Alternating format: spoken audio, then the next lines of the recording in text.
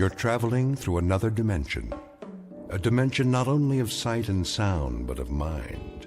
A journey into a wondrous land whose boundaries are those of imagination. Your next stop, the Twilight Zone.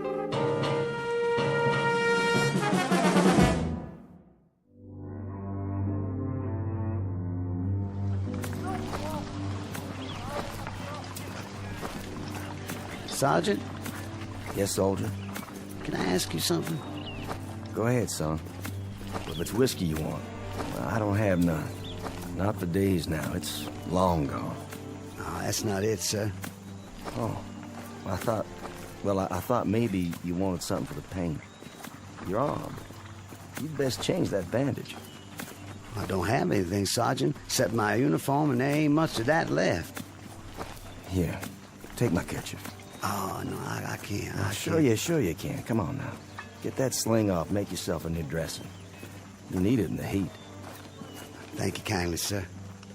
Go ahead and sit, if you like. Oh, no, I don't want to do that. I gotta keep moving. Why? There's no hurry. Not anymore. Well, if you can walk on that crutch, I figure I can as much on these 2 feet. Besides, I got a long way to go. How far, soldier? Alabama. I made it to be 600 miles. My folks will be waiting. Stop now, I might not get there at all. Now, you'll get there all right. We all will, one way or the other. Because we have to. No place else to go. Yes, sir. Going home. That's what I wanted to ask. You know the date today? I'm sorry, son. I lost track. I don't know, still April or thereabouts. Hey, Willie. That you? You know that boy? Sure I do. Sounds like Willie from Birmingham. We was together at Appomattox. You go on ahead. I gotta take it slow for a while. Much obliged. See, it's night, sir, when we make camp. Luck to you, son. God be with you.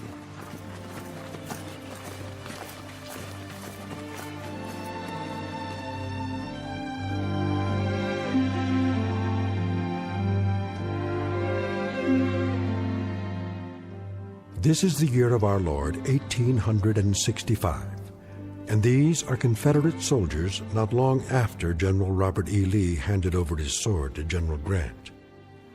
Lee's troops have been released from duty, and for most that means traveling on foot, carrying with them the last vestiges of dignity and defeat. They walk these roads by the thousands, by the tens of thousands, with one goal in mind: to get home. They survived a war that cost more than 1 million lives, and those left are the walking wounded, bandaged, dirty, bearded, and exhausted, moving past burned-out homes in a burned-out land that now relinquishes a burned-out cause.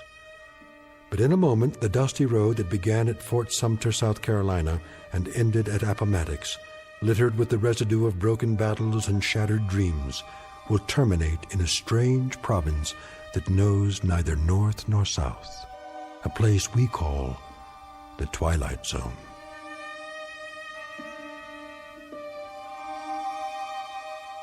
And now, back to the Twilight Zone with The Passers-By, starring Morgan Brittany, with Stacy Keach as your narrator.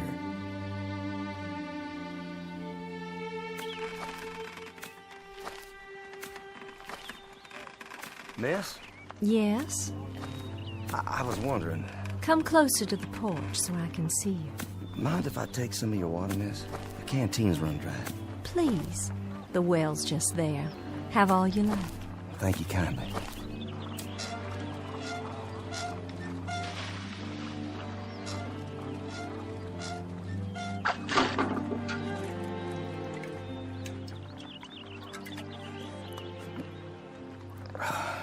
You don't know how good that tastes. I see by your uniform. Sergeant, isn't it? Well, I was. Don't know that it matters much now. Beautiful house you have here. It was. We used to call it our mansion. Beautiful tree, too. The oak here, strong. The kind that lasts. Yes, it survived. It was here before the house was built, and now it's the only one left. War claims a lot of victims. Different kinds. Men, animals, God's own beauty. You mind if I sit here a spell? Not at all. It's nice to talk to someone. I feel as if I haven't had a conversation in years. What if I strum my guitar a bit? You have a guitar? Carried it all through the war. Would it bother you? Oh, it would be lovely. My husband used to play a guitar. Did he? Oh, he played so well. He's where, ma'am? He was killed at Yellow Tavern with General Stewart. I'm sorry. You have a wife back home? No kin at all. It was just my father, but he died the first year of the war. I'm sorry. Ah, it's all right. It's been a while now. I mean the crutch. I didn't see it. You've lost your leg. No matter, ma'am. Didn't exactly lose it anyway. I know just where they buried it. Outside of Chickamauga. It must be hard walking for you. Do you have a long way to go? Why, I guess I do. Kinda lost track. Have you been on the road long? Reckon I have. Since the beginning of time. Leastways, that's the way it seems.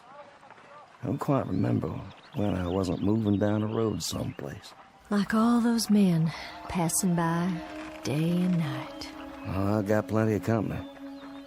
But it's different now. There isn't anything in the world sadder than a defeated army crawling home.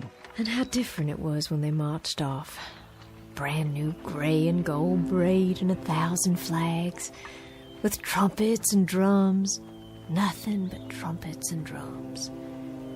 I thought it sounded so wonderful. I remember. Gonna lick the Yanks in a month. That's what they said. In a month. How wrong they were. And we stood by in our summer dresses and cheered them on and threw flowers and felt so grand. Just a few tears. Not many. Because we were so sure they'd all be coming back just as they left. And how wrong we were.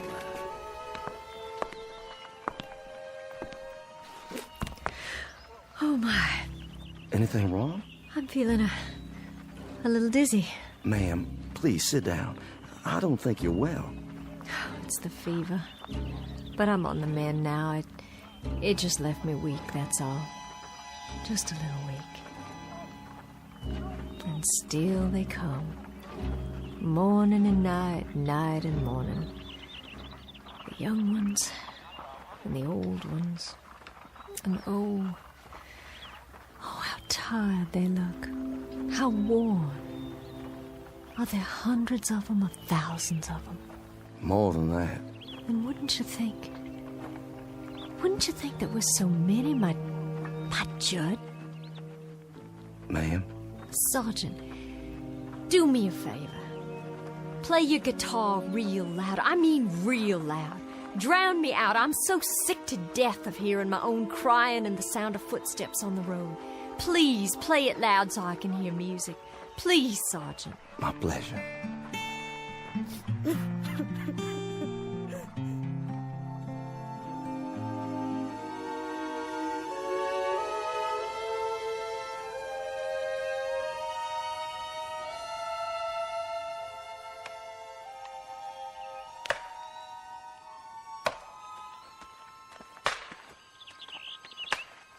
Charlie?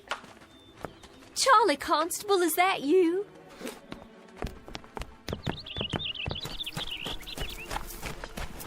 Charlie, it's Lavinia. Charlie, we thought you'd been killed. That's what everyone said. They said you'd been shot in the head at Gettysburg. Afternoon, ma'am. Sorry to disturb you, ma'am. Good day to you. It's Charlie I want to talk to. Can't you hear me? Couldn't you stop a minute, Charlie? Couldn't you stop a minute and talk?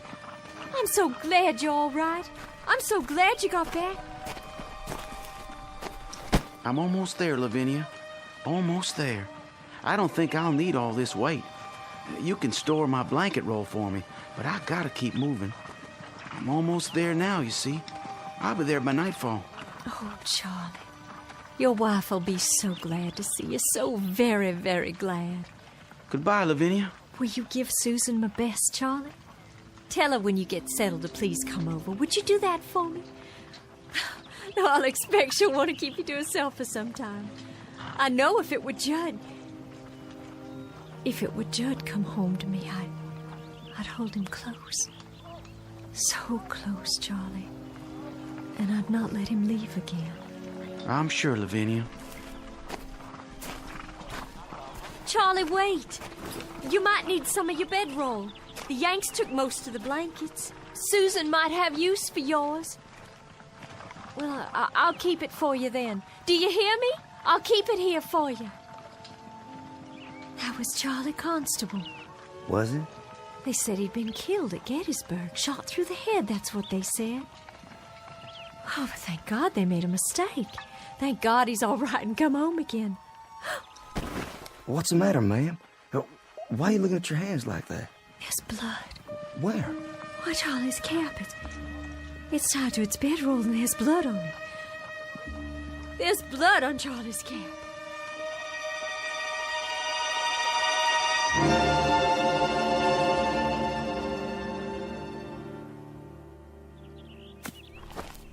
Ma'am?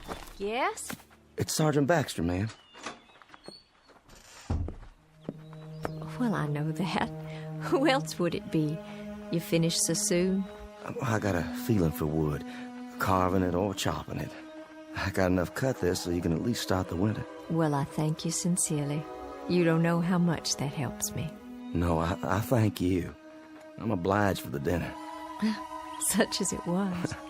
It beats salt pork and hardtack, which is what I've been used to for as long as I can remember. I was hoping you'd play your guitar one more time. Would you? Made this myself. You didn't. You know how to make musical instruments.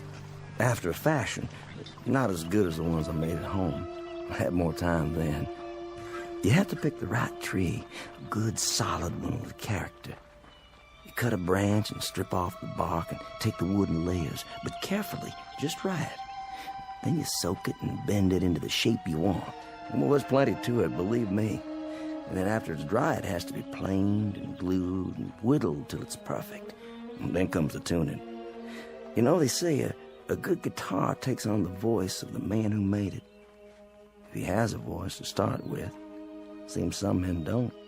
No matter what they play, it just comes out flat and dead. I'll bet all your guitars sound beautiful. Just like this one. My old man used to say that I'd wind up nothing but a bum troubadour. Did he? My old man. But he was a proud one when I marched off. Proud as an old rooster, because his son was going off to war to become a man. And I come back, half a man. That song of yours. Black is the color? Judd, my husband, he used to sing that. Oh, I wish you could have met him. I wish so too. A very gentle man. A very nice and decent man. And I can remember nights he'd sit out on this porch and play and sing. Even the crickets would keep quiet. And the bullfrogs down at the pond. It was just as if they'd stopped their noise so they could hear the music. And then the Yankees came. Like blue locusts who had to eat away the trees and the land and everything on it. I owe them for much. For our house, our lawn, our trees, for everything that was. Including my husband's life. I owe them for very much. Ma'am? Why don't you leave here? This place is no good for you. This place is all I have. Just an empty shell of an old house and a burned-out field. But it belongs to me, and it's all I've got. You need something else, something different. Being here alone and sick and staring out toward that road, that ain't gonna cure anything. Fever, sadness, heartache. It won't cure nothing at all. What do you suppose happened to him? Your husband? The Yankee who killed my husband. Do you suppose he's marching home now? Back to his own kin? Do you suppose he's laughing and singing and telling all his neighborhood about the rebels he killed? All the bullets and the heads he shot them through? I don't reckon that at all. You shouldn't either, ma'am. There's been a lifetime of suffering on both sides. I got a gun inside the house. An old shotgun. And I keep thinking about how someday, some moment, a Yankee will ride by, and I'll take out that gun, and I'll aim it at him. I'll aim it steady. But first, I'll tell him. I'll tell him that he can consider this the last shot of the Civil War, a bullet in exchange for the one my husband took. You let that kind of poison sit on your mind, you'll die from it, I swear. Who's coming? Can't see yet. It's him. What do you mean? The Yankee. Well, hold on now. It's a hot night. Hot indeed, Lieutenant. Couldn't see if anyone still lives here. They do. You traveling a long way? Oh, just up the road. But I've been on it a long time. You too, Sergeant? Long time. I've got a half-full canteen, but my horse is running dry. Well, there's water in the well. I don't think they'd mind. Much appreciated. I know you, don't I? That's possible. I mean, I've seen you before. I seem to remember. Go on. What is it you remember? You'd best heed the sergeant's answer, because it's the last thing you'll ever hear. No, ma'am. Put the gun down. You don't understand. The last thing you'll hear on this earth. This I promise you.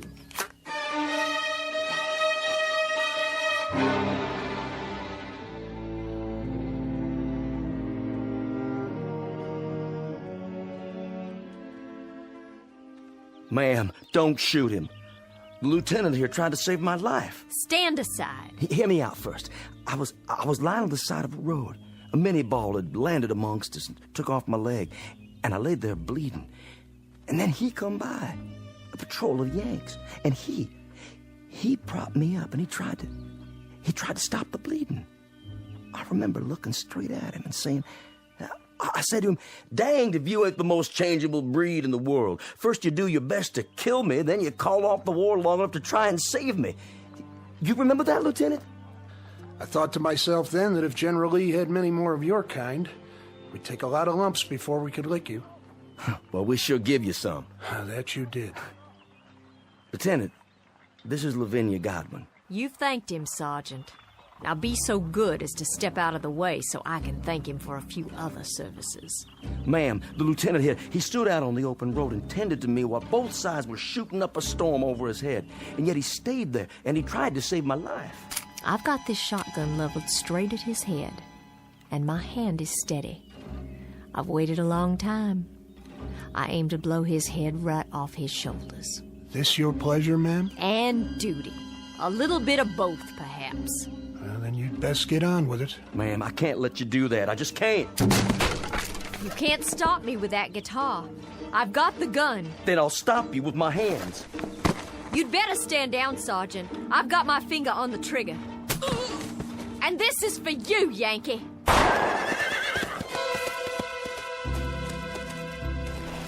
You could thank God for the darkness. That kept you from committing murder. Hasn't there been enough of that already? I didn't miss him. I couldn't have. I couldn't have missed him. No, ma'am. You couldn't have. But it doesn't make any difference. Not anymore. I remember now. I do remember. They got you that day. They got you in the back while you were kneeling over me. You took a bullet in the back and you fell right over. Yes, I think that's how it happened. I thought you were dead. I remember thinking you were dead. What's going on here? What's going on here? You'll understand.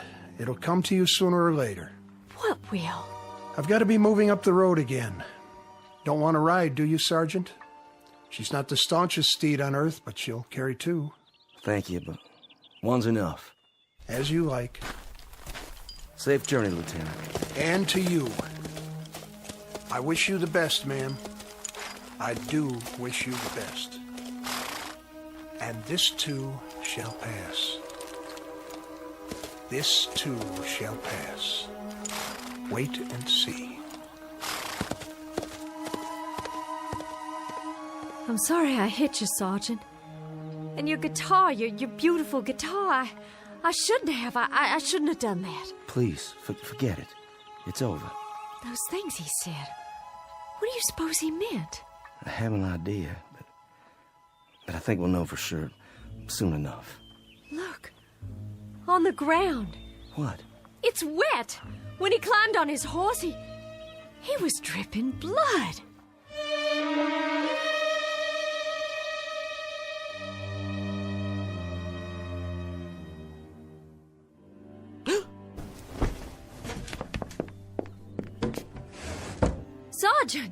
Sergeant Baxter!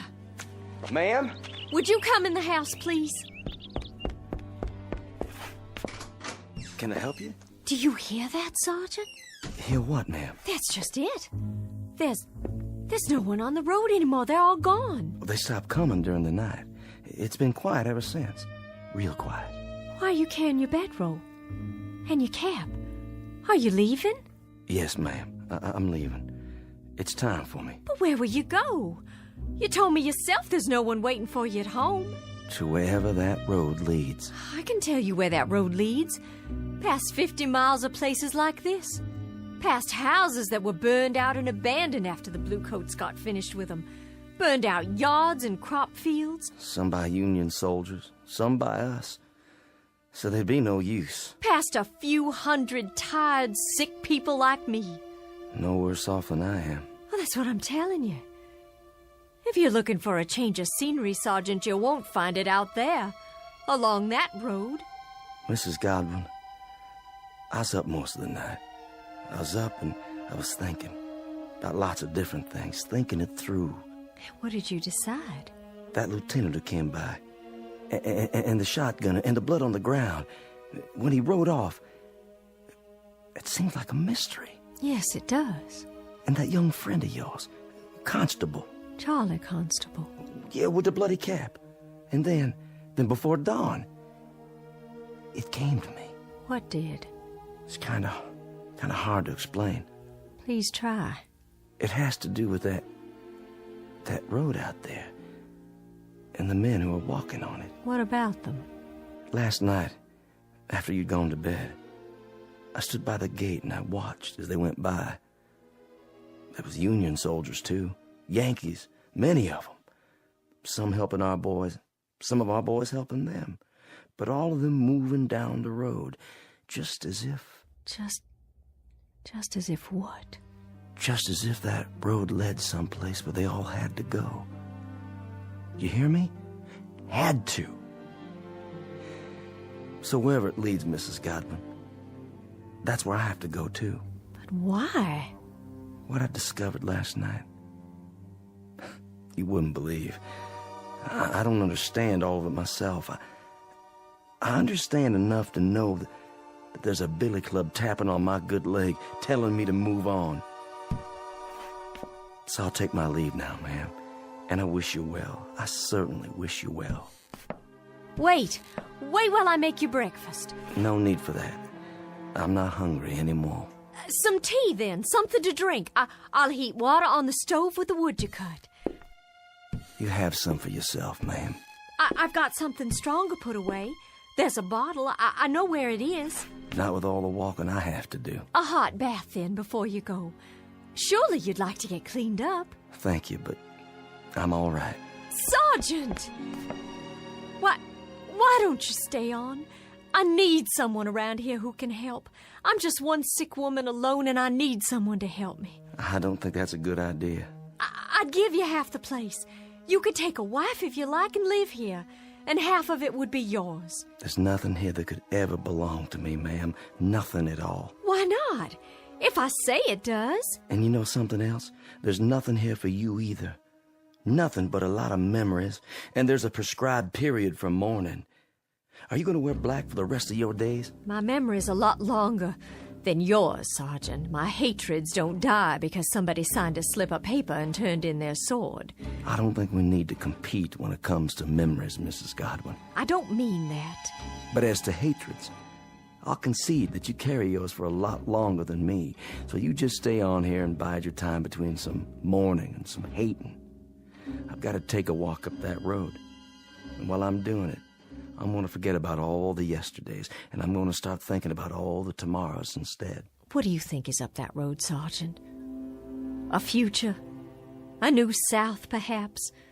Another Confederacy born out of the ashes? What do you think you'll find?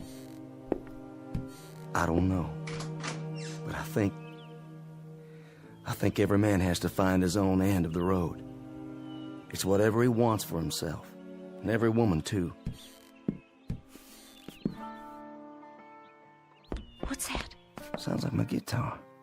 But it can't be. It's broken. There's a soldier in the yard. He doesn't mean you any harm. It's a Confederate soldier. Why, it's Judd. My Judd, he's finally come home after all.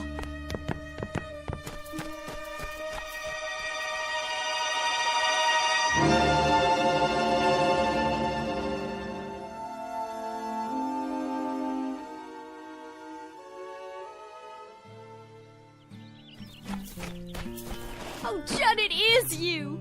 Lavinia? Hello, my dear. Oh, Judd, hold me. Tell me it's really true. And how fares my darling wife? Oh, I've been ill, Judd, very ill. Oh, no. But I'll be well again.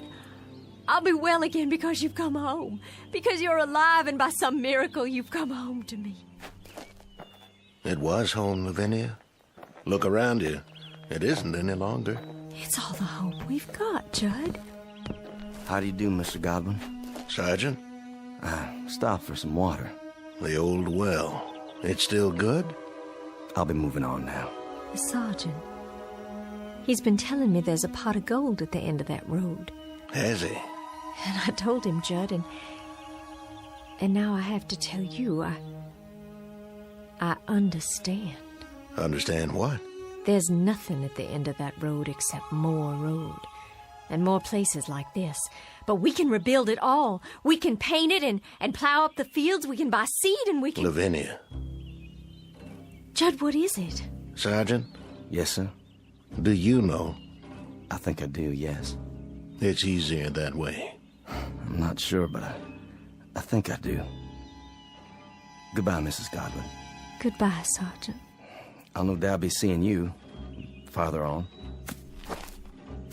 What does he mean? It's time now, Lavinia. Time? We've got to go. Judd, there's no place to go. This is just a stop along the route, Lavinia. A stop? This is home. Home is somewhere else. And you're saying we have to leave? Yes, Lavinia. We have to leave. Oh, you brought your guitar. I'm glad. This isn't mine.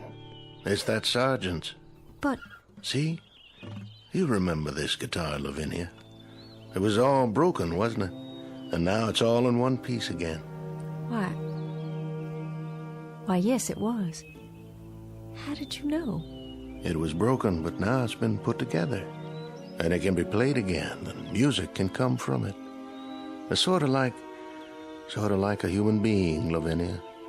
A bullet comes along, or a cannonball, or a fever, and it breaks our bodies and throws them aside, and they're no use to us anymore. But then something else comes. What are you saying? With that comes a second chance. Judd, are we? Yes, dearest. My death came at Yellow Tavern with a bullet. Yours came here with the fever. No. Then you mean all those men? All those men are heading to the end of the road, to whatever it is that each of them yearns for. Yearns? To a place or moment that is their heart's desire, theirs and theirs alone. Are you ready? I'm alive, Judd. I have to be. I can feel it. I'm alive. And I don't want to leave here. I'm not ready. I don't want to leave here because if I do, that means I'll have given up. There's nothing to give up anymore, Lavinia. There's nothing at all. Yes, there is. There's the house and the field and the crops we planted that we'll plant again. And the trees and the leaves that rustle when there's a breeze all night long. And the livestock to replace. And sometime one day, the child we'll have, you and me. And he'll grow strong and healthy, and he'll help you tend the fields, and then he'll move on to a life of his own. His life and his children, our grandchildren, and we'll grow old together on the piece of land that's our own. And in that way, life goes on. Oh, there's so much life still left, so much living still in me, I can't give it up. Don't you feel it? If you don't, I have enough for both of us. It's all I ever wanted, to be here with you. I'll see you later on, then, when you've made your peace. I'll wait for you, just as you waited for me. Oh, Judd, please don't leave me. I'm not leaving you, my darling. I told you, I'll meet you at the end of the road, unless... Then you'll come back? You will. You'll find out what I already know. There isn't anything at the end of the road. There isn't anything at all you can't see right here. You'll come back, Judd. I know you will. That's as it may be, but I'll be waiting for you. Judd, please come back. Please come back to me. Go after him, my dear. Who are you? Just a fellow traveler. You must be tired. And hot in that black suit and that tall hat. Odd, isn't it? Passing strange how it doesn't seem to bother me now. I have some water if you like. That would be a most extraordinary kindness. Over here, there's a well. The water's cool and sweet. Here, drink your fill.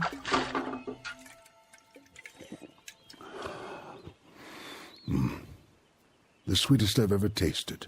I know you, don't I, sir? Do you? I'm sure I do. I've seen you, but not in these parts. In town? No, I don't think so. Don't worry yourself. Not on my account. But your face and that beard. May I tell you something, my dear? Please. Go after him. You must. Oh, but he'll be back. I know he will. My Judd will be back. Wait no longer. There's no reason. He's going someplace that you'll like, I promise you. Someplace where you'll find peace. But how do you know? How? It's something we learn about death. Something we all come to understand. You see, my dear lady, this road, it isn't the end. It's the beginning. There's peace up there, serenity and freedom for all, from anguish.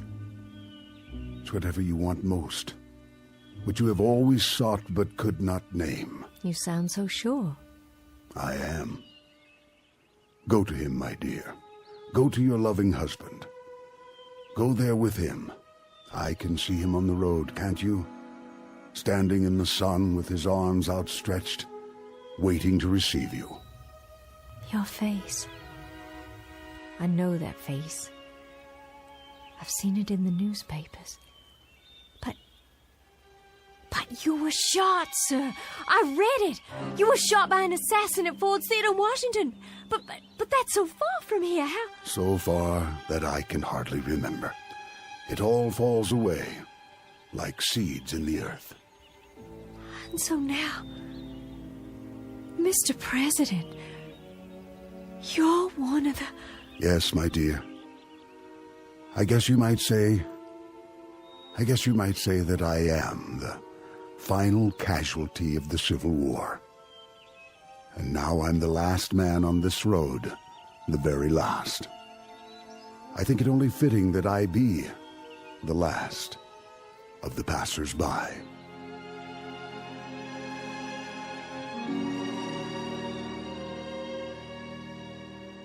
Judd? Is that you? Lavinia. It is. I see you. Wait, Judd, I'm coming. I'm coming now.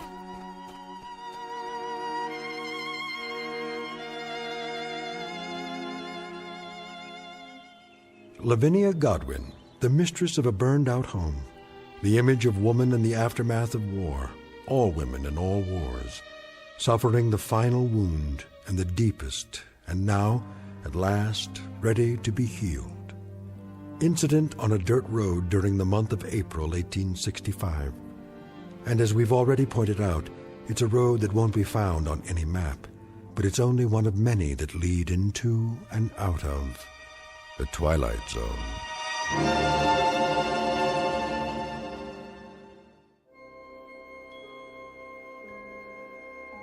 Hi, this is Carl Amari, producer of the Twilight Zone radio dramas. I'd like to take a moment to tell you about our official website at twilightzoneradio.com, where you'll get the latest news and information on these Twilight Zone radio dramas. Plus, at twilightzoneradio.com, you can digitally download 3 free episodes or any of our episodes for only $1.95 each. In this age of ever-changing technology, we've decided to make these episodes instantly available to you by making the Twilight Zone radio dramas a digital download-only series. This means that this series will no longer be offered on CD. The CD collections at our website are now being offered while supplies last at buy one, get one free. So be sure to get your favorites before they're sold out. Be sure to visit us often, and I'll see you in the zone.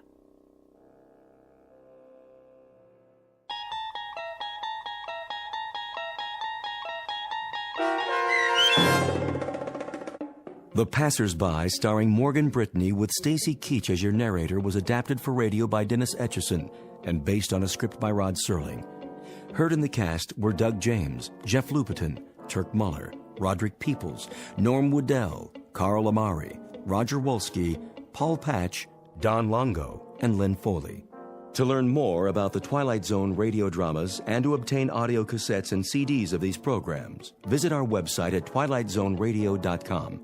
This copyrighted radio series is produced and directed by Carl Amari and Roger Wolski for Falcon Picture Group.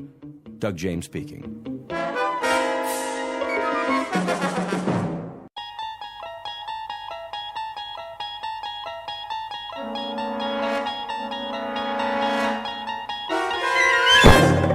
You're traveling through another dimension. A dimension not only of sight and sound, but of mind. A journey into a wondrous land whose boundaries are those of imagination. Your next stop, the Twilight Zone.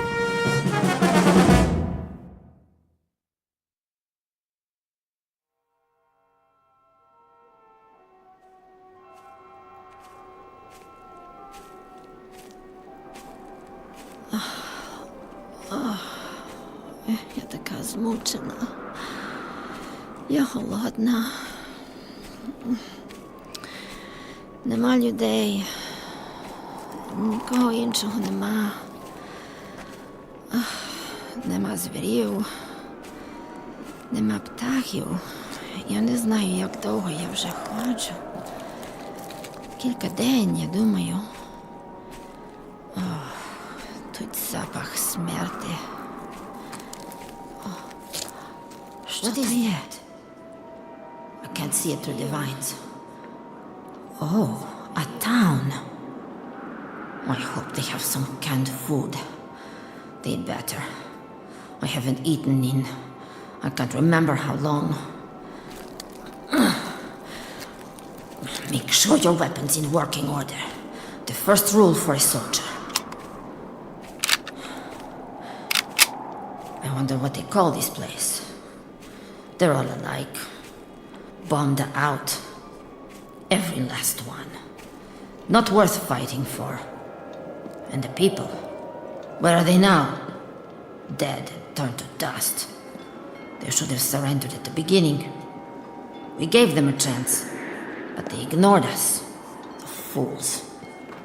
If only they had listened, they'd still be walking down this street, going to their shops, their markets, their decadent restaurants, sleeping in their beds at night. But their stupid army won't give up. They fight on, wherever they are, whoever is left. Sooner or later, they'll have to surrender. The word will come through, and it will be over. Oh, please let it be over soon. But How will I know? Come out! Why don't you come out? And we'll finish it right here in the street! Just the two of us! Come on! Cowards! You're cowards! All of you! Cowards! You cowards! Cowards!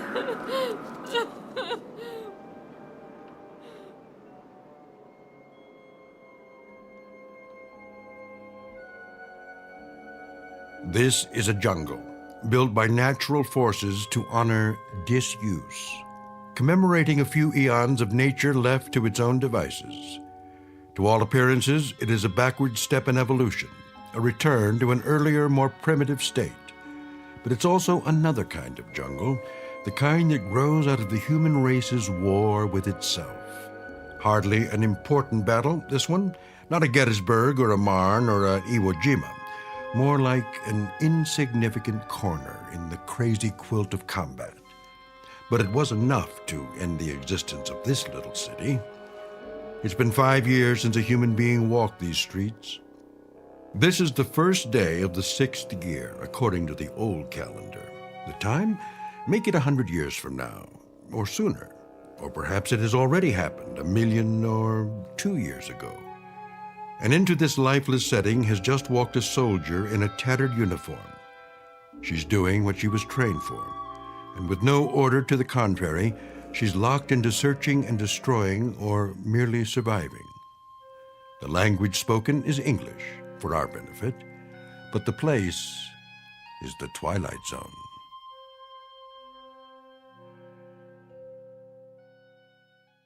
And now, The Twilight Zone and our story, 2, starring Don Johnson, with Stacy Keach as your narrator.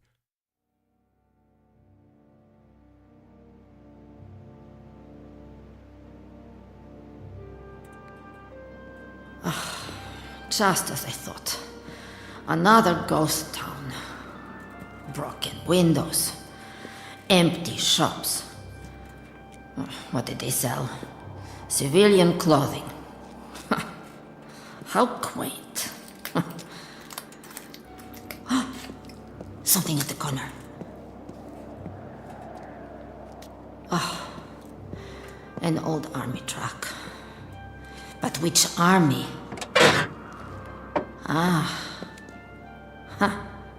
One of theirs. Well, it's not going anywhere now. What else have they got around here? Barbershop, newsstand.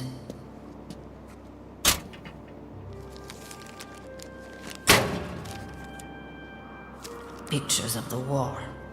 Troops landing. Big news. Years ago. Restaurant. Not much business today. There has to be a service entrance. But where? In the alley.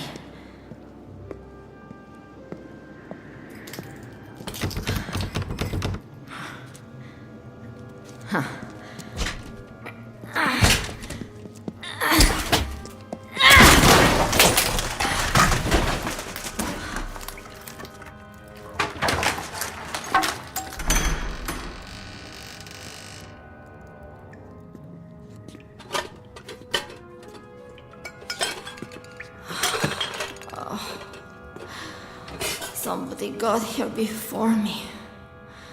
Oh, the cans are empty! Yes! They missed one! Canned chicken! I don't believe it! Canned chicken!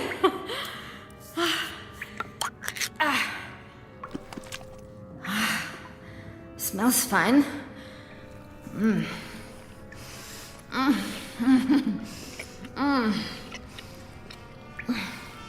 Find something? Where did he come from? My weapon! Не рухайся! Go ahead. Shoot. If that's what you want. Стій тихо, я маю револьвер! To tell the truth, I don't care. You got the guts to do it? I didn't think so. You don't want to fight any more than I do. Put the rifle down. I said give it to me. No! Ow! What do you do that for? What are you, crazy? Let go of that frying pan. You could hurt someone. Ти мій ворог! Стій тихо! He's the enemy. A pawn of the state. That's better. Now, will you please relax? I'm not going to harm you. Got it? If he touches me again... Не торкай мене! Не чіпай мене! Well, now, I don't speak your lingo. But you're either telling me you're glad to see me or go to hell. Which is it? Відійди від мене. Відійди від мене. Лиши мене. Ah, knock it off. I'm just a soldier like you. Nice uniform, by the way. A little ratty, though. Ought to do something about that. Plus, it's the wrong color. Let him have the gun. As long as he leaves me alone. He's a filthy, horrible animal. Can't believe there's food. Must have missed it. 1 dozen chicken drumsticks, fully cooked. Safety sealed for your dining pleasure.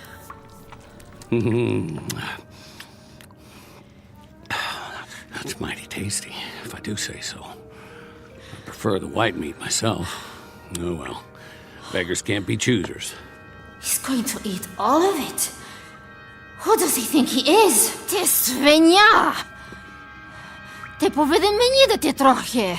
You're right. Better slow down.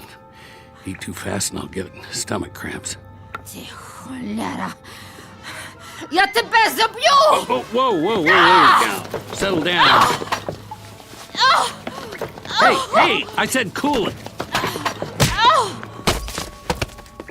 Now stay down for a while.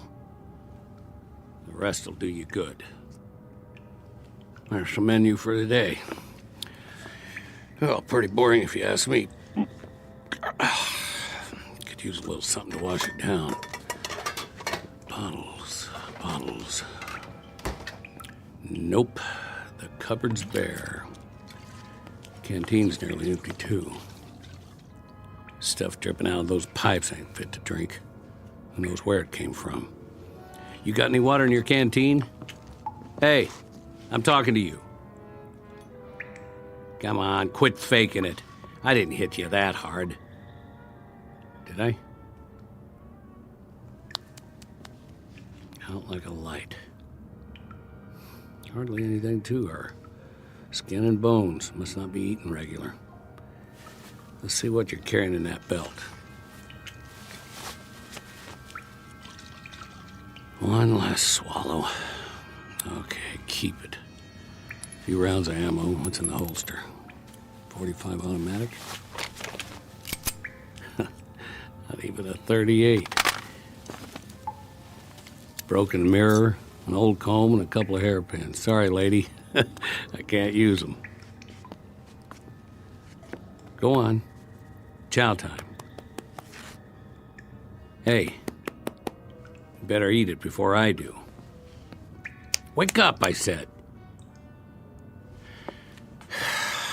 For the love of...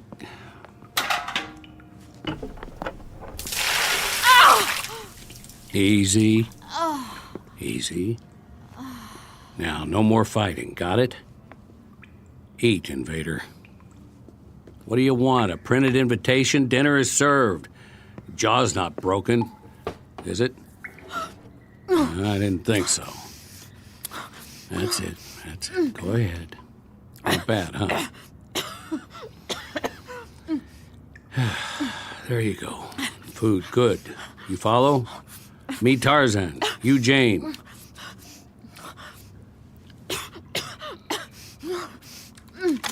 Oh, no. Leave the gun where it is. Mine's behind the door. No more shooting. Nix. Verboten. What language do you speak? Okay, be that way. Look, the only reason I can see for us to fight is that your uniform is a different color, and that's not good enough anymore. I say it just doesn't matter, you get me? What is he babbling about now? Yeah, I know, I talk too much. I'm just trying to make a little small talk is all. He'll pass the time. Come on outside with me. I want to show you something. Come on. It's okay, I promise. Where is he going?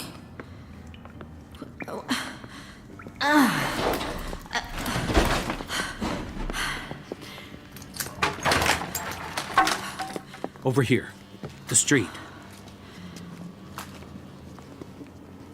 Now take a good long look. What do you see? Bombed out buildings. Weeds. Torn up asphalt, broken glass, caved in roofs and bullet holes. We're lucky we don't have any in us. And you know who shot up the place? Trigger-happy infantry, like you and me. All that firepower, and for what? Nothing here but a bunch of skeletons. Bodies they didn't even bury. The future of city living. Comprende? Capiche? Had to bring your weapon, didn't you? Well, who you gonna shoot? I know. The old ways die hard. I got mine too. See? Same as yours. With a different language and a serial number on the side. Don't you get it? They were all made in the same factory.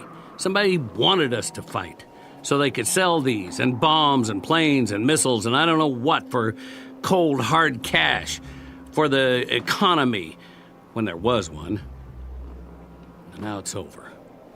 No more countries or borders or noble causes or dogs or birds in the trees. All gone, blown away. Use your head. What's the sense in fighting? Who's the enemy? Can you tell me that? Hear ye. Know ye by these presents that I do hereby declare peace upon the entire world. As of this day, this war is officially over. The silent majority. They never did have much to say. But you heard it, didn't you? So that means the motion passes. A majority of 2. Where are you going? Don't you like my company?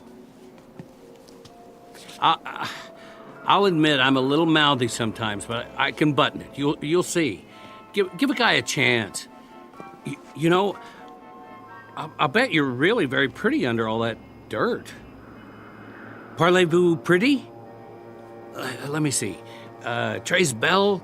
Bonita? Oh, I know what you're thinking. Don't worry, I'm not that kind of guy. If I go on blabbing, we'll end up in another fight. If I could just make a better impression.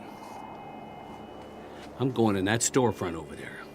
See that red and white pole? They call it a barbershop. Well, they used to. It's about time I got cleaned up. Make a new man out of me. Then we can start all over again. Just don't you run off with somebody else while I'm gone.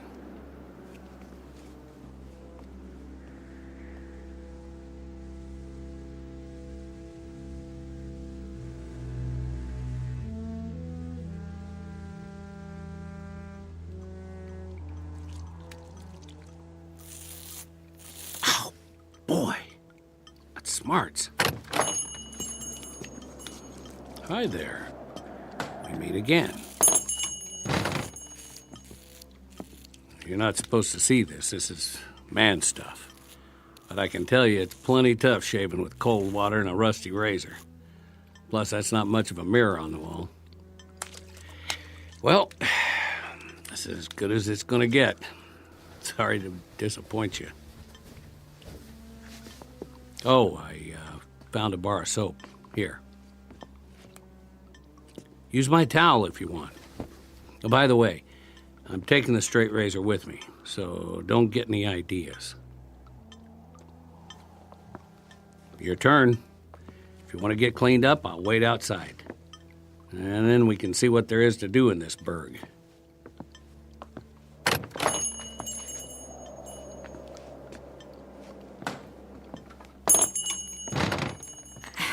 I don't understand a word he's saying.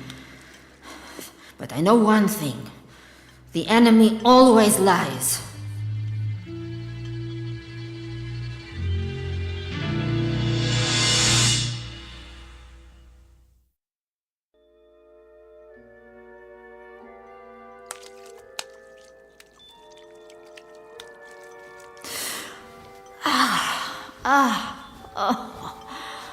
Better.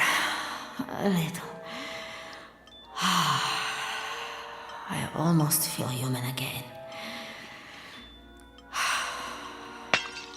What is he doing out there? So violent. I swear, if he hits me again, I'll cut his heart out.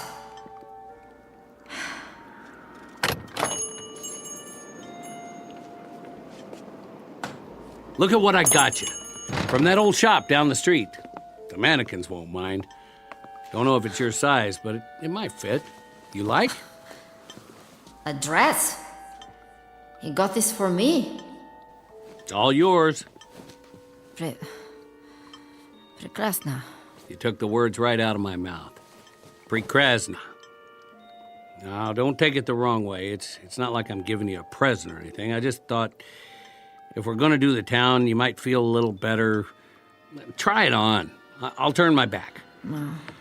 It's a little large. Okay, if you're modest, pull it on right over your uniform. It might fit.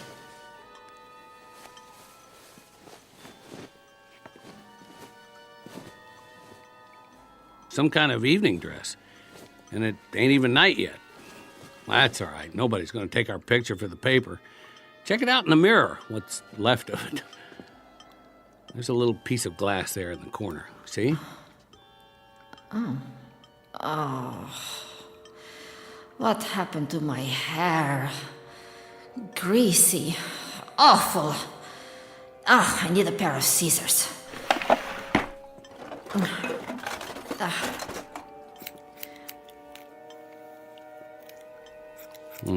This could take a while. Meet you at the corner.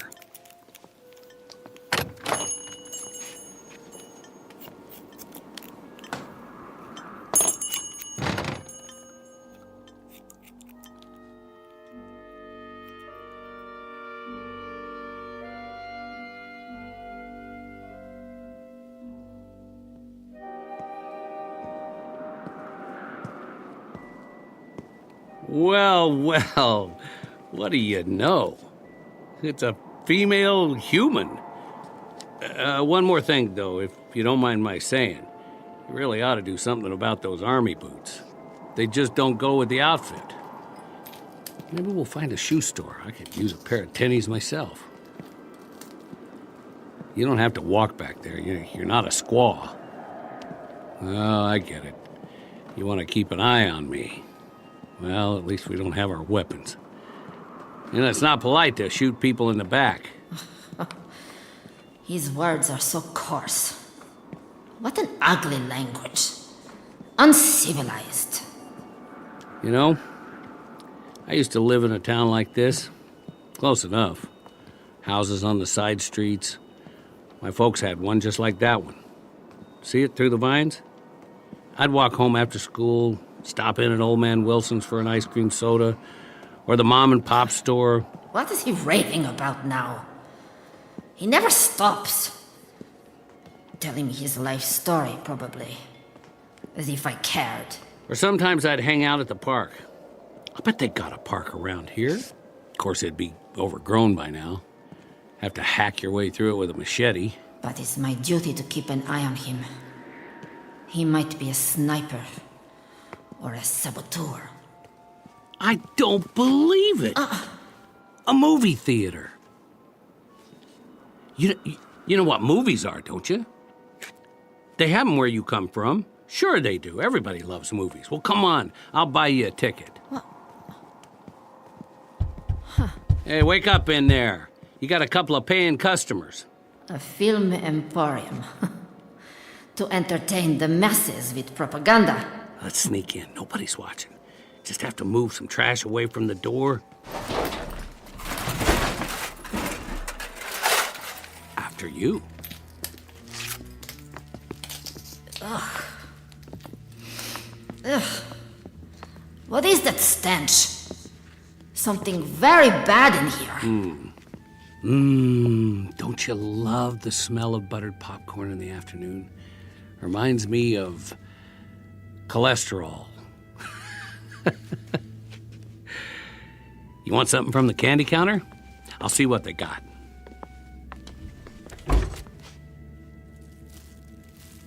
Sorry, all cleaned out. Just some sugar daddy wrappers. Milk duds are dried up. The army must have been here. What did he find? Hard candies. I like hard candies. Well, even a junior mint. We better grab a seat. Wonder what's playing. There's a poster for coming attractions. My favorite general and furlough romance. Couple of winners, huh? Handsome guy. Look at the medals on his chest. And her. I didn't know they had uniforms with miniskirts. She sure got that animal look in her eye. Is it true? Do chicks go for guys in parade dress? That's what's wrong with me, huh?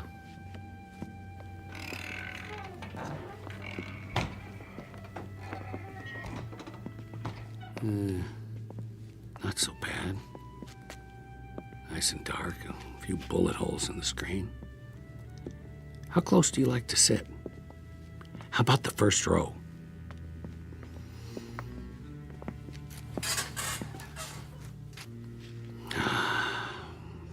I spent plenty of Saturdays down front.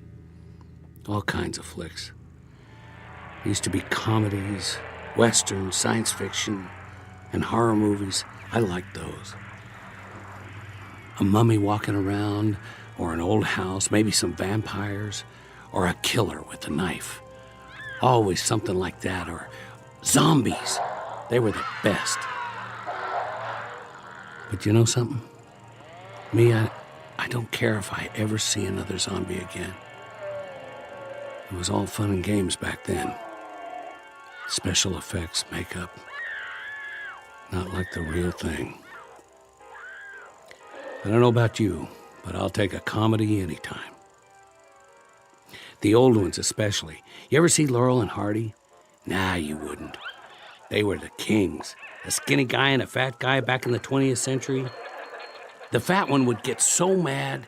One time they had to carry this piano up the stairs. Must have been 100 of them. They kept dropping it.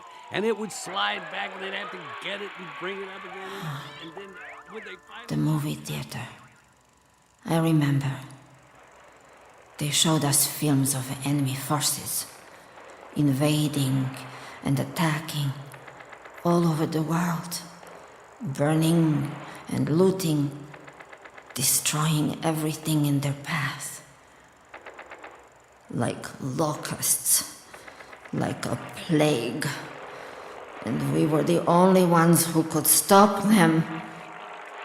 I took my training, like the others, to learn how to fight. The best trained soldiers on Earth. We would stop the aggressor and restore order in the world. But it went on and on. He would not give up. He would not give up. Like this one. He is the enemy. Those old comedies, they He were the absolute is top the in my enemy. book. There were even some guys called the Three Stooges. Man, oh man. Where is my weapon? Where are you going? Sit down. Why Моя don't you... стрільба. Мушу дістати. Мушу боронитися. Wait. Досить. Hey, will you wait? I've got to get my weapon to defend myself. Come back. What are you doing? Don't go in that hall. It's not safe. I'm telling you the truth. Rats live in these buildings. You think I'm lying? Hey, whatever your name is. I've got to get out. Another door somewhere.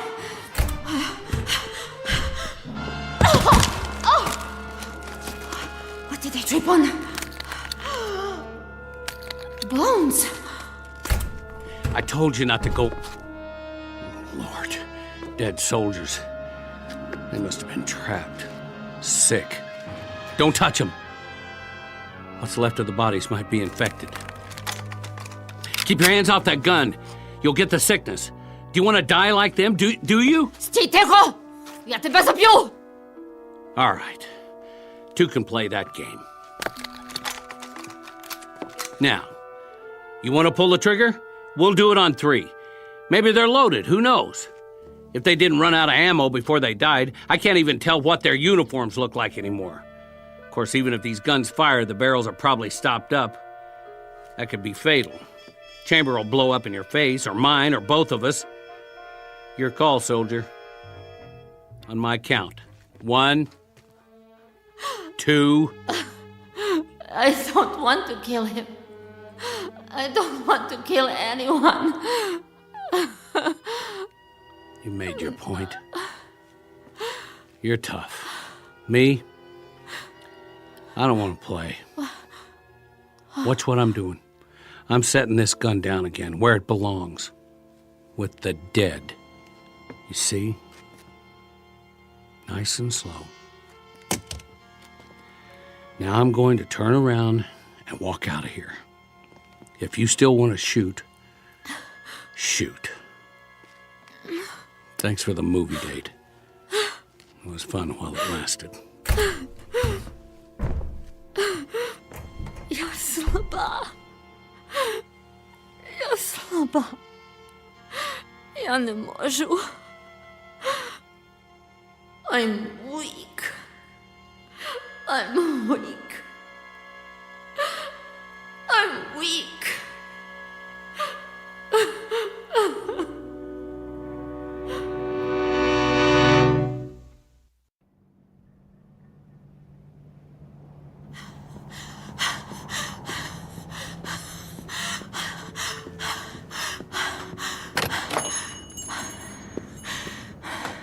My weapon. I know this one works. I've broken it down every day, cleaned it, put it back together, like the troops at the movie theater did once. They were from our side. I could tell. Without this, I'm nothing. I'm not big or strong. I can't run fast. And I don't know how to get back to my company. But with a weapon, I can survive.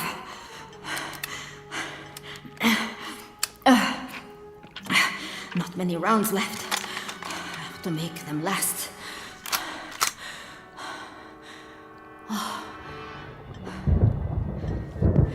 Oh, great. A storm's coming. I better find shelter. What's he doing here? Where's he going now? He's looking for shelter, too. Someplace without holes in the roof. Why doesn't he hurry up? I've got to get out of here before it gets dark.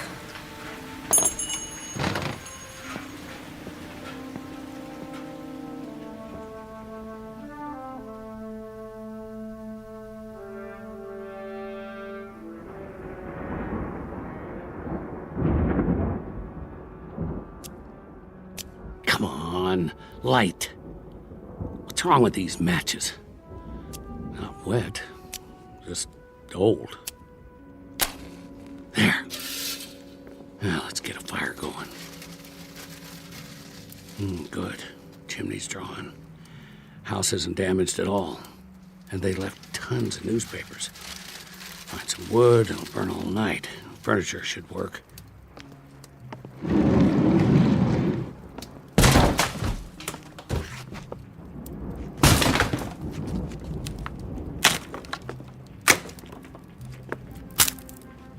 They don't make chairs like that anymore.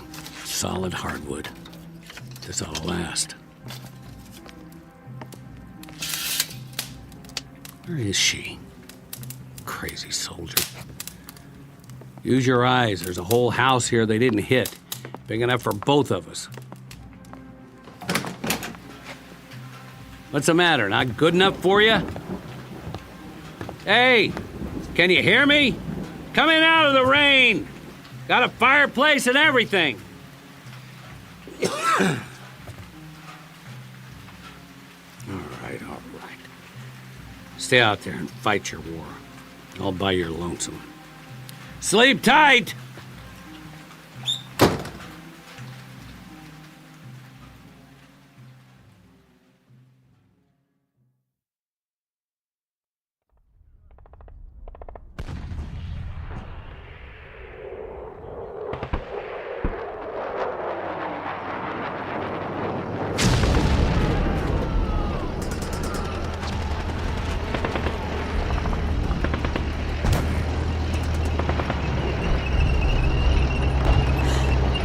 No! The tanks! The tanks are coming! No!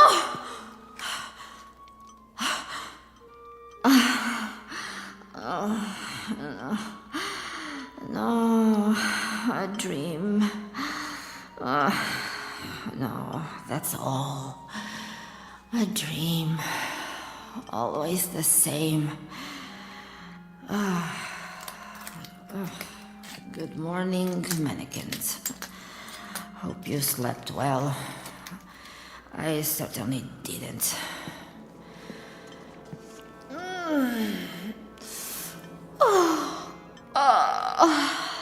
What am I doing in this stupid dress?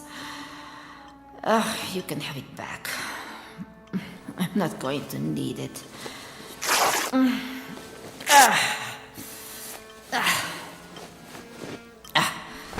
have to find something to eat. But where? There isn't any place left.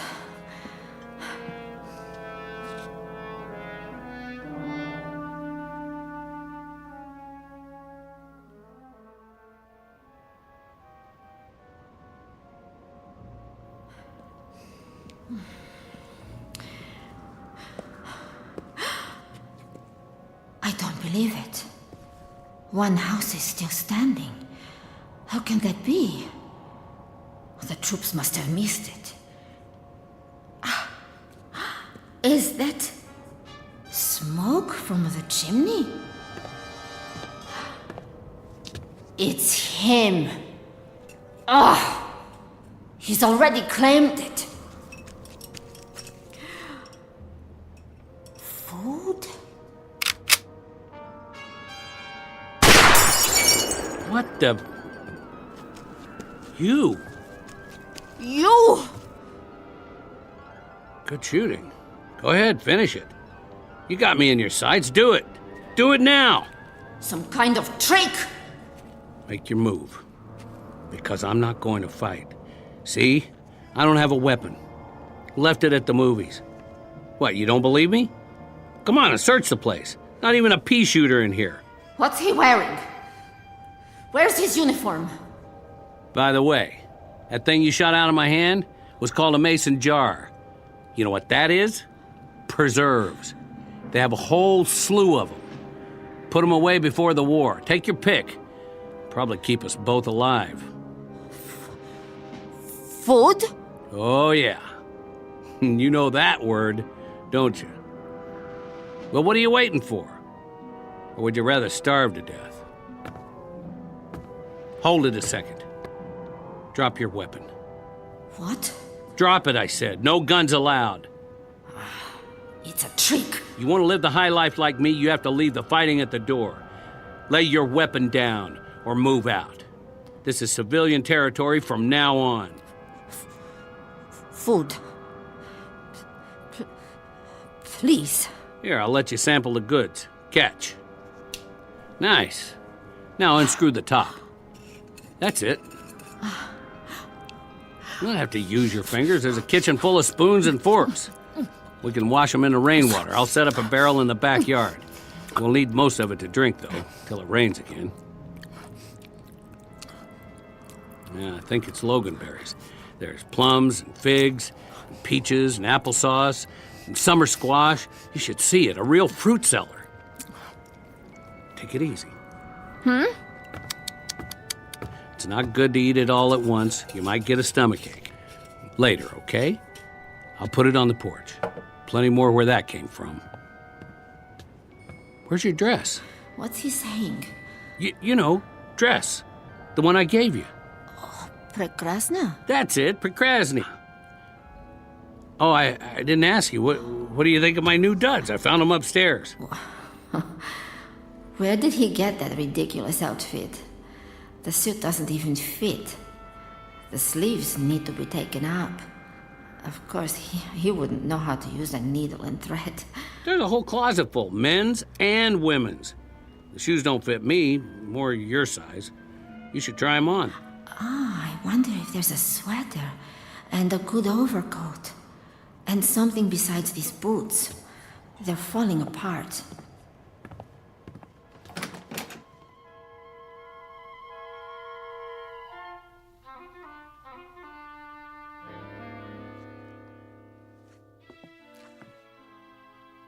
You all right in there? Poczekaj. Ja nie gotowa. Take your time. Just wanted to be sure you're okay. You don't have to try on the whole closet, you know.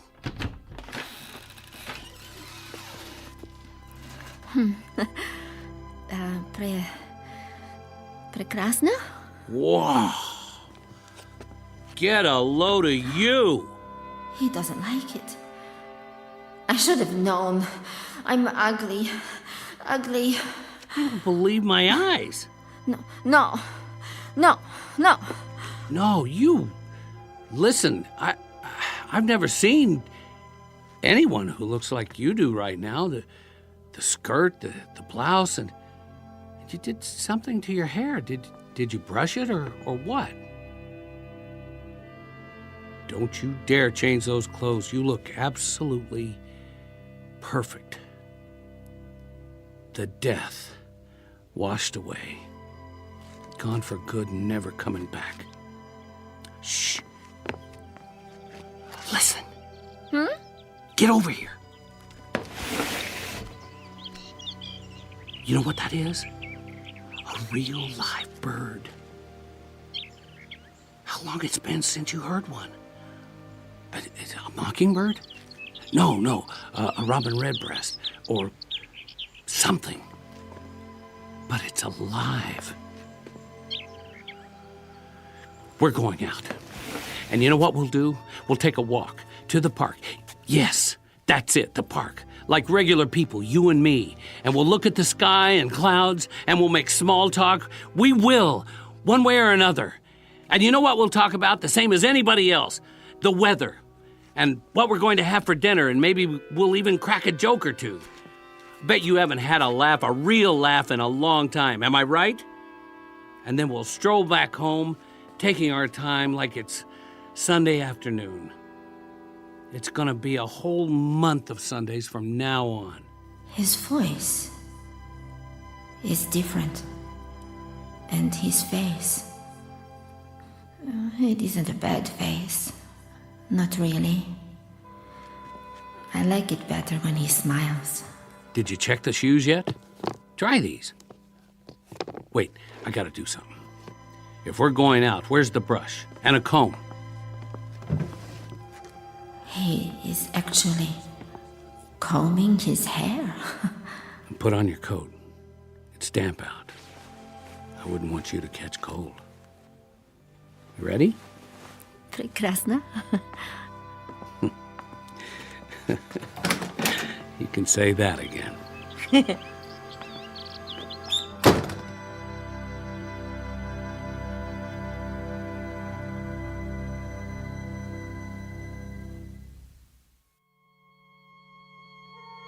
It's easy to talk about the big issues like fear and survival, war and peace, life and death.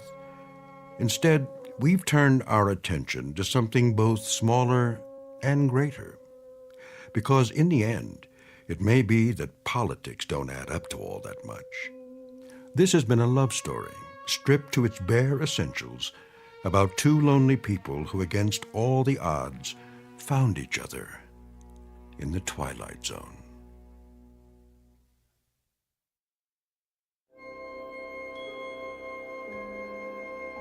Hi, this is Carl Amari, producer of the Twilight Zone radio dramas. I'd like to take a moment to tell you about our official website at twilightzoneradio.com. where you'll get the latest news and information on these Twilight Zone radio dramas. Plus, at twilightzoneradio.com, you can digitally download 3 free episodes or any of our episodes for only $1.95 each. In this age of ever-changing technology, we've decided to make these episodes instantly available to you by making the Twilight Zone radio dramas a digital download-only series. This means that this series will no longer be offered on CD. The CD collections at our website are now being offered while supplies last at buy one, get one free. So be sure to get your favorites before they're sold out. Be sure to visit us often, and I'll see you in the zone.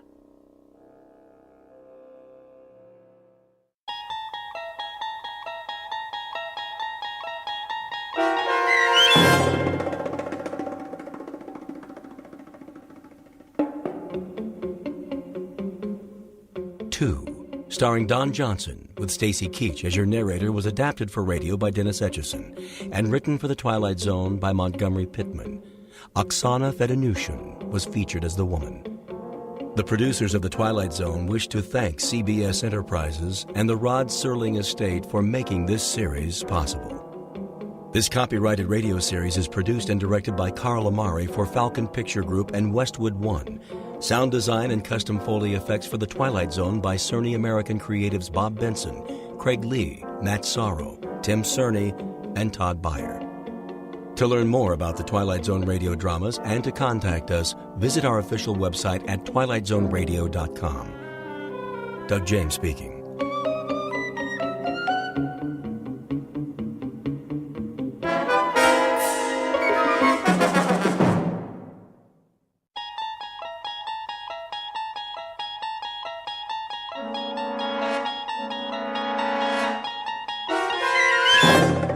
There is a fifth dimension beyond that which is known to man. It is a dimension as vast as space and as timeless as infinity. It is the middle ground between light and shadow, and it lies between the pit of man's fears and the summit of his knowledge. This is the dimension of imagination. It is an area which we call the Twilight Zone.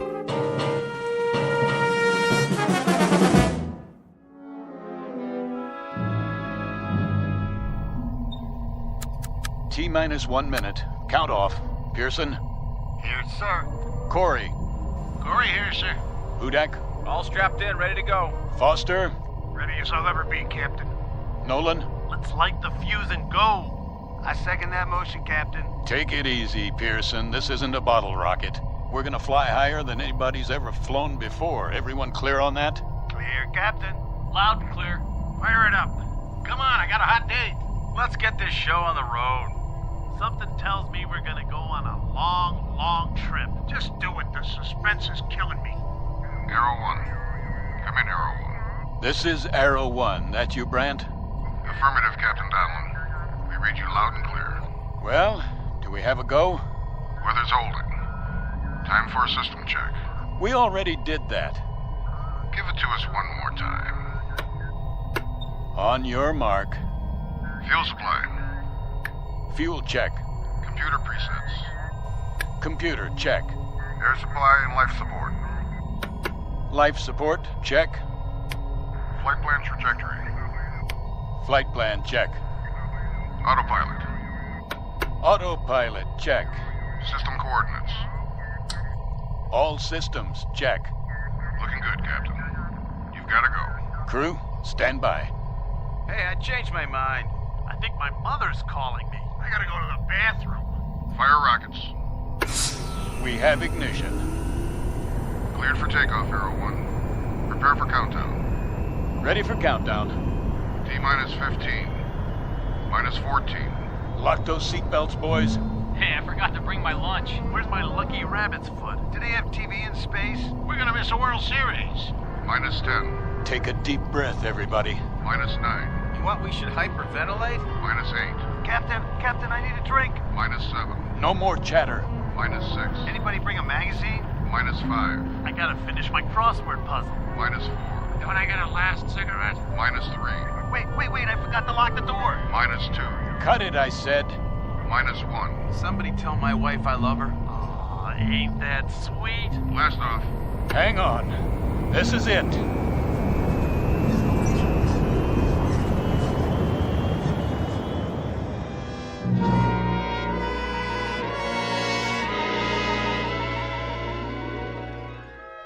Her name is the Era 1.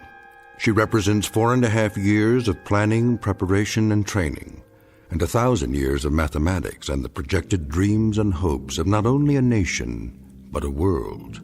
You might say that all of human history has led to this point, with man poised to take one giant step off terra firma and into the void, the unknown that lies beyond the safety of the nest.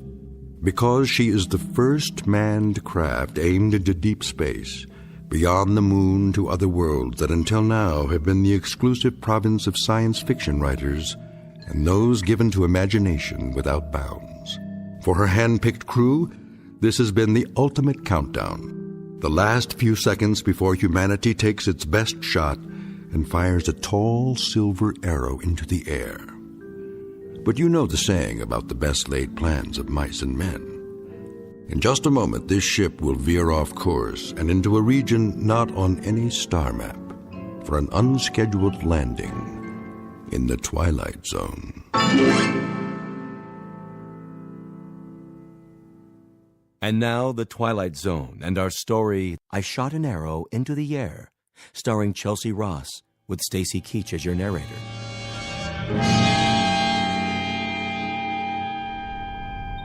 All right, roll call. Sound off. Nolan here. Pearson, anybody got an Alka-Seltzer? Foster, make it a bromo. Corey here. Hudak, look at me, I'm flying. How you doing, Colonel? I am A-OK. We all are, and so's the ship. Are we there yet? We're leaving the Earth's gravitational field. Instruments all in the safety zone. Pearson, give me a visual scan. Yes, sir. Everything's on the money, Captain, as far as I can see. Cabin pressure? 1.19, sir.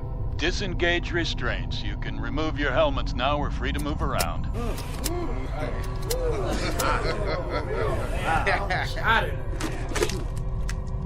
I feel more like I do now than I did when I got here. Nolan, switch on the view screen. There she is, Captain. Wow. Will you look at that? Is that talcum powder or stars? Never saw so many in my life. Quite a sight, huh? We're almost clear of the Earth's atmosphere.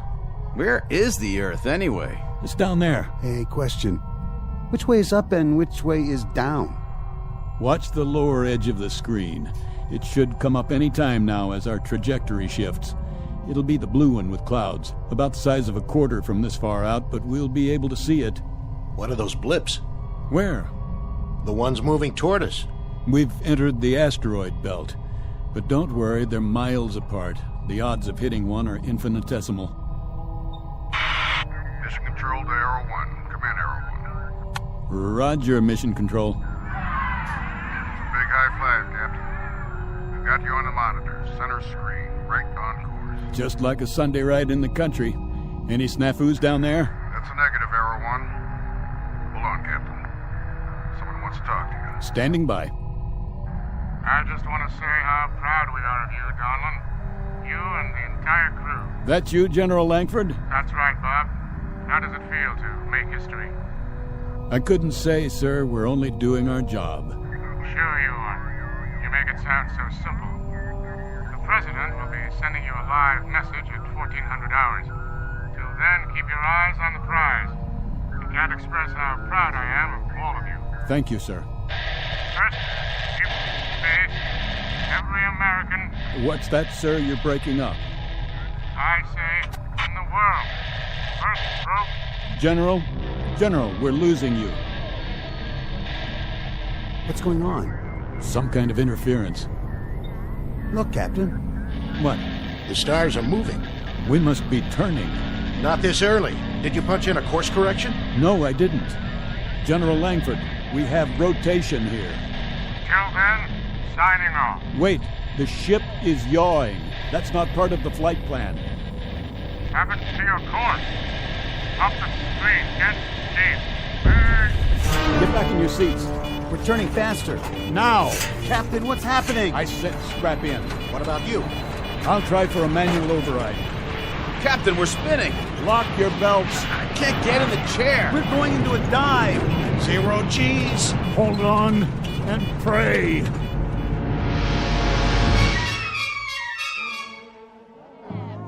Vector 19. Triangulate with Sydney, Australia, and South Africa. We have no signal. We've lost it. Well, what do you mean we've lost it? See for yourself, General. Good Lord, with 15 monitors going. We could have 15,000 monitors, but the situation would be the same. We've lost contact. Visual and radio? How is that possible? Don't ask me. She's off her vector path, clean off the radar screen. Just gone. Completely gone. When did you first lose contact?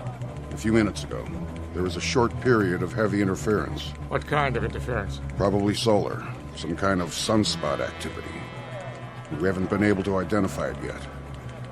In any case, when it was over, the contact was broken. Couldn't a change in their course account for that? The course was preset. The captain wouldn't change it without notifying us. Bob Donlin's a solid officer. And even if he did change course, the automatic tracking system would have been activated. It would show up here on the board. So a ship with an 8-man crew just disappears like a puff of smoke. 1 minute she's there, the next minute she's gone. That's not the worst part. What do you mean? Until we regain contact, if we do, there's not a thing anybody can do for them. I shot an arrow into the air. It landed I know not where. What say, General? A nursery rhyme for the age of space. Gentlemen, wherever you are, may God help you. Contact the observatory. There's no readings. It's flat. She's gone.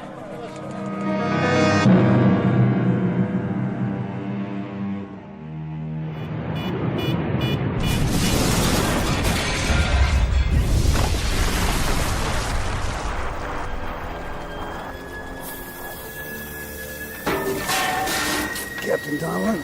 Go on, get out of here. I can't find my helmet. Forget your helmet. Go. My God, look at Grimes. Anderson. And Nolan. And Foster. Help me. It's Hudak. He's still alive. Here, take his legs. Now lift his head. What are you doing, Captain? Gotta drag the bodies out. But the fuel tanks are gonna blow. Hold on, we'll give you a hand. Somebody, please. Get him out, I said. That's an order.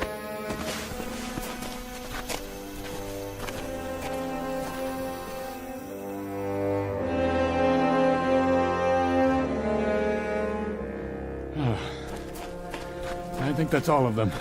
That's all of them, Captain. All right. Now, check the forward hold. The fire's spreading.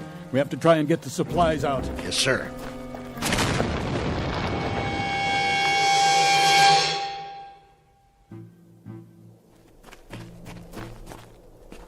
The others are all dead, sir. Except Hudak. How bad? He's still conscious. He keeps drifting in and out. We should have gotten the supplies out. We did the best we could. We should have done that first. We knew the ship might go up. So now, instead of food and water, we've got 4 dead men and another one dying. We didn't know they were dead, Corey. Well, knock it off, Pearson. Maybe when your tongue starts swelling up, you'll realize where we are. We're on a rock here. We blew it. We wasted all that time playing Undertaker instead of going in there and getting supplies. Let's cover them up. Pull something over their faces. Why bother? What's the point? You heard me. We'll take 15 or 20 minutes, and then we'll bury them. Yes, sir. First entry, log, Arrow 1, Captain R.G. Donlin commanding. The first leg of the flight went off without incident. Now we have crash-landed on what appears to be an uncharted asteroid. Cause of malfunction and ultimate crash, unknown. We lost our course, the electrical system went out, and there was an explosion. That's all any of us can remember. Any of us, being Flight Officers Corey and Pearson, and Navigator Hudak, who has been seriously hurt, and myself. The rest of the crew are dead. There's very little left of the ship. The radio is gone, the bulk of the supplies were destroyed in the crash, and as of this moment, there is little certainty that we have been tracked and our whereabouts known. Begging the captain's pardon. What do you think you're doing? This is no time to write your memoirs. Stand down. Listen to me, Corey. We're in bad shape, but we're still a crew. As long as we're a crew, there'll be discipline and there'll be protocol. And until I'm lying in a hole like the rest of those poor devils, we'll operate from the book. Got it? I got it. Now give me the recorder. Go over there by the rock and sit down. Continuing this log entry. Commander Donlin, it's hot, see? It's very hot. Thank you for the information, Corey. And that makes it hard to think. So if you're going to expend all that energy, use it to figure a way out of here. A way to get back home. A way to let them know where we are. Corey, you stay out of this. You heard him. Go over there and sit down. You've got a bad cut on your forehead. Make a bandage and tie something around it. Okay. Something's wrong with Corey, sir. The bump on his head or whatever it was, he's not acting right. He's not the one I'm worried about just now. Hudak? Hudak, can you hear me? Sir? How about some water? Water. Please, sir. Thank you. How much is there? 5-gallon can and whatever we've got on us. Then why waste it?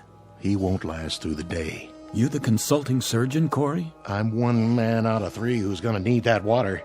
And 5 gallons isn't going to last very long. If the situation were reversed, Corey, if that were you lying there, I'll give you good odds you wouldn't want to get written off, 5 gallons of water or no. He's going to die, Colonel. If he dies, Corey, but nobody gets behind to push. If he's thirsty, he gets water. If he's hot, we move him in the shade. And then if he goes, we'll give him a prayer or two. Right? If you say so. Pearson? Sir. There's a broken shovel near the packs. Let's dig the graves. I'll relieve you in 5 minutes, then Corey here will relieve me. Right away, sir.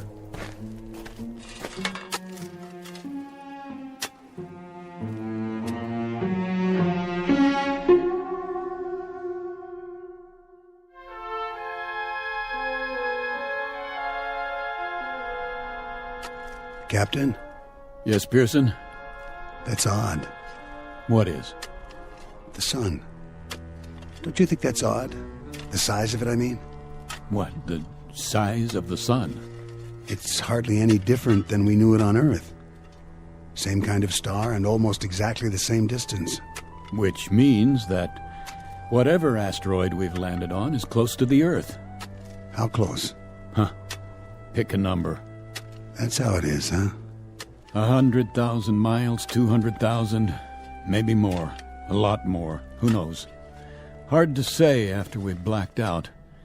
But wherever we are, it's a cinch it isn't heaven. We can count on that. Yeah, I guess we can. Unless it's the other place.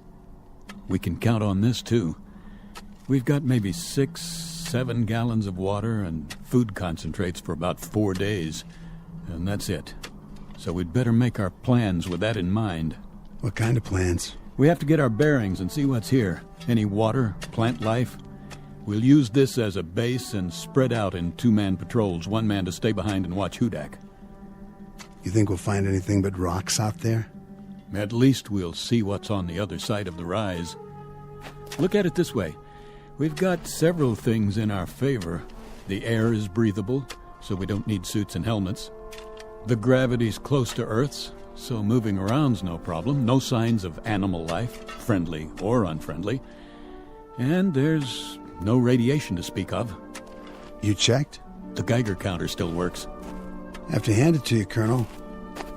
That's what I call positive thinking. We don't have much of a choice. No, sir, I guess we don't. It took 4.5 years to build that ship. There wasn't any prototype. Just the one, the only ship of its kind. So, if they know where we are and want to come get us, they've got to build another one, and that'll take another 4.5 years. So I suggest we dig in and get comfortable, because any way you look at it, we've got a devil of a long wait ahead of us. Pearson, Your turn.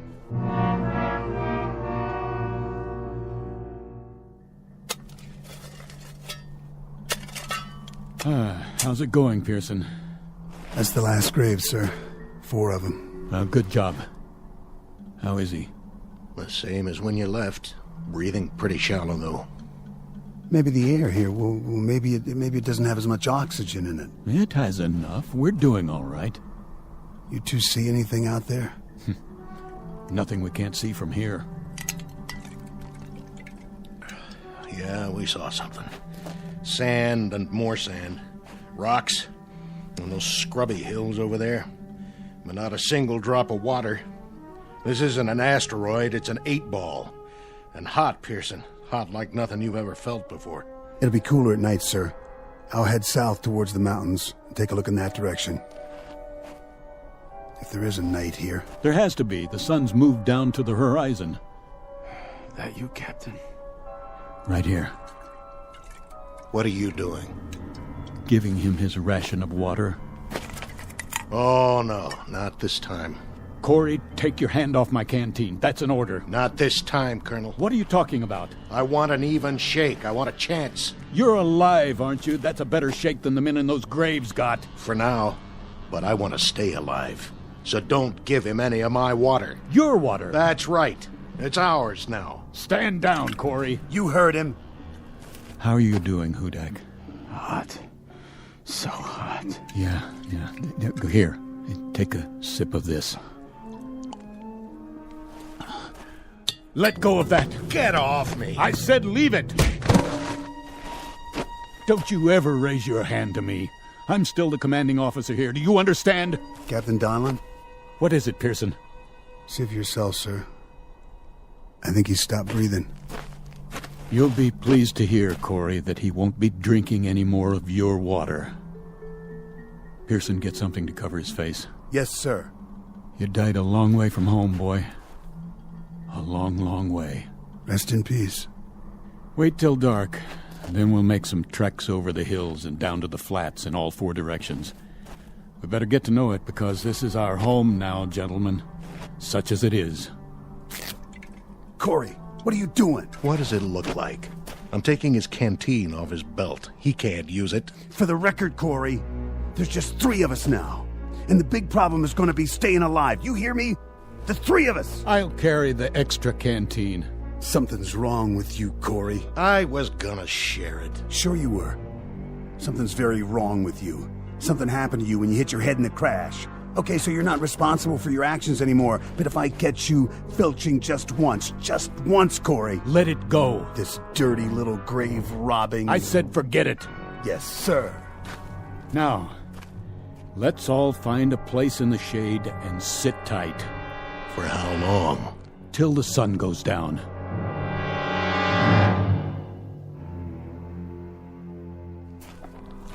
Watch your step. What's the difference? Can't see anything anyway.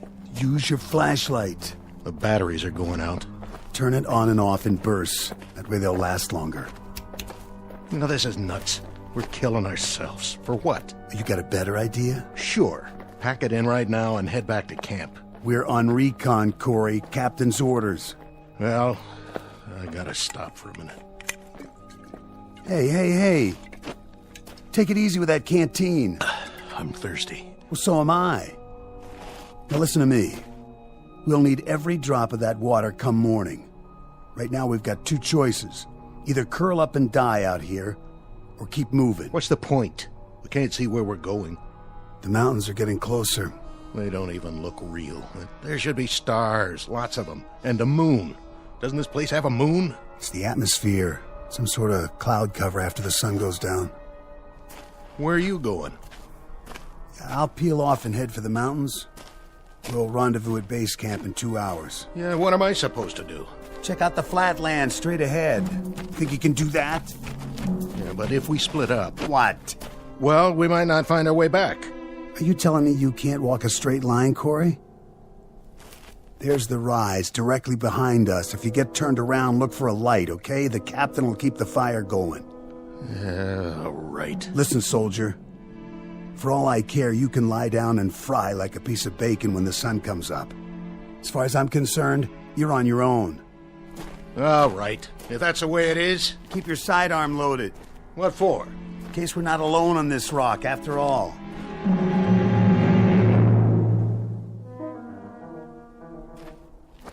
Corey? Are you following me? Corey? If you're out there, something's very, very wrong with you.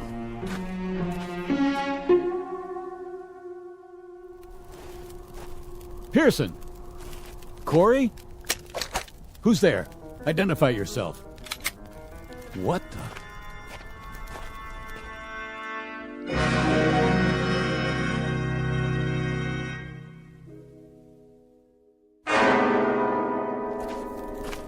Corey? Hello, Captain. Well? I must have walked 12, 15 miles. Yes, and? Nothing. Not a thing. Sand flats. That's all there was. Just sand. One stretch after another. I thought I could get some kind of a fix from the stars, but it's overcast. I know. What about Pearson? What about him?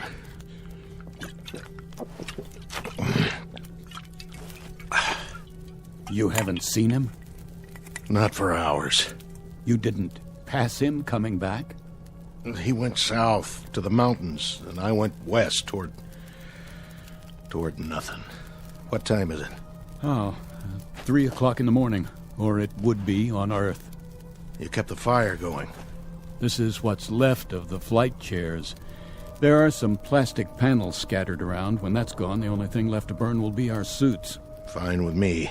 Not like we're going anywhere. He's been gone 6 hours. He should have been back by now.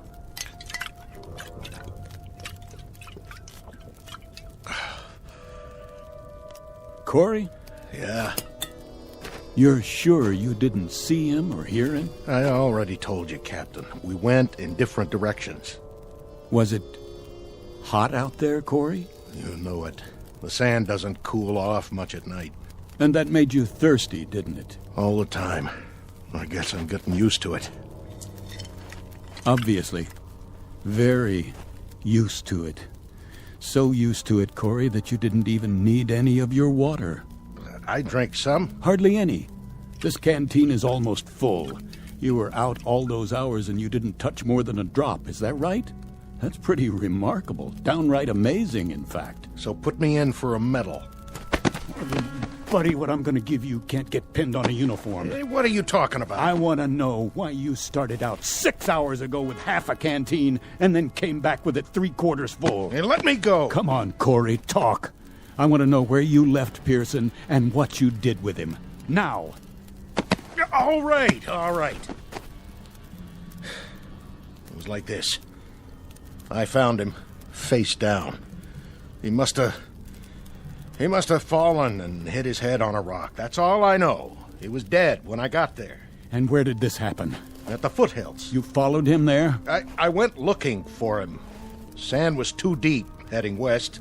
I had to change directions. It's your story you'd better change. Captain, I swear I didn't touch him. He was dead already. I saw his canteen, and I poured his water into mine. I knew you wouldn't believe me. That's why I told you I hadn't seen him. What's that for? On your feet. We're going to bring him back. No, you're nuts. It's 7 or 8 miles from here. I can't make it again. I'm dead, Captain. Correction. You're almost dead, but you're not quite yet. Let's go, Corey. I want a conducted tour all the way to Pearson's body. I want to see for myself. Let's move out.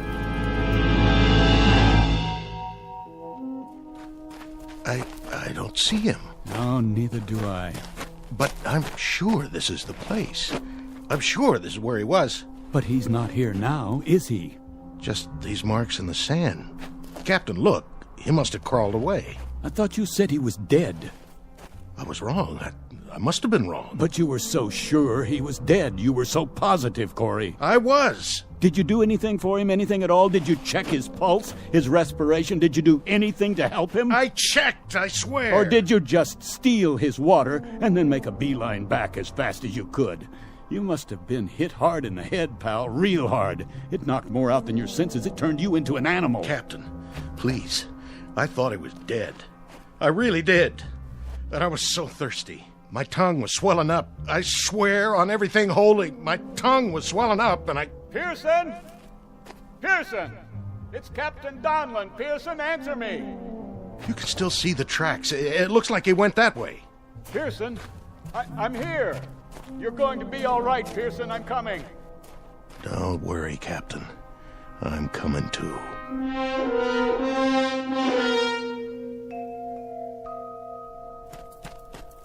Pearson. Captain? Pearson, thank God you're alive. Water. I lost my canteen. Yeah, here. Take some of mine. Can't sit up. I'll lift you. Thanks, Captain. And not too fast. You're all right, boy. We'll take you back now. I don't know if I can walk. I'll carry you myself if I have to, but you're gonna be all right. Captain. What, Pearson? What are you trying to say? I saw. What? What did you see? Where? Up there. Over the hill. Did you climb the hill? Is that it? I went. And what, Pearson? What did you see? Captain, I saw. What? Are you drawing a picture?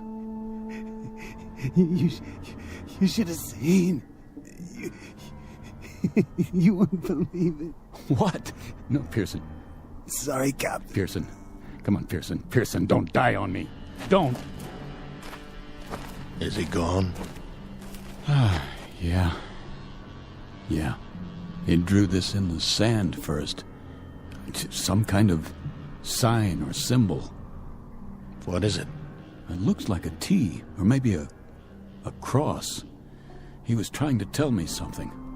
Well, it doesn't matter now. It might. What do you suppose he... Captain? Corey? Put the gun down. Captain, 2 men can live maybe 5 more days. 1 man can live 10. You forgive me, Captain, but... You killed Pearson, didn't you?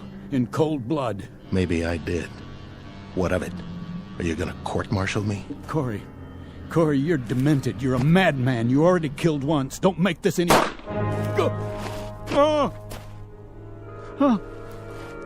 Corey, you murderer. Sorry, Captain. Real sorry. But in a situation like this, there's no choice. No alternatives. It's not your fault. It just had to be. You can see that, can't you?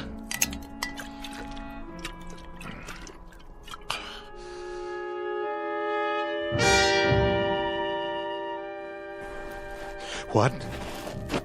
Morning. That blasted sun already. Gotta get a move on. Goodbye, Captain Donlin. Pearson. Now, what were you trying to say, Pearson? Lines in the sand. Something over the hill. Is that it? Well, I guess you got me thinking. I'll just have to check that one out one time.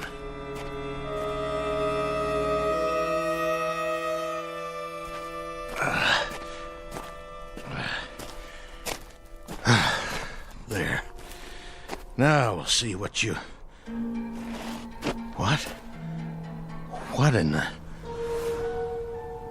Oh, my dear God. It's a highway. Pearson.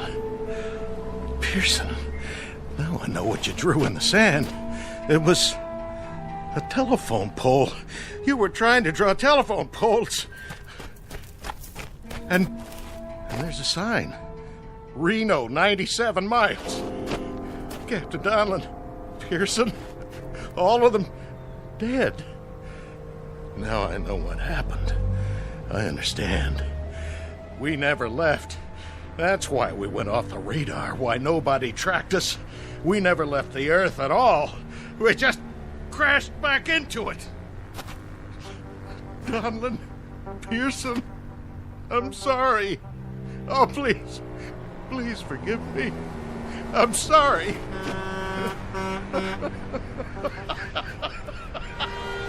Oh, stop! Please! Stop! Stop! Somebody! Anybody! Please! Stop!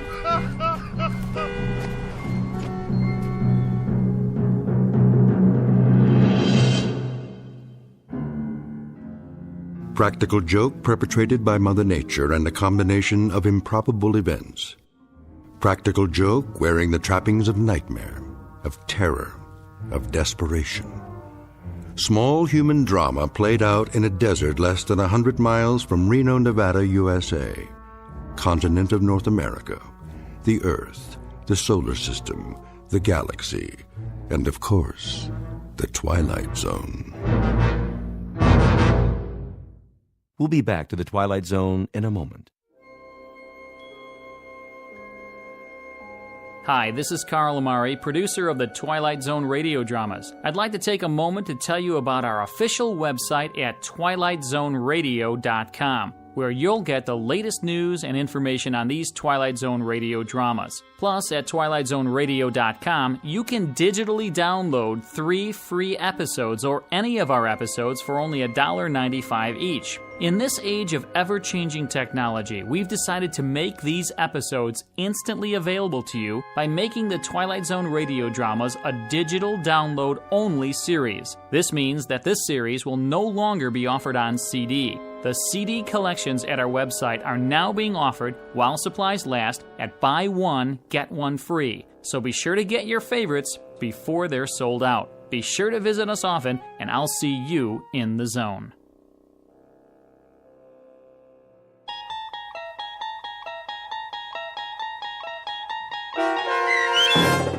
I Shot an Arrow into the Air, starring Chelsea Ross with Stacy Keach as your narrator, was adapted for radio by Dennis Etchison and based on a script by Rod Serling. Heard in the cast were Norm Woodell, Roderick Peoples, Jeff Lupetin, David Darlow, Rich Komanek, Turk Muller, Lawrence Nepodal, Carl Amari, Roger Wolski, and Vince Amari. To learn more about the Twilight Zone radio dramas and to obtain audio cassettes and CDs of these programs, visit our website at twilightzoneradio.com. The producers of The Twilight Zone wish to thank CBS Enterprises, Carol Serling, Dennis Etchison, Dick Brescia Associates, Claire Simon Casting, Terry Jennings, XM Satellite Radio, Sirius Satellite Radio, our sponsors, and our radio affiliates for helping make this series possible. This copyrighted radio series is produced and directed by Carl Amari and Roger Wolski for Falcon Picture Group.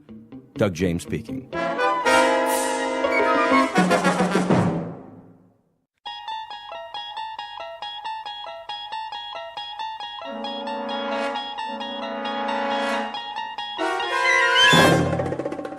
You're traveling through another dimension, a dimension not only of sight and sound, but of mind. A journey into a wondrous land whose boundaries are that of imagination. Your next stop, the Twilight Zone.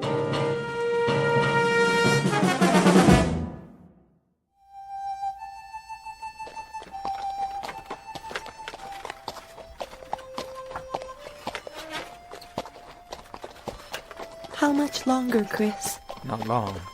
We'll stop soon as we find a place. Where? Look around. We saw the last shade 2 days ago.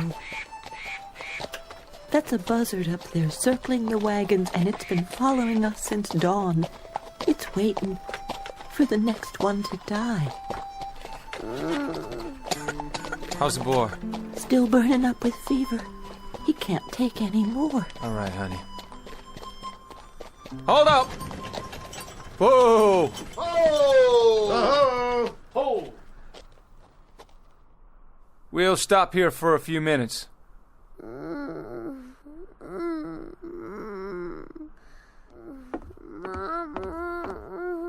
There. Still the fever? Poor little thing is burning up. If I could just use a damp cloth. Try my handkerchief. Can we spare it? If he needs it, we can. Here, put this on your forehead. It'll make you feel better. How's that, son? This is the 11th day, Christian. 11 days of fever. He can't go on much longer. Hey, you said that on the 3rd day, and then on the 4th. He'll take more, just as we all will. This is Arizona country. We've got 400 more miles, and we've already traveled almost 2,000. We'll do what we have to do. All of us. How's the boy, Mrs. Horn? About the same. Thank you, Charlie. Figure that Apache country is just due south. That's what you said we were looking out for, ain't it? That's what we've been looking out for. We travel due west, close together and button up tight at night. No fires if we can help it. Bad Indians down there, Chris. That's what we heard. And they travel in big parties, don't they? And we got 5 rifles. 5 rifles, Chris, and a sick child, and 4 wagons, and 7 dead, tired men and women. We was dead tired a week ago, and a month ago, and a month before that. And there were war parties back in Kansas, and we near froze to death in Colorado. And we was out of our minds with thirst last month. And we've kept on going. We've always kept on going. We always... It's this way, Chris. We've been doing a lot of talking and a lot of thinking. And? We figure we ought to turn back. Turn back? That what you all want? Turn back? Chris, we're about at the end of our rope. We're hungry and we're sick. We figure we better do it now, or we're gonna die out here. You turn back and I guarantee it. You turn back and try to go over 1,500 miles of St. Louis again, and you'll leave your bones bleached in one of those deserts between here and there. Or have your scalps taken off. Or you'll freeze to death in a mountain pass. And if you go on, what's going to happen to that beautiful child of yours? Listen, those 1,500 miles are behind us. They're all gone. The heat and the cold and the misery.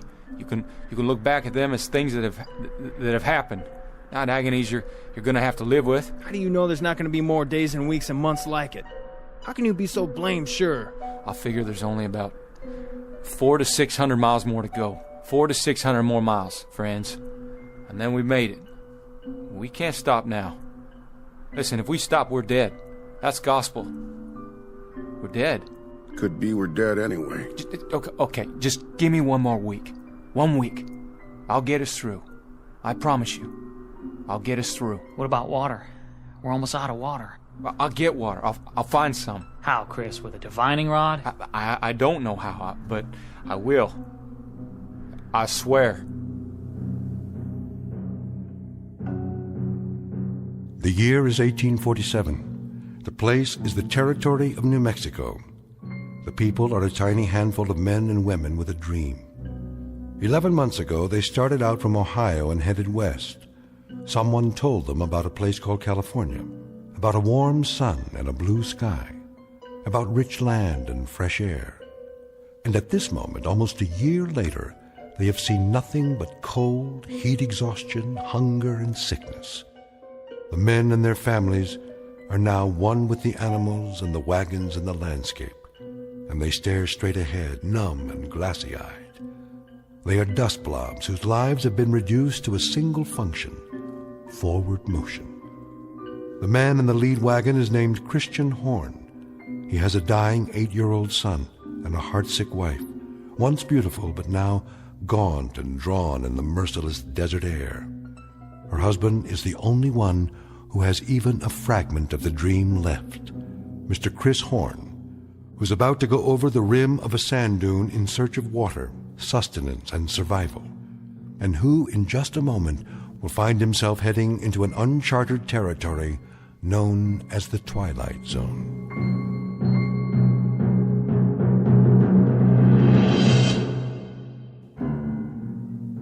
And now, back to our story from the Twilight Zone, 100 Yards Over the Rim, starring Jim Caviezel, with Stacy Keach as your narrator.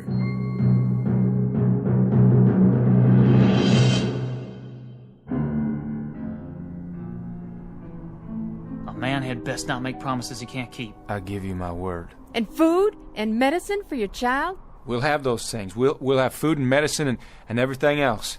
If you can just keep going. Just Just keep going and don't look back. Look out there instead. Look west. We don't even know where that is anymore. Don't make any decisions yet. We can't stay here anyway. Once we're past the trail, we'll be able to rest a couple of days. I'm almost out of water, Chris, and food. I'll go up ahead, over that sand hill. I'll do some checking around. Stay here now, all of you. Martha, give me my rifle. Chris, you might look for a shady spot, a pretty spot where we can. I won't talk about burying our son. Not now. Not while there's life in him. How far you plan on going? Just over the rim there, 100 yards or so. Might find a stream or something. Maybe some game. A rabbit or two. Never can tell. I guess that's true enough, friend. You never can tell. Stay close to wagons and keep them bunched up. Hold on, Charlie. All of you. Just hold on. I'll be right back.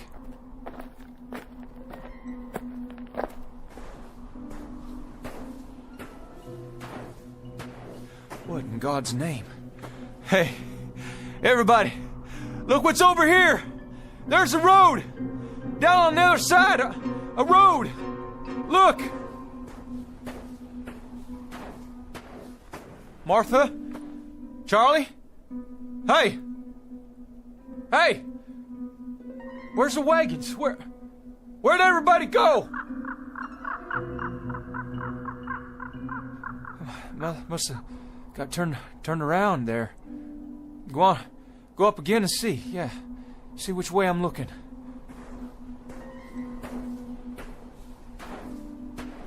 What's going on?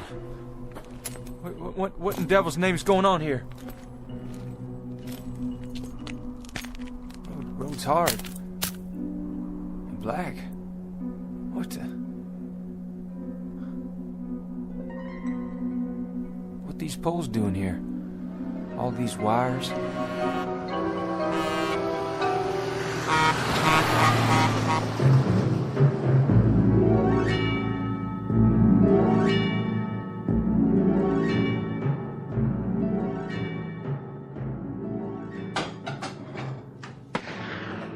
Joe? Yeah? What was that? Backfire. What? Truck backfired. Oh, you sure? I thought I heard a gun go off. Not likely. Might be one of those local boys shooting your sign. Well, if it was, I'll get the sheriff out here, but that didn't sound like any 22 to me. Look, Joe. Who's that? Some guy with a rifle. Go in the other room. But, Joe... I said get in back. I'll take care of it.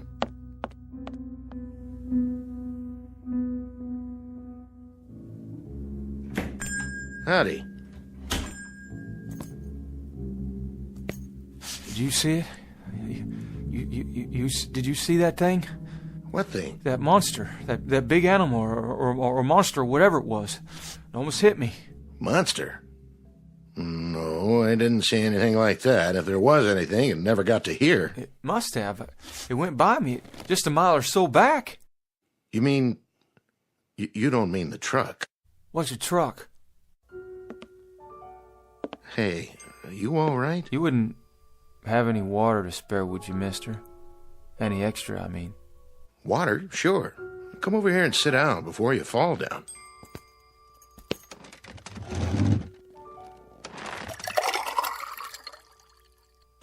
There you go.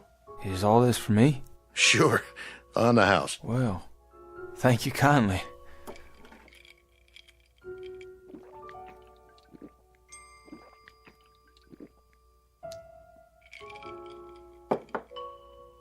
You want some more? You got more? Sure do.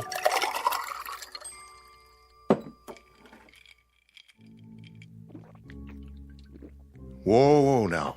You don't want to drink it too fast. Just how long you been out on the desert, anyway? How long?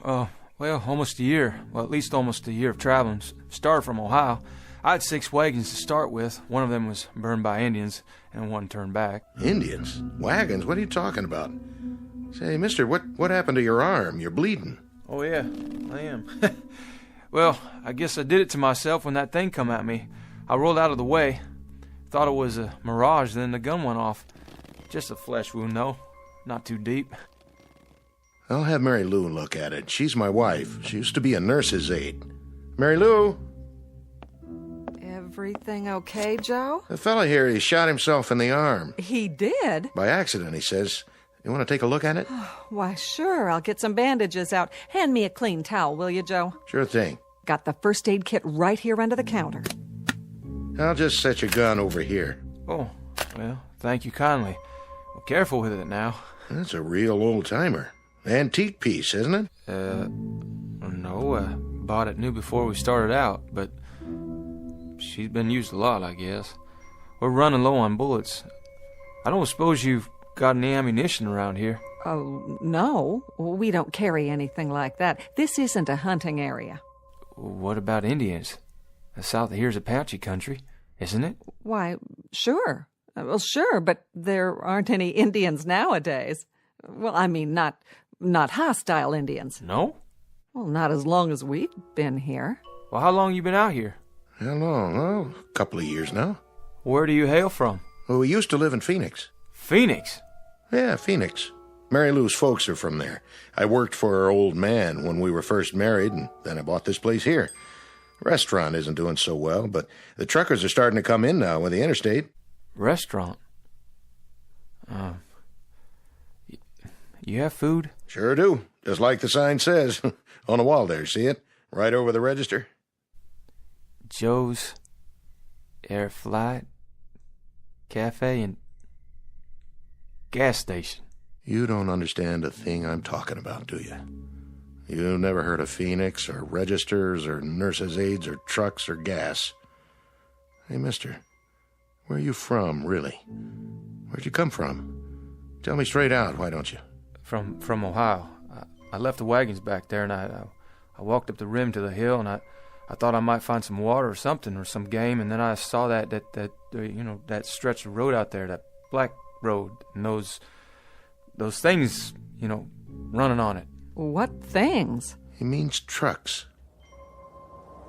Hold on. You hear that? You hear that? There's another one. It's all right. It won't stop. Take my word for it. Well, we heard tell it was a dangerous route, but the most direct one. To where? California. They say... No, take it easy, friend. We can talk about all this later. No, I don't have much time. I promised him I'd be right back. There you go. Your arm's all cleaned up with a bandage on it. I even made you a sling, see? Oh, much obliged. Just try to keep it clean now. I'll give you a roll of gauze and some tape. You're a nurse? Are you the doctor? Me? I just sling hash and pump gas. Take 2 of these. Drink a little water to get them down. What are they? They're antibiotic tablets. They ought to keep away any infection. Where do you get this? Well, at the drugstore. Of course, you're supposed to have a prescription, but these won't do you any harm. How do you feel? Could I? Do you think I could buy some more of those pills off you? Oh, I don't sell them. But you see, I got a real sick boy back there. Back where? In the wagon. If I can ever find the wagons again, but you say that this will help a sickness. Sometimes, depending on what it is. How about a fever and a bad cough? It's worth a try. You've got a family? There was 3 wagons of us, but when I turned around to look back down, they'd gone. Well, maybe you better rest a while, friend. Lie down. Get washed up. There's a bed in back. Look at this place. The table's like wood, but they're not. They can't be. And the legs are all silver and bright. That's not silver. It's steel. It's chrome-plated. What's that thing in the corner? Jukebox. A what? Plays music. You put a coin in it and pick a tune. Here, I'll show you.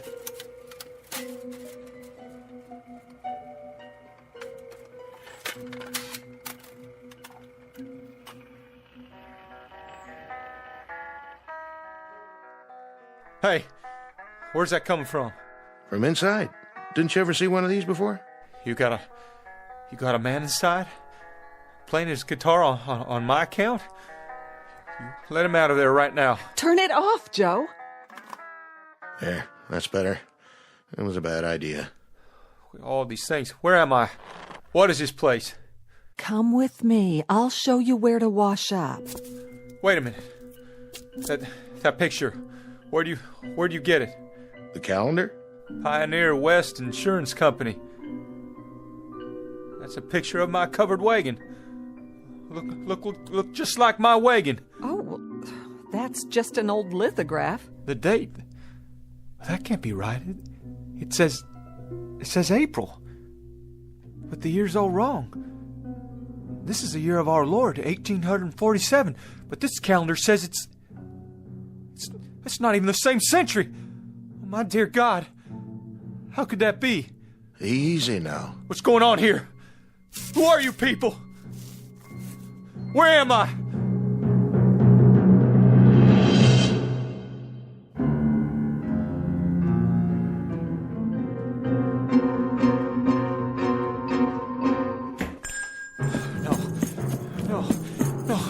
No! You better stop him, Joe. He'll get himself killed.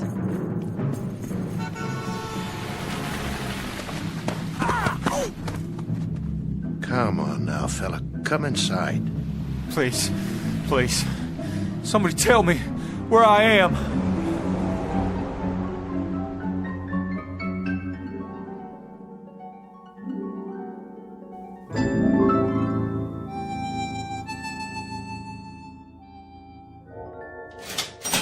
$1.84 your change. You keep it, dollface. I thank you. Say, pretty lady, if you don't mind my asking, what time you get off work here? Oh, not till late. But you better not let that man in the kitchen hear you say that. He's my husband. Oh, no offense, ma'am. None taken. You come back now. I'll do that.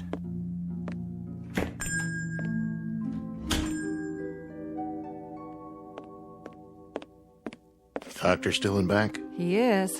Been a while now. I made a club sandwich for the fella. You think you want some soup, too? Well, you better ask Doc first.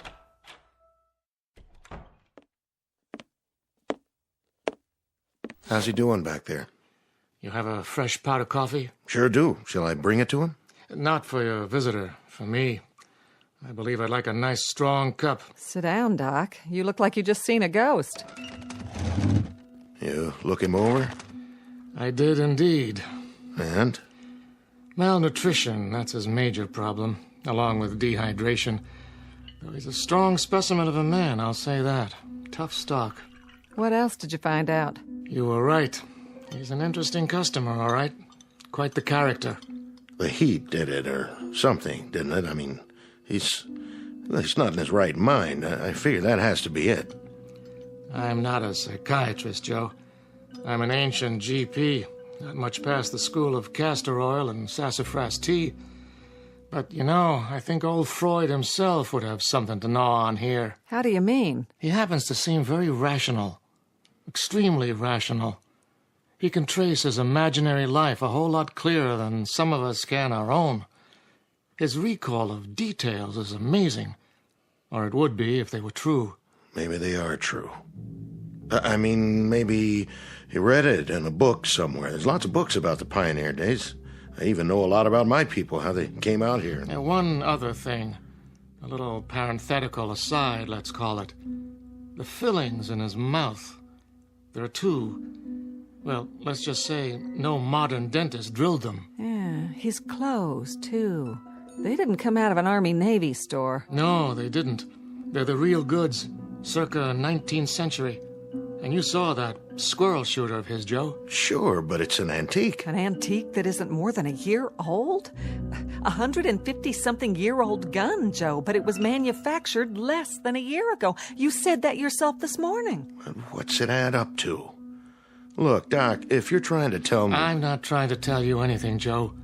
That is to say, I'm not trying to make any point of my own. All I'm giving you is the benefit of some observations from an old hand. He says he's a pioneer, and when he climbed up to the top of that hill out there, he was living in 1847. That's what he said, all right. He seemed so sure. Well, we're three normal, rational human beings here, and we know that sort of thing doesn't happen. So he's suffering from some kind of delusion. but it's a delusion of the purest form. Frankly, I've never heard anything like it. Not with this degree of detail. The way he describes his wife, his son, the wagons, the other people, it's with genuine emotion. He's lying in there right now with tears rolling down his cheeks, worried about them. He said his boy was sick. He told me his boy was dying. And from the way he described the symptoms, I'd call it pneumonia. That's why he wanted the pills. Which pills? I gave him some antibiotics for the wound in his arm, and he wanted the whole bottle so he could give some to the boy. I don't get it. How someone could be so sincere. I just don't understand it. I don't either. Which leads me to the next question. Yes? What do we do with him, Doc? Precisely what I'm going to deal with right now. Where's your phone? Behind the counter. But wait, who are you calling? The authorities, so they can get him help. Oh, that won't do him any good, will it? They'll lock him up in a rubber room and throw away the key. Once he's turned over to the state, he'll get a thorough examination. They'll know what kind of help he really needs. Yeah, the funny farm. Oh, Doc, I've heard about those places. They're bad news. Nobody even knows you're in there. They can do anything they want. What are you suggesting? That we pack him a box lunch and send him on his way? You think he'll survive out there? He doesn't know where he is. And even if he figures that out, he'll die of heat exposure before the day's over.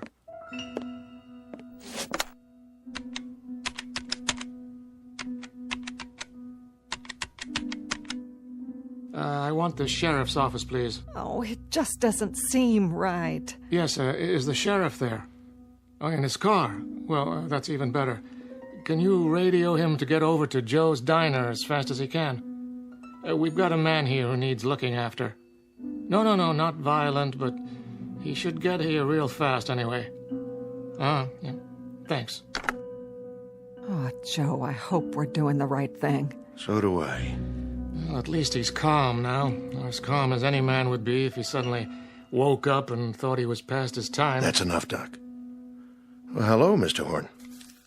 This book, it was in my bedroom. Well, that's the encyclopedia. I was looking through it. I found something. What? Well, this here. Horn Christian Jr., M.D., famous for his early work in childhood diseases, pioneer in vaccine research. Born 1839, died 1914. That was my son. That's Chris Jr. So I guess I'm either crazy or the world is turned upside down. But I think I got put here for a reason. Oh, you did. I just know it. For an important reason. What are you doing? You've been gracious and kind, and I appreciate it.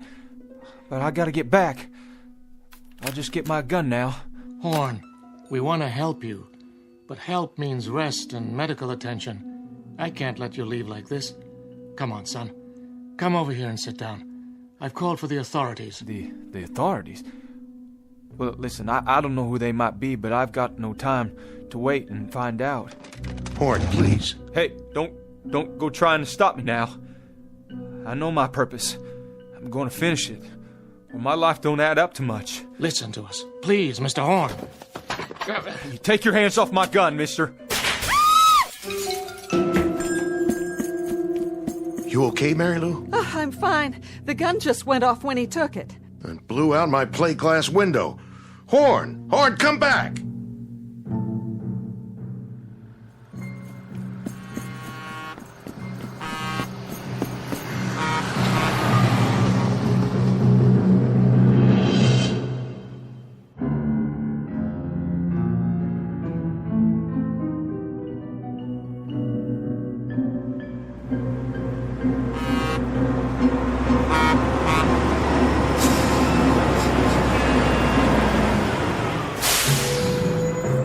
Hey, get out of the road! Oh, I'm sorry, mister. What's the matter with you? Horn, wait up! Are you all right? Those people, they're trying to stop me. Yeah? Where are you going? I have to get back to the Arizona territory. You do? Well, that's an easy one. Don't just stand there. Get in.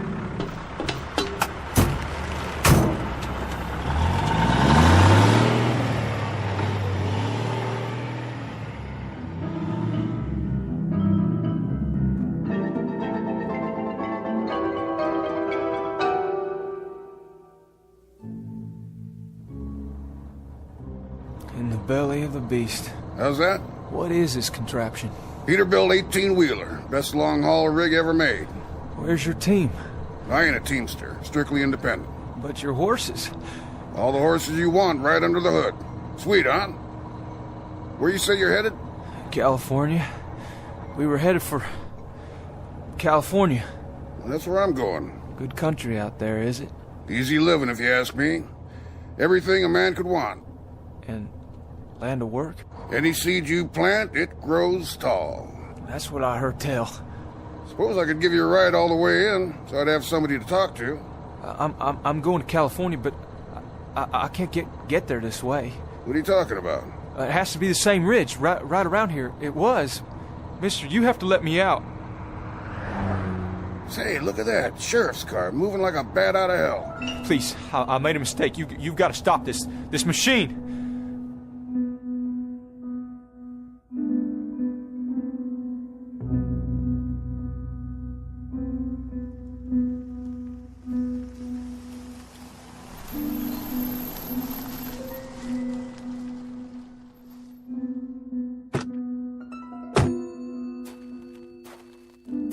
Hello, Doc.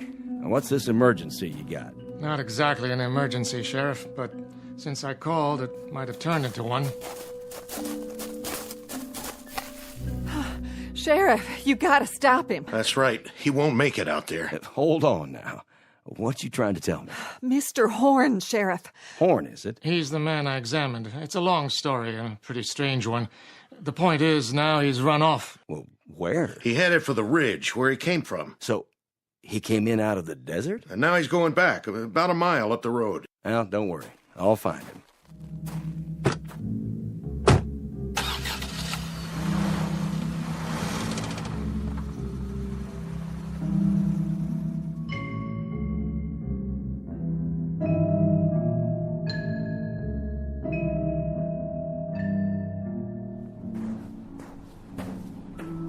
Gotta make it. Just a little ways more.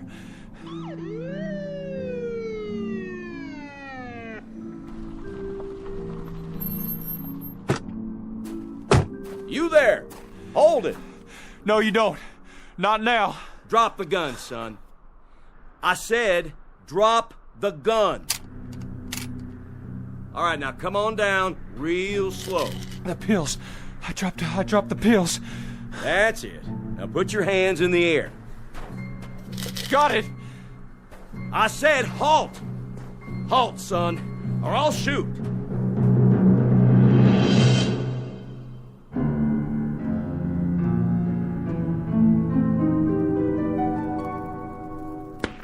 What was that?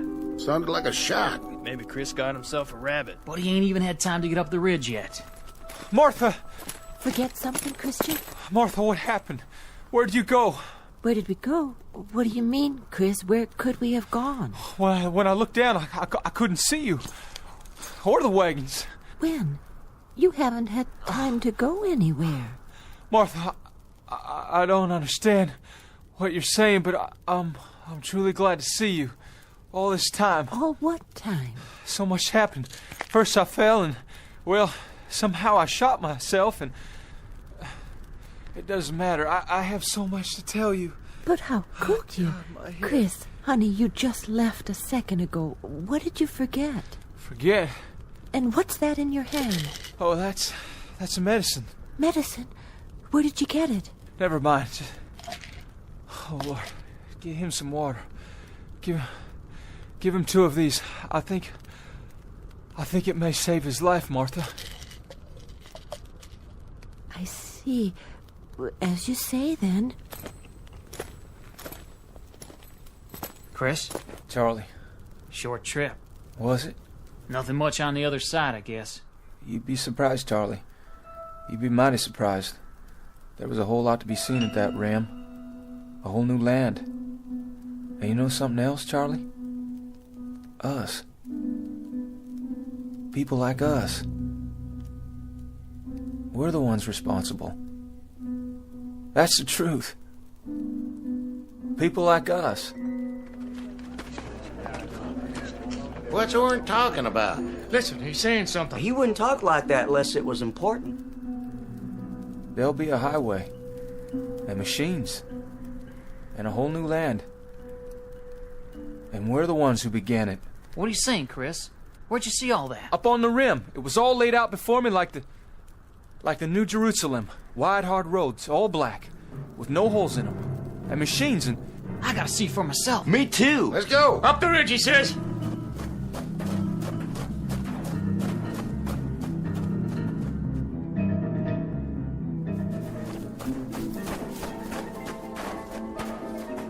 Chris, there's nothing down there. It's just like this side. Sand and desert and miles of nothing. Oh, but there will be, Charlie, there will be. Just you wait. It may not happen in our lifetimes, but it's coming. It'll be here, all of it. Sooner than you think. If you can hold on to what I'm telling you and keep the faith.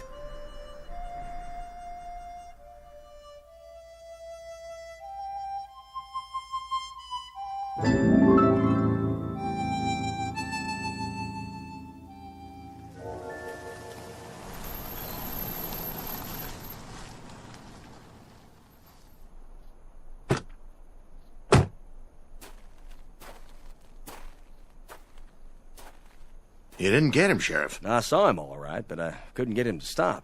Fired a warning shot, but I didn't scare him none. Look, I wouldn't worry, Joe. He can't get very far. Don't worry, we'll find him. Thanks, Sheriff. You say he had a gun? That's right, a rifle. This it? It can't be. That one's all rusty, like it's ready to fall apart. That's what I thought. He couldn't have done any damage with it. Look at it close, Joe. It is his rifle, but it's changed.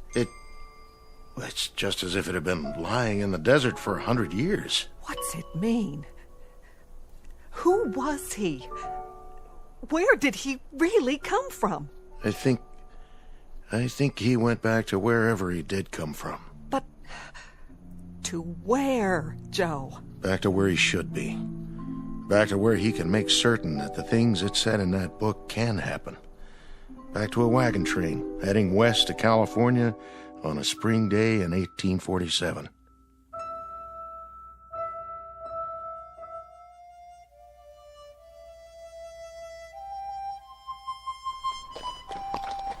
Giddy up, boys. We're going to California. And my son, too.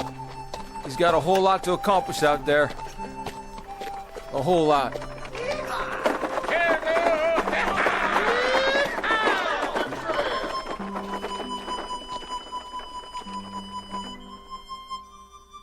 Mr. Christian Horn, a farmer from the state of Ohio, one of the hearty breed who headed west when there were no blacktop highways or telephone poles or the solace of civilization.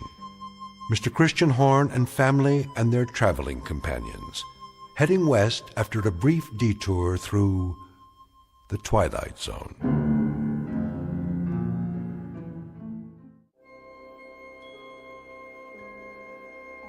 Hi, this is Carl Amari, producer of the Twilight Zone radio dramas. I'd like to take a moment to tell you about our official website at twilightzoneradio.com, where you'll get the latest news and information on these Twilight Zone radio dramas. Plus, at twilightzoneradio.com, you can digitally download 3 free episodes or any of our episodes for only $1.95 each. In this age of ever-changing technology, we've decided to make these episodes instantly available to you by making the Twilight Zone radio dramas a digital download-only series. This means that this series will no longer be offered on CD. The CD collections at our website are now being offered, while supplies last, at buy one, get one free. So be sure to get your favorites before they're sold out. Be sure to visit us often, and I'll see you in the zone.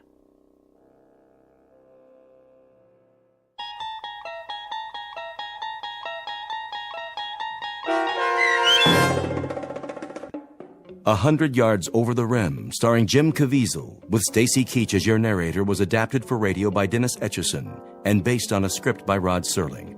Heard in the cast were Peggy Roeder, Rick Peoples, David Darlow, Doug James, Peter DeFaria, Rich Komenick, Meg Thalken, Zach Gray, Carl Amari, Roger Wolski, Diane Trice, and Irene Olson.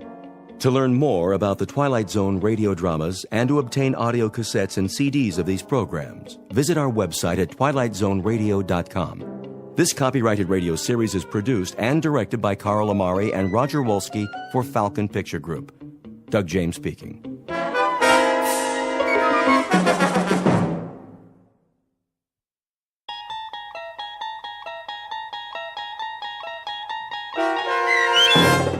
The Howling Man, starring Fred Willard, with Stacy Keach as your narrator, was adapted for radio by Dennis Etchison and written for The Twilight Zone by Charles Beaumont. Heard in the cast were Christian Stolte, David Darlow, Doug James, and Anna Sverutza. To learn more about the Twilight Zone radio dramas and to obtain audio cassettes and CDs of these programs, visit our website at twilightzoneradio.com.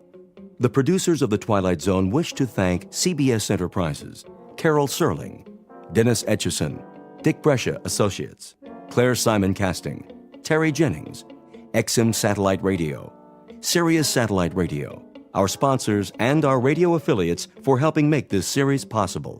This copyrighted radio series is produced and directed by Carl Amari and Roger Wolski for Falcon Picture Group. Doug James speaking.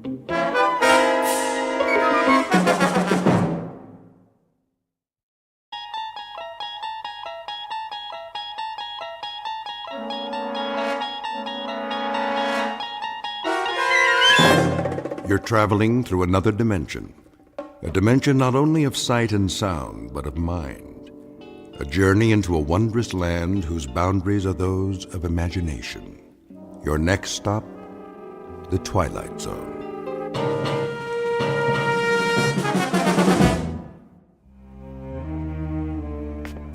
Thank you, Mrs. Dunphy. I'll be back shortly. You're going out? I'm afraid so. But you've only just returned. Unfortunately, that is the nature of my work. Another business trip. The most important of all. But first, there are arrangements to be made. I've prepared your afternoon meal. I'm sure it will keep. Can you not make these arrangements by telephone? No. Some things can't be left to chance. In the meanwhile, follow my instructions precisely, to the letter, Mrs. Dunphy. Do I make myself clear? I believe so. You believe so? Then let me make it absolutely clear. Sit down for a moment. But if you're on your way... It's necessary that you understand. And the only way to be sure is to tell you how it began. Please. If you wish, sir. I must warn you, it's an incredible story. I, of all people, know that. So incredible that you won't believe me at first. But I'm going to tell you everything. Then you will believe. Because you must. You must believe. Do you know Central Europe? Europe? Only as a child, sir? It started there many years ago, after the First World War. I was on a walking tour of France, Belgium, and Germany. I decided to travel alone with only a small pack. The confidence of youth. Germany was magical then, a place of valleys and mountains and swift, dark rivers. There was nowhere else like it, a fertile land where everything grew tall and straight out of the earth. I was struck by the richness of the soil, the verdancy of the hills. Stepping across the border from Belgium, where the mustachioed guards saluted like tin soldiers, I entered a different world. Everywhere I looked, a swelling green ocean. On the farthest hills, tall, ancient buildings of stone. Estates, monasteries, castles, or what have you. Some of them in ruins. I stood a moment at the border and watched the hawks circling above, wondering how such a miracle could be. It was as if I had passed through an invisible door from a musty room into a magical kingdom of winds and light. But so much can change in an afternoon. By nightfall, clouds filled the sky and the storm moved in to darken the landscape. The nearest village was miles away. I was unprepared, dressed for a stroll up the Champs-Élysées, perhaps.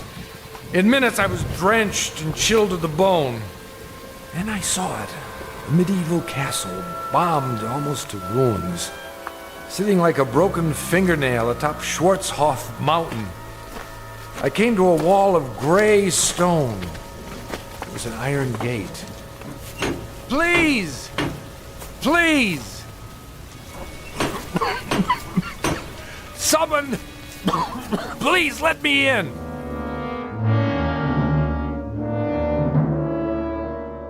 A story told years ago by a man who recalled it from his youth.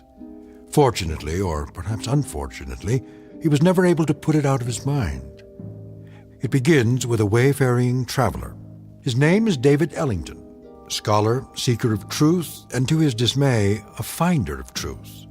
A man approaching exhaustion, who will confront a problem that has haunted the world since the beginning of time.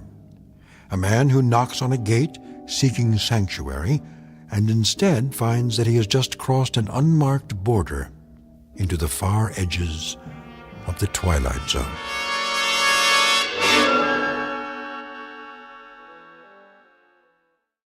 And now, The Twilight Zone and our story, The Howling Man, starring Fred Willard, with Stacy Keach as your narrator.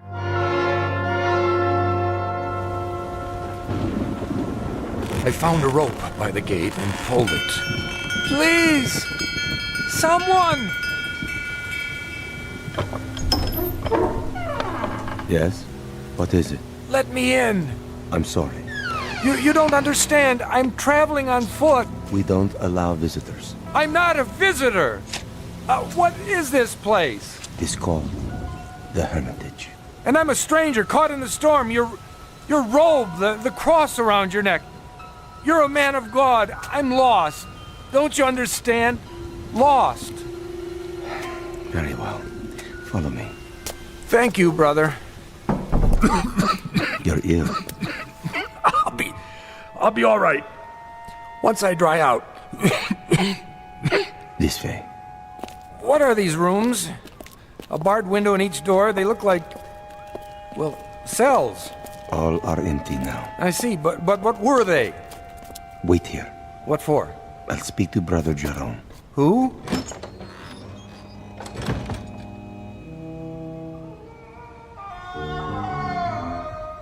What in the... Brother Jerome will see you now. Oh, what was that? The wind. Are you sure? Come. The room had almost no furnishings. A straw pallet, a rude desk and chair, some books and religious oddments, very stark. The abbot himself was a fierce El Greco painting of a man, stooped and withered, but strong in every part of him. Like the monk who came to the gate, he wore a shepherd's cloak and carried a crooked staff. Why have you come here? My name is David Ellington. I got lost in the storm. Then I saw a lantern in the window. And what is it you want of us? Want? Only a little shelter, some food. We cannot help you here. You will have to leave. You call that a Christian attitude? Now, Mr. Ellington. Oh, for the love of... All right, if that's the way you want it. Sorry to have troubled you. Give me a minute. I'll be out of here in... Brother Christophorus. Yes? Carry him out of here. At once. Right away.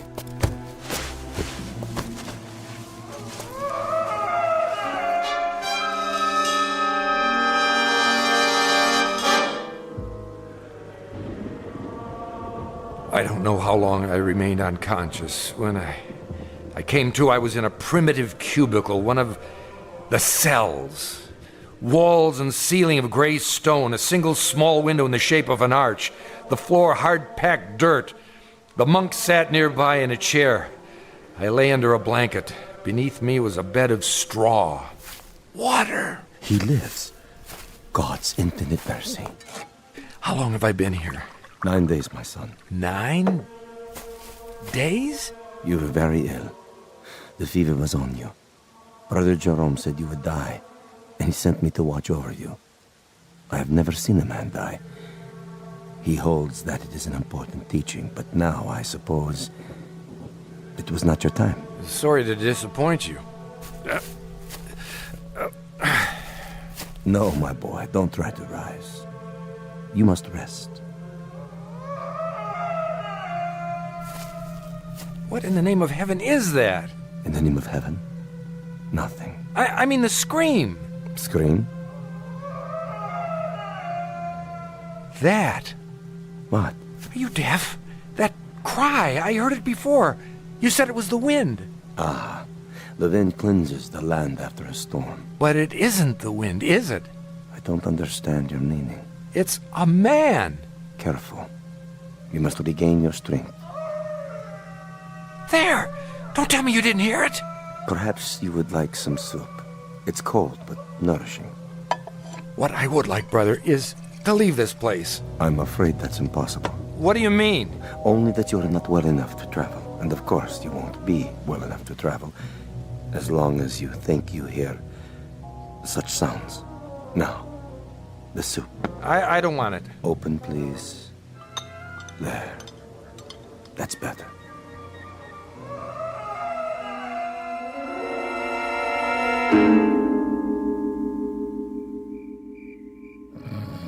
Over the next few hours, my strength did return, or at least some of it. I waited until the monk had fallen asleep. Then at last I made my move. The door was held shut by a simple iron bolt. I had only to slide it a few inches without waking him. I was almost free, but I could not remember which way we had come. When I turned into another corridor, I realized I was lost. It was a maze of dark passages and doors. Here, a part of the ruined ceiling was broken away, and I saw that the moon had risen. In the naked light of the moon, I saw one door different somehow from the others. At first, I was not sure why. Then I realized that in place of a bolt, it was held shut by a piece of wood, a mere stick, crooked and curved, like the peculiar staffs carried by the monk and the abbot, only in miniature, no greater in length than my forearm. On this door, in this door alone, a small wooden staff replaced the iron bolt. How odd! I looked through the opening in the door. Inside, a filthy, shadowed hovel, no table or chair, no straw for a bed. It appeared to be empty. What? There was a man, huddled in the corner, holding his knees and rocking, head back like an animal. In the soiled moonlight, I saw his dirty beard, his rotted clothes. Who are you? Help me. Stay back. No, please. In the name of humanity, help me. But who? You're not one of them. No, my name is Ellington. I'm an American. Shh. What are you afraid of? Them. Listen. Do you hear them coming? No, but why? They will look for you. We only have a moment. You speak as if I'm a prisoner. Aren't you? I'm not sure. Come closer, and I'll explain. Explain what? Don't you know what they are? These men of God. They are mad, Mr. Ellington. All of them, raving mad. Why do you say so? I was in the village, in Schwarzhof, doing nothing out of the ordinary, walking the street with my woman. We were holding hands, that is all. Do you see anything wrong with that? Well, of course not. But what? We paused to rest by a tree in the shade. And then we kissed. Yes, I admit it. Is it wrong to kiss? Tell me. Why, no, I don't think so. You don't think so, I don't think so. But Jerome, that lecherous old fool. The gaunt man, the one in charge. So, you have seen him. As I kissed her, a shadow fell over us. We looked up and saw him standing there. I opened my mouth to speak, but before I could utter a word, he raised the wooden staff he carries, so heavy. You've seen it. Yes. And he hit me again and again. He smote me like an angry god, or a man who thinks he's God. I woke up here. No. I swear.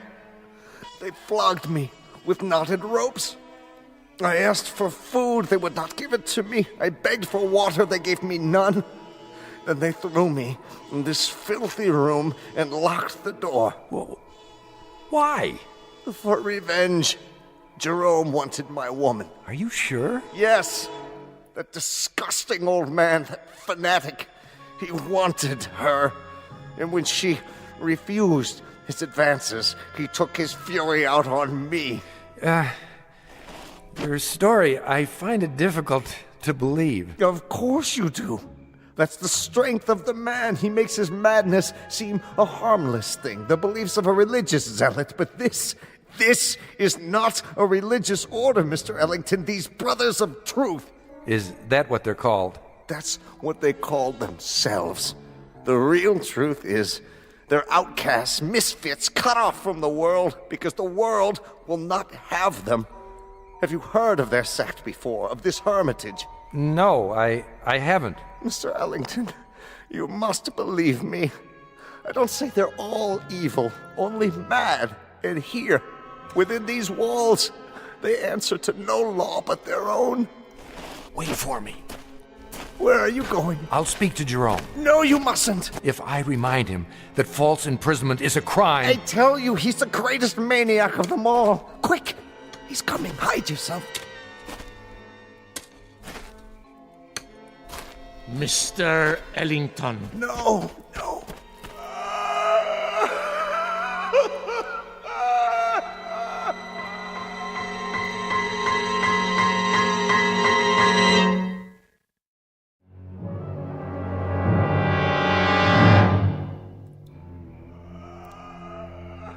Brother Jerome?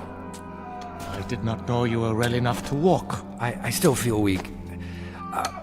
Brother Jerome... Come with me, please. Look here, This way.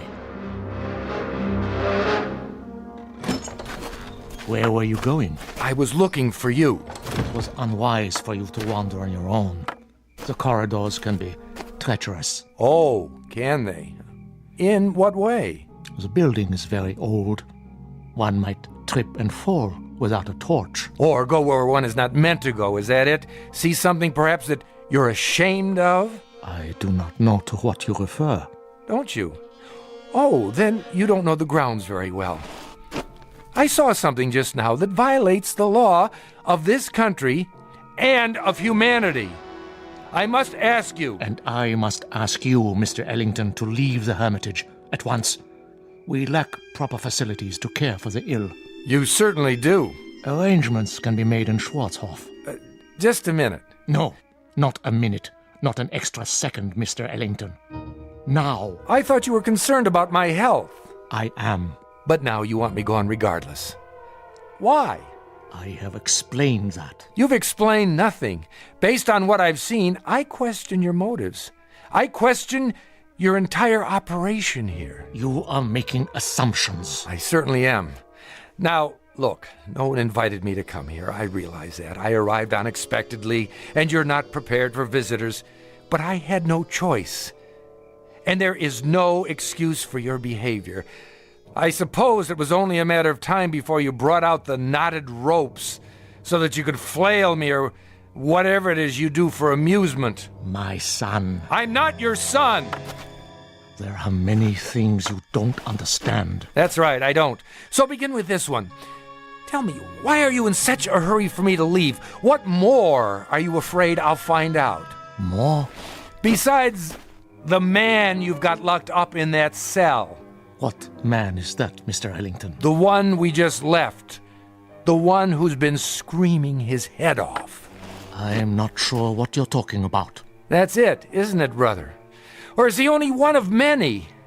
Well, it isn't a secret anymore. I know. And what do you think you know?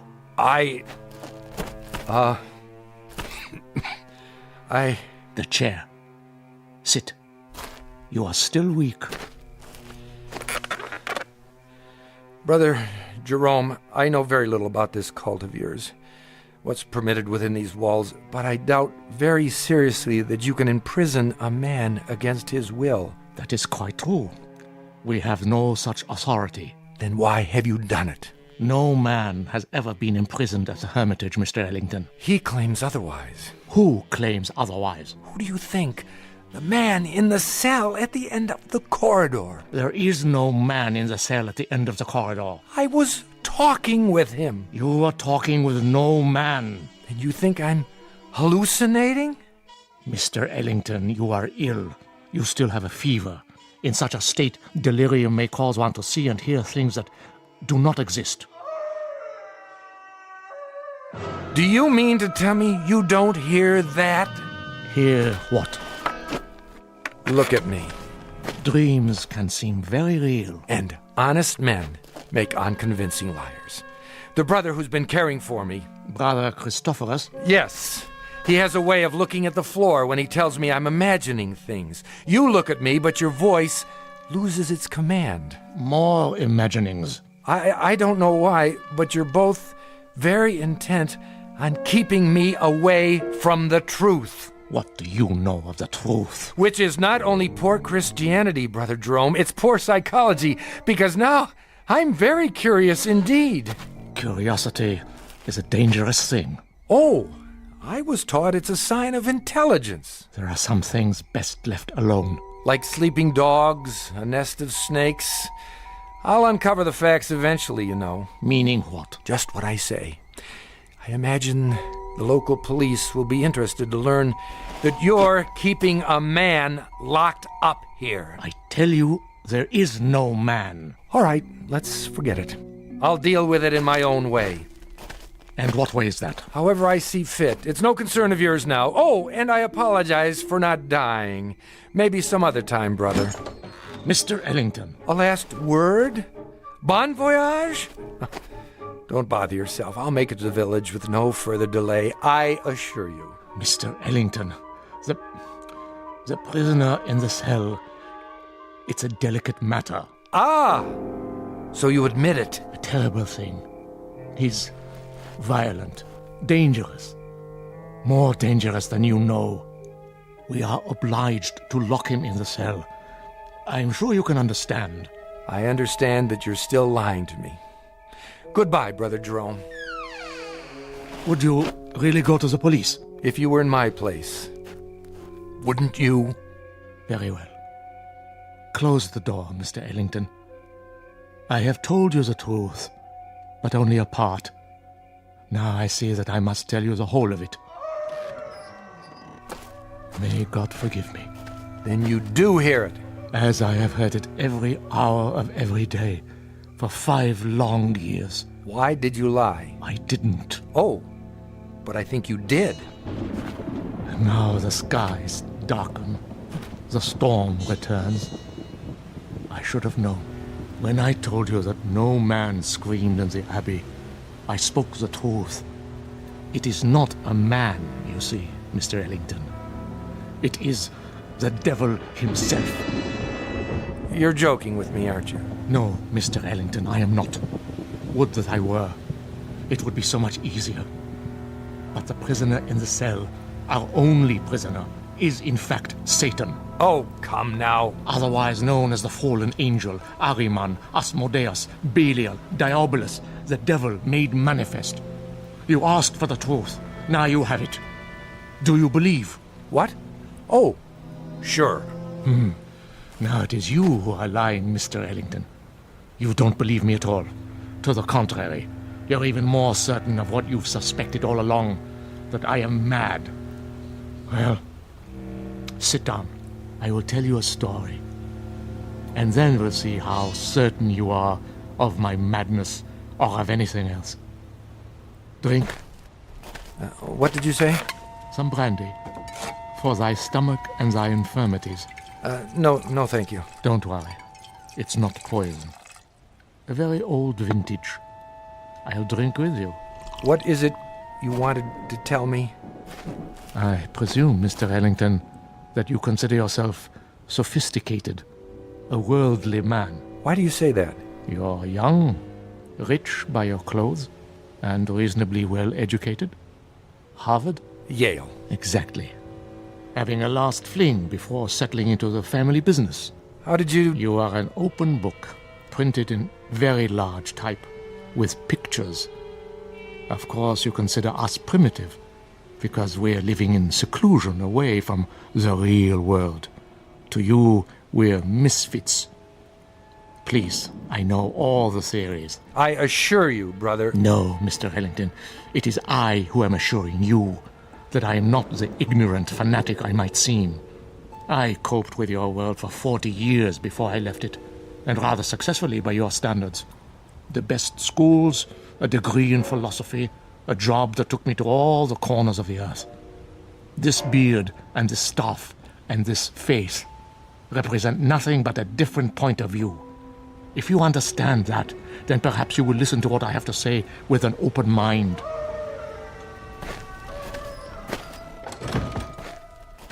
Go on. 5 years ago, there were no screams at the Hermitage. This was simply the bombed-out ruins of a castle belonging to the family Wulfren. How did you come by it? Baron Wulfren turned it over to the Brothers of Truth as a gesture of charity. Our task was to tend the great vineyards and save what souls we could by constant prayer. But this isn't a formal religious order, is it, brother? We believe that we are recognized by God. Truth is our only dogma. We are committed to it as man's greatest weapon against the devil, who is the father of all lies. Please, continue. You were tending the vineyards. At that time, not very long after the Great War, the world was in chaos. Everywhere there was unhappiness, except in the village below. Really? For some reason, the people of Schwarzhof refused to yield to despair. They lost none of their faith. They continued, as they had for years, to be honest and God-fearing and happy. The village was a plum to Satan, one he could not resist. So he came here, drawn to it as a moth is to light, and embarked upon a program of corruption. But you stopped him. Yes. You see, Mr. Ellington, he made the same mistake you are making now. He underestimated me. He thought he would have no difficulty tempting an old fool. I had him in the cell before he knew what happened. But if he's the devil, how do you keep him from escaping? With the staff of truth. The one barrier he cannot pass. Mm-hmm. And when he first came, just how did you recognize him? I had seen him before, in every part of the world. Wherever there was sin, wherever there was strife and persecution, there he was also. Sometimes he appeared only as a spectator, a face in the crowd. But he was always there, in all times and places. So you understand now, I trust, why you must say nothing of the things you have seen and heard. Brother, not that I doubt you, but is it possible that you've made a mistake? No. Think, Mr. Ellington, of the peace in the world these 5 years. Think of this country now. Is there another like it? But you haven't put an end to suffering. There's still murders and robberies. Even now, while we talk, people are starving. The suffering man was meant to endure, my son. We cause much of our own grief and need no help from him. It is the unnatural catastrophes, the great wars, the overwhelming pestilences, the wholesale sinning that we have ended. The world is rebuilding. A great dawn will come. Enough. You've made your case. I believe you, brother. Do you? Truly? I admit I was doubtful at first, but you've convinced me. Absolutely. I promise to keep your secret. Good. Tomorrow, if you feel well enough, you may leave. For now, let the storm pass over. Brother Christophorus will look after you. If you would, go directly to your room. I will. Good night, brother, and thank you. I was glad our conversation was over. It was clear that he was quite mad. I thought of his wild beard, his eyes in the flickering candlelight, and I was relieved to be away from him. The devil, indeed. But the storm had returned, and I was not yet fully recovered. I would pass one more night in this place. What, I wondered, should I do before morning comes?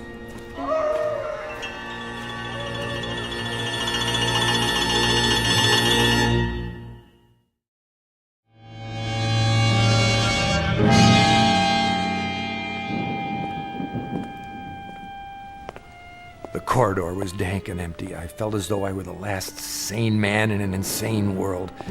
What Brother Jerome had told me was utter nonsense, the product of a deranged mind. But his belief, his faith, as he called it, was heavy in the air, infecting the very stones. To bring it down would require outside help, but perhaps I could start that very night with an act of pure, unselfish humanity. Psst! Are you in there? Where else would I be? I thought you weren't coming back. I had a meeting with Brother Jerome. What did he say? He lied to you, didn't he? He said that you're... Go on. What? The devil. The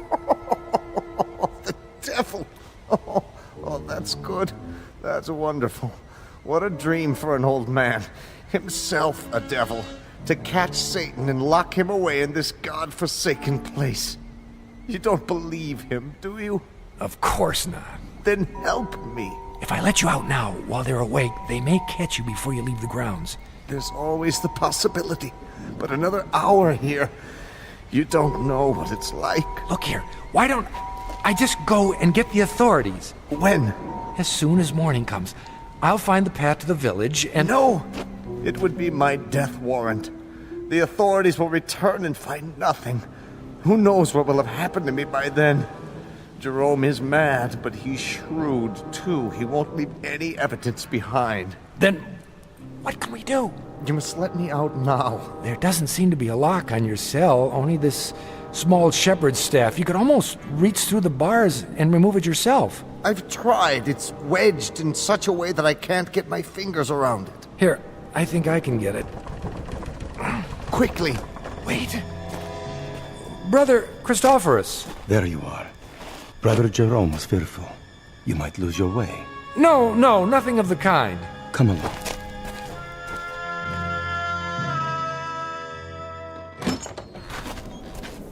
I'll light the candle. There is bread and water on the table, and more soup to give you strength. Thank you. Rest now, Mr. Ellington. Remember, you're still a very sick man. I'm feeling much better. Nonetheless, Brother Jerome has asked me to watch over you. Really, that isn't necessary. It is my duty. The chair is sturdy, and the candle is fresh. Wait a minute. Why are you locking the door? To protect you. But you're locking us both in. Never fear. I have the key. It is not long till morning. But... Sleep, Mr. Ellington. You are a weary traveler. Soon you'll be back with your own kind. What a comfort, eh? You will forget all you have seen here. I watched the monk as he sat heavily in the chair. I was a prisoner, no doubt about it. How much longer, I wondered, for both prisoners? What if the morning came and Brother Jerome chose not to release me as he promised? I might remain here for... How long had the Howling Man been in prison? 5 years? Lord, I imagined my beard growing, my hair wild, until I too was starved, crying to be let out. No one would come. Who knew I was here? I'd drop off the face of the earth, forgotten, presumed dead. Brother Christophorus had the keys around his neck, but until he fell asleep, I was at his mercy. It was almost dawn when I dared to move. I had to be careful not to wake him.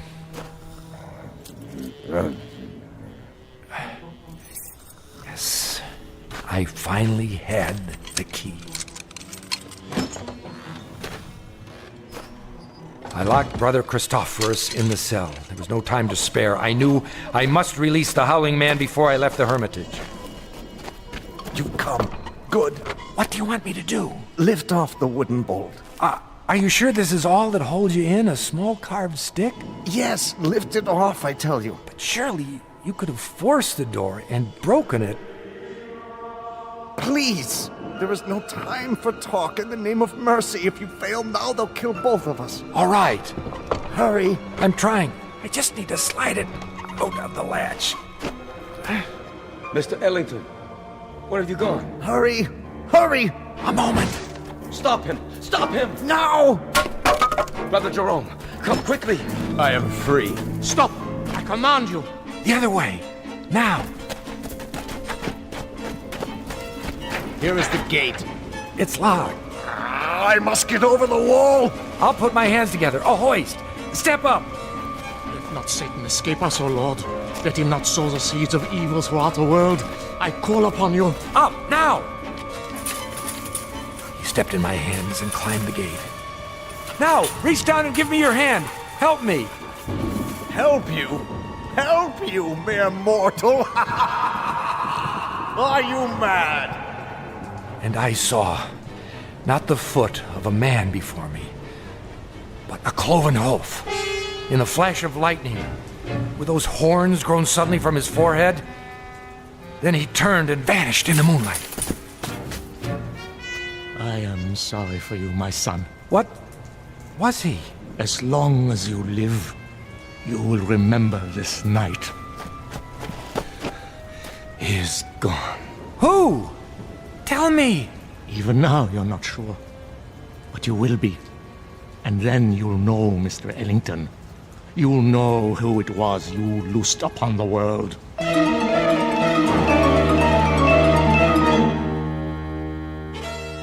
The monks were mad, I thought.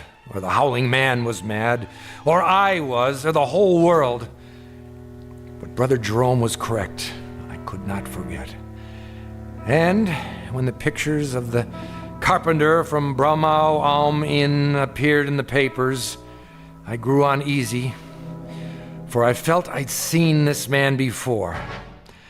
And when the carpenter invaded Poland, I was sure.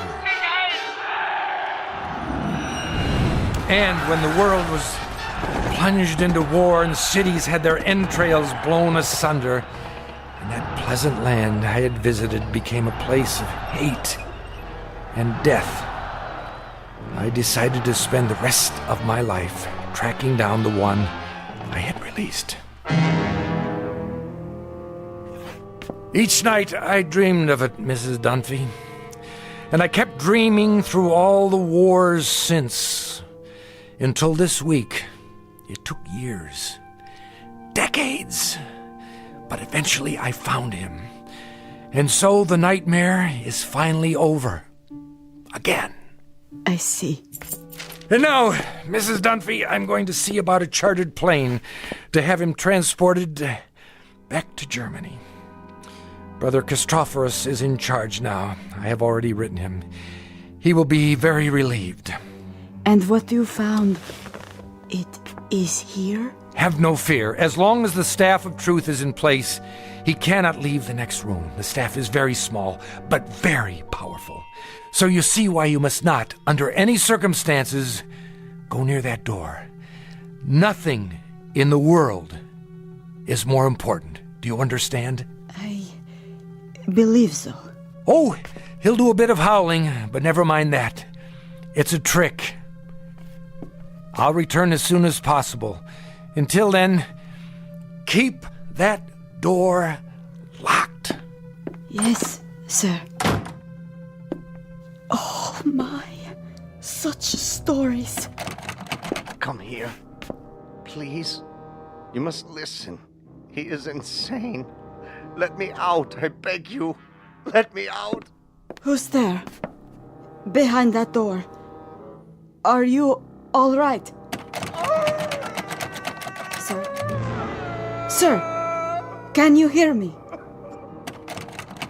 The little piece of wood, the staff.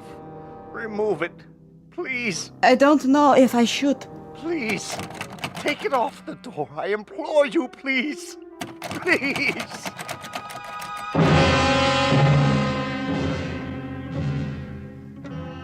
Ancient folk saying, you can catch the devil, but you can't hold him long. Ask Brother Jerome, or Brother Christophorus, or David Ellington. They know, and they'll go on knowing to the end of their days in the Twilight Zone. More from the Twilight Zone after this. You are about to enter another dimension, a dimension not only of sight and sound, but of mind, a journey into a wondrous land of imagination. Next stop, the Twilight Zone. Hi, this is Stacy Keach. I'd like to take a moment to tell you about our Twilight Zone website at twilightzoneradio.com. At twilightzoneradio.com, you'll find the latest information on these Twilight Zone radio dramas, including behind-the-scenes photographs, plus the newest product releases, trivia contests, ways to contact us, other Twilight Zone-related info and merchandise, plus links to other fascinating websites. So make your next stop twilightzoneradio.com.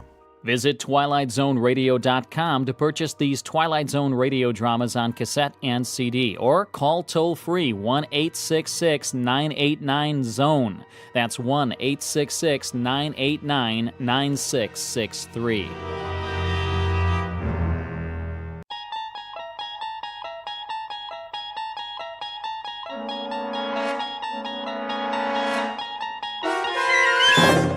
You unlock this door with the key of imagination. Beyond it is another dimension, a dimension of sound, a dimension of sight, a dimension of mind. You're moving into a land of both shadow and substance, of things and ideas.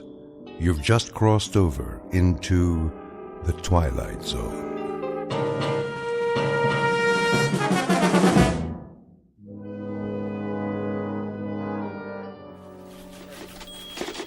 Hey, Miller. Yeah. Hey, your copy ready? Almost. Well, the old man wants it on his desk now. The old man drinks too much coffee. Ooh, easy, pal. Hey, I'm just passing it on. So what's your column about? Read it in the morning edition, like everybody else. Hey, that ain't very friendly. I'm not the friendly type. You get too friendly and guys like you start stealing my angles. Would I do that? Hey, let me guess. The new baseball commissioner. No. The shakeup in the NFL. Sounds like every sports page in the country. Oh, then you must have a juicy one. Say, what's that file you got there? Nothing that'd interest you.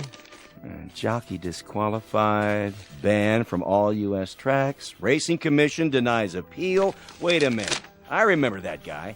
Got bounced for doping horses in the Triple Crown. What was his name? Brady? Something like that? Write your own story, Maze. Now get lost. I got work to do. All right. I'm going. Me? I'm taking a dinner break. Some people know how to meet their deadlines around here.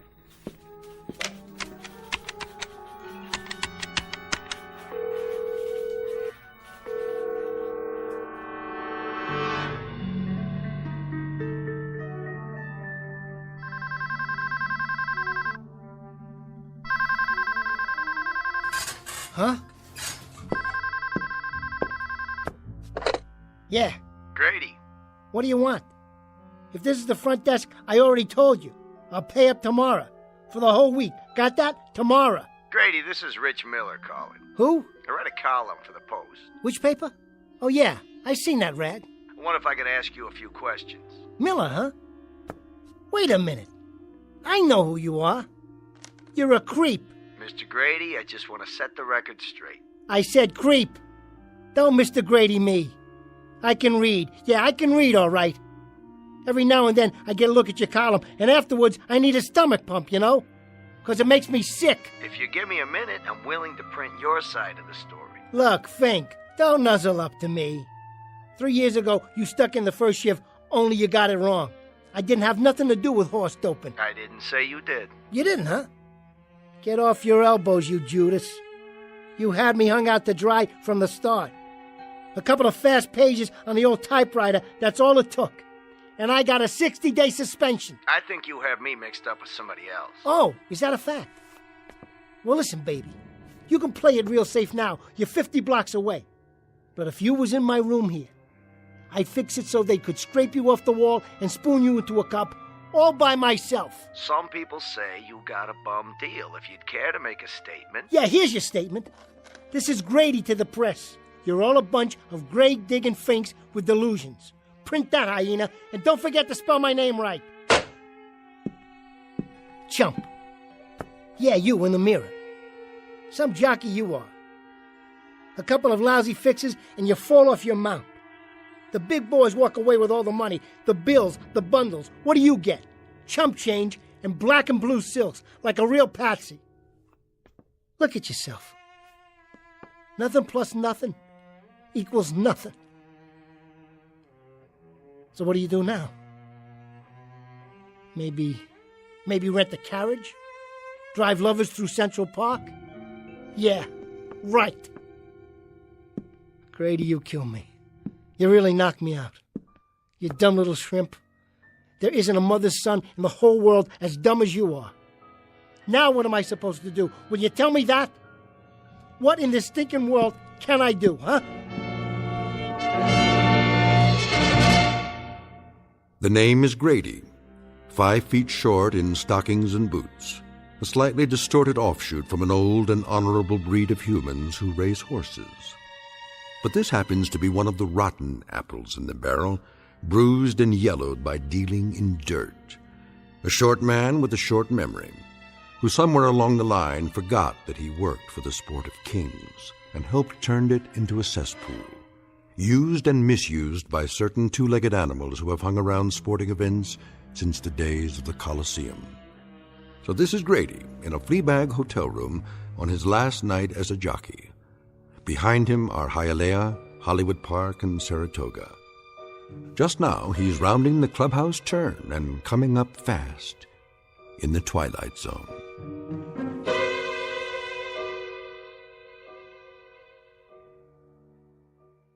And now, The Twilight Zone and our story, The Last Night of a Jockey, starring Bruno Kirby with Stacy Keach as your narrator. Around the far turn, it's Baby Needs a New Pair of Shoes, 2 lengths back Jazz Bakery, followed by Janine L, Lovely Lita, Stratisfaction, Red Dreams, Double Edge, and trailing is Taz. Now, Lovely Lita makes a move on the inside, passing up Janine L, Jazz Bakery, and challenging the favorite, Baby Needs a New Pair of Shoes. Grady's really using the whip. It's Lovely Lita, and Baby Needs a New Pair of shoes. Lovely Lita bearing down the stretch. They're neck and neck, and it's Lovely Lita, the winner by 2 lengths.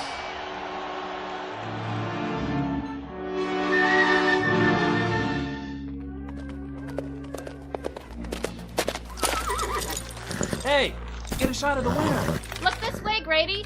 Smile. Who would have thought? Beating the #1 horse. You did good out there, Grady. Yeah. Didn't I, though? Yeah, never saw a leader run like that before. Well, she had a good jockey this time. Well, at 12-1, you sure made some folks happy today.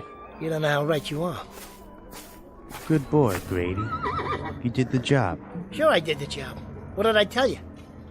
So, Mr. Hanachek, you got an envelope for me? Cool her down first. Then come over to the trailer. The grooms can walk her. I gotta take care of some stuff. So I was thinking, Mr. Hanachek, if it's all the same to you. What's the big hurry, Grady? I just like to get paid, is all. Don't worry about it. You'll get what's coming to you. Like the man said, what's the big hurry? No hurry. I gotta put my gear away. Like maybe a needle? What are you talking about? Sure came to life in the stretch, didn't she? I wonder where she got all that speed. Some people might say it was amphetamines. So you better watch your mouth, fella. I don't like what you're inferring. No? No, I don't. Who do you think you are anyway? We're from the Racing Commission. Nice meeting you. Now, if you'll excuse me. Hold up. Just till we do a urine test on the horse. You can wait in the car. We don't want any trouble. Get your mitts off of me. Hey, hey!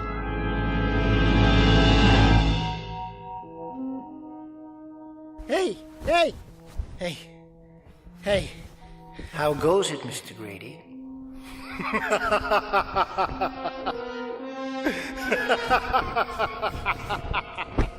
What? Bunched up at the turn? Slowed down by a muddy track? Who in the... Just an interested observer, that's all. With a question for you. How goes it in your world?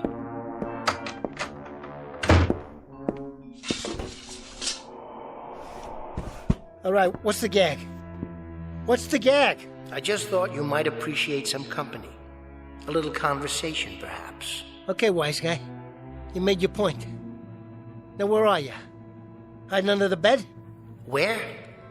Why, here I am, Mr. Grady. Between your frontal lobes. Take a look in the mirror. What? Nestled securely among those gray convolutions you've gotten there. Between the temples. That's it. See? And that's supposed to mean what? Don't I speak clearly enough? My apologies, but I thought you'd know this voice well. It should be very familiar to you. Talk straight.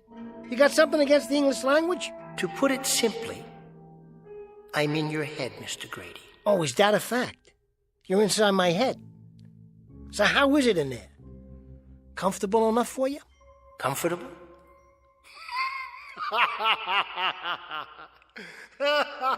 Hey, cut that out, will you? This room ain't big enough for the both of us. You're making my head hurt. You'll forgive me, Mr. Grady, but you must admit it is a funny question. What's funny about it? Comfortable? Inside your head? It's like sleeping in the middle of 42nd Street during a parade.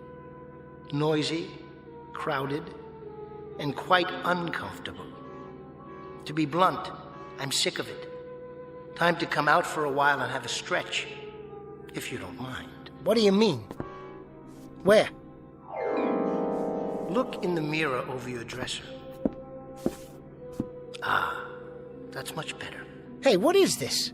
Some kind of trick? No trick, I assure you. But you look just like me. Except you're all dressed up. And the way you got your hair combed like some kind of uptown guy with bucks. You like the effect? I picked the jacket and tie with you in mind.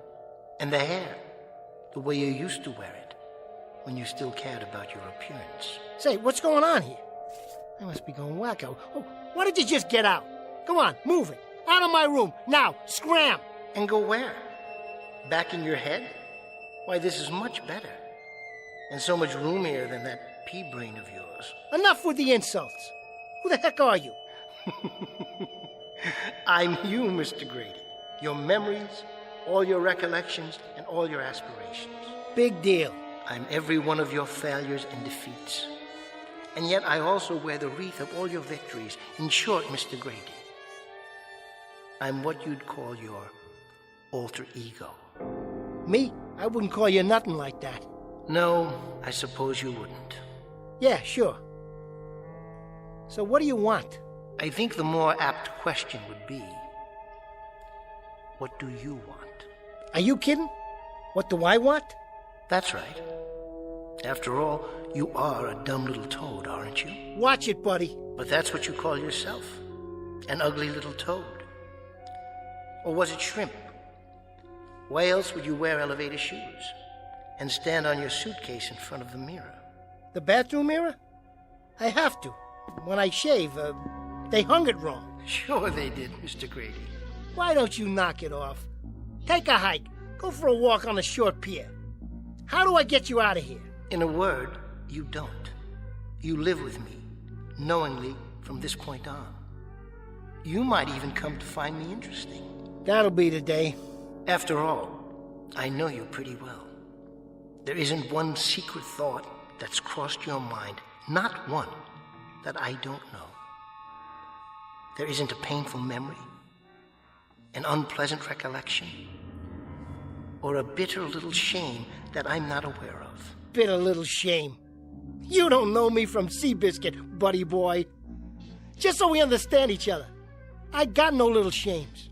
I got no painful recollections either. Oh, come now, Mr. Grady. I mean, really.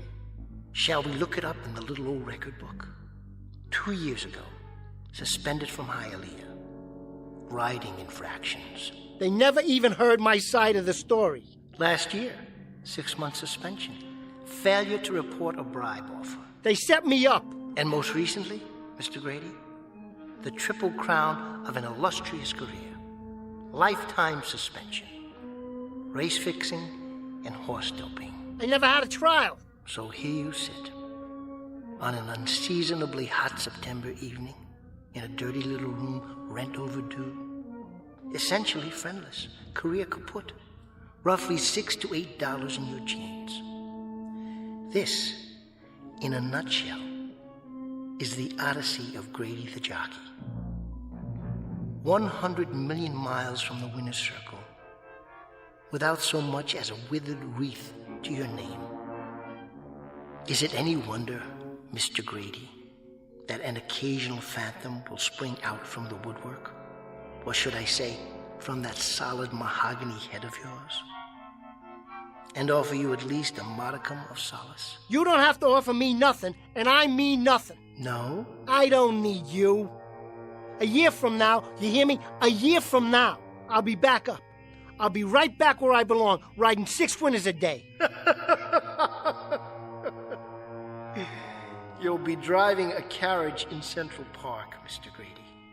Or perhaps a fast milk wagon out in the Bronx, unloading homogenized dairy goods. Get out of here! Oh, no, Mr. Grady. I wouldn't think of it. You need me. I'm one of the few uniquely welcome things to happen to you since you first saw the harsh light of day. In short, Mr. Grady, you have desperate need of me. Very desperate indeed. I said split.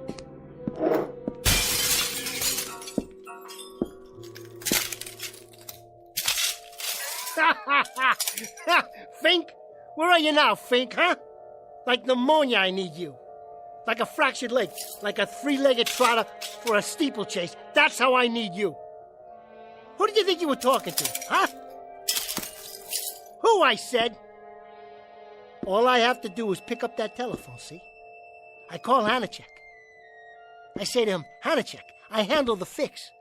Now let's have the payoff. And you know what happens? Inside of an hour, I got plane fare to Puerto Rico. That's what happens.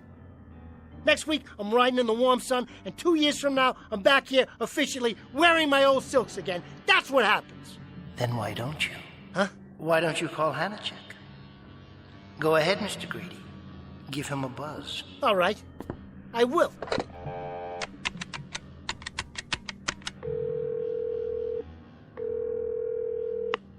Yeah, this is Grady.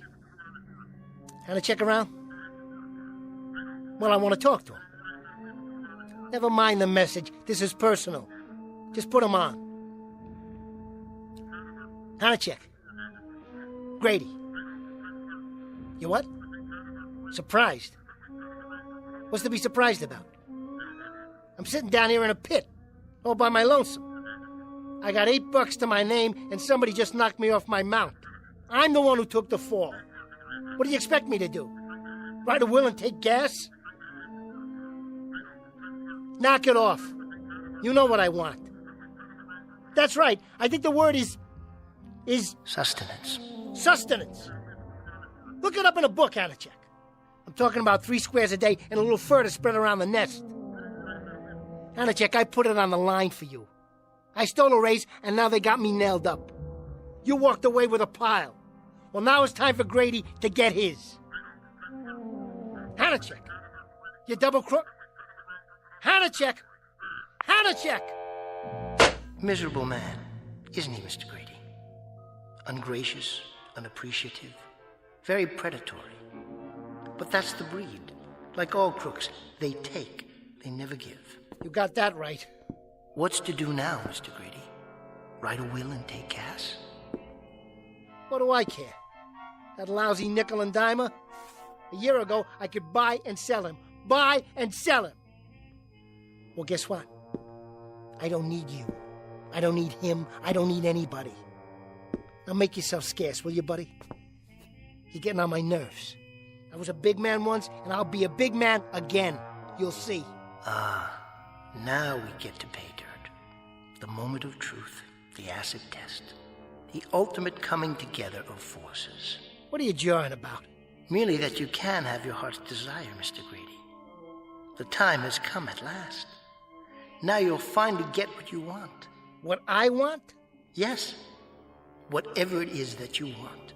More than anything else in the world. So think it over carefully, Mr. Grady. Think it over. Won't you?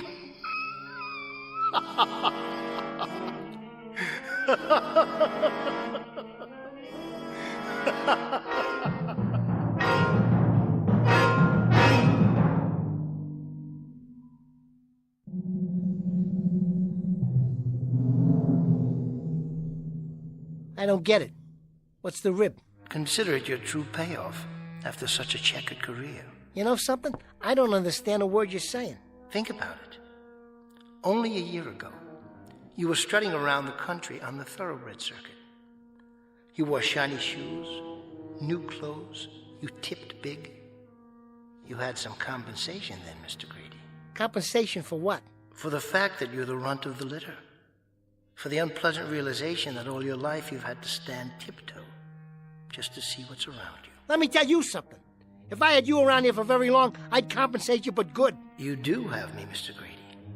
Now you do.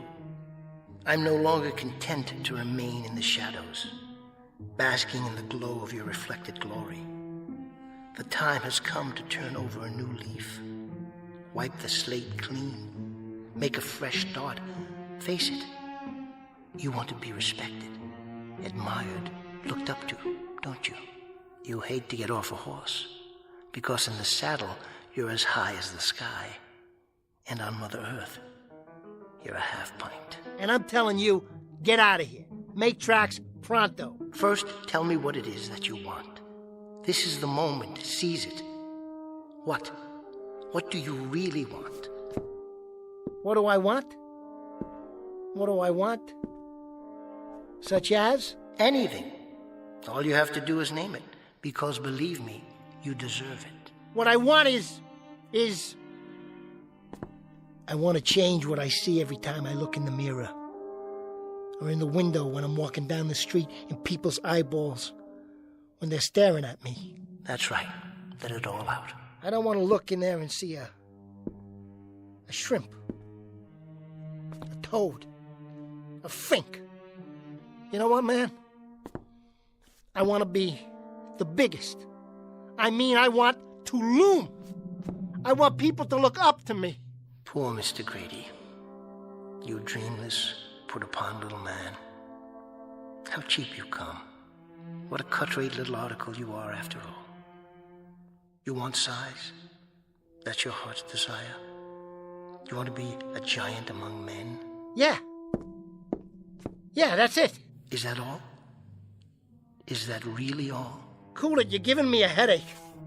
I gotta lie down for a minute. Go ahead, Mr. Grady. Be my guest. We wouldn't want to overwork that gigantic brain of yours, would we?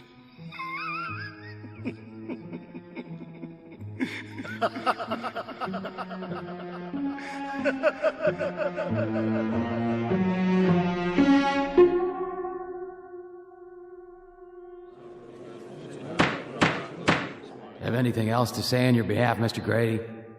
Yeah, Mr. Commissioner. I got plenty to say. I'm a jockey. That's how I make my living. You got no right to take a man's livelihood away from him. What makes you so high and mighty? Racing's a dirty game, all right? But you're making it so dirty, you should go home and take a bath. It ain't me. I'm just a little guy trying to get by. I didn't shoot up no horse with dope. All I did was ride, which is the one thing I know how to do. The only thing. I ride good, get me? Real good. You take away my license, and I can't put food on the table. What am I supposed to do? Fix horseshoes? You know how much that pays? I might as well disappear. Hole up someplace, sleeping in the stalls till I get put out the pasture. But how am I supposed to eat till then? Can you tell me that? You gotta give me another chance.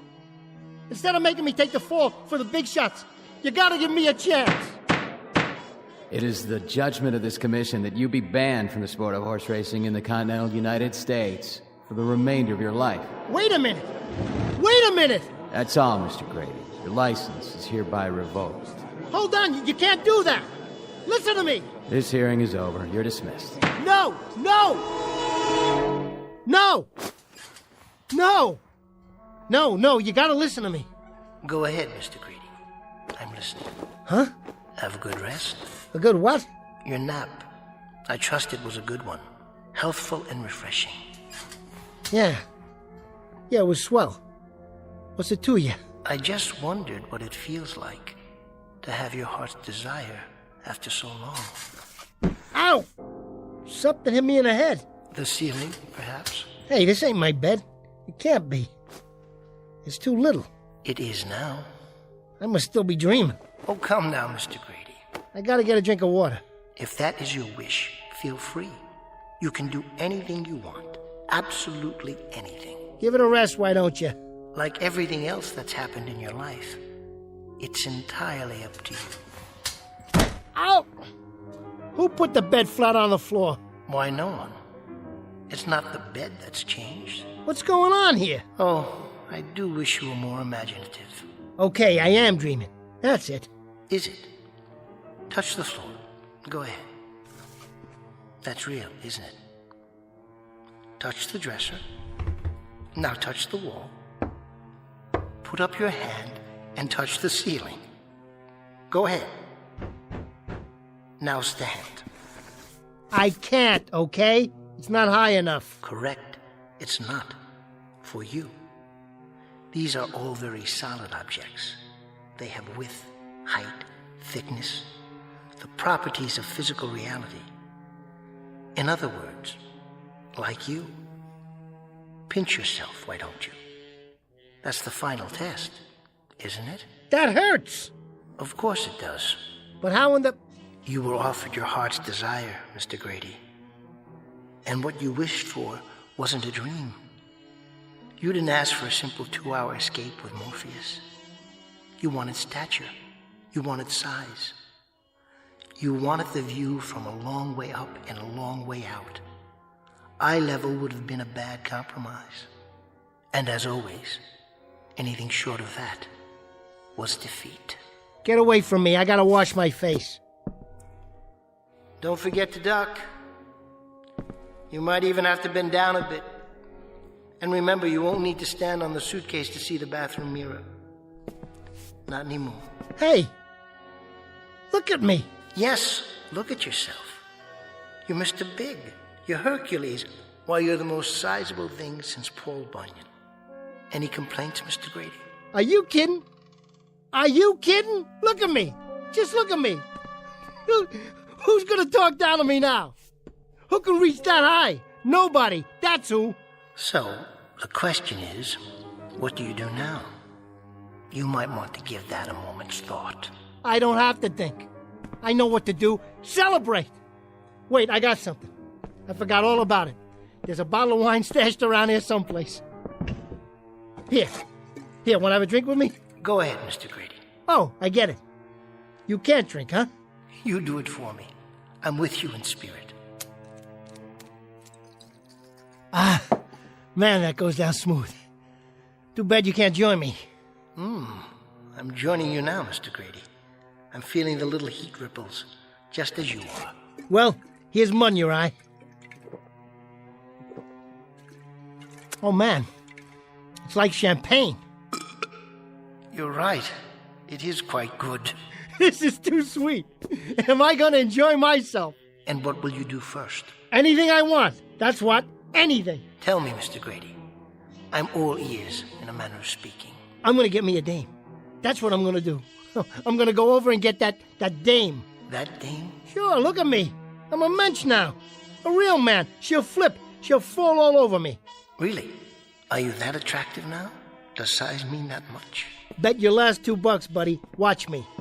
Don't you think you'd better call first? Why? So you won't go all the way over there, only to find that she's not home. Oh, yeah. Okay. Give me the phone. Careful with the dial. Your fingers barely fit. Get away from me. I can handle it. You'll never believe this. I swear you'll never believe this. But she used to bend down and pat me on the head. Well, we'll see about that now. What do you say, doll? Who is it? Are you serious? You're putting me on, ain't you? That's right. It's Grady. Don't try the cold shoulder with me, honey. I know you're too good. That's right. This is me, your ex-meal ticket. And those were 8-course meals, baby. Don't you forget it. What I want is the following. First, remember who you're talking to. That's number 1. All right. That's more like it. I'll try this on for size. When I was in the money, I spread it around. Remember? Sure you do. All right. Now I'd like you to... Reciprocate. That's it. Reciprocate me a little bit. You heard me. Look it up. Take one of those baubles off your wrist, Toots. Hang on to the pawn ticket and send the cash over here. What do you care for how long? Who bought it for you in the first place? Hold it, you haven't heard the news yet, honey. Just shut up and listen. That's better. See, I'm a big man now. I mean big. What are you laughing at? It's true. Everything's different now, babe. Will you put a cork in it? I'm 6'6", 6'7". More than that. surely. No, make that 7 feet. Yeah, 7 plus. 7.5 at least. That's what I said. Any minute, the Lakers are going to be sending one of them crummy talent scouts over here. You'll see. Yeah. Huh? Would I lie to you? I tell you, I've grown, really grown. Will you listen? Why, you cheap little alley cat. I don't take that kind of talk off anyone. Nobody calls me an ugly little runt. Nobody. That's what I said, especially you. Forget it. Go someplace and die for all I care. And I hope it's long, tough, and really, really painful. That's what I wish for you. Well done, Mr. Grady. Just my luck. I gotta go call on a cheapskate with my hat in my hand. A dirty little gimme like that one. You managed to flex your vocal cords in a very manly fashion. At this rate, women all over the world will be flocking to your doorstep. So I struck out once. Big deal. I could pick up the phone and call half a dozen dames better looking than her. Why am I singularly unimpressed? You will be impressed, buddy. You will be. I certainly hope so. What did I tell you? Here comes one now. Are you sure? What do you mean, am I sure? Remember your heart's desire. Do you know what that is? Of course I know. Take care, Mr. Grady. Give it some thought. Some very careful thought. Are you quite sure that you're ready? Because whatever you've wished for, something tells me that you're about to get it after all. In spades.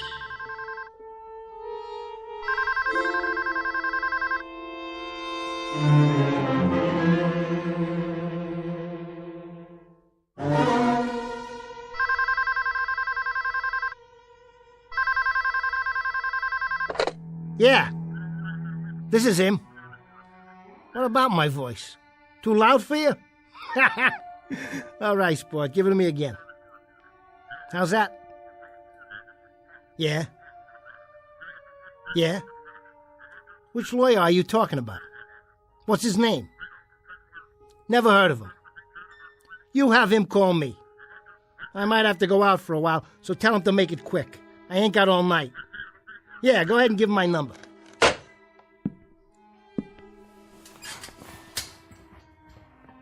What was that all about, Mr. Grady? Who knows? Some guy from a law office or something? Says I'm getting a call from some other lawyer. At night, can you believe that? Must be important. That's 'cause I'm important now.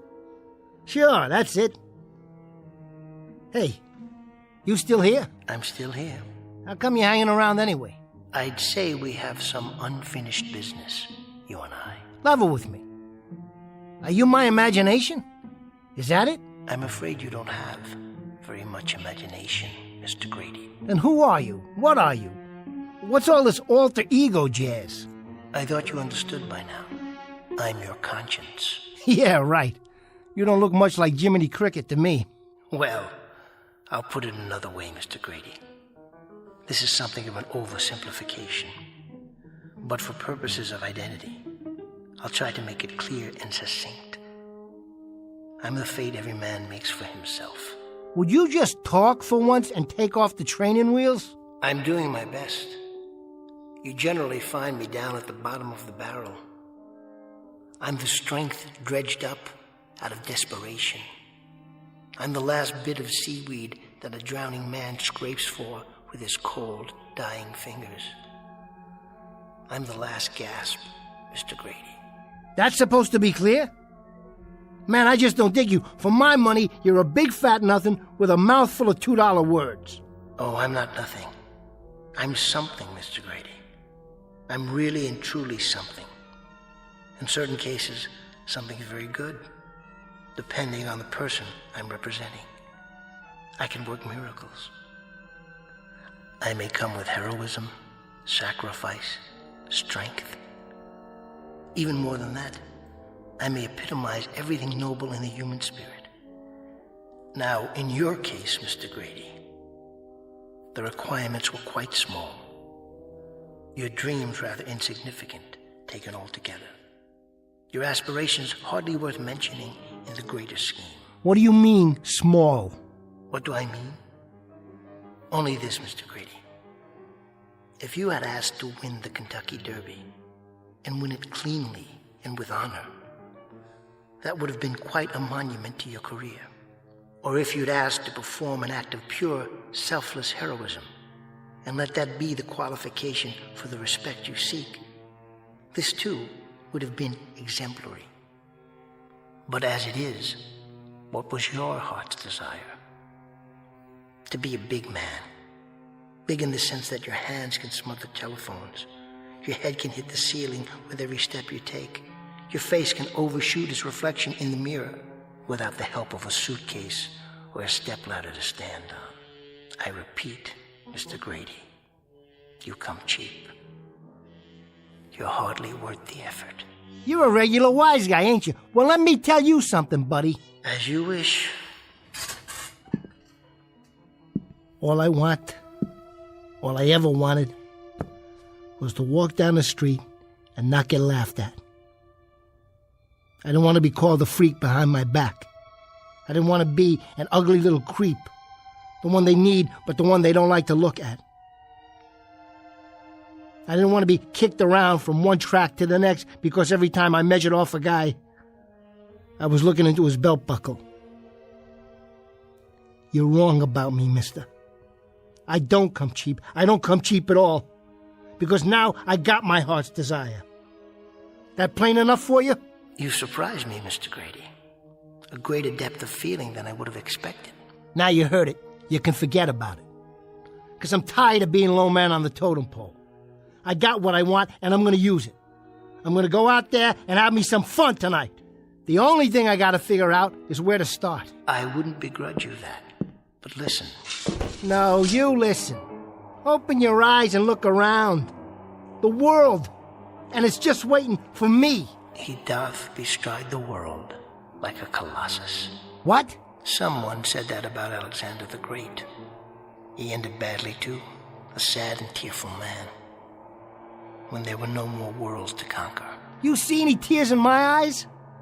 I'm not crying. I'm laughing. Look at them all down there, like ants. They got their big cars and their women and their big fat rolls of money. Now it's my turn. Just wait till I walk in any place I feel like. They'll notice, all right. They'll turn around and stare, because every one of them will wish they was me. Give me the two hottest dames in town, one on each arm, and just you watch. I am watching. I'm with you, imagining it all, along with the consequences. Imagining is something you don't do very well, so let me help. The possibilities are endless, but the trick is in the choosing. What's right for you? What can you wear like a beautiful coat of many colors? Or what doesn't become you? What doesn't fit you? If you choose wrong, it will show. It won't enhance your standing. It will destroy you. The burden may be simply too overwhelming. The greater the heights a man attains, the further the fall. Why don't you shut up? Your words are all empty, just like this bottle. I'm trying to help, honestly. You may not have chosen wisely, but it may not be too late if you're conscious and careful. Careful nothing. I've been careful all my life. Stand back, everybody. Grady's walking through the universe.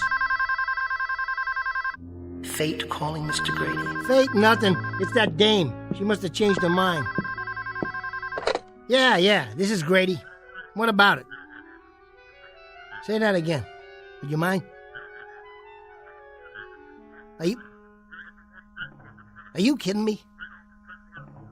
Are you serious? Do I want to race again? Mister, just show me the horse. Listen. I appreciate this. You don't know how much. You ain't gonna regret this. I wouldn't fix a race if I got $1 million per square foot of track. I wouldn't fix a race if... Yeah, I understand. You got it. I'll be there with bells on. Good news? Well, hotshot, now what do you think? You know what he just said? Everything's going my way. One phone call and you're top dog again? Just like that? Just like that. I'll tell you who that was. The Racing Commission. A bunch of horse owners put in a petition for me. Can you beat that?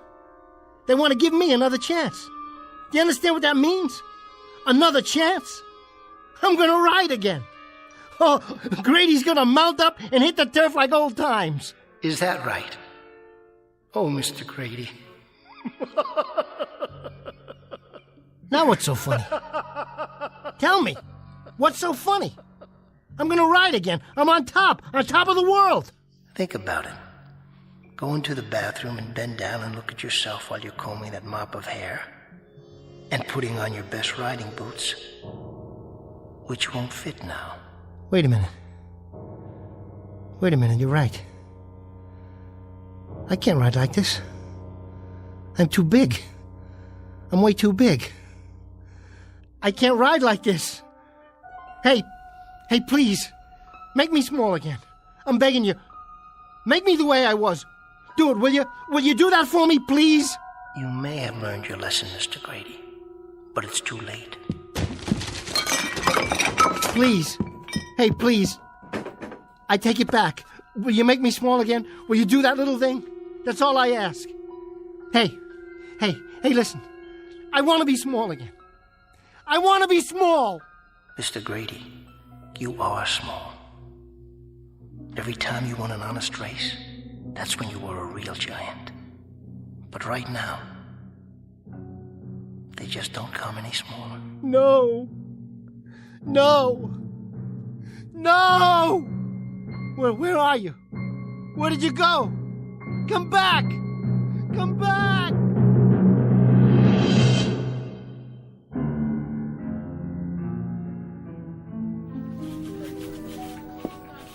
You still here, Miller? What does it look like? Didn't you finish your column yet? Yeah, I finished it, but now I have to rewrite the whole thing. Well, how come? The old man didn't like it? I just got a call from the precinct. That Jockey. He took a dive tonight out the 17th floor window of the St. James Hotel. No kidding. Poor little guy? Little? Yeah, I guess you could say that. There's something weird about the body, though. Yeah, what about it? It didn't look right. But they ID'd him. It was Grady, no doubt about it. So now I gotta do my column from scratch. Well, at least you don't have to worry about Grady anymore.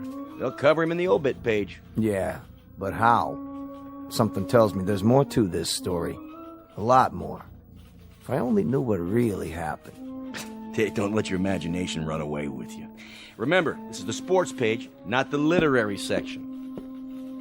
Somebody's gotta tell his story. If I don't, who will? The Last Night of a Jockey.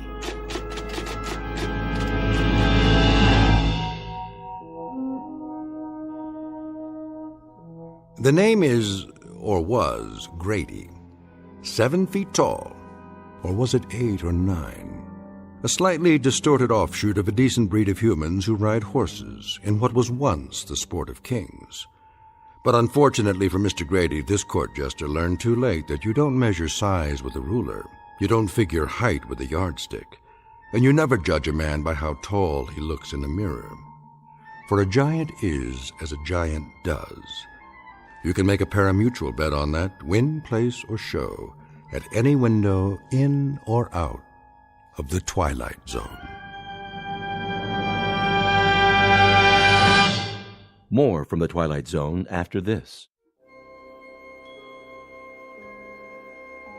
Hi, this is Carl Amari, producer of the Twilight Zone radio dramas. I'd like to take a moment to tell you about our official website at twilightzoneradio.com, where you'll get the latest news and information on these Twilight Zone radio dramas. Plus, at twilightzoneradio.com, you can digitally download 3 free episodes or any of our episodes for only $1.95 each. In this age of ever-changing technology, we've decided to make these episodes instantly available to you by making the Twilight Zone radio dramas a digital download-only series. This means that this series will no longer be offered on CD. The CD collections at our website are now being offered, while supplies last, at buy one, get one free. So be sure to get your favorites before they're sold out. Be sure to visit us often, and I'll see you in the zone.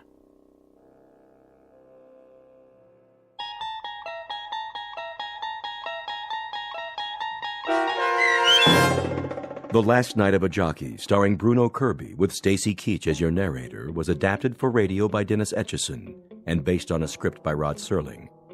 Heard in the cast were Christian Stolte, Doug James, Todd Manley, Andy Herman, Sarah Marks, Rick Vargas, Terry Babler, Paul Patch, Vince Amari, and Roger Wolski. To learn more about the Twilight Zone radio dramas and to obtain audio cassettes and CDs of these programs, visit our website at twilightzoneradio.com. The producers of The Twilight Zone wish to thank CBS Enterprises, Carol Serling, Dennis Etchison, Dick Brescia Associates, Claire Simon Casting, Terry Jennings, the American Forces Radio and Television Service, our sponsors, and our radio affiliates for helping make this series possible. This copyrighted radio series is produced and directed by Carl Amari and Roger Wolski for Falcon Picture Group. Doug James speaking.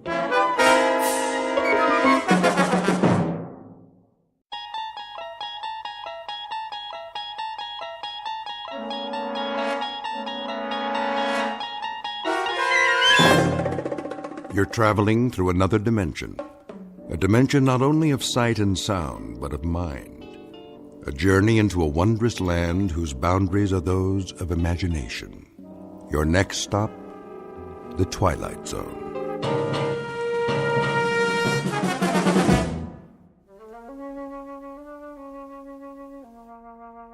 There. Nice and creamy. Anthony? Hi, Aunt Amy.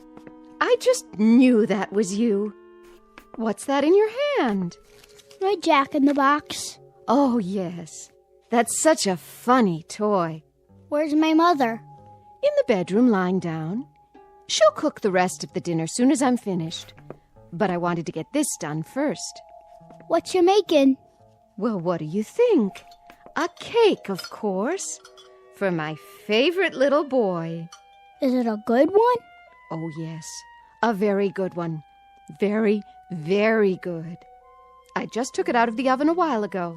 Chocolate on the inside with little yellow swirls? What else? I know what my Anthony wants. See?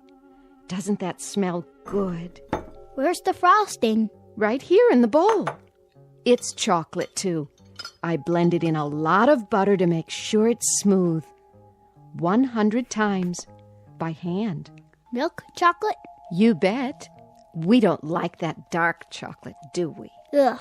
No. Hurry up, Aunt Amy. Don't you worry, it'll be ready in a jiffy. Put the frosting on. Plenty of time for that. Besides, we have to let the cake cool first. Put it on, now. Oh, I know what you want. You want to lick the bowl. Well, you'll just have to wait. I don't want to wait. Be a good boy now. I am a good boy. I know you are. I know that. Of course I do. A very, very good boy. I'll just go ahead and frost it now. Why not? No problem, Anthony. None at all. I want lots on the top. Surely. Lots and lots. See how thick I'm putting it on? Swirls of chocolate butter frosting, and all of it for my favorite nephew. There. Some more around the sides. We don't want to forget the sides, do we, Anthony? The sides are good, too. So good. Anthony, stop that. Get your finger out of the bowl. Ow! There'll be plenty left for you to lick when I'm finished. When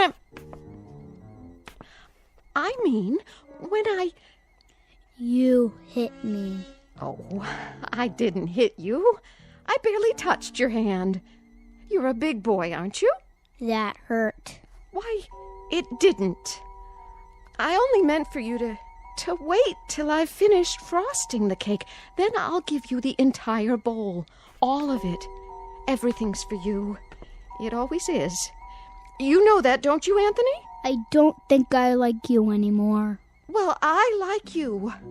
I love you. You're my favorite boy in the whole wide world. I mean it.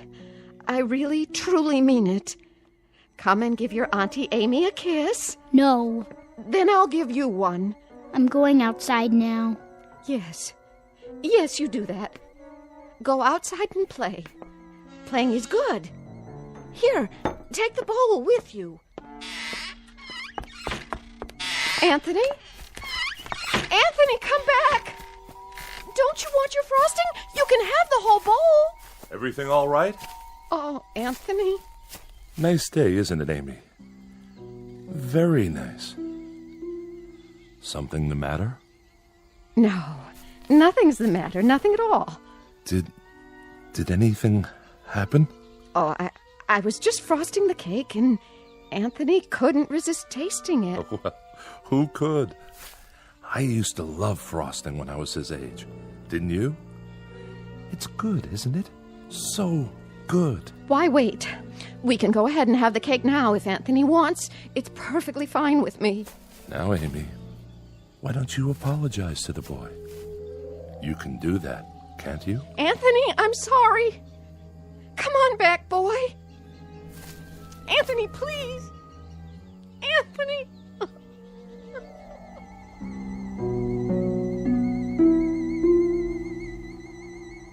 Welcome to Peaksville, Ohio, on a hot July afternoon. At first glance, you'd think this is a farm like any other, and the little boy, Anthony by name, is like any other little boy. But Peaksville is a place not found on any map, and those fields of wheat and barley, they're not the only crop. Something else grows in Peaksville, and for want of a better term, we'd call it horror. One day, exactly 6 years ago, a boy was born. And as far as the people are concerned, that's all that matters. There isn't anything else. Because Anthony controls it all. In just a moment, we'll take a closer look at Anthony Fremont and the people in the village and the village itself. A world in which nothing exists except Peaksville. A world Anthony manufactured and which he now rules with absolute power. A nightmare of rare design, located dead center in the Twilight Zone. And now, The Twilight Zone and our story, It's a Good Life, starring Mike Starr, with Stacy Keach as your narrator.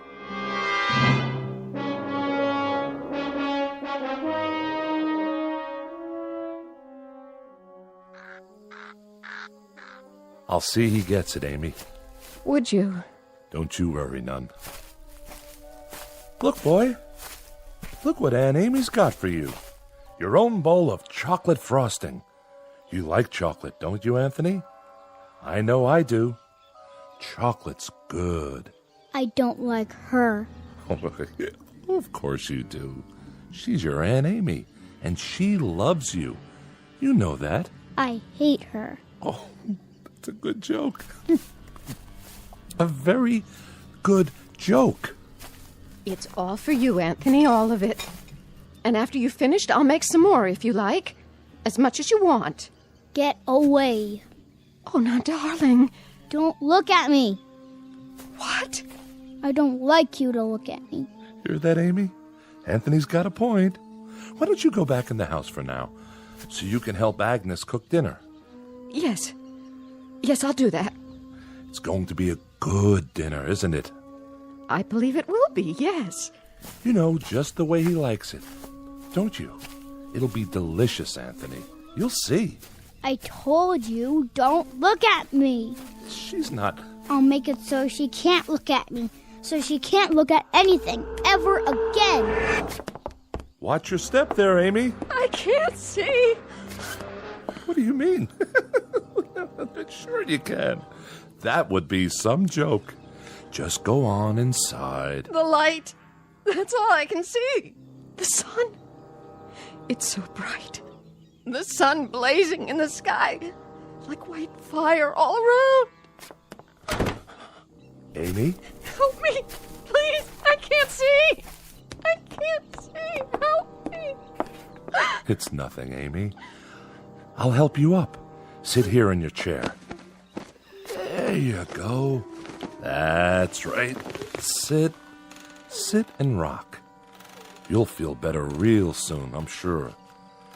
It's good to rock, isn't it? Yes, it's good to sit on the porch and rock. There now.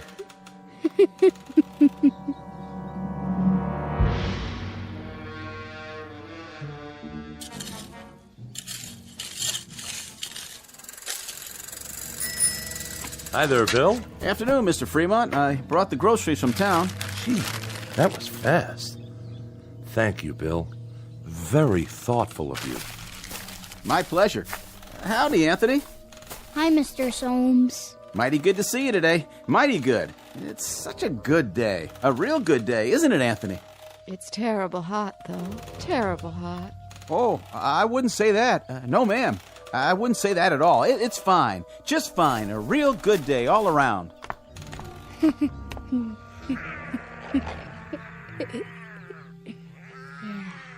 What are you doing, Anthony? Playing. My, that's real good. Whatever it is. You like it? Sure do. I was just wondering, what you were doing. I made something. By golly, you did. Know what it is? Can't rightly say that I do. Take a guess. Oh, I'm not very good at guessing. Guess. Go on, Bill. You can do that, can't you? Well, now, some kind of animal, is it?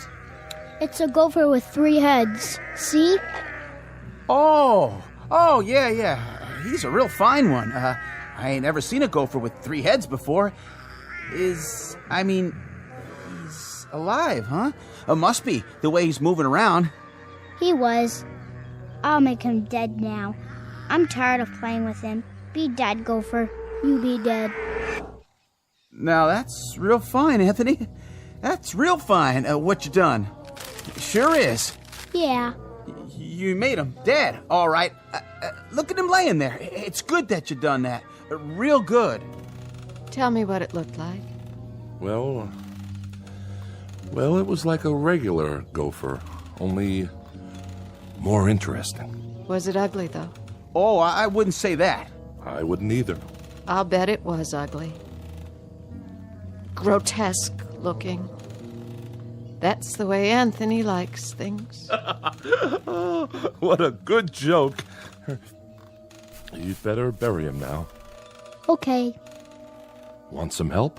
No, I'll wish him into the cornfield. You do that. Gopher, go into the cornfield. Go be in the cornfield. Well, what do you know? Ain't that something? What are you doing here anyway? Me? What do you mean, Anthony? I'm delivering the groceries. What do you think? Go ahead and do it then. Why, sure. I'm the delivery man. That's me. You better. You don't want me to wish you did, do you? Why, no, Anthony. No, I don't. But what? But I just wanted to say, you do some real fine things. Real fine.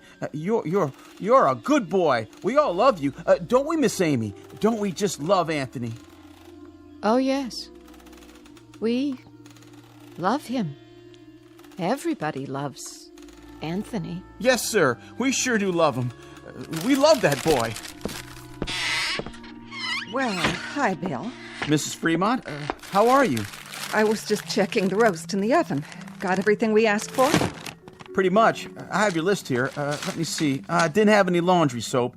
General store's all out of the laundry soap. Well, that's to be expected. Not even bar soap, though, huh? All out of that, too? Oh, we've been out for a year. You know that, Mrs. Fremont.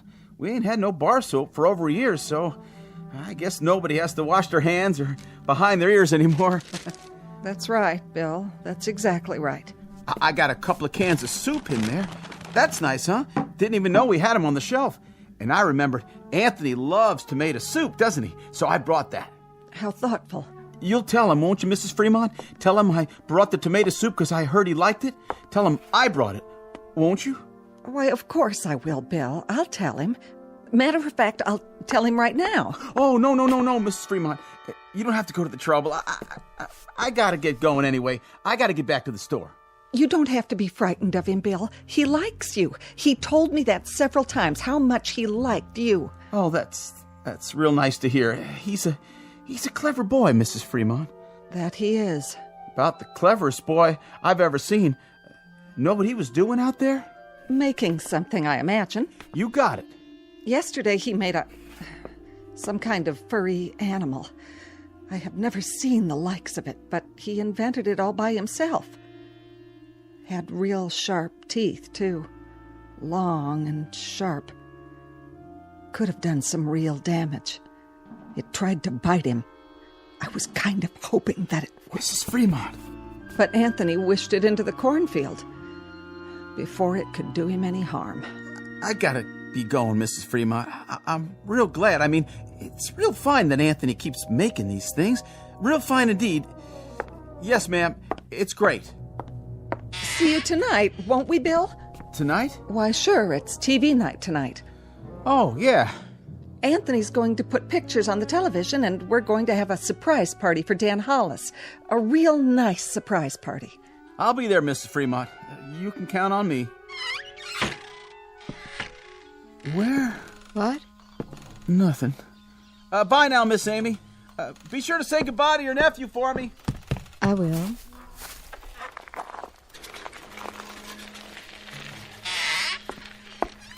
Where's Anthony? I think he went into the barn. Oh. Leastways, I heard the door open. I keep telling him he shouldn't go in there, but... Amy, why, it's real nice that Anthony goes into the barn. A real good thing. But Agnes, he isn't even around now. You don't have to say that. But even so, Amy, even so, it's nice that he goes into the barn when he wants to. It's real nice. We mustn't even think anything bad about him, Amy. Do you understand? But he isn't around. Amy, dear, you know as well as I do. Sometimes he can hear what we're thinking, no matter where he is. He doesn't even have to hear it with his ears. It's like when you lost your temper. That was only for a second. 1 second. I know, but look what he did to your eyes. Now you can't even see. So you just think nice things, Amy. Real nice things about how good it is that Anthony's going into the barn to do whatever he does in there. And tonight we'll have Dan Hollis's birthday party, and we'll have a nice time. A very nice time. But it's such a hot day. I hope it cools off tonight. Oh, I wouldn't say it was hot, Amy. It's just right. It's a good day. Don't you think so, too? A real good day.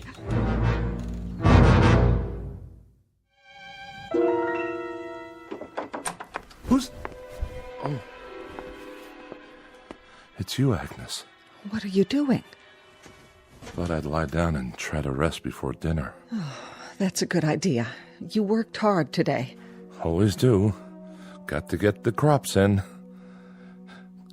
Come in, honey, if you want. And close the door. He's still playing outside? Good. That's good. I put Amy to bed in her room. Did you? I had to lead the way. Is there a cane in the house? Do you remember? She's going to need one. I'll sure check. I told her to try and take a nap. Good.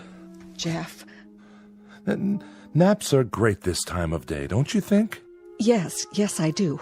I wanted to talk to you about... Sure, honey. We can talk all you want. Later.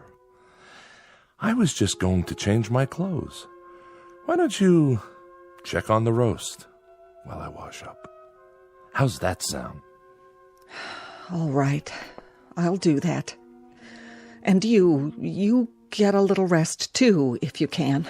Sounds like a good idea. See you at dinner.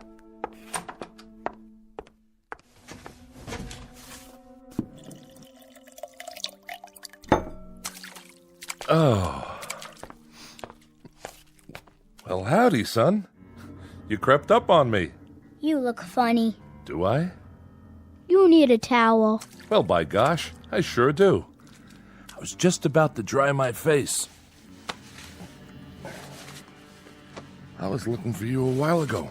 What for? Your mama said you was out in the barn. Yep. Did you have fun? I was looking at the cow. Oh, that's good. That's real good, Anthony, that you were looking at the cow. Now, you wouldn't be playing any tricks on your dad, would you? Tricks? I mean, well, you remember a year ago when we had the pigs? Oh, yeah. And what happened to the pigs? You remember that, too? I turned them into monsters. Oh, doggone if you didn't. Real odd-looking things. They were funny. That's it. Real funny-looking. But good things, Anthony. Real good things. And it's good that you did that. It's real good. Like tonight. Yeah? It's television night. I'm gonna make television for everybody. It'll be real funny. It sure will be. Everybody's looking forward to it, too, just like they do every week. And then we're gonna have the surprise party for Dan Hollis. It'll be so much fun. Yeah. I can hardly wait. So, are you looking for something? Can I get anything for you now, son? No. Don't you want to play some more? I don't like playing alone all the time. Well, I can understand that. No kids came over to play with me today. Is that right? Not a single one. I wanted someone to play with. Well now, Anthony, you remember the last time some children came over? Mm-hmm. The little Fredericks boy and his sister? I had a real good time. Oh, sure you did. Sure you had a good time, and that's great. Great. It's just that... It's just that what? It's just that you wished them into the cornfield when you didn't like the way they played. That's okay. But I hear their mom and dad were real upset. About what? If you wish people away like that, pretty soon there won't be no one left. So maybe next week we'll talk to some of the folks about having their children come over. We'll do that, won't we? Talk about it first. Yeah, and when they come over, I can make some of those funny animals. That's fun, isn't it? That's a lot of fun. That's Bill Soames's collie. Is it? Yep, that's the dog that always comes around. Yeah, that does sound like Bill Soames's dog. Not many dogs left now, Anthony. You wish them all away. I didn't like them. They didn't like me. I hate anybody who doesn't like me. But everybody loves you. They love you, son. You're everybody's favorite. I heard somebody think one time. Somebody thought I shouldn't have wished away all the automobiles and things. And the electricity. They said it wasn't good that I did that. Somebody thought it one time. Who? Who thought that? Was it Teddy Reynolds who thought that? He owned the farm up the road. Oh yeah, I remember. He shouldn't have thought those bad thoughts. That's why I made him go on fire. Sure, that was why... That dog, that collie, he doesn't like me. Oh, I don't know about that. He's a bad dog. Well, now, Anthony, did you do something to Bill Soames's dog? Guess you must have. He isn't outside anymore. I put him in the cornfield. I'm gonna go out in the yard now. Bye. No. Bill Soames's collie was out by the tree just now. I heard him barking, and then he just... Well, why Anthony done that? It was a good thing that Anthony done that, wasn't it, honey? Wasn't it a real good thing? Oh, yes, indeed. It was a real good thing that Anthony did it. Well, I've got to get back and get supper ready. Stay a minute. Ethel's bringing over the candles for Dan's cake. Amy already made it. She got the last box of cane sugar there was to be found. Agnes? The very last box. And Dan hasn't got one single inkling that there's a surprise party for him. Not one. Glad to hear it. And you know how much Dan likes music? Well, last week, Thelma Dunn found a record in her attic. That a fact? Yes, and she's going to give it to him tonight. Isn't that a wonderful surprise? It sure is. A record. Imagine. That's a real nice thing to find. What record is it? Perry Como singing You Are My Sunshine. Well, what do you know? I always liked that tune. How did Thelma happen to find it? Oh, you know, just looking around for new things. Or old things. The ones that are still left. Say, who Who has that picture we found a while back? I kind of liked it. That old clipper ship sailing along. The Smiths. Next week, the Sipiches get it, and they give the Smiths the old McIntyre music box, and we give the Sipiches... I know. That's the way of things now. There's so little left. But that's okay, isn't it? Everybody keeps a few things for a while, and then they trade off. There's about 3 books left, and each family... Oh, now, honey. And each family can keep it for a week, and then trade it for something else. Like with the stereoscope the Van Nusens found in their cellar, or the can of beer that Bill Soames found wedged into an old icebox in the junkyard. I'd better go check on the kitchen. You see, the thing of it is, Anthony fixed it so that we're alone in the world. Nothing new ever gets built anymore. Nothing new at all. That's enough. No, it's not nearly enough. Remember 6 years ago, old Doc Baker, rest his soul, he took one look at Anthony when he was born, and he screamed and dropped him. Tried to kill him right then and there. He knew. Somehow he knew what Anthony was, and he thought it would have been better if he had been born dead. But Anthony, my son, he whined and let out a cry, and then he done this thing. He took his revenge.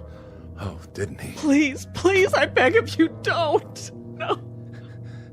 And he either destroyed the world and only left this village, or he took the village someplace away from everything. We don't know exactly which, do we? All we know is that we're alone, and there aren't any towns or villages or anything else left except this place.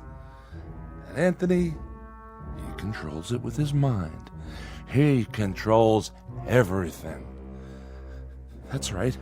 That little boy in the yard outside. He can make it rain or snow. He can wish people into a grave, or he can turn them into anything he wants.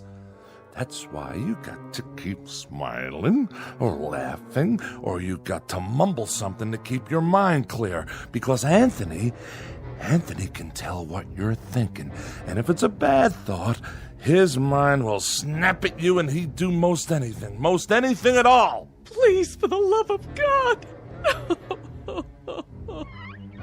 Mom? Dad?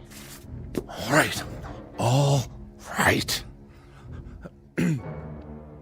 But it's good. It's good that it turned out this way, isn't it? It's real good. That's what it is. Really, really, really good.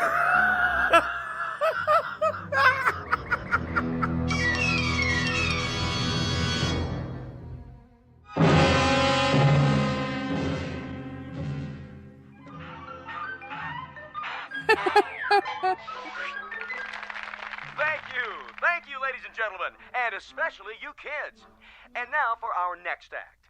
It's time for Stupid Animal Tricks. And here's some film we thought you'd like to see. First up is Rocco the Squirrel in Crossing the Road.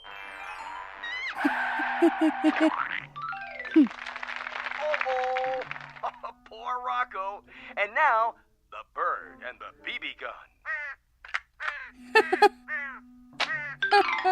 Oh, my. Will you look at that? What, Ethel? It's just like cartoons, only better. And last but not least, the turtle crossing the street. Well, that's all, folks. And now, time for our next program. Welcome, horror fans, to tonight's episode of Scary Nightmares. This one's a real killer of a story. It's called Pleasant Dreams. Let's watch, shall we? Think I'll go get some fresh air. Shh. Not now, Dan.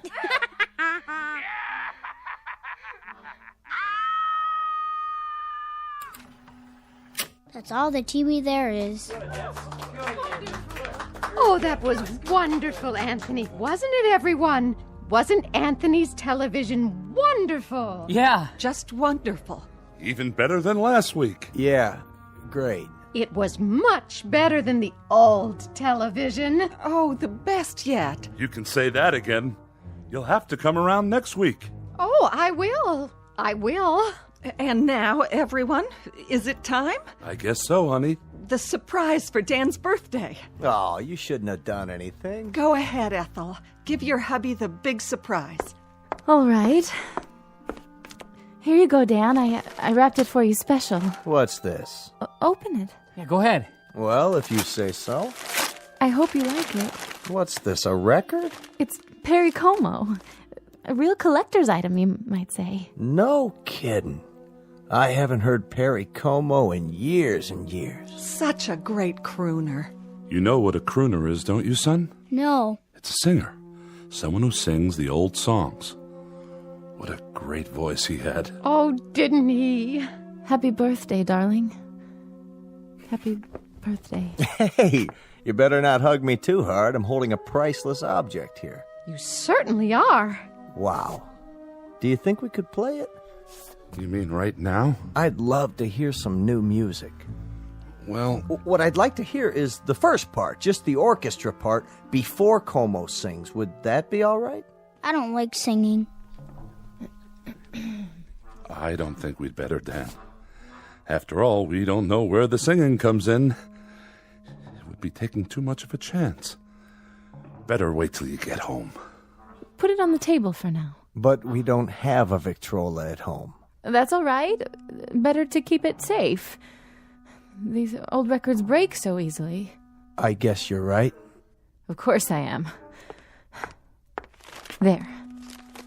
It's good that I can't play it here. And now, I think it's time for Pat Riley to play some piano for us. How about it, Pat? Would you? That's a great idea.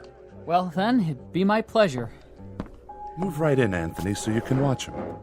It's great what he can do with those fingers of his. I'm a little nervous. Oh, don't be. You play beautifully. Okay, then. Here goes. Guess I'm out of practice.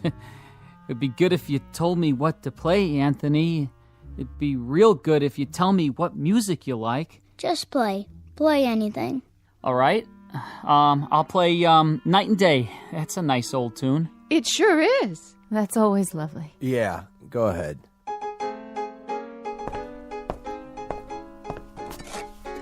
What are you doing? What does it look like, having another brandy? You've had enough. Not hardly. Stop it. Leave me alone. Put the glass down. Take your hands.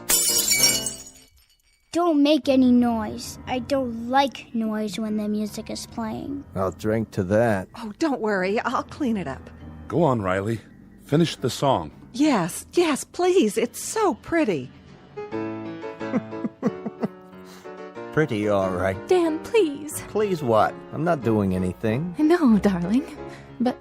I'm just drinking this peach brandy on my birthday. That's all I'm doing. Please, Dan. For the love of heaven, please don't say anything else. Who's saying anything? I'm not saying anything. I'm listening. Shh. Play, Pat. This is real good brandy. Real good. You people know something? There's only 5 bottles of real liquor in the whole village. 5. 1 rye, 2 scotch, 1 after-dinner cordial, and this here. And when that's gone, there won't be any left at all. None. Keep playing. Nuts. Nuts! Can't even play my record. Can't even play Perry Como. Don't play that anymore, Pat. That's not what I want you to play. Play this. Happy birthday to me. Happy birthday to me. Dan! Happy... Please, stop! Oh, please, Ethel, be quiet! Dan! Ethel, you have to stop now. Happy birthday, dear Danny. Happy birthday to me. Play it, Pat. Play it so I can sing it right. You know, I can't carry a tune unless somebody plays it. I'll do my best. That's enough. I said that's enough. Go outside for a while, Dan. Get a breath of fresh air.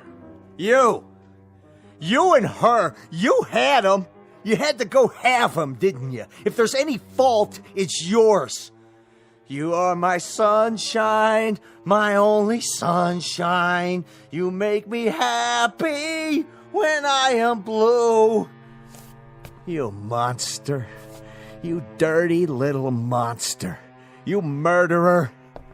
Hey, what you thinking, Anthony?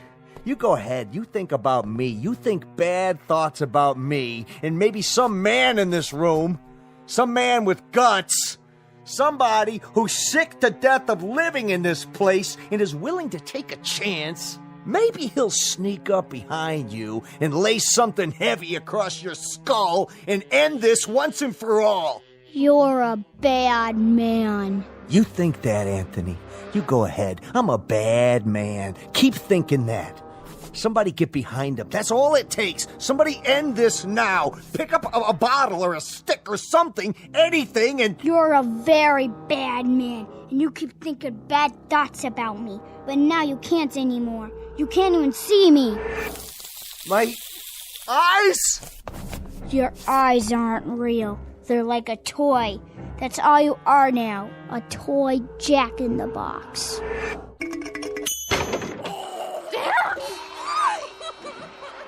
Anthony, push it away. And push it into the cornfield. We've all looked at it enough. Please, son. Push it into the cornfield. All right. That's better. He was a bad man, so I turned him into a clown Jack-in-the-Box. A clown that still had his face. You shouldn't think bad thoughts either, lady, or I'll do the same thing to you. It's a good thing you did that to Dan. It's a very good thing. Play some more music, Mr. Riley. Oh, yeah, it was swell. Just swell. A real good thing. I like that song. Come on, Anthony, I'll lift you up so you can sit on the piano. Would you like that?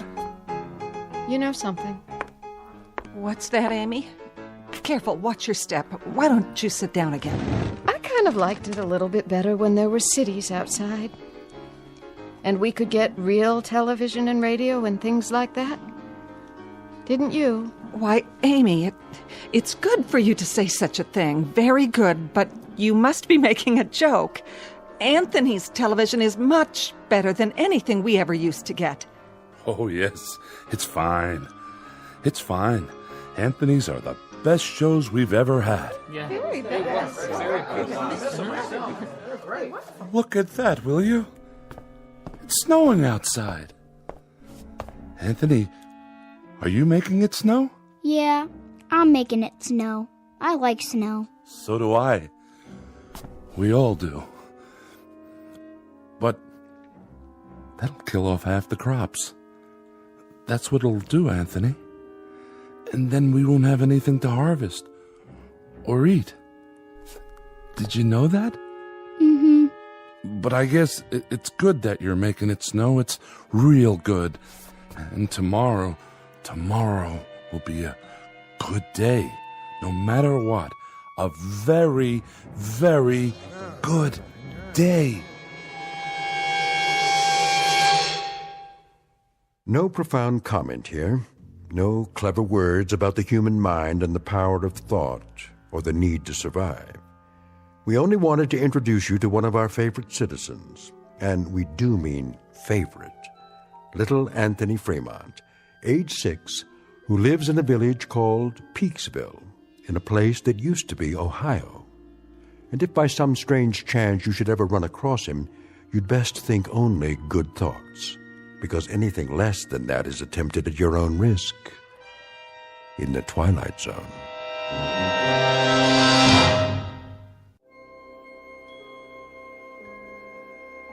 Hi, this is Carl Amari, producer of the Twilight Zone radio dramas. I'd like to take a moment to tell you about our official website at twilightzoneradio.com. where you'll get the latest news and information on these Twilight Zone radio dramas. Plus, at twilightzoneradio.com, you can digitally download 3 free episodes or any of our episodes for only $1.95 each. In this age of ever-changing technology, we've decided to make these episodes instantly available to you by making the Twilight Zone radio dramas a digital download-only series. This means that this series will no longer be offered on CD. The CD collections at our website are now being offered while supplies last at buy one, get one free. So be sure to get your favorites before they're sold out. Be sure to visit us often, and I'll see you in the zone.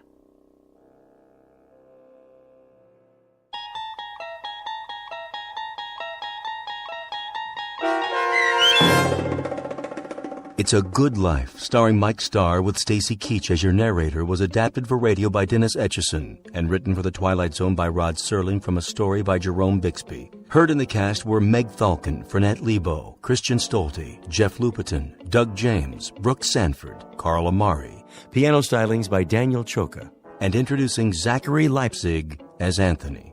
To learn more about the Twilight Zone radio dramas and to obtain audio cassettes and CDs of these programs, visit our website at twilightzoneradio.com. The producers of The Twilight Zone wish to thank CBS Enterprises, Carol Serling, Dennis Etchison, Dick Brescia Associates, Claire Simon Casting, Terry Jennings, XM Satellite Radio, Sirius Satellite Radio, our sponsors, and our radio affiliates for helping make this series possible.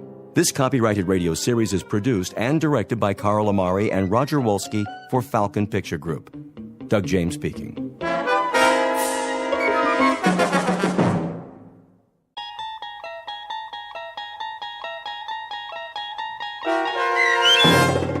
The Self-Improvement of Salvadore Ross, starring Luke Perry with Stacy Keach as your narrator, was adapted for radio by Dennis Etchison and written for The Twilight Zone by Jerry McNeely from a story by Henry Slesser. Heard in the cast were Alyssa Fraden, David Darlow, Doug James, Jeff Lupetin, Joseph Minoso, Ivan Vega, Tim Rose, Meg Thalken, and Mike Castle. To learn more about the Twilight Zone radio dramas and to obtain audio cassettes and CDs of these programs, visit our website at twilightzoneradio.com. The producers of The Twilight Zone wish to thank CBS Enterprises, Carol Serling, Dennis Etchison, Dick Brescia Associates, Claire Simon Casting, Terry Jennings, XM Satellite Radio, Sirius Satellite Radio, our sponsors, and our radio affiliates for helping make this series possible. This copyrighted radio series is produced and directed by Carl Amari and Roger Wolski for Falcon Picture Group. Doug James speaking.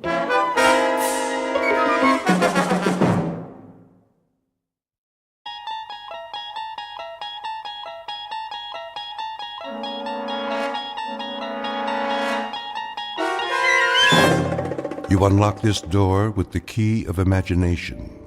Beyond it is another dimension, a dimension of sound, a dimension of sight, a dimension of mind. You're moving into a land of both shadow and substance, of things and ideas. You've just crossed over into the Twilight Zone.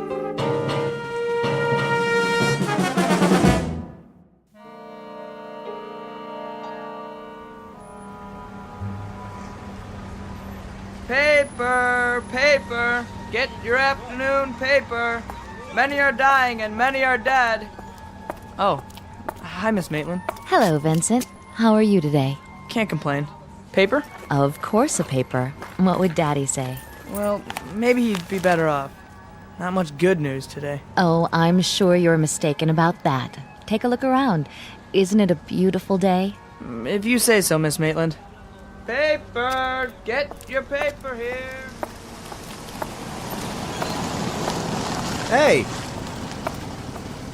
Hey, you with the rich boyfriend. Don't be so stuck up. Sal? Come on. Just because I'm a big success now, that don't make me stuck up. Whose convertible is that? Oh, it couldn't be mine, huh? Just like that? I asked you a question, Sal. Whose is it? A guy named Halpert. Halpert. He's about 174 years old and he owns half of Connecticut. Can you imagine wheels like this, wasted on a creep who's all ready to get planted? How do you know him? I got me a new job, washing cars in his building. And I noticed this gadget was getting anxious for some action. I'm serious. The battery could have run down. He doesn't know you have it. What's the difference? He wants to go somewhere, he's got a chauffeur. Drives him around in a big black battleship. He doesn't use this baby once a month. So you took it. I borrowed it. It's okay, honest. He digs me. I've been doing little favors for him. He wouldn't care. Come on, get in.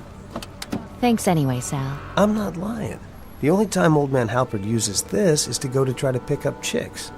Reminds him of when he was a kid or something. Sal, I'm tired. I've been at work all day. So what? And I promised Dad I'd stay home with him tonight. Ah, for the love of... Bye, Sal. Okay. Watch how I can make nice. Gee, that's too bad. So, I'll borrow the wheels again Friday night and pick you up, okay? Now, wasn't that polite? Just like one of those college boys? Sal, I meant what I said last time. No, you didn't. I don't think we should see each other anymore. What's that supposed to mean? I shouldn't have let it get started in the first place. Yeah, so long as you're the saintly social worker and I'm one of the crumbs, then it's okay, ain't it? It's only when we get real close.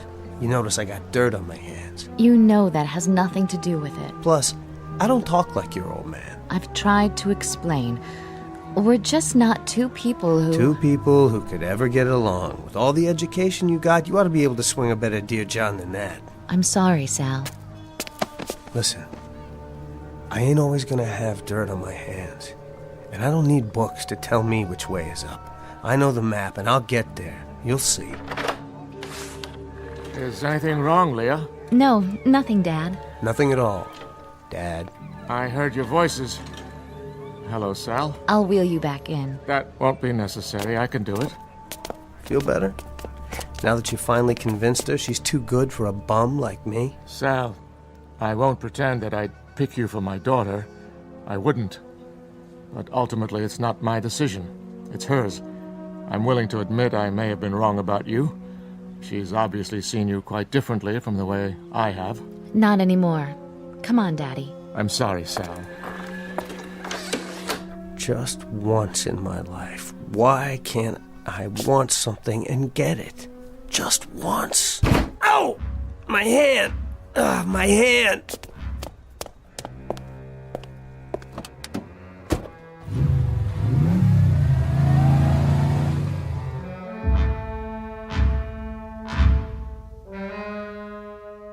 Confidential personnel file on Salvadore Ross.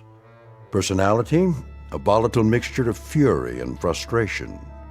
Distinguishing physical characteristics, one badly broken fist injured by striking a closed door and requiring emergency treatment at the nearest hospital. Ambition shows great determination for self-improvement. Estimate of potential success, a sure bet for the latest edition of Who's Who, published in the Twilight Zone.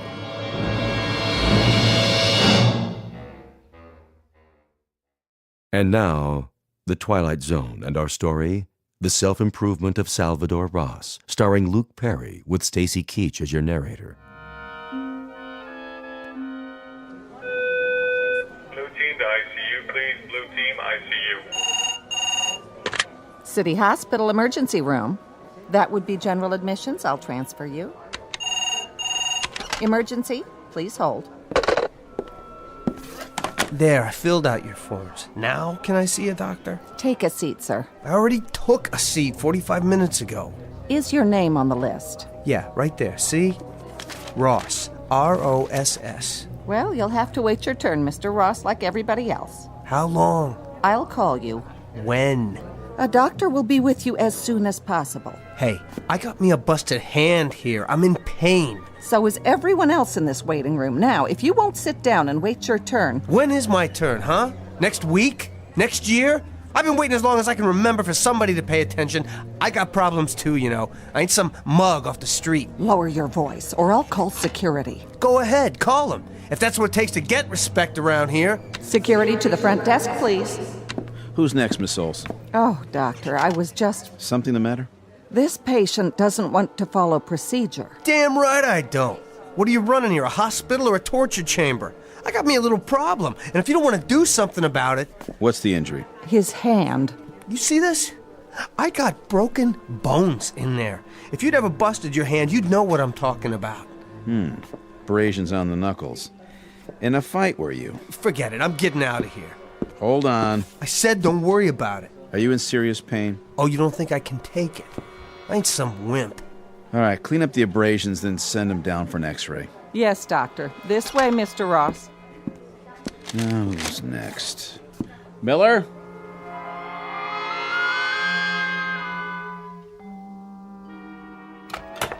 Here we are, Mr. Ross.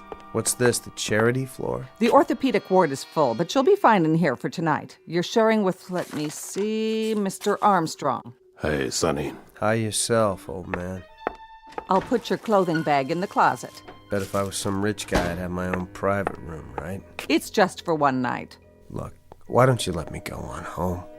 The doctor has to prepare the cast after he's seen the x-rays in the morning. For now, the splint will have to do. Just don't put any pressure on it. Yeah. There you go. You adjust the bed with these buttons. If you need anything, press this one for the nurse's station. Right. Good night, Mr. Ross. Hey, nurse. Yes? What's the button for room service? The button for... Chow. What's the guy got to do to get a burger and fries up here? Oh, you mean dinner. Food services will be by any time now. Good. That's okay, then. Good night again. Mind if I watch my program? Be my guest.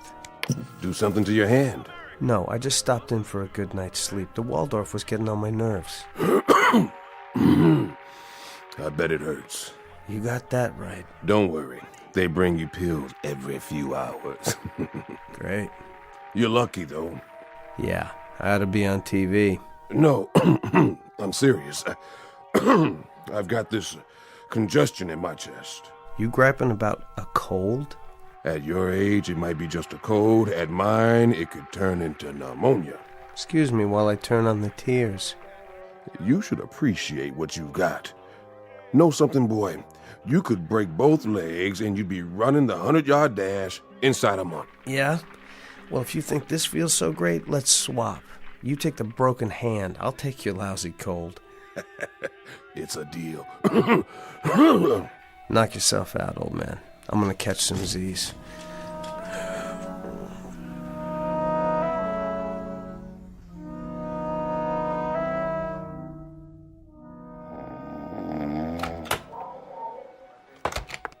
Mr. Ross, are you awake? Yeah? I brought your pain pill. Goody. You've been a good boy. You didn't ring for more medication. I must have fell asleep. I'll leave your pills on the side table. Thanks. Doctor will be in the morning. Till then, get some rest. And be careful of that splint. Yeah, right. Hey, what's going on? My hand don't hurt anymore. I didn't even take the pill. Old man. Old man. What? Oh, my hand. What's the matter with my hand? Hurts, huh? Oh. Sure it does. And me, all I got's a head cold. Some bargain we made, huh, Pops? Oh, no, please. I want to swap back. Sorry, all deals are final. Please. It'll never heal. Not at my age. Later, Pops. I'm gonna put my clothes on and blow this joint while the going's good.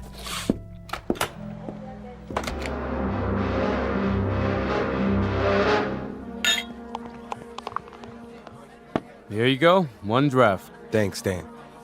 Can you put it on my tab? Afraid not, Billy. Cash on the barrelhead. But you know I'm good for it. Sure you are. And I'm on Donald Trump's payroll. Can't do it, Billy boy. Been a slow night. All right. Hey, how you doing, Sal? 5 by 5 all the way. Say, Stan, I want you to help me try something. What's that? Excuse me. How much money you got in the till? Sorry, Sal. No touches today. That's a pretty bad cough. Don't worry. It's getting better already. And I don't want no loan. That's a relief. So, how much you got? I don't know, bill and a half, maybe? Bill and a half. Okay. It'd be worth $150 for you to have, I don't know, say, to have hair again? To have what? You heard me. Hair. A big old thick head of hair, like mine. Sal, whatever you've been drinking, you didn't get it here. Listen to me. I'm just asking you a question. If this is a rib, I don't like it. I know. But this is no joke. Let's say I could give you a full head of hair again. Would you pay me what's in the drawer? Sure, Sal.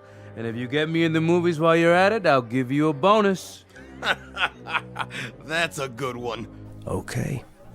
Now you agreed to it. The deal's set. So when do I collect the fur? I don't know exactly, but I swear, you'll get it.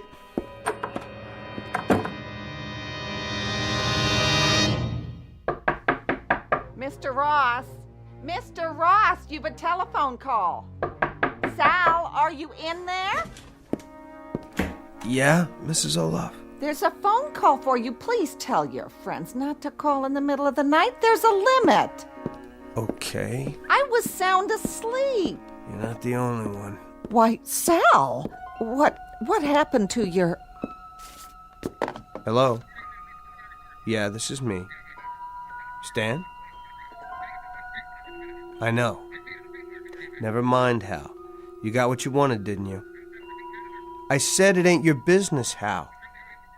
Good. Well, tell her to run her fingers through it. I'll be by in the morning to collect. Bye. From now on, no calls after 10 o'clock, and... Sal, what have you done to yourself? Shaving your head like one of those gang boys. If you only knew how ridiculous you look that way. Why, where are you going?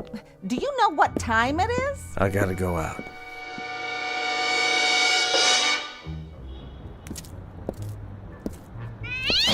Out of my way, cat. Who's there? Does somebody want to roll me? Well, I ain't got nothing, so leave me alone. Billy, I thought that was you. What are you doing here, Sal? To tell the truth, I was looking for you. What for? How's Stan doing? Oh, Stan? He's great. Oh, you should have seen him. Once it happened, he called free drinks all around. You mean his hair? That's right. I took me a little nap, and when I woke up, he must have had a wig or something. So happy to have hair he could spit. How'd he look? Like a new man. Hey, Sal, what happened to you? Is something wrong with your head? It looks like you shaved yours. You like the way Stan looked, Billy? No, you wouldn't. You got yourself a nice full head of hair, thick and black. Same as mine used to be. Of course, it could use a good washing, but that's no problem. What are you talking about? Oh, nothing much. Just a little deal between you and me. Strictly business. Could you use some extra money, Billy? Sure. Because I'm about to come into some cash as soon as I see Stan. If you want, I could see my way clear to let you have, say, 75? How does $75 sound? In exchange for something you won't even miss. Just think. You won't have to worry about combing it or anything anymore. Say what?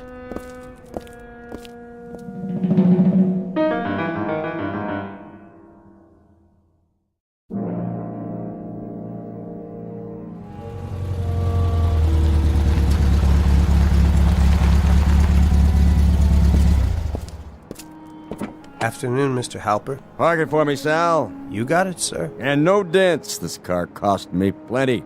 It sure must have. Don't you worry. Here, give me a hand. Here you go, Mr. Halper. You had to drive yourself today? I didn't have much choice. Everybody's got to have a day off. After this, if that chauffeur wants to work for me, he can by George work 7 days or none at all. You know, I'd be glad to drive you any time, Mr. Halper. Hmm? Yes. Traffic's bad these days, full of madmen. It sure is. Here's the elevator. I was hoping for a chance to talk to you. About what? I've got, well, you might say I've got something to sell. Anything worth buying, I've already got. Hiya, Mr. Halpert. Going up? Yes, Andrew, all the way. and no stops. No stops it is. Not this, you haven't. Haven't what? Hold the door for me, Andrew. Yes, sir. You haven't got what I'm selling. Well, what is it? Something you can't buy anywhere else in the world, from anyone else but me. You'll say it's the best purchase you have ever made in your life. The best, Mr. Halpert. Get in, we'll talk. No problem. The penthouse, Andrew. That's what I figured, sir. Now, as to this item you mentioned.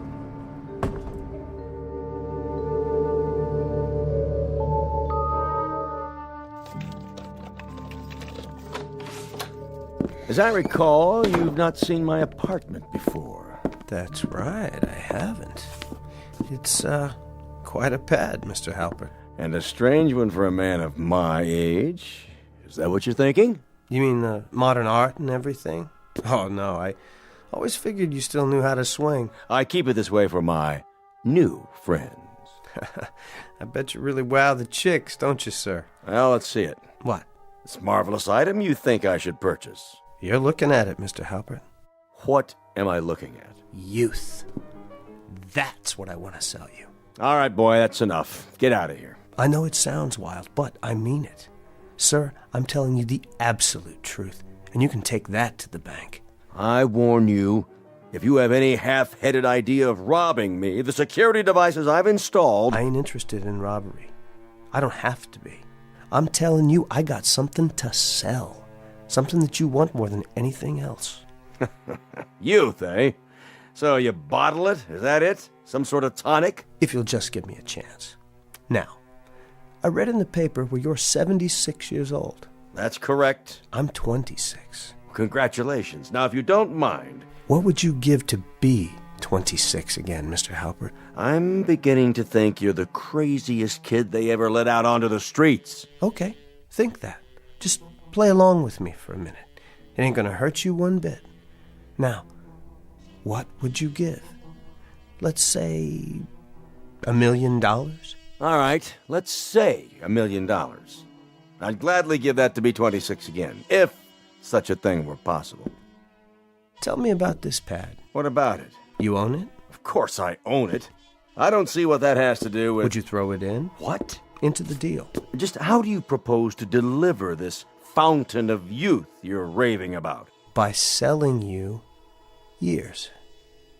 My own years. Off of my life. Well, boy, I'll tell you what you do. You gift wrap those years and mail them to me. Just be sure you don't send them COD.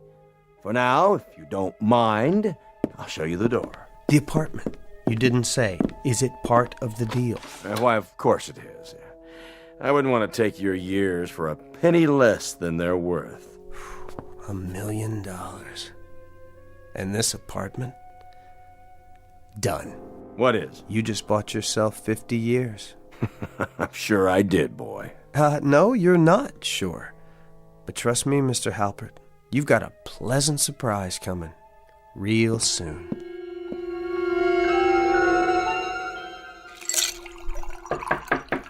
It's open. Here's that newspaper you ordered. Come in, Andrew. You know my name? Sure I do. Mr. Halpert told me about you. He did, huh? Oh, you must be the new owner of this place. That's right. Did we ever meet before? I don't think so. Funny, you look kind of familiar. Oh, I've been staying in, but I know you run the elevator. Yep, that's me. Hey, what happened to old man Halpert? I mean, Mr. Halpert. He decided to take a long cruise. Oh. With some young friends of his. And since he planned to be away for a long time, he agreed to lease me this place. Yeah, that sounds like Mr. Halpert. How do you mean? Well, he sure knows how to spend money. Except when it comes to tipping, that is. And you need your tips, don't you? You're not kidding. Nobody could make it in this building without them. Drink? No thanks, I'm working. How much do you make a week? Well, I'd be embarrassed to tell you, but it's sure not that much. Without tips, it doesn't go very far. This should help, then. A picture of Andrew Jackson, just for bringing the paper? Mister, I have a feeling you're going to get good service around here. Real good. Hey, if there's anything you ever need, just ask for me. Wait a minute. Yeah? How'd you like to make some more money? Quite a bit more. Sure, as long as it's legal. How old are you? 19. Would you like to be 20? Huh? It's only a year, right? Oh, I'll figure I'll make it one of these days. Sure. You've got plenty of time. No rush. What would you say if somebody offered to buy a year of your life for as much as you can earn in a few months? Right now, so you wouldn't have to wait for the money. If somebody said that to me, well, I'd guess I'd tell them to take a flying leap at the moon. You wouldn't sell a year for all that money? Think of what you could do if you had it. Well, it's like this. I guess I enjoy being this age. They say you only go around once. True. The days can get pretty boring, but there are some nights I wouldn't swap for anything. Know what I mean? Yeah. Yeah, I do. Nice talking to you, sir. Be seeing you. Wait. Yeah? Come back for a minute. Yes, sir. Come in. Close the door. Okay. You thought I was joking, didn't you? I don't think I get what you're talking about exactly. Here. This should make it clear. What's your full name? Andrew Grow. You can fill that in yourself. Now, does this make it a little more reasonable? Mister, this is a check for $10,000. That's right, Andrew. What do I have to do? I told you. Nothing. If you take it, you'll wake up a year older tomorrow, that's all. And you'll have a whole lot more money to spend. I guess so. Think of what you could do with it. Dates, nightclubs, anything you like. Now, tell me the truth. Do you really care whether you're 19 or 20? Does 12 months make that much of a difference? Well, when you put it that way, I guess 20's a pretty good age. Just as good as 19. Maybe better. Then you've made a deal, Andrew. A very good one. Be careful with that check till you get to the bank. Sure. Nice doing business with you, Mr. Ross.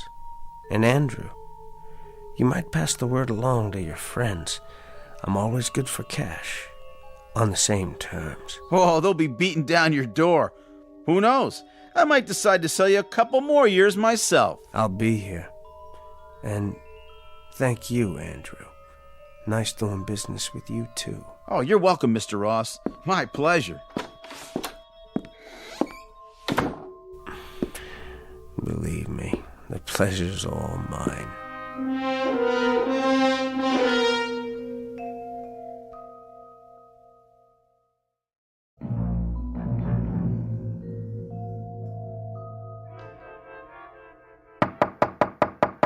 Yes? Who is it? Give me a moment. Sal. Hello, Mr. Maitland. Is Leah home yet? No, she isn't. What are you... You don't mind if I wait, do you? You're certainly looking successful. We haven't seen you for quite some time. Well, you see, I've been busy, Mr. Maitland, moving up, making myself worthy of your daughter. You should be happy. Do something for me, Sal. As a favor, please, leave her alone. Come on, look. The fingernails are clean now. Manicured, even. I've got the right shoes, the right clothes. Yes, you certainly do. I told you I was going to improve myself, and I always keep my word. You're obviously doing very well, Sal, and I applaud that. I'm glad for you. Well, then, don't ask me to leave her alone anymore. I'm a catch, Mr. Maitland, a real catch. Not for Leah. Well, we'll just see about that, won't we? Sal, I don't want to play on your pity, but the truth is, I'm going to die soon, and when that happens, Leah will have no one. Now don't you worry, Mr. Maitland. She'll have someone to take care of her from now on. You've got my word on it. Not you. It mustn't be you. Yes, as a matter of fact, it must be me. I don't know what made you so superior, I just don't get it. What have you ever done that's so great? Teaching in that rat trap school all your life? No, not even teaching, just babysitting. I think I've heard enough. Even in the war, what did you get? A gimpy leg and a few souvenirs. A couple of crummy guns to hang on the wall. Old, same as you. You're a loser, you know that. Even worse than I used to be. I suppose you want Leah to marry someone just like you. I'll have to admit you're making some sense, Sal. Do you think you'd be a good husband to her? I can buy her anything if I want to. Anything. And do you love her? I want her, Mr. Maitland. Unfortunately, that isn't enough, Sal. She needs a man who can be... I picked up a few things for dinner on the way home. Daddy, how was your... Oh. Hello, Sal. Hello, Leah. Your father and I were just having a little chat. Were you?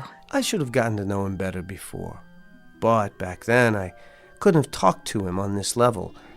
I can now, can't I, Mr. Maitland? I've spent a lot of time improving myself. You're certainly looking prosperous. Oh, you know how it is. I hit some luck, that's all. You even sound different. You noticed that. Well, I met this young fellow who was going to college. He needed some extra money, so we made a deal. He helped me out on the side, gave me lessons to improve the way I talk. You must have worked very hard at it. Oh, yeah. I've discovered some talents I never knew I had. Seems like I learn quickly. Very quickly. Just what is your new job? I can tell you all about it over dinner. Dinner? Any place you like. Oh, that's something else I've learned. Where to go and how to act. I don't think I'd better this evening. I told my father I'd... But now that I've improved myself so much, not even your father has a reason to object. Do you, Mr. Maitland? You're a grown woman, Leah. I've never tried to tell you what to do. You know that. Well, I would like to hear all about what's happened. If you're sure. As you wish. Just give me a minute, Sal. Take your time. Don't worry, Mr. Maitland. I'll have your daughter home early. I promise.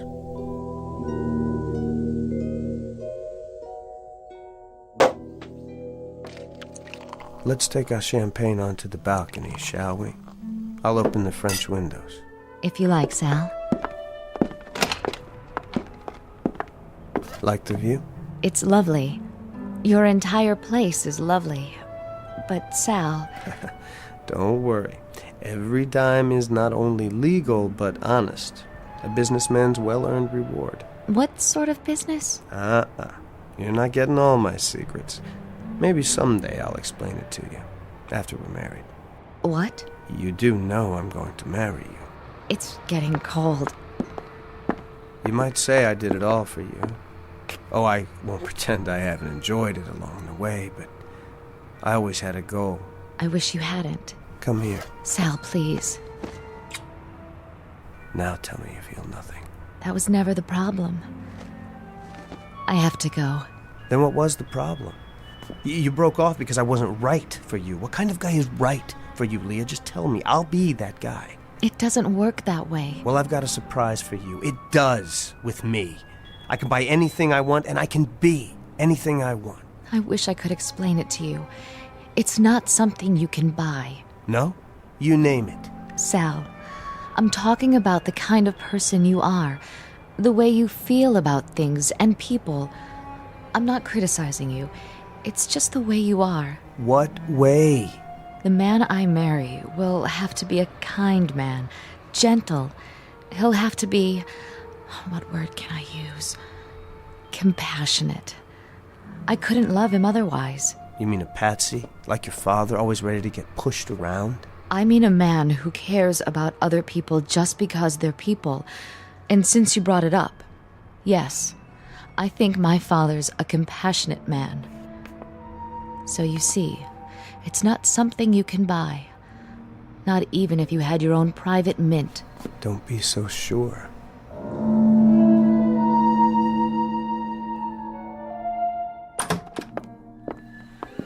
Oh, there you are, Leah.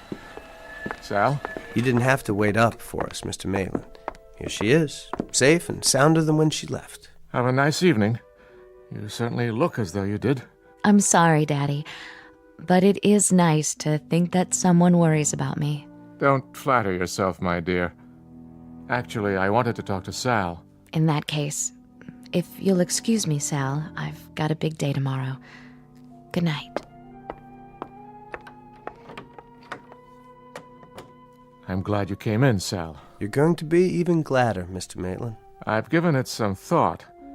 I realize now that you're the way you are, and it's not my place to judge you. Look, I don't care anything about Please, let me finish. I've also decided that I can't let you ruin her life by marrying her. You thought of a way to stop it? Not yet. But there must be one. I could try begging you, Sal. Mr. Maitland, I'm not interested in your begging or your silly little threats. I came here to talk business. I don't understand. I'm going to make you an offer. I want to buy something from you, and I'm prepared to give you $500,000 for it. What did you just say? Now just let that figure roll around in your mind for a minute. $500,000 cash. That's enough to take care of you for the time you've got left, and to provide for Leah so that she can do whatever she wants. Now, you say you're worried about what will happen to her when you die. Okay, here's your chance to fix it up just the way you want it. What do I have that's worth that kind of money? Mind if I sit down? It's a little difficult to explain.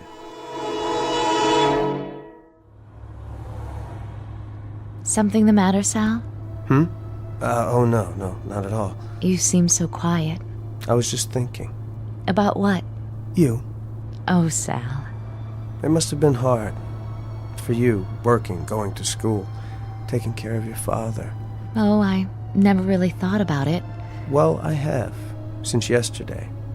I never understood you before, but I think I'm beginning to now. You're a wonderful person, Leah. You deserve the best from now on. And I'll do my best to see that you have it. Sal, honestly, what's gotten into you? I'm finally seeing things clearly. Is your father home? I want to tell him how I feel now so he won't be concerned. Don't worry about Daddy. He only wants what's good for me. But I'm a grown woman. Hold on. Let me get the door for you. I think I'm capable of getting out of a car. I'm sure you are. But I want to.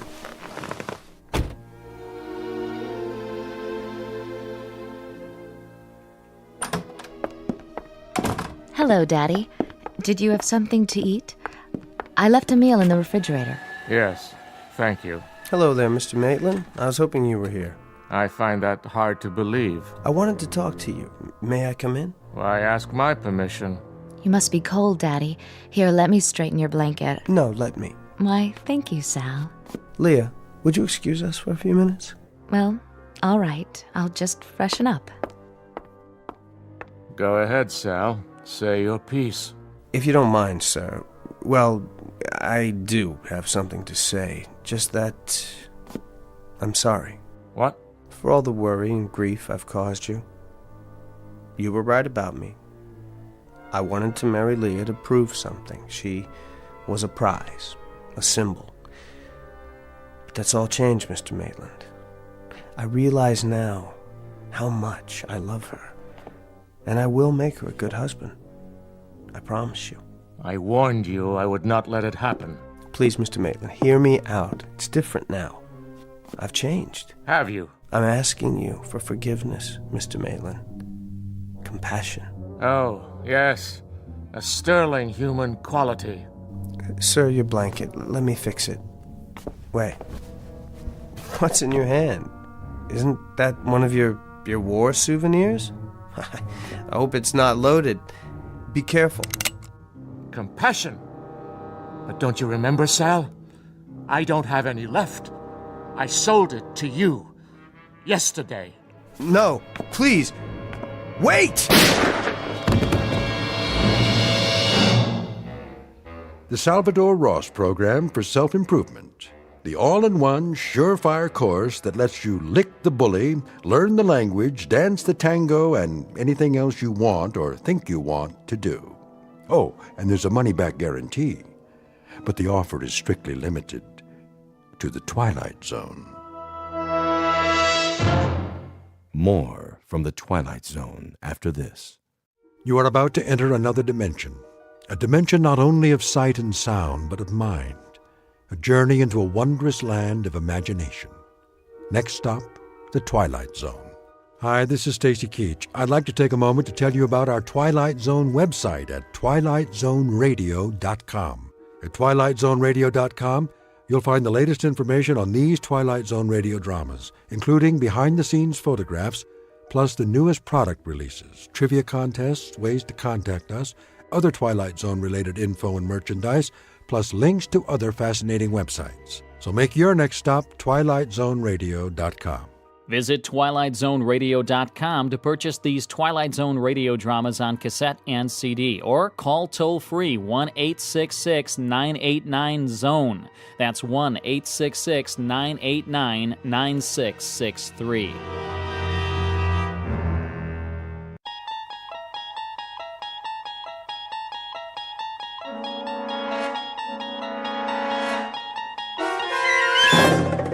You're traveling through another dimension. A dimension not only of sight and sound, but of mind. A journey into a wondrous land whose boundaries are those of imagination.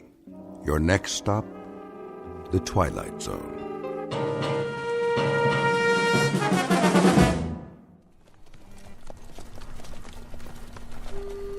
Have them water the horses first. Some of them need shoeing. Well, there's a blacksmith shop. But no blacksmith. Or anybody else, for that matter. Looks like they all just cut and run. It's Johnny Reb for you. Leave nothing behind. I got a feeling, though. Don't you, Major? What feeling? Like eyes. Eyes? Where? That's just it, sir. I don't know. But I sure got the feeling. On the back of my neck. Like we're being watched. Maybe this town ain't so empty after all. No place to hide. A few stores, church. If there's a sniper up there, he'd be a fool to take on this many. Well, it's like you say, sir. Johnny Reb's got more guts than brains. Take 2 men and look around. Miller! Sir? Check out the general store. Davis, you take the livery stable. Ain't nothing there, Captain. I can see it from here. You make certain, son. That's an order. Yes, sir. The rest of you, see to your mounts.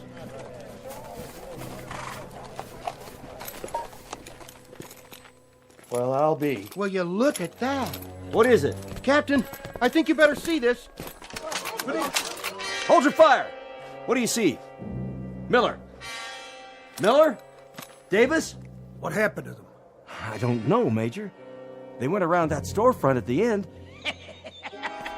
What the...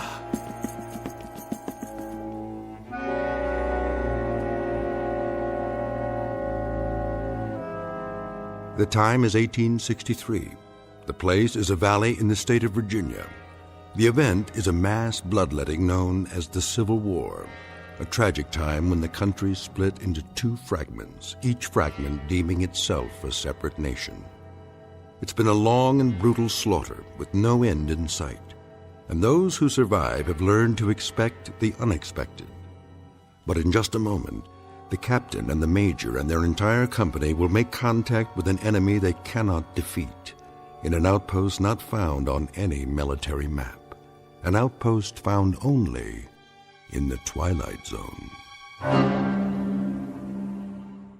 And now, the Twilight Zone and our story, Still Valley, starring Adam West, with Stacy Keach as your narrator.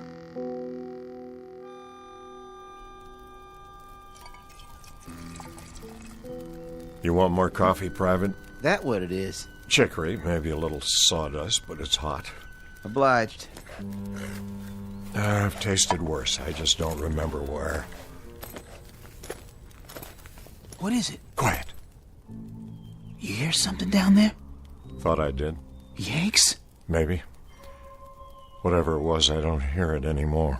I didn't hear nothing. You never hear nothing, Dogger. Just sit in your duff and wait it out.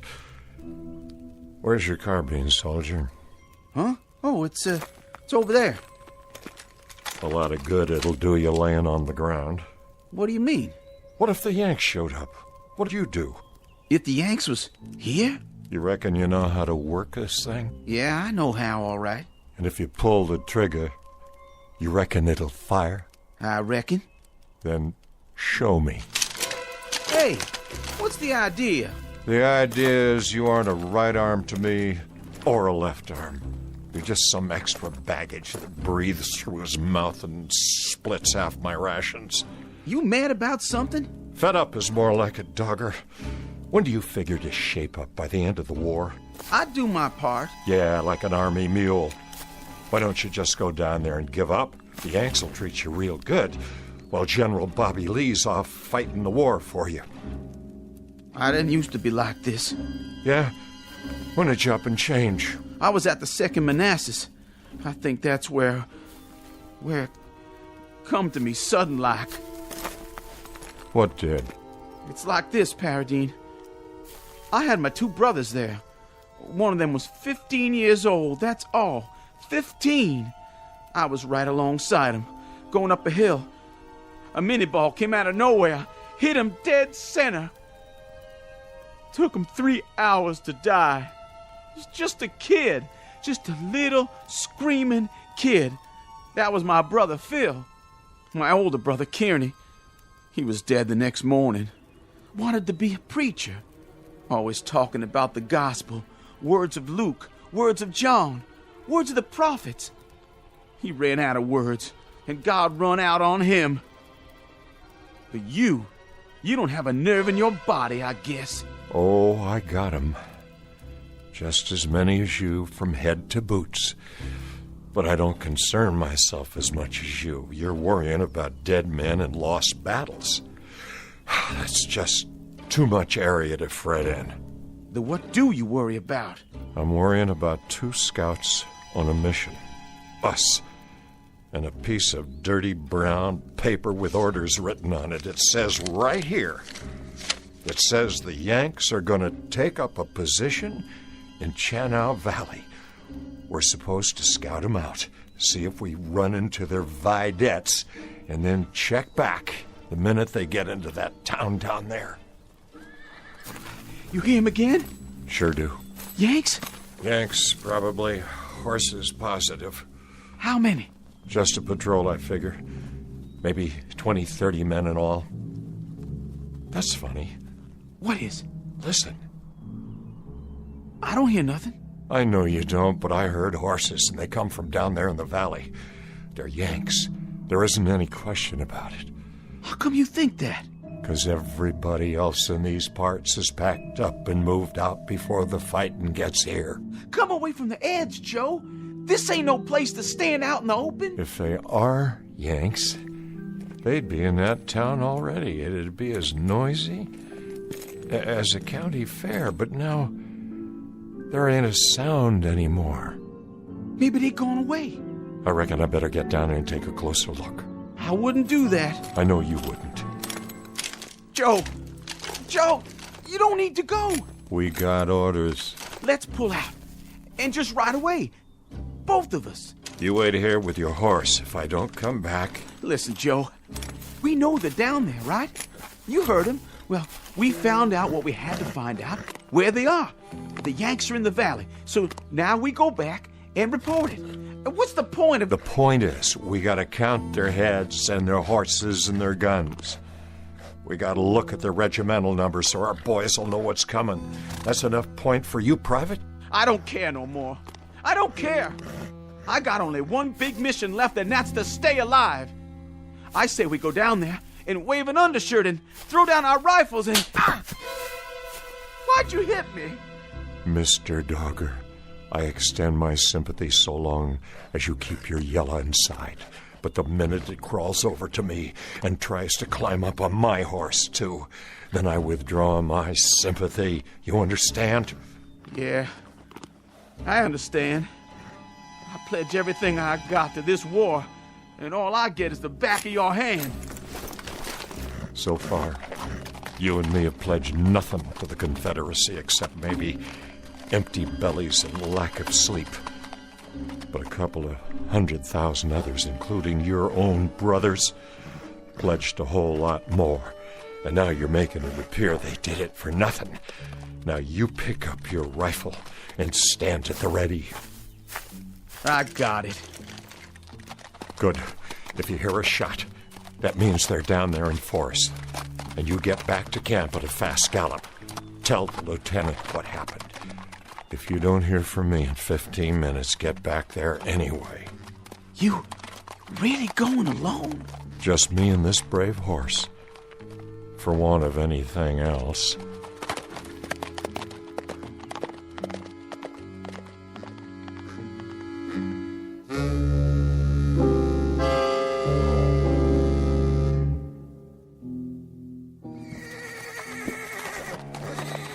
Easy, horse, easy. That's only church bells. Must be the wind. Has to be the wind.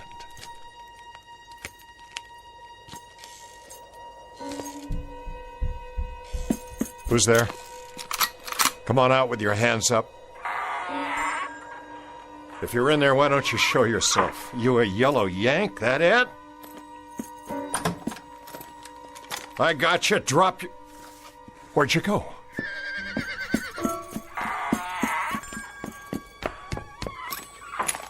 If there's a yellow Yankee hiding in one of these stores, you better come out right now. I'm taking you prisoner. Put your hands in the air, or I'm coming in. I'll blow you to kingdom come, I swear. Ain't no Yankees, just me. You come close to dying, old man. Did I now? You better start talking fast.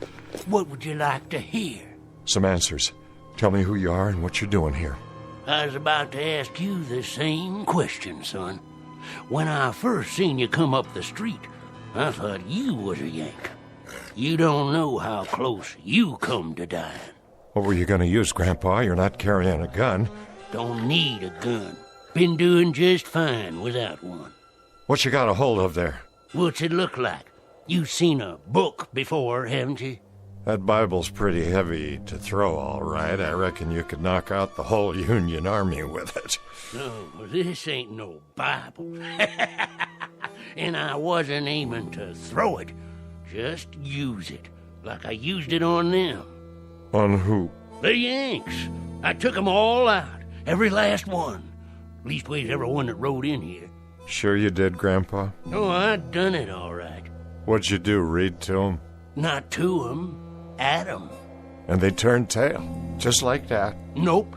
It was the town folk packed up and left. Then what happened to the Yankees? They're still here. I suppose you got 'em all hogtied, hmm?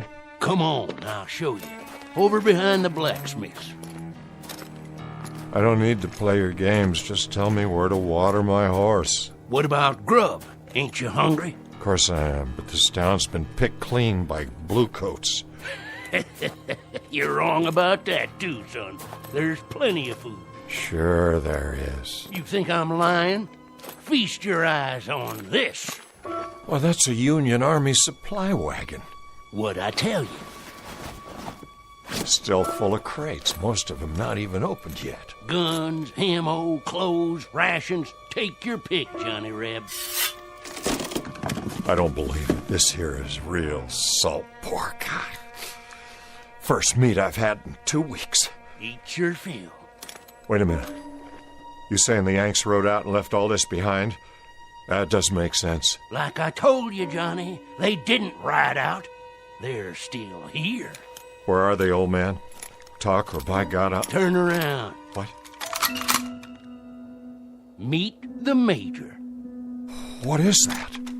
A statue? Well, now, you ever see a statue sitting on a real horse? But they're not moving. No, sir, they're sure not. And neither's the rest of them. The rest? Of the company. Are they dead? Sure. Standing up, big as life. All 19 or 20 of them. Then they're sleeping. Sleeping on their feet. That one over there, he was cleaning his rifle. And that one, well, he took his boot off, and he's still standing on one foot. And this one, he was just drinking out his canteen, and he done fell asleep with his eyes wide open. Plague, then. Something in the water. The water's fine, nice and sweet. Some kind of sickness, but that could take hours. And it wouldn't get them all at the same time. I told you. I put him to sleep. There must be some natural explanation. Natural? Now don't that take all. What happened to them Yanks ain't natural. This is what done it. This here book and what's in it.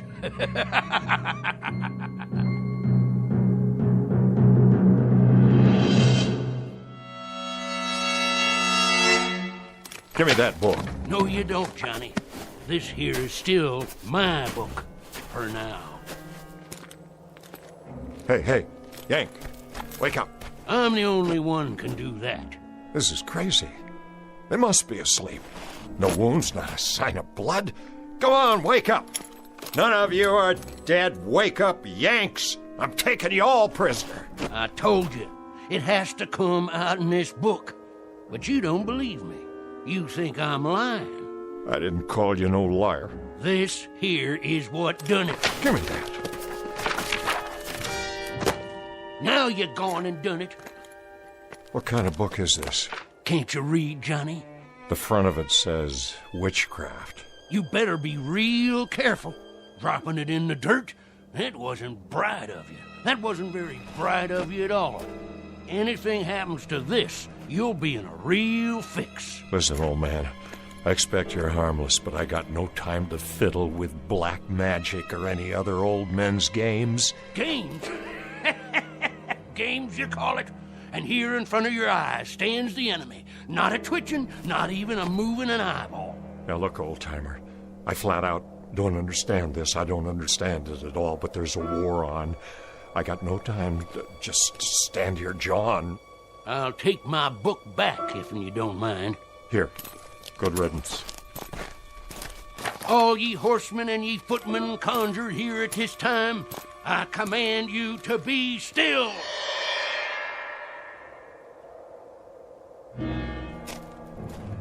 Oh, Johnny, you didn't believe me.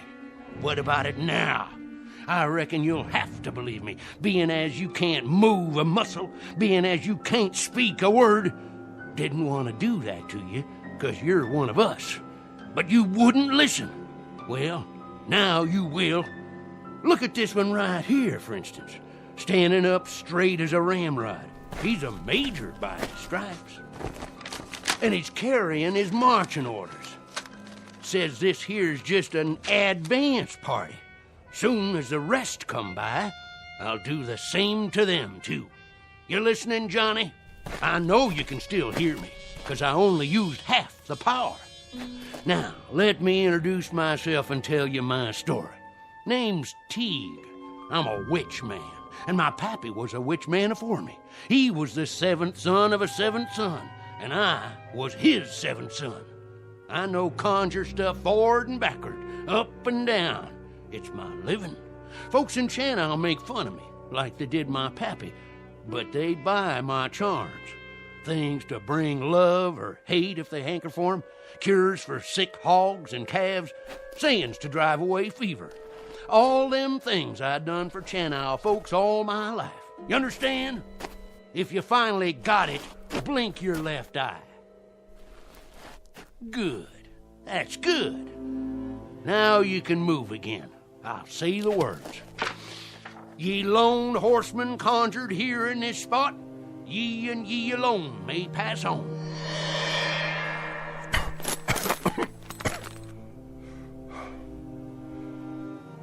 Mesmerism, that's what it is. Parlor tricks? Sure, that's what you'd call it. You'd call a rooster a hen and a gelding a bay just to deny what's right and true. Oh, Johnny, I thought you understood. What did you do? Just what I knows how to do. I've been laughed at and told to mind my business. Young'uns hooted and throwed stones. I could have cursed 'em, but I didn't. No, sir. They was my friends and neighbors in Channel, and I kept back evil from 'em. But I couldn't move. I couldn't blink an eye. Just like the Yanks. When they come, everybody run afore 'em, but me. Invaders, tyrants, thieving skunks in blue. But I fixed 'em. I didn't do no running. I carried this book out into the street, and I read the words, and you can see what happened. Now you listen, and you listen good, Johnny Reb. You fight the Yanks with everything you got. That's what I intend to do. Let me see those orders. From General T.F. Cutler, commanding 4th Division, Union Army, you will move immediately with your entire force, taking up a strong defensive position in the Channel Valley. Hear that? His entire force. There's more coming. You and me got things to talk over, Johnny Reb. What things? I heard all I need. You got to understand. This book here don't have nothing to do with mesmerism. This is conjure stuff. And what I done to these Yanks, I can do to the rest of them. I can freeze them in their tracks. I can open up a path to Washington, D.C., so that Bobby Lee could ride in there with no more than 3 Confederate troopers and take over the whole country. That's what I can do with this book here. That's what I can do. You hear me? Magic? You claim it's magic. I don't claim, I say. It's what I read in this book. And now you've seen it. You felt it. And you could do this to the whole Union Army? Could and would. Why don't you, old man? For one good reason, and one good reason only. It better be a good one, if you have the power to turn the war to our side. I'm going to die. I'm going to die before the sun goes down. How do you know that? How? I can feel it in my bones. I can smell death. I seen the raven on the wing. I heard it coming. It's on a white horse, galloping this way. It's a pounding in my heart, a galloping straight at me. Old Mr. Death ready to pluck me out of the living. So I ain't going to be around long enough to do what's got to be done. Then if you won't do it, who will? I'm leaving it to you. Me? That's right. But why me? A book ain't the only thing I can read. I can tell the look of a man. Eyes, head, hold on his weapon. I can tell all about that man. So I'm choosing you. Everything you need you can find in this book. Spells, magic, curses, charms, everything. Here, take it. It don't seem right. It don't seem right at all. There's something about all this. Something. Something like what? Something unclean. Look at these pictures, animals, symbols, things I've never seen before. It's like being in league with... Say it, Johnny Reb. You got it right. Now say it like it needs to be said. With the devil. That's it. That's who you're in league with now, Johnny. That's who we'll have fighting on the side of the South. The devil himself. The devil! The devil!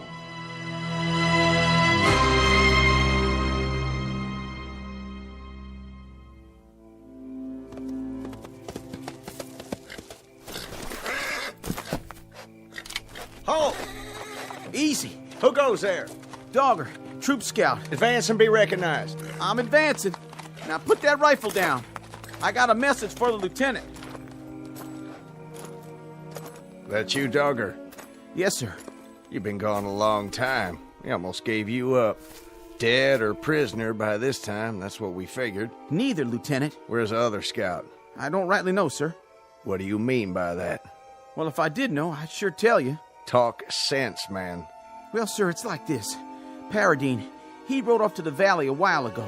Said if he didn't come back, to tell you as fast as I can. And he didn't come back? No, sir. He sure didn't. I've been riding like the wind. So the Yanks are here. Can't say that, sir. Not for sure. Why not? It was mighty strange back there. Not a sound that I could hear. Paradine, he said he heard horses riding into town. Think if it was, they never come out. Well, why should they? They're bivouacked while they prepare for tomorrow's battle. One thing, sir. If they did ride in, they plumb disappeared once they got there. What are you talking about, soldier? It's like they rode into a hole and got covered over. Them and the horses. Not a hoot or a holler out of them after that. Like they rode off the edge of the world. Or into a hole like a great big grave. What happened to Trooper Paradine? Well, sir, I reckon by now he's buried somewhere down there in that lonesome valley. With the rest of them.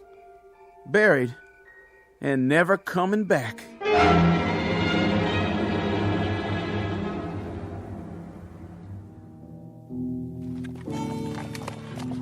Good girl. Drink your fill while I do the same. Johnny, where'd you go? Filling up my canteen, old man. Sorry, Johnny. Must have dozed off. That's okay. Stay lying down. You don't look so good.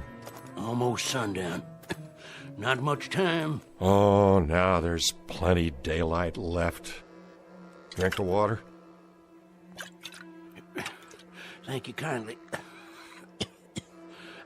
I told you, I only got till sundown. After that, it's all up to you. That ain't gonna happen.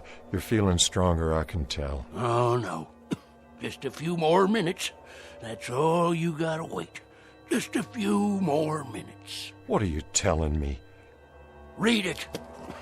Read it. You hear me? I said stay down. Johnny Reb, you hear me? You got to read from it out loud. Here. Right here. It takes your blood on the first page. Oh, come on. That settles the pact. That makes the contract.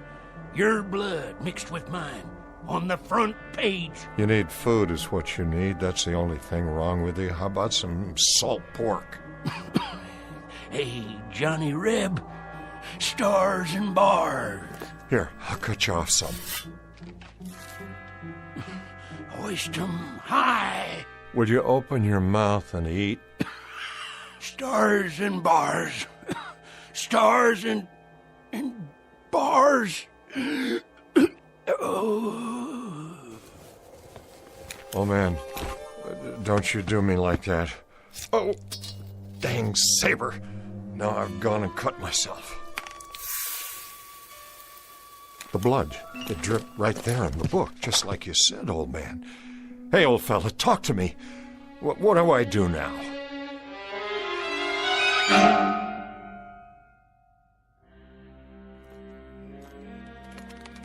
Who goes there? Paradine.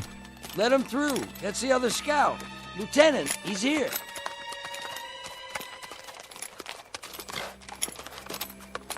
That's you, Paradine? Yes, sir. You see, Dogger, he didn't ride off the edge of the world after all. Joe, is that you? It's me, all right. I'm sure glad to see you, Joe. I rode back here just like you said. You did good. So the prodigal returns. Some people around here figured you must be dead by now, or a prisoner. Neither one, Lieutenant. No time for either, it appears. Sir? That book in your hand. Man's got to do his reading, doesn't he? It wasn't like that. Well, let's hear it, man. What did you see? More'n you'd believe. I'll be the judge of that. Go ahead. I'll try.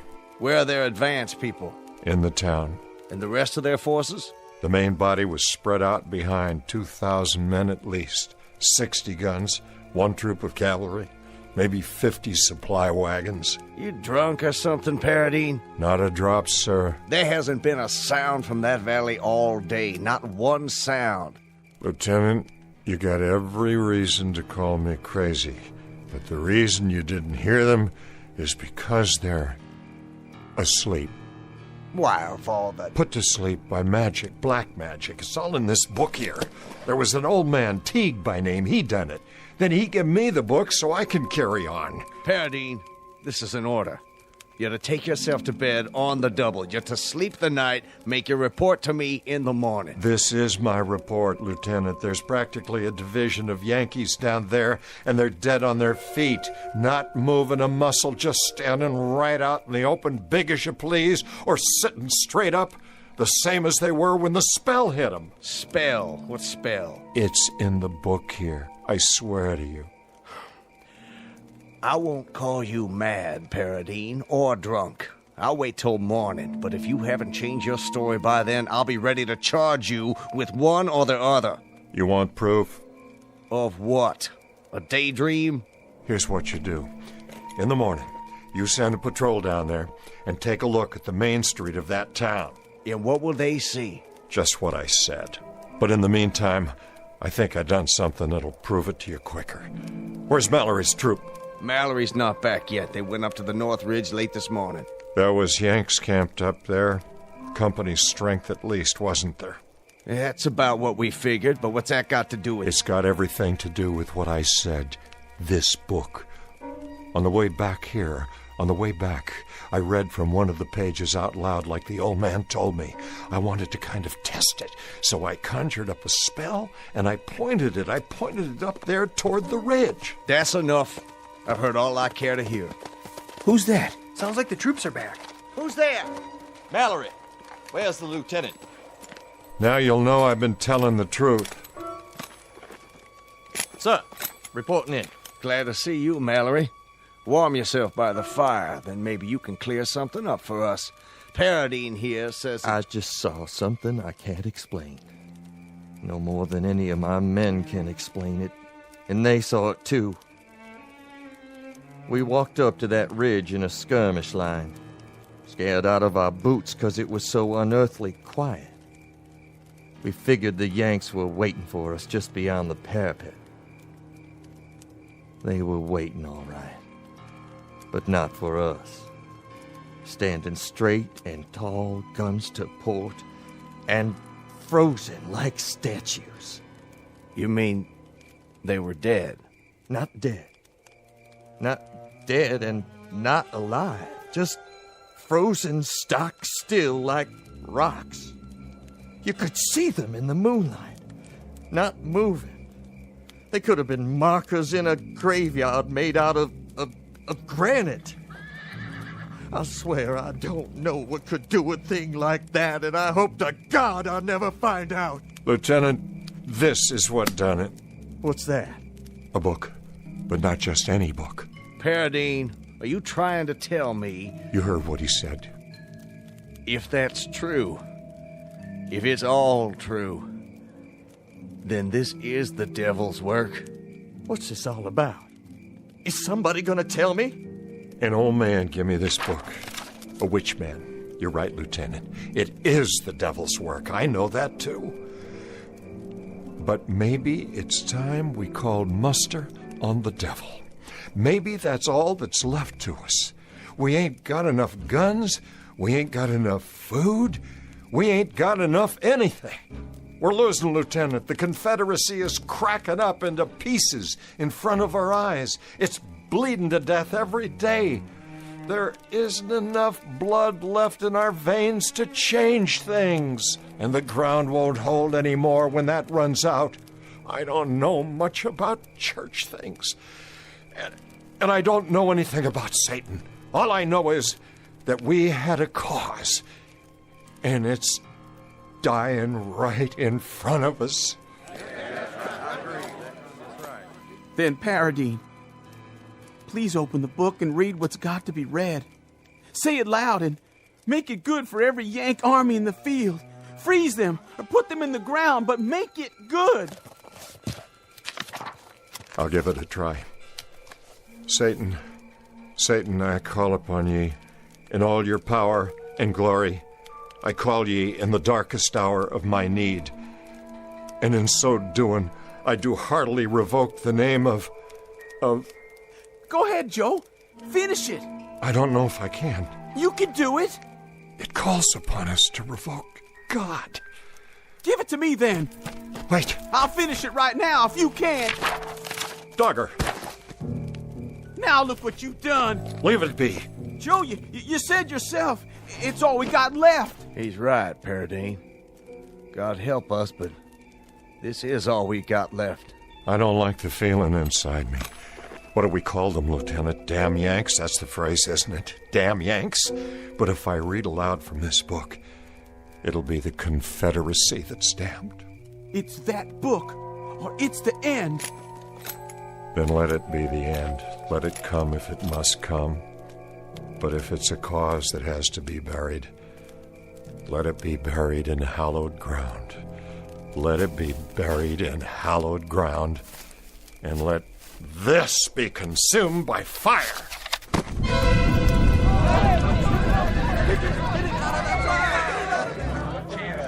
Let it burn, boys.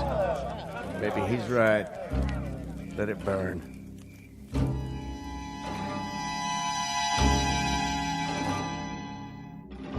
Joe, you awake? Yeah. I was thinking. You probably did right, Joe. If we got God on our side, we don't need no witch book. I hope you're right. It'll be all over soon, and then we can go home to what's left and forget all about it. Start over, 'cause it'll be over and done. Likely so. The question is, how long? They say there's a battle gonna start tomorrow. Yeah? Yeah, a big one. That's what the talk's been. Where? Someplace in Pennsylvania. Could be I burned the book too soon. Whereabouts in Pennsylvania? No, I don't know. I don't recall. Where, Dogger? Where's this battle in Pennsylvania? I don't know, a little town. Never heard of it before. A place called Gettysburg. Gettysburg. Well, I guess this is one we'll have to fight without the devil's help, no matter what happens. May God help us. God help us all.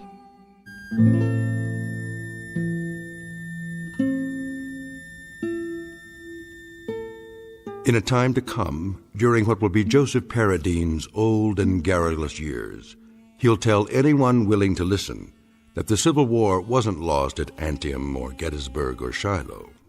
Rather, he'll insist the Confederacy's fate was sealed in a little valley hamlet called Shannou. And people will laugh or pity him when he insists that the South lost the war because they refused a certain strategic alliance. But the truth is that such unholy alliances are often the norm rather than the exception in the Twilight Zone.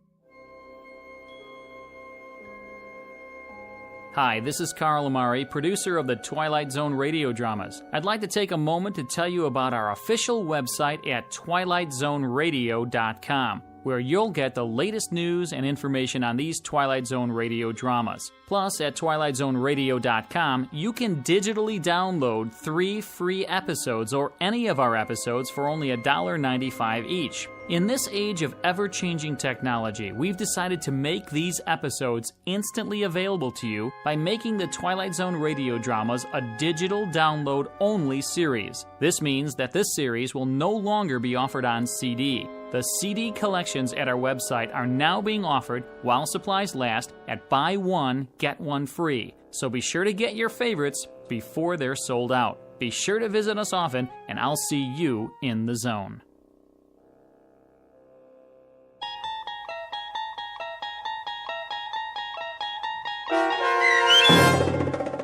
Still Valley, starring Adam West, with Stacy Keach as your narrator, was written for The Twilight Zone by Rod Serling from a story by Manly Wade Wellman and adapted for radio by Dennis Etchison. Heard in the cast were Mike Novak, Richard Hensel, Turk Muller, Doug James, Jeff Lupiton, Christian Stolte, Sarah Marks, Carl Amari, Vince Amari, Paul Patch, and Roger Wolski. To learn more about the Twilight Zone radio dramas and to obtain audio cassettes and CDs of these programs, visit our website at twilightzoneradio.com. This copyrighted radio series is produced and directed by Carl Amari and Roger Wolski for Falcon Picture Group. Doug James speaking.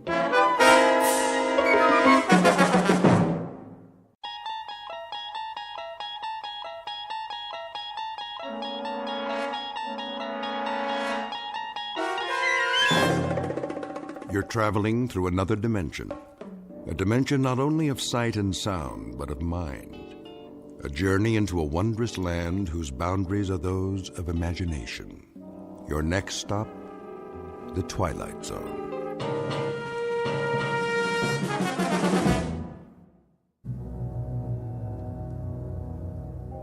There are only 3 questions worth asking. 1, where did we come from? 2, what are we supposed to do while we're here? And 3, what happens next? All the rest aren't important. It took me a while to figure that out. I didn't get it at first. None of us did. But then, who does? What? Where am... Wait! Oh. What in the... Hey! Can anyone hear me? Is anybody up there? Hey! Can you hear me? I had no idea how I got there. I must have blacked out on the way down because all of a sudden I couldn't remember anything, not even my name. There wasn't much light at the bottom, just a steady, even gray, like fog with the sun behind it, only very far away. The wall was curved a little and made of some kind of smooth metal. At least, that's what it felt like. There was only one thing I could think of. If I was a prisoner, I had to get out. So I started exploring, feeling my way along. But I couldn't find a door, not even an edge to grab onto, nothing. I stopped to get my bearings, and then I heard it. Hooray! The fleet's in! Who are you? Oh, but it isn't the fleet, is it? It's the army. Then the army's in. Why are you dressed that way? What way? The makeup, the clothes. You look like a clown. You don't like my uniform? Oh, well, can't please all the people all the time. Nice uniform you have there. Hooray for the army! Tararabum-dee-ay! At-ten hut! At your service. What are your orders, Colonel? General? Whatever you are? I'm a major. Oh, yes, I see that now from your collar. But don't fret about it. You can always advance, even in a peacetime army. Today a major, tomorrow a brigadier. I wouldn't mind having you on the general staff. From major to brigadier, not bad. There's light colonel and colonel in between. You're generous, old sport. You're certainly Problem? No problem. It's just that, Just that what? A couple of small items seem to have eluded me for the moment. Such as? Such as who I am. Why, you're a major. According to your uniform, that's what you are. And that is what you said. Or are you impersonating an officer? That's a very serious charge, you know. Impersonating an officer. No, I am a major. Here's the insignia, so I know that much. But that's all I know. I must have been wounded or something. You seem to be intact. Then why can't I remember my name? I have no idea who I am. I don't remember my outfit or the action. Action? Which action was that? The engagement, the battle, wherever it was I got hit. Who says that happened to you? I must have been wounded. Or at least I took a bump to the head. Did you hear cannon fire? Troops marching? Nothing like that, dear boy. It's been quiet as a tomb in here, which is restful after a fashion. Though it does get boring. Well, something happened to me. I've got to figure this out. Wait a minute. What about you? That's a clue. Is there a circus in the area? A circus? What's with you? Look at yourself. The costume, the clown hat. Oh, I see. There must be a circus because I'm a clown. And clowns go with circuses. Everyone knows that. I guess it figures, doesn't it? Or it should figure. A clown, a circus, an officer, a war. That's logical. Except that it doesn't figure. Not at all. Why not? Because, dear boy, there isn't any circus and there isn't any war. Then what are we doing here? Don't rack your brain. Accept it. The truth is, you're just like the rest of us. You wake up and here you are. No reason, no explanation. You just wake up and here you are. Did you say the rest of us? See for yourself. See what? Come with me. I should have introduced you right off. Meet my friends, such as they are. This one we call the bagpipe player, for obvious reasons.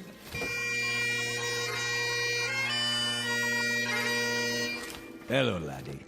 And this is, well, I suppose one would call him a tramp or a hobo, judging from his stereotypical appearance. A familiar sight no matter where one goes, wouldn't you agree? Hey, pal, you wouldn't have a drink, would you? And the most beautiful of us all, the ballet dancer. How do you do? How do you do? I'm... Don't worry about names. They don't remember theirs either. Gentlemen and lady, I'd like to introduce the Major. Hello. Meet our collection of walking, talking question marks. 5 improbable entities who are all in the same predicament, trapped side by side in a pit of light and darkness. No logic, no reason. Just a prolonged nightmare in which fear, loneliness, and the unexplainable walk hand in hand through the shadows. In a moment, we'll start collecting clues as to the whys, the whats, and the wheres. We will not end the nightmare. We'll only look more closely into the shadows in search of an explanation. Because you've already fallen with them, headlong and without a compass, into an uncharted region known as the Twilight Zone. And now, The Twilight Zone and our story, 5 Characters in Search of an Exit, starring Jason Alexander with Stacy Keach as your narrator. The clown was right. One was a bagpipe player, complete with plaid kilt. The tramp was, well, a tramp by the looks of him. And the ballet dancer really was beautiful. She had on a white leotard and one of those little ruffled skirts. What do you call them? Tutus. The 4 of them acted like they weren't surprised to see me there. Not a bit. But why? Why weren't they? If you don't mind, would someone please tell me? Or is it a secret? Tell you what, dear boy? What do you think? What's going on here? Going? Going where, old boy? I don't know. What are we? Who are we? None of us know, Major. We don't know who we are. Each of us just woke up one moment and here we were, in the darkness. But this isn't really darkness. Not quite. I can see all of you and you can see me. It might as well be dark. The light, whatever it is, wherever it is so far away. I can't tell anymore if it's real or just something I'm imagining, because I need it to be there. Instead of what? Of nothing. That's absurd. Is it? Each of you woke up, just like that. Correct again. Give the man a cigar. But how did you get here? What were you before? Who put you in this place? You sure got a lot of questions. I told you, Major. We don't remember. Are you sure you didn't fall? We may have. The memory fades after a while. Well, that's how I got here. Did you? Yes, he did. He did indeed. I saw him. A nice pratfall, as a matter of fact. Quickly, before it fades. What's the last thing you remember before you fell? I don't know. I must be suffering from amnesia. Oh. Then you're like us. Time to join the big parade, Major. If you could find your hat and sword, you could lead us. Oh, what a splendid drum major you'd make. Followed closely by the clowns and acrobats, of course. This is incredible. Oh, isn't it? What a troupe we've put together. The crowd will love us. But how did this happen? How could it? That's the same question we asked ourselves. How could it happen?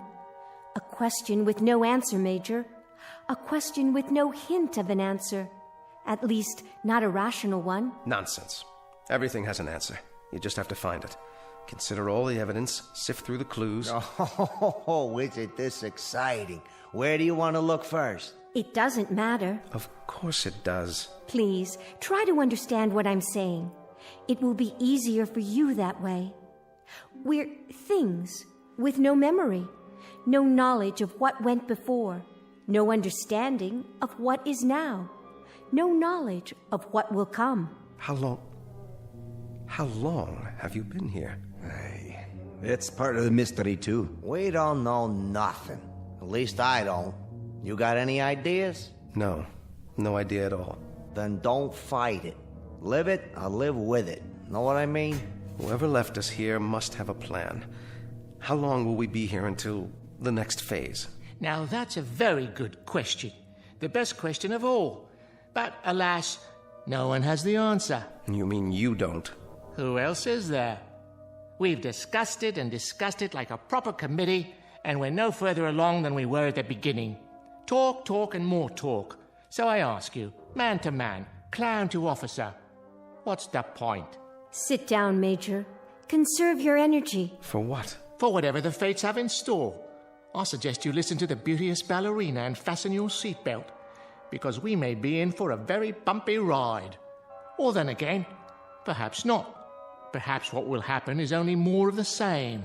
Perhaps we're all doomed to die of terminal boredom.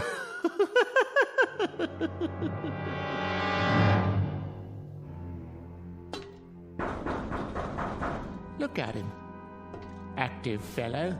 Very active fellow. Very much army, in other words. A man who has to do something, anything. A compulsive type. A regular worker ant. Oh, you're a big-time psychologist now, huh? By no means. I'm only a clown, which is neither here, there, nor anywhere. I could as easily be a financier, a certified public accountant, or a left-handed pitcher who throws only curves. What difference does it make? We're here because we're here because we're here. And what are you? You're an idiot. An energetic idiot, but an idiot nonetheless. You know you're wasting your time, don't you? I know I want out of here. I'm not satisfied sitting around and heaving deep sighs. I just want out. You have no monopoly on that, Major. We all want out of here. I second that emotion. Aye, but you're wasting your time. We've all gone around and around like bloodhounds with our noses to the wall. We can even give you the dimensions of the room. 39 feet. Starting where? It doesn't matter, does it? When you measure a circle, you may start anywhere. Am I right or am I right? What's the height? We figure about 40 feet to the top. What's up there? Oh, the sky, artificial light, maybe a fluorescent lamp, an illuminated microscope, you name it. One guess is as good as another. You have made guesses, then? Oh, all kinds. We could be on some other planet, or on a spaceship, or... Go ahead. Or we're all insane, and this is just a mirage, an illusion. Or we're dead. Dead to the world. Well, if we are, it certainly isn't heaven. How do you know? It ain't so bad. I've been in lots worse places than this. Limbo, then? Quite possibly. All together now. Limbo, limbo, limbo like me. Limbo, limbo, limbo like me. Or we really don't exist. We're figures in somebody's dream. Cogito ergo sum. I exist, therefore I am. Or each of us is having a dream, and everyone is a figment of someone else's imagination. Lots of possibilities. Makes your head want to blow up, don't it? That's one thing we have an abundance of. Possibilities. An infinite number of possibilities. What about getting out of here? Anyone examine that as a possibility? Have you? It's a solid wall. No crevices, no outjuttings of any kind. Nothing to hold on to or scrabble over or get your fingers around. Time to face the music, Major. We're trapped down here. There's absolutely, positively no way out. A nightmare, then. That's all it is. A nightmare. It is indeed. But whose? Yours? Mine? The Scotsman? The ballet dancer? Just whose nightmare is it? Can you tell me that? It doesn't add up. Someone knows we're here. Of course. We do. I mean someone else. Why do you say that? They have to. You've all been here a while, possibly quite a long while. So someone must feed you, someone must give you water. Yeah, well, you would have thought so, wouldn't you? Don't go jumping to conclusions now, laddie. Hold on. Someone must bring down food, or you couldn't survive. There's been no food, no water. That's impossible. Oh, is it really? In that case, we'll starve to death, or die of thirst, or... That's the oddest thing of all. What is? Don't you understand yet? No, I don't understand. Why don't you tell me? Do you feel hunger, Major? Or thirst? Or heat? Or cold? Or fatigue? Discomfort of any kind? Or anything? Do you feel anything at all? No. No, I don't. But that doesn't prove anything. This has been a trauma. It's natural that I don't feel thirsty or hungry, not yet. I'm in a state of shock. Close, but no cigar. You were born in a state of ignorance, educated in the school of hard knocks, and got your degree at the street corner university. Now you're ready to graduate to oblivion. What do you say? Let's break out the booze and have a bowl. None of us have felt thirst or hunger or anything else since we've been here. And we've been here for an endless time, Major. I can tell you that. Time without measure. What's wrong with you people? Have you tried shouting, calling for help? Endlessly. Well, then have you pounded on the wall like this to get their attention? I mean loud. I'm talking about taking off your shoes and really pounding. Have you done that? Often. Well, have you looked all the way around? Have you felt every square inch of the wall? Maybe there's Maybe there's a control button or a panel of some kind, a hidden panel, or a lever, something. Yeah, sure. At the start, that's all we did. Hunted and searched and peered and felt with our hands. And you know what we found out? Sure you do. We found out that this right here is the whole shooting match. This little room. What you see is what you get, Major. There ain't no more.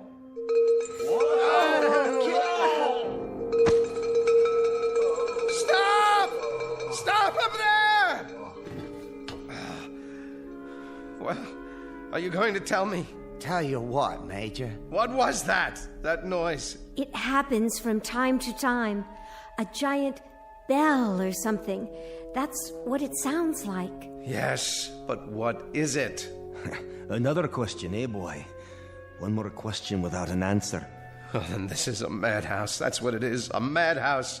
You're all loonies. You might be right, Major. But remember one thing.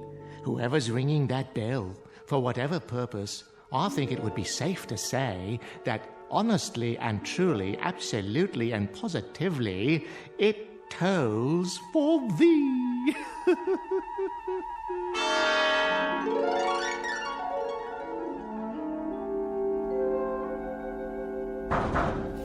Hey! Hey up there! It's no use. Let us out! Let us out of here! What do you want from us, please? Just let us out!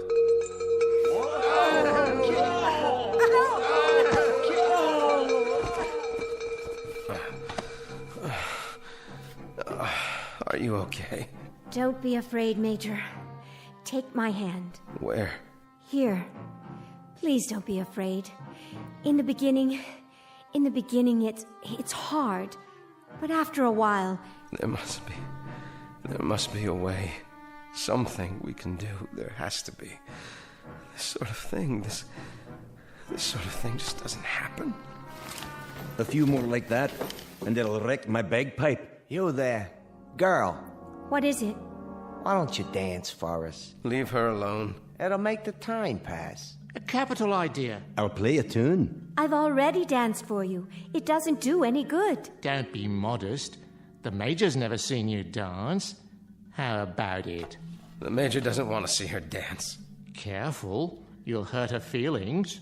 The Major's not interested in passing the time. All the Major wants to do is get out of here. And how do you propose to do that? All right.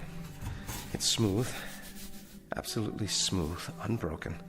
And high. Too high. Not even a place for a foothold. Nothing. That means we have to go through the wall. With what? Did you ever think of that, huh? A hole through the wall? Or what about the floor? What about it? If the wall is solid, smash a hole in the floor and tunnel out. Easier said than done. At least give it a chance. We don't know how thick it is. The wall or the floor. Or even what they're made of. Then find out. Find out. Don't just sit there like lumps, like things, like mindless, soulless things. Playing your bagpipe, telling her to dance. What's wrong with you? If this is a madhouse, maybe that's where you deserve to be, in a madhouse. And what about you, body boy? I think you're mad, all of you. I think you're out of your ever-loving heads. I know you are, but what am I? Try a hole through the wall, right about here. That's the first thing to do. Try to force a way through it. Industrious, isn't he? How about it, huh? A hole through the wall. See if we can get out that way. That's very bright, terribly ingenious, highly imaginative, incredibly inventive. Except for one thing. With what? With our bare hands? With our fingernails? With this. Why, wherever's your sword been all this time? It must have come off my belt when I fell into this place. Here. Watch this. Now you've gone and broken it, dear boy. Nice sword, I must say. Was it Sheffield steel or only pot metal? No. I will not have this. I will not have it. Major, please, Major, listen to me. After a while, it becomes easier. I promise. I need to make a plan. I need to do something. Perhaps there have always been dungeons like this, and we've just never heard of them before. Maybe they're for the unloved. Maybe that's what we are. The unloved. Don't let me hear you talk that way. Come here. Get a hold of yourself. Think. Don't be afraid. We have names. We're people, and that means we belong somewhere. Do we? There are others who care about us. You can count on that.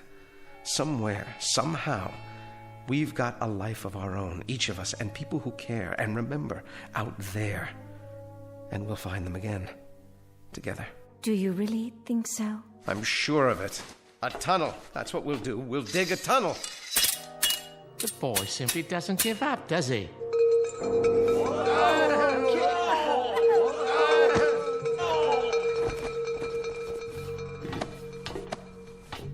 I've got it. Got what, pal? I know where we are. It suddenly occurs to me. It's funny none of you ever thought of it, but it has to be. Where? Where are we? Why, my dear young lady, how unobservant of you. When the whole thing fits together so perfectly, do you need me to draw you a picture? Please tell me. Ladies and gentlemen, it seems quite apparent, doesn't it? Absolutely unequivocal. We, all of us, are in hell. God help us. We are in hell.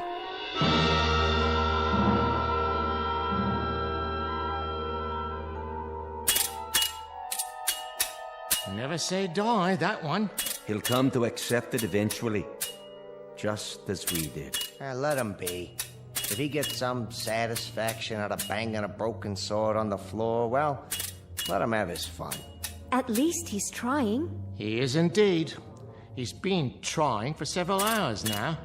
You can't help but admire that kind of persistence, even though it's a little like trying to empty an ocean with a cup, or count the grains of sand in a desert, or reach up to touch the stars. So, let him dip and count and reach all he wants. Of course, it won't help, but I fail to see how it could hurt under the circumstances. It's metal, or the hardest wood I've ever come across. Circular, perfectly smooth, with no breaks anywhere. All of which we could have told you some hours ago. Which we did tell you, if you'd bothered to listen. We've got to figure out something else. Oh, do. Maybe we could wish it all away using the power of positive thinking. That's enough. Or bore through it with our X-ray eyes. Anyone have a laser beam handy? I said that's enough. Or make believe we're acrobats. You know all about that, right? Clowns, acrobats? Most definitely. Alley-oop and over the top to freedom. Now you got it. Yeah, you got it all right. Dreaming and wishing, wishing and dreaming. Hold on. Listen to the man. Oh, come now. In the final analysis, this is all rather idiotic. Is it? It only requires a moment's reflection to see... Why not? Why not what? What you said. Acrobatics. A figure of speech, my dear, not meant to be taken seriously. Isn't it? I will grant you that we have somehow forfeited some of our human dignity, but we are nonetheless governed by human frailties, not the least of which is gravity. You may know some advanced acrobatics that I'm quite unaware of, but for the moment, unless you can find a circus gun big enough to launch one of us skyward like a human cannonball... I see what she's getting at. Well, kindly elucidate, if you please. Don't any of you see? Yes, of course. One on top of the other, standing on each other's shoulders. What about that? It's the way they do it in the circuses, isn't it? Is that query directed at me? You're a clown, aren't you? I'll ask one if I see him. I can assure you I may wear the costume of a clown, but I have no recollection whatsoever of having been one, if ever I was. Then the only thing you ever were was a coward. That's uncalled for. Consider the consequences. We may not feel thirst or hunger, but the pain of a broken bone is quite another thing. We might very well feel pain, and a fall from, 10, 15 feet up, down to this hard floor, Well, that's a sensation I'd as soon do without. It's a chance. With all due respect, miss, no thank you. She's right. It is a chance. Consider the consequences of not trying. It won't work. The weight will be on the first person, so I'll bear the brunt of it. That light's too far away. Come on. The clown on top of me, then the tramp, then the bagpiper, then the dancer. What do you say? We'd never reach it. Well, never say never. We don't know how high it is. That's the point. We'd be exerting ourselves for nothing. It could be 100 feet up there for all we know, or 200 or 300. But we got nothing to lose, right? Why don't we sit down and have some entertainment instead? A much safer course of action. Why don't we go for it? Come on, clown, up on my shoulders. Oh, observation. Things were far simpler before you arrived. However, I suppose I must go with the majority. Get a foot on my shoulder. I'll boost you up. Careful now. That's it. My turn? Not yet. The bagpiper next. Give me a hand, laddie. Use the wall for leverage. I can barely manage. But it's holding. All right, miss. It's up to you. How high is it? Can you see an edge or anything yet? I'd guess 7 or 8 feet to the top. Maybe more. Maybe less. Come on. I can't hold this weight forever. Go very carefully, one step at a time. You'll make it. Thank God she's so light. Whoa! That's my nose you're stepping on. Now stretch. I am stretching. All the way up. Now, what do you see? I can't quite reach it. It's still, about 8 or 10 inches above me. Up on your toes. That's it. I'm almost there. Everybody straighten. All I need is a few more inches. No! No!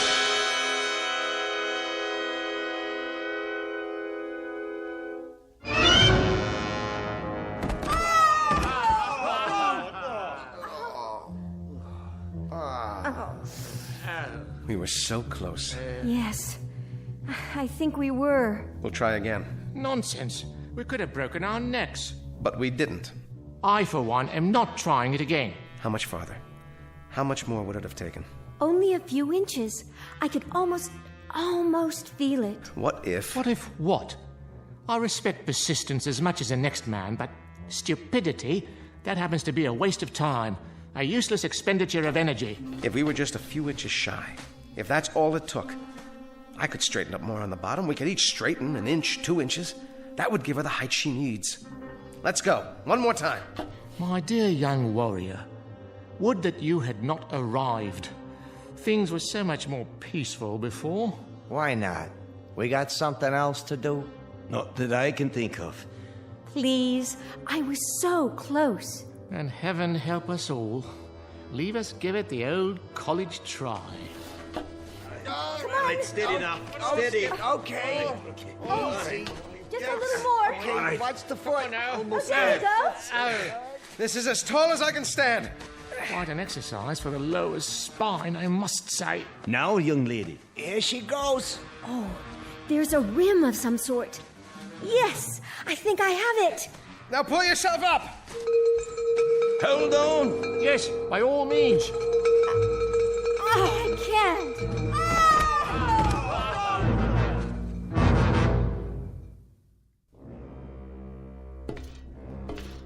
How's the leg, miss? The knee's twisted, I think. But it'll be all right. You were almost there. You had your fingers over the ledge. A miss is as good as a mile. Not in this case. A miss by about 2 or 3 inches? That's hardly a mile. This is what we do next. Oh, share your plan, pray tell. The same thing, without the dancer. Then we'll be several feet short. No, we won't. Hear me out. The clown, the tramp, the bagpipe player, and then I'll climb to the top. I'll tie a rope to the haft of this sword, fling it over the edge. Let it catch there like a grappling hook. Now that's thinking. Ingenious. But first, hadn't one of us better run over to the hardware store and pick up the rope? He's right. There's no rope around here. Strips of cloth. Torn from what we're wearing. You mean tear our clothing? It's a chance, and a good one. Yours has the most material. You said yourself you don't feel the cold. So give me those balloon sleeves. The things we do for a man in uniform. 6 feet of excellent material, courtesy of Pagliacci, or whoever I am. Good, but I need more. Twist it and start tying it together. Big knots. That's it. Takes me back to my Boy Scout days. Were you a Boy Scout? Who knows? I might have been. I got one question for you. Aye? What the heck is a Boy Scout? Anybody remember? We're almost ready. Now this time, we make it. The rope tied to the sword and over the top of the ledge. It catches, and I'm up and out. And then what? We'll worry about that when it happens. Somehow, I will get you out of here. All of you. But nobody gets out until one of us does. Now that's logic you can live with, right? If we live. You, tramp. It's time. Indeed. Leave us get on with it. I can't take this much longer. Good luck, Major. Thanks. I'll need it. All right. Now swing that rope, man.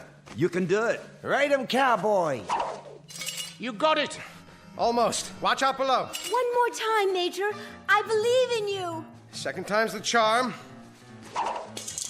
Good show. I believe he's done it. How does it feel? Tight. I think it'll hold. Then go. Major, you don't know how spectacular you look. At least the weight's off. Quick. Everybody down before we fall down. Got the ledge. There. Yes. If I can pull one leg up. No. Well, what's there? What do you see? Major, you've got to tell us. Where are we? No.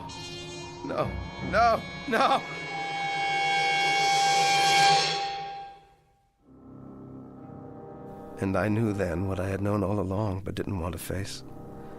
Some things, I guess, are too fierce to handle in one bite. I heard the wind and I finally saw where I was, where we all are. I wished the 4 of them well. If you see my friends, will you tell them I love them? Because the truth is this. There are only 3 questions worth asking. 1, where did we come from? 2, what are we supposed to do while we're here? And 3, what happens next? All the rest aren't important. I didn't get it at first, but then, who does? Maybe it's better that way. No!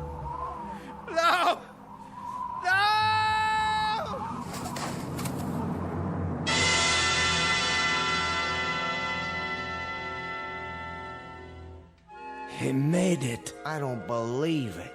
I do. A brave man. Very brave. But not a very bright one. I wonder if we'll see him again. He'll be back. I know he'll be back. And then what, dear lady? He'll come and get us. You think so? He may be back, but it won't be to get us. How can you say that? I'm beginning to get a feeling, and not a very nice one, I'm sorry to say. All the little details, they're starting to fit together. This place, our costumes, the bell. He may have been right at that. What do you mean? He may have been right all along. This may very well be a kind of hell. At least for us. One from which there really is no escape. No escape at all.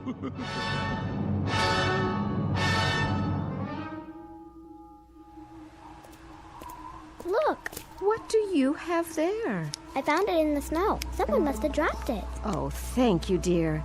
Just drop it in the barrel there, would you? He looks like a soldier, but his coat's all torn. That's all right. Someone will sew him a new one. I'm sure he'll make some little boy very happy. Wow, you got lots of dolls in there. Not as many as we'd like. They're for the orphans, you know. But it's early and we've just started. Can I have one? Are you an orphan? Well, no. But I like the ballerina. She's so pretty. Oh, yes, she is, isn't she? What's that on her face? See? On her eye. It looks like a real tear. Is she crying? Now, why would she be crying? It's just a snowflake that started to melt. I suppose you could have her, If you promise to give her a good home. No. I think I better leave her here. Are you sure? She doesn't want to go. See? She's holding hands with that soldier doll. Why, aren't you the nicest little girl? Toys for Christmas! Toys for Christmas! Open your hearts, friends, and bring in your old dolls so the underprivileged little ones can have a happy Christmas, too. Help the Salvation Army. Dolls for Christmas! Dolls for Christmas! Dolls for Christmas!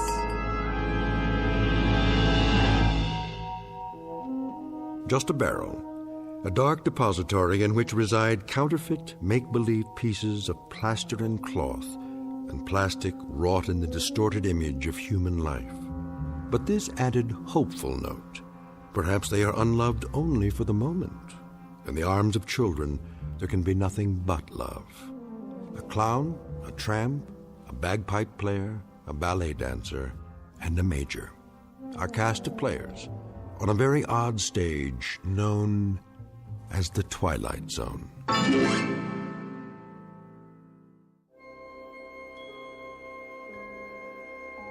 Hi, this is Carl Amari, producer of the Twilight Zone radio dramas. I'd like to take a moment to tell you about our official website at twilightzoneradio.com, where you'll get the latest news and information on these Twilight Zone radio dramas. Plus, at twilightzoneradio.com, you can digitally download 3 free episodes or any of our episodes for only $1.95 each. In this age of ever-changing technology, we've decided to make these episodes instantly available to you by making the Twilight Zone radio dramas a digital download-only series. This means that this series will no longer be offered on CD. The CD collections at our website are now being offered while supplies last at buy one, get one free. So be sure to get your favorites before they're sold out. Be sure to visit us often, and I'll see you in the zone.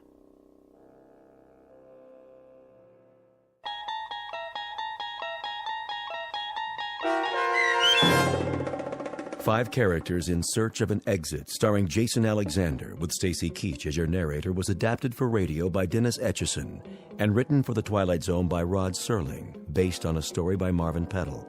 Heard in the cast were Kathy Garver, David Darlow, Doug James, Christian Stolte, Frenette Lebo, and Amanda Amari.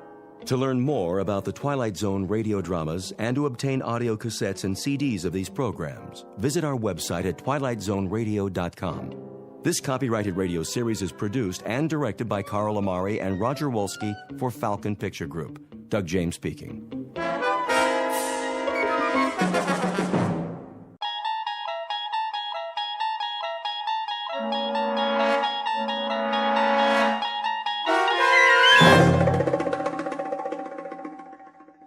The Mighty Casey, starring Paul Dooley, with Stacy Keach as your narrator, was adapted for radio by Dennis Etchison and written for The Twilight Zone by Rod Serling. Heard in the cast were Christian Stolte, Joby Cerny, Jeff Lupetin, Alex Sopener, Kurt Nabig, Derek Purcell, Roger Mueller, Elizabeth Lido, Carl Amari, Jason Mallow, Doug James, and Vince Amari. This copyrighted radio series is produced and directed by Carl Amari for Falcon Picture Group. Doug James speaking.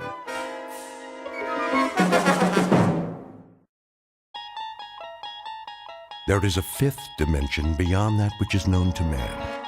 It is a dimension as vast as space and as timeless as infinity. It is the middle ground between light and shadow, and it lies between the pit of man's fears and the summit of his knowledge. This is the dimension of imagination. It is an area which we call the Twilight Zone.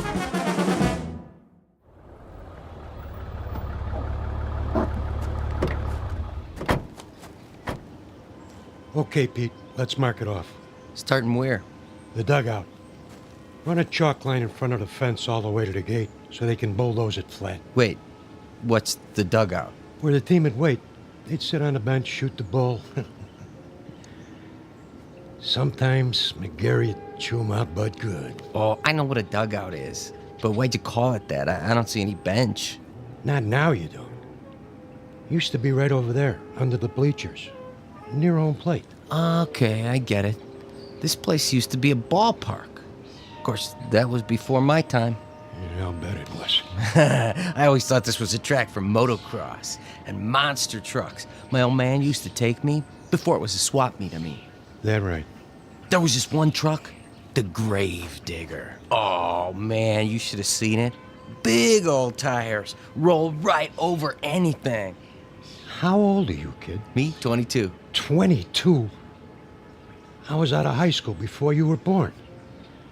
You know what? You really missed a lot.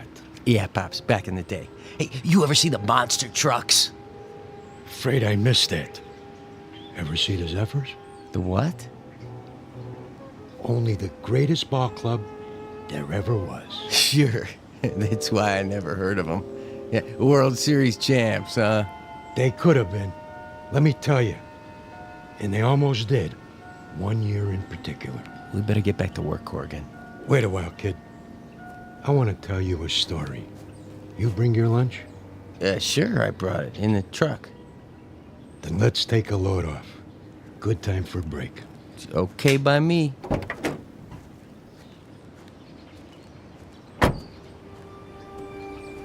We can sit over there in the pitcher's mound. Of course, you can't see it anymore, but it was there.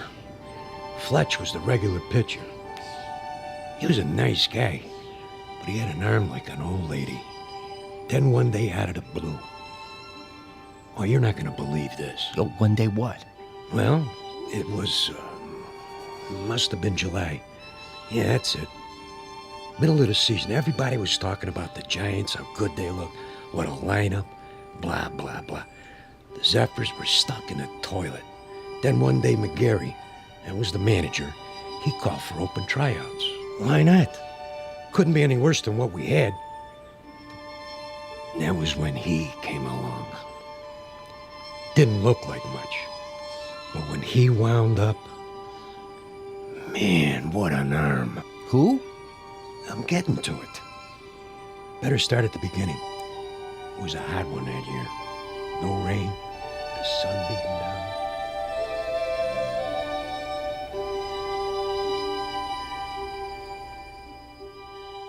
You're standing in the middle of what used to be a baseball stadium.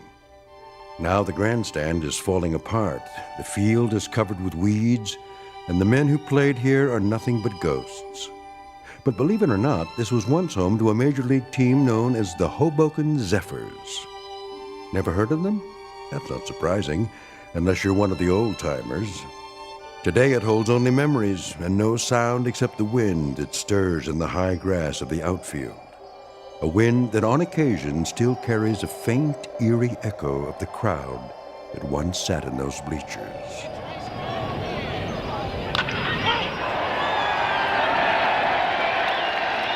We're about to travel back in time to a day when the Hoboken Zephyrs were still a part of the National League, and this mausoleum of memories was an honest-to-Pete attraction. But since it's strictly a story of make-believe, we must begin this way. Once upon a time, in New Jersey, a most unusual event happened on the way to the ballpark. In a moment, you'll meet the cause of that event, a left-hander named Casey. Not the most original of monikers, but that's what he was called. So sit back, grab a hot dog and a bag of peanuts, and get ready for the playoffs. Because this particular broadcast is brought to you live from the Twilight Zone. And now, The Twilight Zone and our story, The Mighty Casey, starring Paul Dooley, with Stacy Keach as your narrator. All right, new guys, let me see what you got. Give me 50 jumping jacks. Make it 100. Make it 100. Then take a lap around the field. 2 laps. You got it, McGarry. Of course, if we burn them out too fast... They better learn to hustle or they're out of here. Okay, Mel, if you say so. Let me hear you count. 9, 10, 11, 12, 13, 14, 15. Morning, McGarry. Beasley. 4 great-looking boys, huh? The one with the black socks with the Florsheim's brought a note from his mother. Who are you expecting, the All-Stars? Post a sign for open tryouts in a last-place club that happens to be 31 games out of first place, and this is what shows up. You never know, I guess. Might be some talent out there. Yeah, and you might be Yogi Berra. I can't make something out of nothing. You're the owner of the club. You gotta give me some ball players. Think you'd know what to do with them if I did? 20 games out of fourth place, and the only big average we've got is a manager with the widest mouth in the business. When the Zephyrs win one game, we gotta call it a streak. Buddy boy, when contract time comes around, you don't have to. Sure, you let me go. Who you gonna get? Now think of something. You can always manage the team yourself. One more time, Fletch. Ugh, trying to get it over the plate. You okay, Monkey? I must have slept funny on my arm last night. How's the team doing? Are you kidding? Last week, Fletch pitched 4 innings and only gave up 6 runs. That makes him our most valuable player of the month. Hey! Hey!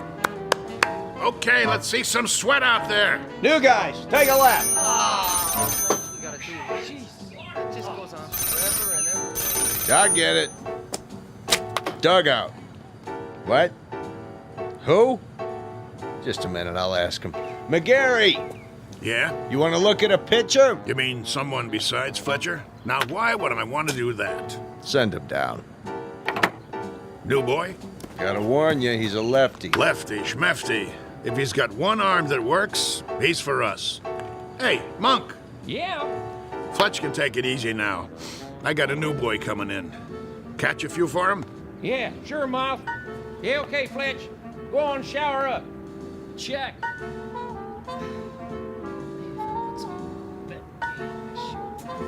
One more lap, let's go. You got the lineup for tonight? I'm working on it. Who's the starting pitcher? I don't know yet. You don't know? Have to see how it goes. Whoever's hot gets a shot. Make that lukewarm. Oh, my. Chavez! That's enough with the laps. They look like they're gonna pass out. Check. Take 5, boys. All right, McGarry, I've seen enough. Yeah, you and me both. What's that? I said I'll see you on the sports page. I'll stop by later. You do that. Mr. McGarry? Over there. Hey, Mouth! Your new man's here. You gotta be kidding. Mr. McGarry, is it? Okay, what's the gag? I don't know what you... Come clean, Gramps. Did old man Beasley put you up to it? I'm afraid Well, tell him I don't need a water boy. Thanks for coming by. Leave your name at the office. There must be some misunderstanding. I'm here about the pitching position. Right. Hardy har har. Oh, I'm not a pitcher, though I've thrown a few baseballs in my time. Of course, that was before the war. Yeah? Which one? The Civil War? You don't look old enough for Valley Forge, but come to think of it, was the winter really as cold as they say? I represent Casey. Oh, Casey. Straight from Mudville, I bet. Even got himself an agent. How much do you get? 10% of nothing? Here he is now. Him? What is he? 115 pounds soaking wet? Listen, no offense, but if a wind comes up, those ears will start flapping and he'll take off like Dumbo. Say hello, Casey. Nice one, Miller. Oh, pleased to meet you. Hey, watch out. I said watch out, the ball's coming down. Step aside, Casey. Now, boy. I said... Ooh. Ow! Right on the old beam. That must have hurt. You okay, fella? Oh, Casey's fine. Just fine. How come he's still standing? Must be out on his feet. I'll call an ambulance. Don't go suing us now. I wouldn't think of it. Casey, as I was saying, this is Mr. McGarry. He's the manager. Hello. Pleased to meet you. Do you want to lie down? Come on in the dugout. Shake hands, Casey. That's all right. You remember how to shake hands, don't you? Yes, sir. Right hand, Casey. Your right hand. Put her there, pal. Oh, ow! You can let go, Casey. That's right. Release now. Wow! My hand. What a grip. Sorry, Casey doesn't know his own strength sometimes. Some arm. Never would have guessed it. Well, let's see what he can do. Mind if I try him out? That's what we're here for. Right, Casey? Correct. Okay. See that guy over there with the great big mitt? Yes, we see him. He's what's known as a catcher. His name is Monk. Ah. Go out there and throw him a few. Thank you, Mr. McCary. This I gotta see. Quite. You his father? Casey? Oh, no, he has no father. An orphan, huh? Not exactly. I guess you'd call me his creator. That a fact. It is, actually. Come from around here, does he? You might say so. Uh-huh. How old is he? Well, that's a little difficult to say. What's difficult about it? It's hard to discuss Casey's age in chronological terms. He's only been in existence for a brief time. What I mean is, he has the mind and physique of roughly a 22-year-old, but in terms of how long he's been here, the answer would be 3 weeks. Huh? Approximately. Would you mind going over that again? You see, I'm an inventor. I made Casey. You made? In my workshop. Well, that's swell, pal. There ain't too many homemade left-handers in the league. You don't understand. I'm serious. Sure you are. Anytime you're ready. Yes, sir.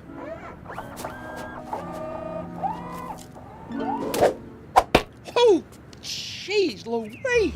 That's his fastball. Try a curve now, Casey.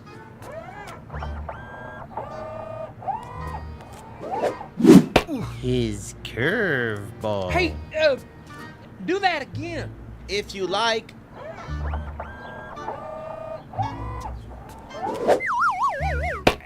Hey! What was that? We don't have a name for it yet. Go ahead now, Casey. Don't hold back.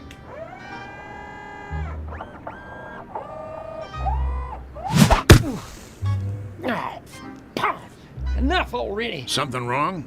Wrong? What, you see him? That kid, he picks up where Feller left off.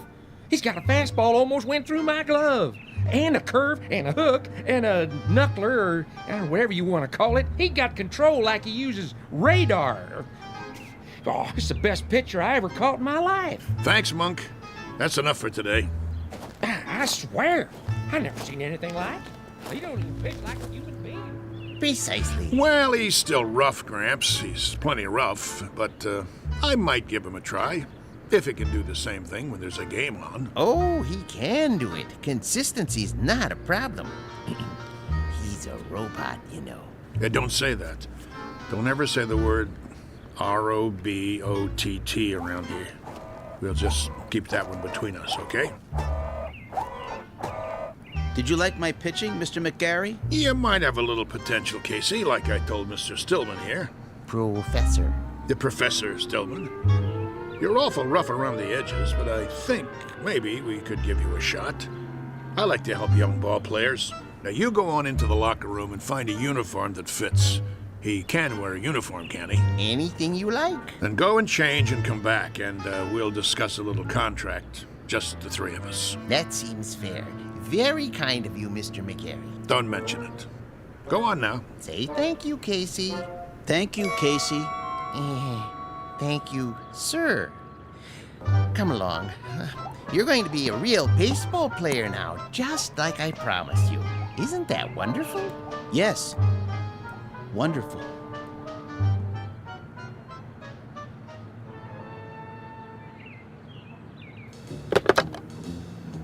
General Manager's office? This is McGarry. Now listen. Draw up a contract. New pitcher, name of Casey. No, I don't know his last name. Leave that part blank. Just do it. The only thing that's between us and a pennant now is if this guy's battery goes dead or he rusts in the rain. Never mind what I mean. Draw up the contract before he gets away.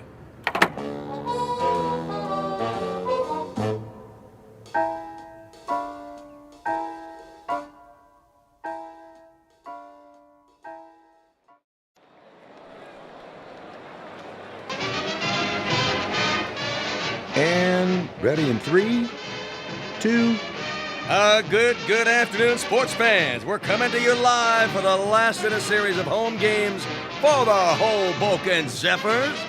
The Bullets are already on the field, warming up, but there's been a delay. The Zephyrs are still in the locker room.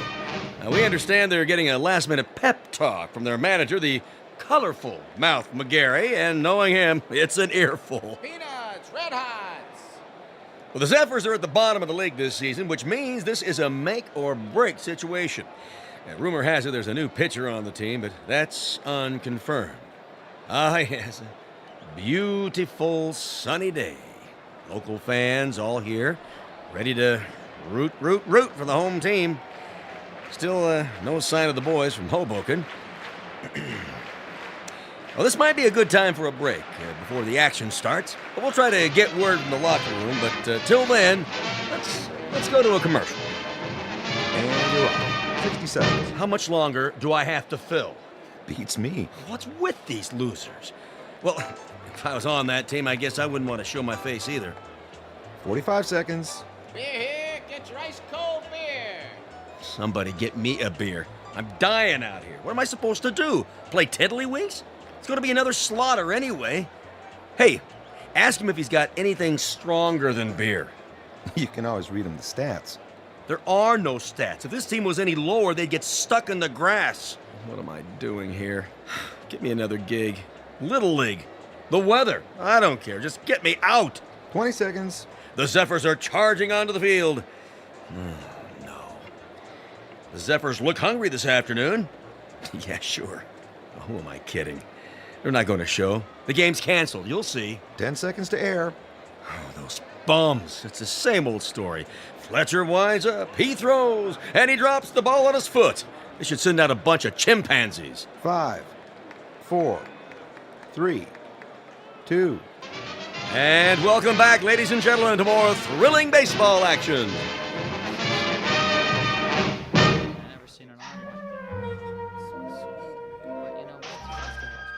All right, you got the signals down now, kid? Okay, when you're ready to throw, you watch my fingers. See, I'll give you the hand signals, just like we practice. Remember the one for the fastball? This one.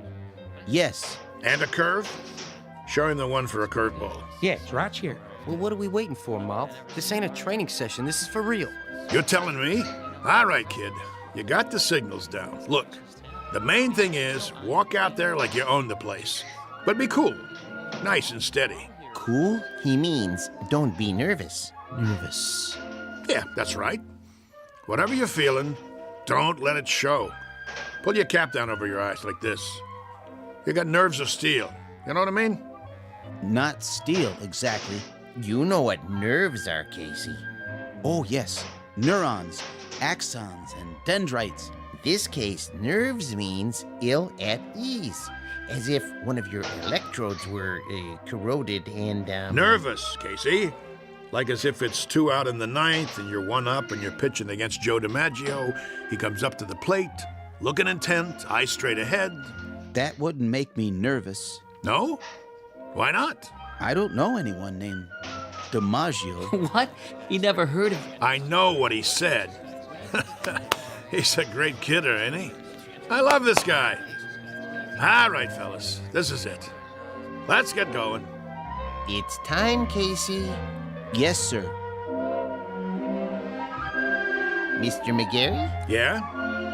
Are you coming? Yeah, I'm coming. Something the matter? I was just, thinking about the Giants. We're not playing the Giants today, are we? No, but I can't wait to knock them off. For that matter, I'd love to knock off the Phillies and the Cards, too. Or the Braves in Cincinnati. Or even the Hanksville Bullets. Them especially. Those bums beat us 11-0 in spring training.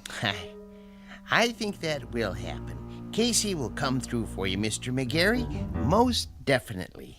You never told me. What have you got riding on this? What's your angle? With Casey? My interest is purely scientific. I know he's a Superman of sorts, but I need to have that proven under test conditions. You mean you can't guarantee he'll work? Oh, I have no doubts. Once I built a home economist to run my house. Marvelous cook. I gained 46 pounds before I had to, dismantle her. Now, with a model such as Casey, with his strength and accuracy, I knew he was destined to play baseball. And in order to prove my point, I had to have him pitch in competition. As an acid test, I settled on the absolute worst team I could find.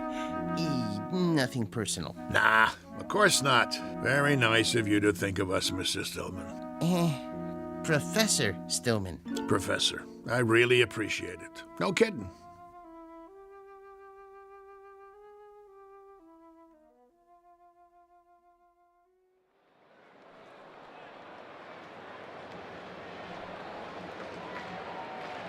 You can feel excitement in the air as the Zephyrs take to the field. Hey, you bums, do something. The pressure's on the home team, tensions are high, and there's a groundswell of support as this new pitcher approaches the mound. Well, it's do or die today. Fletcher's on the bench, and the new man, the only name I have is Casey, and frankly, he doesn't look like much. But his metal's about to be tested. To coin a phrase. Go home, kid. Your mother's calling you. The umpire signals for the start of the game. Play ball. The ball is whipped around the infield, and now the second baseman is hand-carrying it over to Casey. He rubs it off on his jersey and hands it to him. The pitcher is, yes, he finally takes it. He turns to face the batter, waiting for a signal. Here's the windup. He throws. The batter swings. Steve right. I must have missed that one, folks. It looks like the batter missed it, too. He went over the plate so fast, he swung a full 360. Good gravy, was that a fastball? Lucky pitch. Let me see you do that again. Take your best shot. Second pitch. Here's the windup. Whoa, Nelly! Howling Man tries to take a bite out of it and misses. He's off his feet. Looks like he threw his back out, twisted around like a pretzel.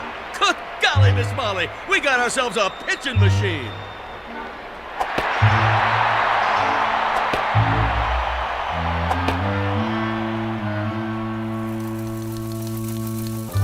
In baseball news, here's a cutie for you. Seems there's a rookie in Hoboken who's pitched 3 straight shutouts. They said it couldn't be done, but with a blistering performance to sew up 9 in a row. In a stunning comeback, the Zephyrs zoom to 4th place in the National League as Casey gets ready for number 14. And that makes 3 more no-hitters for the mighty Casey. The Zephyrs are locked into 1st place. Questions in the news this morning about the mysterious Casey. Where does he get his superhuman ability? Playoffs temporarily suspended as the Baseball Commission orders an investigation. Today's headline, the mighty Casey. Is he on steroids? Good day.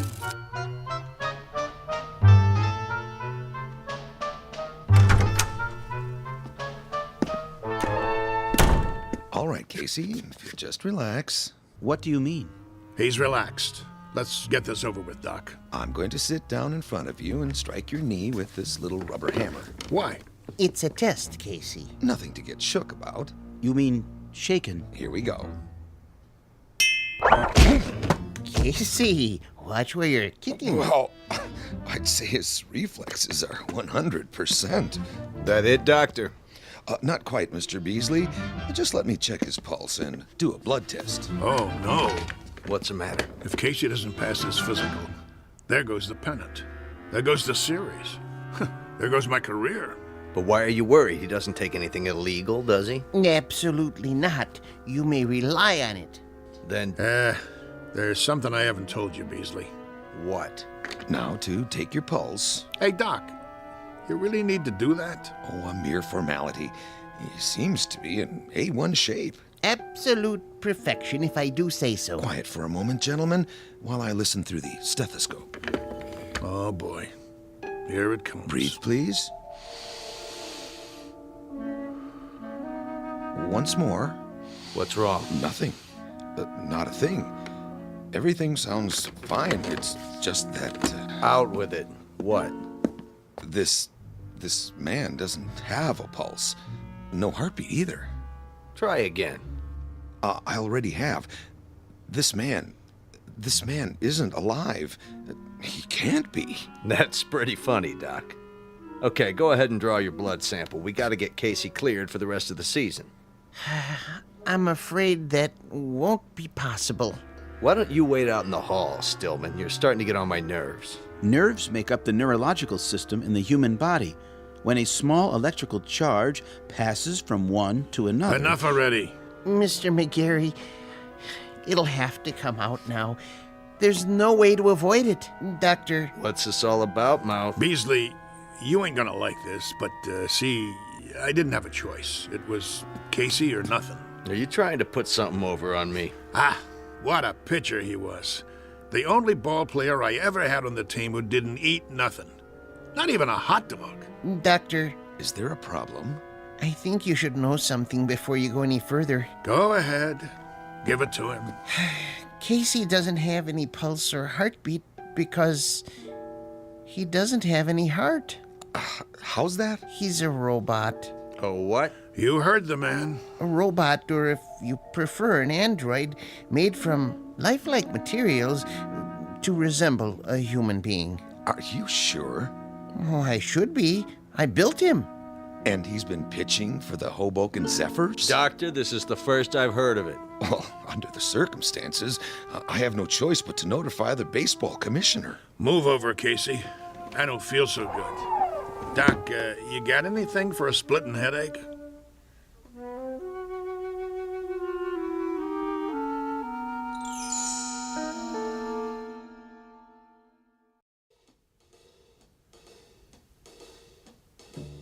McGarry, you gave me your word. Yeah, that the team would win. I didn't say nothing about... Yes, you did. You brought me Casey and I said I never seen anything like him. Did I lie? Not as such, but you can't run roughshod over the rules. I'm holding you in breach of contract. Me? What did I do? I got you a winner. Know how many tickets we sold? You never had such a season. All right. Knock it off, you two. I'm the commissioner, and I say he's suspended. That's final. On what grounds? He didn't take no illegal substances. He doesn't have to. Everything about him is illegal, from the top of his head to the cleats on his shoes. He's a machine. So? Article 6, Section 2 of the Baseball Code, I quote, "A team should consist of 9 men." End quote. Men, understand? Not robots, or vacuum cleaners, or mix masters. Commissioner, perhaps there's another way of looking at this. For all intents and purposes, he is human. Casey, would you mind saying a few words? Tell us about yourself. Where should I begin? At the beginning, of course. Yeah, where was he born? All men are born, not to assemble in a machine shop. Go ahead, Casey. What state? I was born in a state of ignorance. There you go. My point exactly. Well, he can talk, can't he? He talks as good as me. That means he's got to be alive. I wouldn't count on it. But he is not human. Easy for you to say. How human do you want him? He's got arms, legs, a face. And ears. But no heart. He doesn't even own one. How can he be human without a heart? Beasley don't have a heart either. He owns 40% of the ball club. That's it, gentlemen. He doesn't have a heart. Ergo, he isn't human. And that's a violation of the baseball code. Therefore, he doesn't play.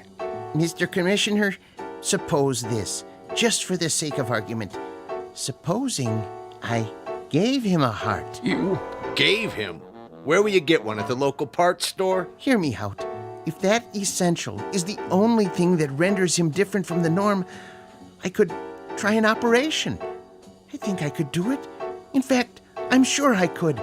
Supply him with a self-contained mechanical heart, that is. Now you're talking, Prof. How about that, huh? What do you say? Well, it would be very irregular. If he were to be given a heart, would medical science classify him as... what I mean is, could he then be called a... He had the doc fooled even without one. All right. With a heart, I'll give him a temporary okay until the league meeting in October.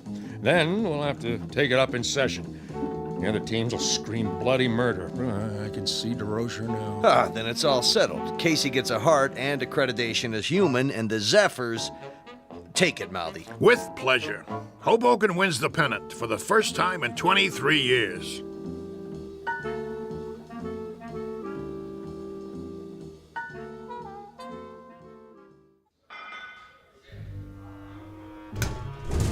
So, Where's Casey? Search me. He's supposed to be here. Yeah, well, thank you very much, operator. Well, how's Casey? Is he coming? I don't know. What do you mean you don't know? The operator can't get an answer at Stillman's house. Well, maybe he's in the middle of the operation. So he's in the middle of the operation. What's the matter? He can't use one hand to pick up the phone? We can't wait no longer. I gotta turn in the starting lineup. Corrigan? Yeah, Mouth? You'll pitch tonight. All the rest of you, same as before.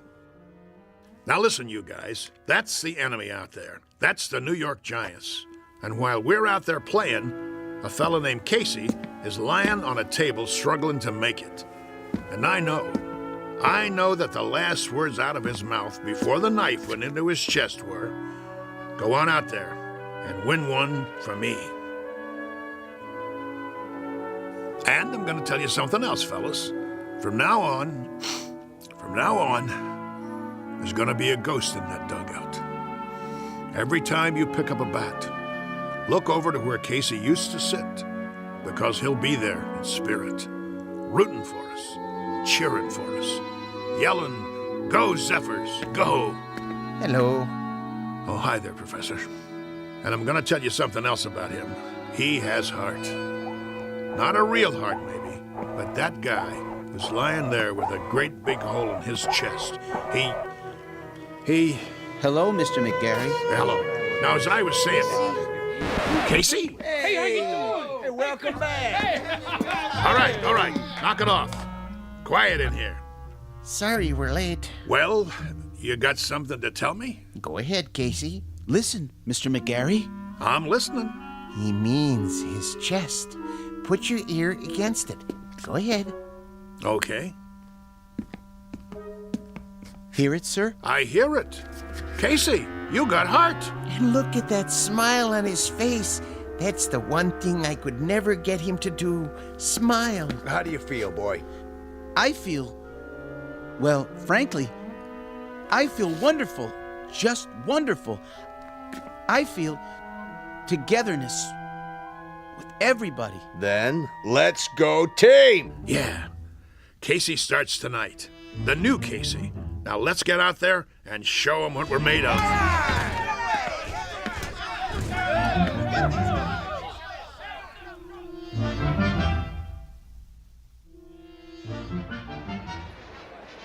Here, get your red hot.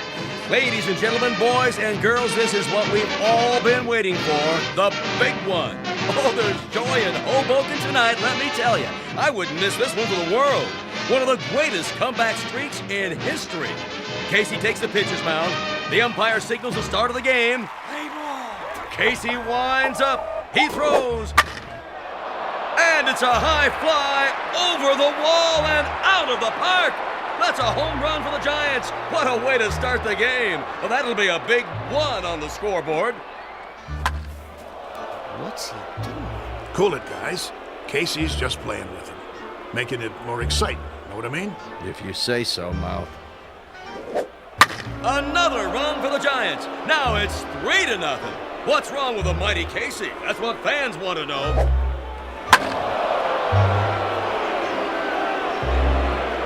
And it's all over. A shutout for the Giants. Looks like Casey's streak is history.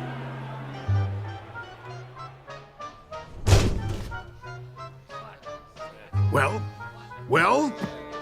1 minute he's 3 Bob Fellers rolled into one, and the next minute he's a tanker with nothing. You want to tell me what's going on? It's rather complicated. Then you tell me, Casey. Start by explaining how one pitcher can throw 9 balls and give up 4 singles, 2 doubles, a triple, and 2 home runs. I don't know what to say, Mr. McGarry. Shall I tell him? Tell me what? It's because Casey has a heart now. So? He has heart. Big deal. The thing is, Mr. McGarry, I just couldn't strike out those poor fellows. I didn't have it in me to do that, to hurt their feelings. He felt compassion. What? That's what he's got now. Compassion. See that smile on his face? Give an individual a heart, Mr. McGarry. particularly someone like Casey, who hasn't been around long enough to understand things like competitiveness or drive or ego. And it's bound to happen. Oh, my aching back. I'm sorry, Mr. McGarry. I just couldn't hurt their careers. Professor Stillman thinks I should go into social work. I'd like to help people. That's what happens to you. Should I tell you what happens to me? I get shipped off to a baseball farm system that consists of one silo and a McCormick Reaper. The only thing we get come spring is a wheat crop. Right now, I'm gonna go have me a drink. Oh, Mr. McGarry. What do you want? I was wondering if I might come with you. What for? Do you mind, Casey? Oh, don't worry about me, sir. You go ahead. Good, good. Now, Mr. McGarry, I've been doing some thinking. About what? The characteristics necessary to make a great baseball player. I figured out the mechanism for hooks and curves and sliders, and I think Casey is the perfect height. But when it comes to temperament, motivation, attitude, that sort of thing, there may be a better way. Such as? I might be persuaded to build another model, new and improved, who would work out even better. I could have him ready, say, for next year's spring training? Who's gonna pay for it? Oh, I've got the funding, don't worry. But I thought if we could go over the plans together. What do you got in mind? Let me draw you a picture.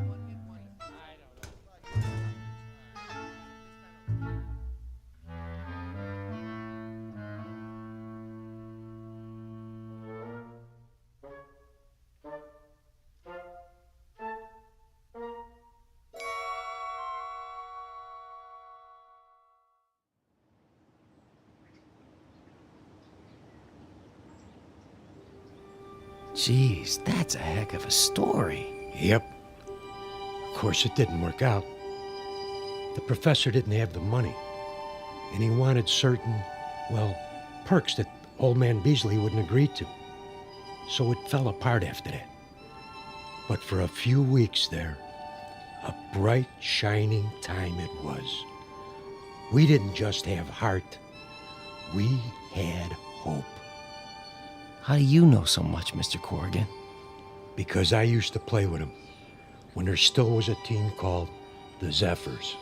No kidding. Come on, we better get back to work. You finish your lunch? Yeah. Then let's go. They're gonna flatten this place to the ground tomorrow.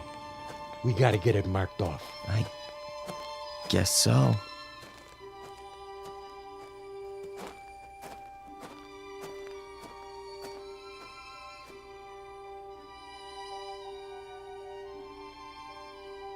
Once upon a time, there was a Major League Baseball team called the Hoboken Zephyrs, who, during the last year of their existence, wound up in last place and shortly thereafter were consigned to oblivion.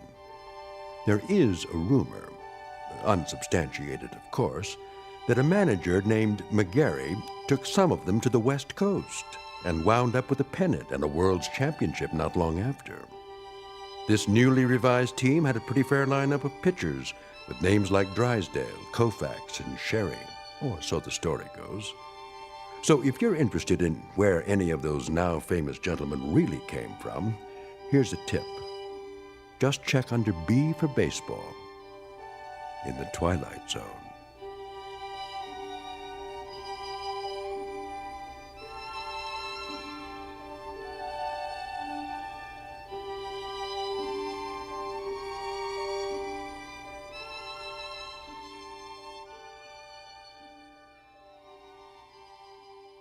We'll return to the Twilight Zone in just a moment.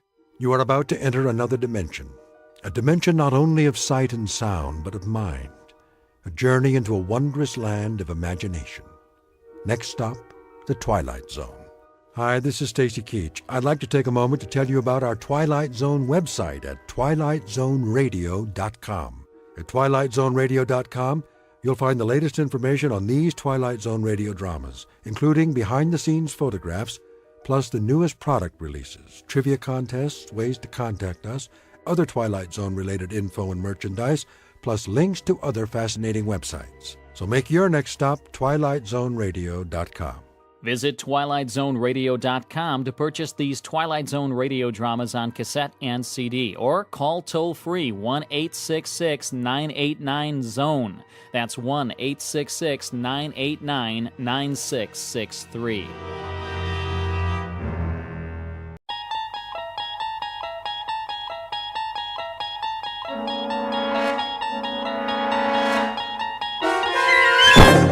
You're traveling through another dimension.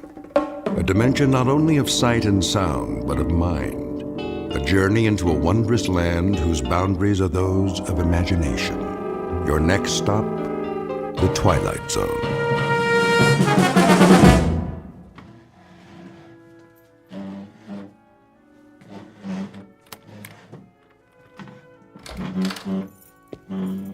Marvin? Yes, sir. What do you think you're doing? Moving the table, sir. Why, whatever for? The party, Mr. Fitzgerald. Party? What party? Mrs. Fitzgerald, sir, for her birthday. Oh, good Lord, is that tonight? I understand that it is. You instructed me to see to the arrangement, sir. Oh, so I did. I suppose you'll transform this apartment into a veritable wonderland. Paper streamers and the like. No, sir. Just a buffet for the guests, as soon as the delivery boy arrives downstairs. The guests? Those on the list, sir. Small gathering of your closest friends. Then it'll be a very small gathering indeed. Sit down, Marvin, before you fall down. Very well, sir.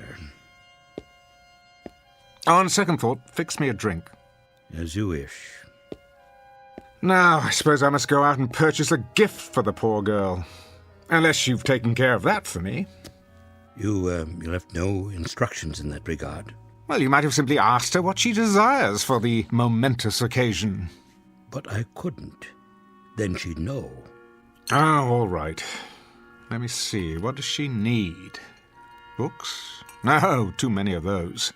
All they do is gather dust. A trinket? A bauble? Diamonds are quite dear these days. If I might offer a suggestion. Why not? Well, Mrs. Fitzgerald has expressed an interest in music. Oh, she has she? What does she know about music? I will not have popular ditties polluting my environment. Not recording, sir. I believe she'd like to play. What? A glockenspiel? A kettle drum? You'd have to ask Mrs. Fitzgerald, but she did say it has powers to soothe the savage beast. That's breast, man, the savage breast. Do you see any beasts around here? If you don't mind, sir, I'll repair to my quarters for a while until the provisions arrive. Did you put soda in this drink? Oh, I've told you, Marvin, no soda. Make me another one at once, and this time do it properly. Yes, sir.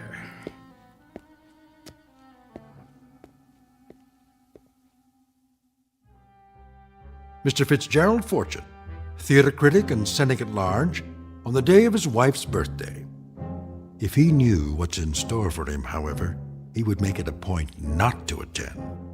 Because before the party is over, an extraordinary instrument will play what might be called those old piano roll blues, an opening night that could only happen in the Twilight Zone.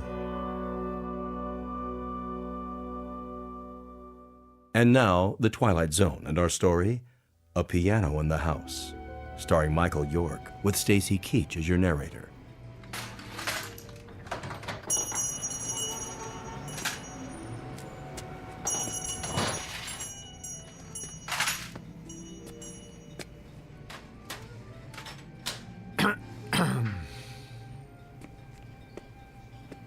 Yeah? How do you do? If you don't see a price tag, ask. I am Fitzgerald Fortune. So? The drama critic. Uh-huh. Isn't rudeness a handicap in your line of work? What's it to you? I saw the name of your shop, Treasures Unlimited. I stepped through the door, fully expecting to encounter some sentimental old biddy wearing an ostrich-plumed hat and a moth-eaten feather boa. Instead, to my sincere delight, I believe I've discovered a fellow misanthrope. What's that? A man who despises people. I got work to do, mister. Putting up stock. And I am meant to be writing a review this very hour for tomorrow's edition. So why aren't you doing it? Life intervenes. Looking for something in particular? A gift for my wife's birthday. Well, you're in the wrong place. This isn't a gift shop. It's a junk store. Exactly. You see, my wife has the absurd notion that she wants to learn to play an instrument. Unfortunately, she hasn't a trace of talent. How do you know that? Hmm? If you've never heard her play. I believe I know my own wife. However, I've hit upon a rather droll solution to her dilemma. Do you have, by any chance, one of those old-fashioned pianos that plays itself? A player piano? Funny you should ask. Amuse me. I just picked one up at an estate sale. Over here. It's kind of beat up, though.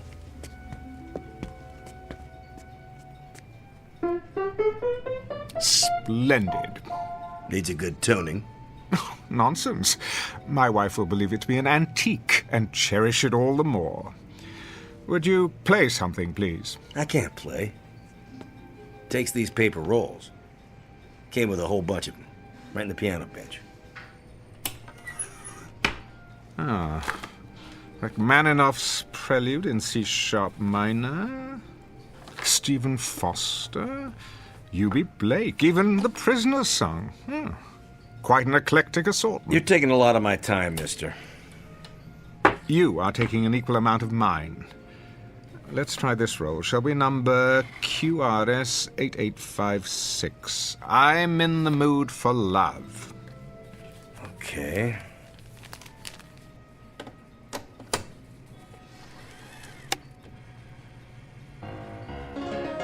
There we go.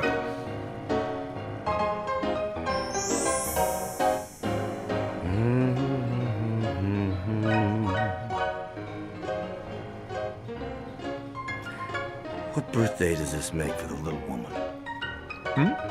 Your wife. Oh, her 26. So young. You must be a man of great personal magnetism to have attracted one of that age. I am. How utterly romantic. Youth, wisdom, hand in hand. Oh, how I'd like to see you both together. And for her birthday, you're giving her the gift of music.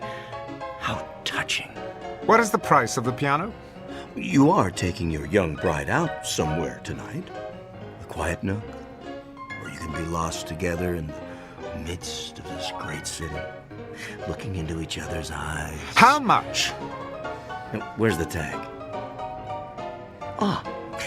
And worth every penny. A bit of restoration to take care of the finish.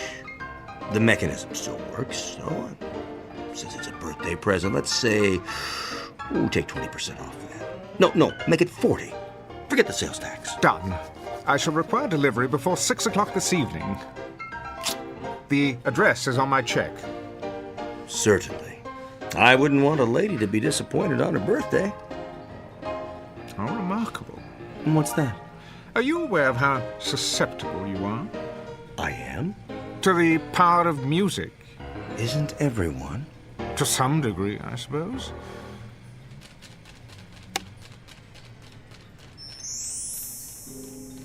Okay. You got a sale. Now, you gonna stand around all day taking my time? No, I was just leaving. Well, nobody's stopping you. There's the door. Tell me, are you sentimental about anything else besides birthdays? Birthdays? They're a lousy waste of time and money. It was the piano, wasn't it? Extraordinary. Good day to you.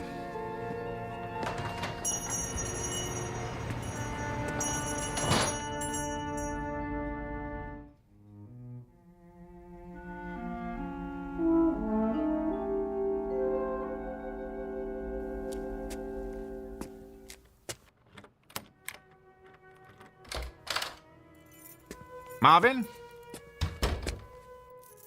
Marvin? Good evening, sir. Take my hat and coat, please. Very good. Oh, the piano arrived, I see. About an hour ago, I took the liberty of dusting it, sir. Marvin? Yes, Mr. Fortune. If you're going to wait on the guest tonight, then do something about your face. My face, sir? Yes, Marvin. A party is supposed to be a happy occasion. Could you manage to look a little less miserable than usual?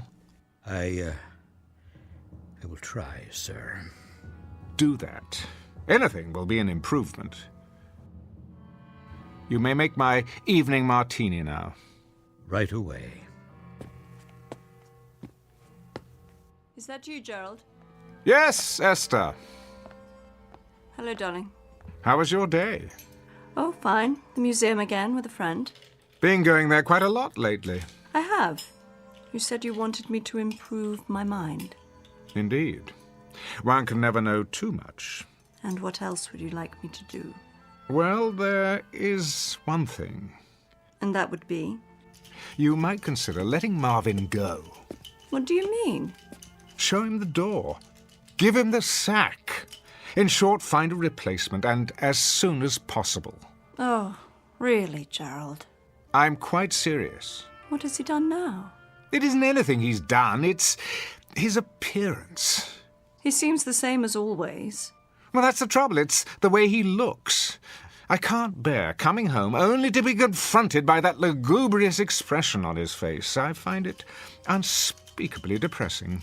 Don't you? Not particularly, Gerald. Look at him, like a hound dog, ready to burst into tears at any moment. Surely we can find a servant who's more cheerful to have around. Keep your voice down. Why? There's no need to hurt his feelings. The man has no feelings. He's a clod. Gerald. You haven't commented on the piano. I was about to. You don't care for it? I love it. I really do. Have you tried it yet? I didn't know how, so I decided I'd wait until you got home. I knew you wanted to play. That's why I got it for you. Hardly any need. Hmm? The piano plays itself. Oh, you noticed. Wasn't that considerate of me? I thought I'd save you the trouble of all those tedious lessons, only to find out at the end that you had no gift for music. I see. Well, darling, aren't you moved by my thoughtfulness? Thank you, Gerald. Let's have a demonstration, shall we? If you like. Marvin, is this thing plugged in? Yes, sir. Good. You see, these paper rolls are punched with holes. All you do is select one, insert it, and throw the switch. The paper passes over the slots, and the keys move up and down as if someone were playing them. What fun. Quite the rage in the old days. Your drink, sir. In a moment. Now then, for example, here's one called Smiles. You open the panel, press it into place like this, start it on the take-up reel.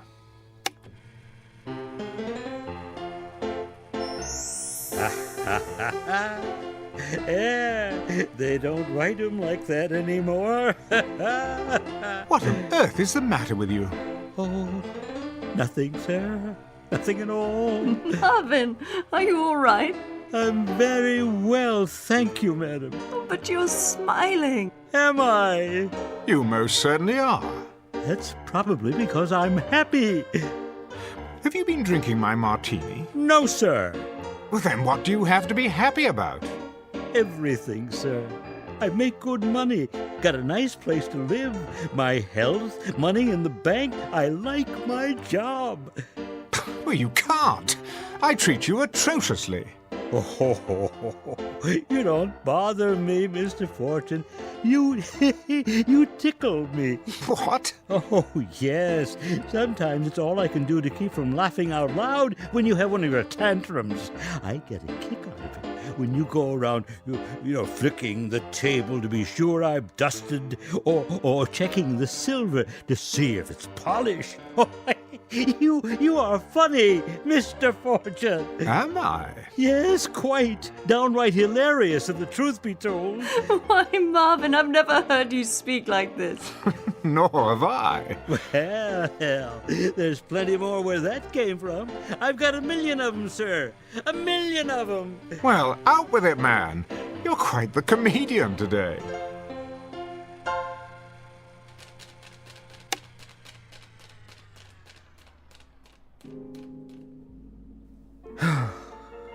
Sorry. Sorry if I spoke out of place, sir. Well, on the contrary, Marvin, I'm glad you did.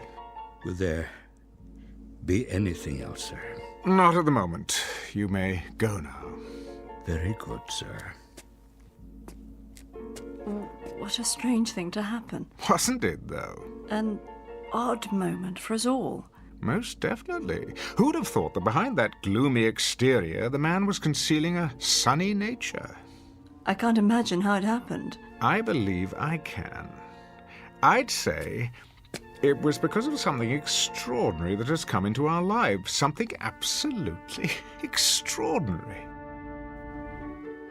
So, what really happened, Gerald? Marvin behaved so strangely a moment ago, and then he stopped, suddenly. Well, perhaps it's not so strange after all. I've always believed that we have two faces, the one we wear and the one we keep hidden underneath. The problem has been to find some method of revealing that hidden face. I suppose it helps if you know what particular hidden face you're looking for. But now it appears that I, at least, have the means. I don't understand, Gerald, and I'm not sure I want to. See you in a while. Esther, wait. Let's try another one. I have to get ready. No, not yet. Let's play something a bit more intense. Some other time. Bear with me, Esther. An experiment, if you will.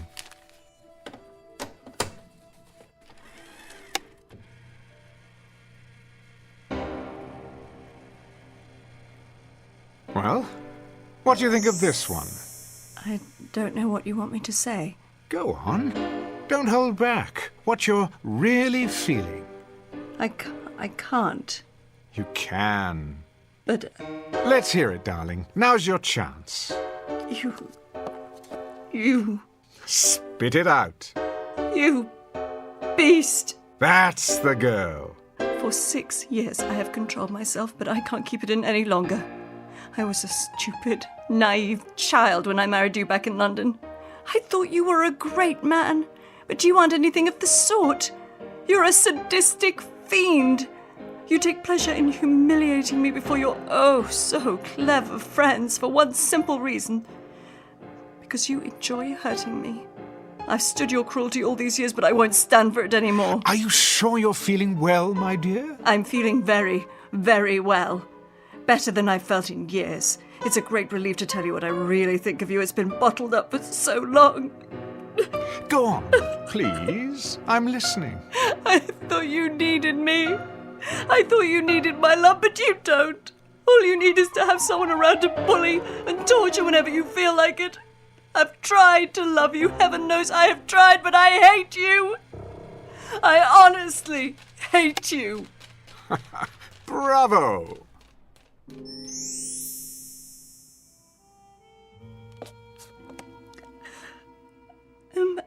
I'm terribly sorry. May I congratulate you on a remarkable performance. Had it been on stage, my dear, I would have given you a superlative review. I don't know what possessed me. I do. That was your hidden face. I've suspected for years that beneath your unemotional facade, you were an hysterical little girl, and I was right. But how? Haven't you seen what's in the record shops these days? There is music for every conceivable occasion. Music for a rainy day, music for a romantic dinner, music to read by, music to dance by, music to dream by, music to do everything under the sun by. Could it be that this anachronistic old piano, the product of a more sensible time, has provided music to help us expose our hidden selves by? I still don't understand. Well, it's quite simple, really. Marvin was hiding his inherently happy nature, which was revealed when he heard happy music. You were concealing hysteria, and when you heard hysterical music, you couldn't hide yourself either. You mean the piano? That's exactly what I mean. I seem to have bought you a more interesting birthday present than I imagined. A kind of sonic lie detector, if you will. I wonder what other people are hiding. Our friends, for example. Gerald, please, promise me not to play the piano at my party tonight. I mean, to let it play itself. I promise no such thing. I wasn't looking forward to the festivities, but now I believe we may be in for a most amusing evening.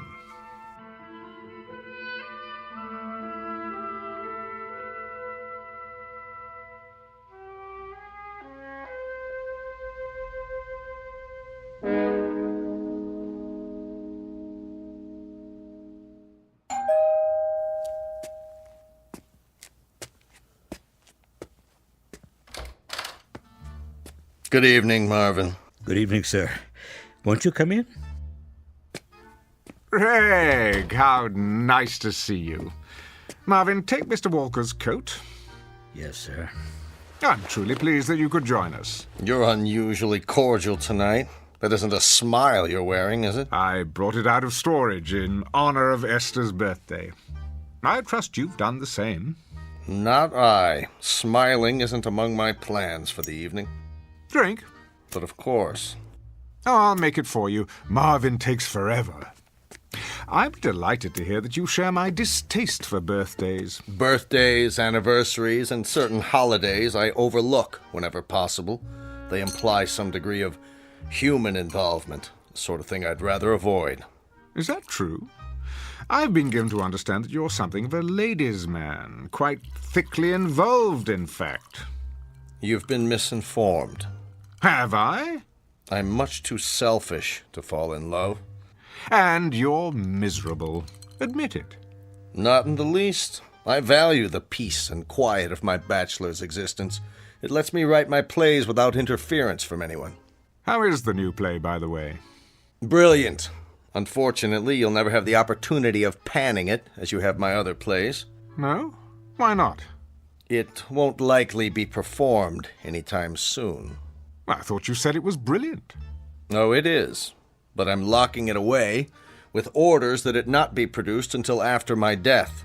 You see, it concerns a romantic triangle, and the three principals are rather well known. That shouldn't matter. Not if it's a good play. I'd rather not hurt anyone. I'm old-fashioned that way. Ridiculous. A great play is worth any amount of pain to any number of people, least of all three. Not these three. Sorry, old man, my mind's made up.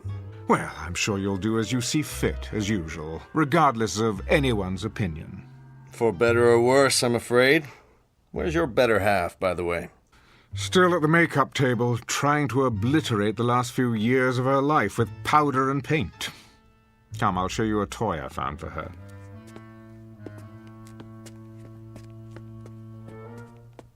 Well, well. I haven't seen one of these old jobs in years. Neither had I. Does it play? Remarkably well. Let me demonstrate. It's just this little switch here. Isn't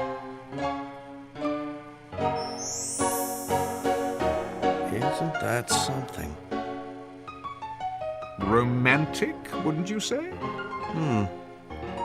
Is Esther pleased with it? She hasn't expressed any great enthusiasm. That doesn't sound like Esther. Has she heard this particular song? Not yet. Be sure to play it for her. She'll understand. Understand what? What you tried to do for her. Usually she's so grateful for any small sign of affection. I think that's one of Esther's most lovable qualities. Is that right? Her ability to accept a bouquet of daisies as if they were the rarest of orchids. I remember once I gave her a small turquoise ring. It didn't cost much. You gave her a ring? Yes. She accepted it as if it were the Hope Diamond. turquoise ring. Oh, yes. She came home from a trip with it. She'd been to Mexico City. But I seem to remember that she went alone. What? Oh, she did. Strange how we ran into each other down there. Stranger still that Esther never mentioned it. Would you call that rather an odd coincidence? Not really. Jerry, has it ever occurred to you that I'm deeply in love with her? My dear Gregory, you are about as capable of passion as a head of lettuce, and Esther could not rise beyond the level of a cast-off shoe. Don't speak of her that way. I will speak about her any way I please. She's my wife, or have you forgotten that? She may be, but you don't know her at all. Esther is full of love. Is she? Her skin is warm and soft as velvet. The scent of her is enough to drive a man wild, and her hands are so gentle, sweet to kiss and to hold.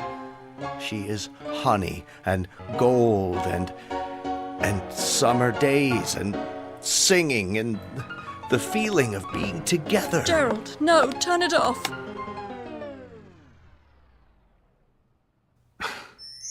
I'm sorry you did that, Esther.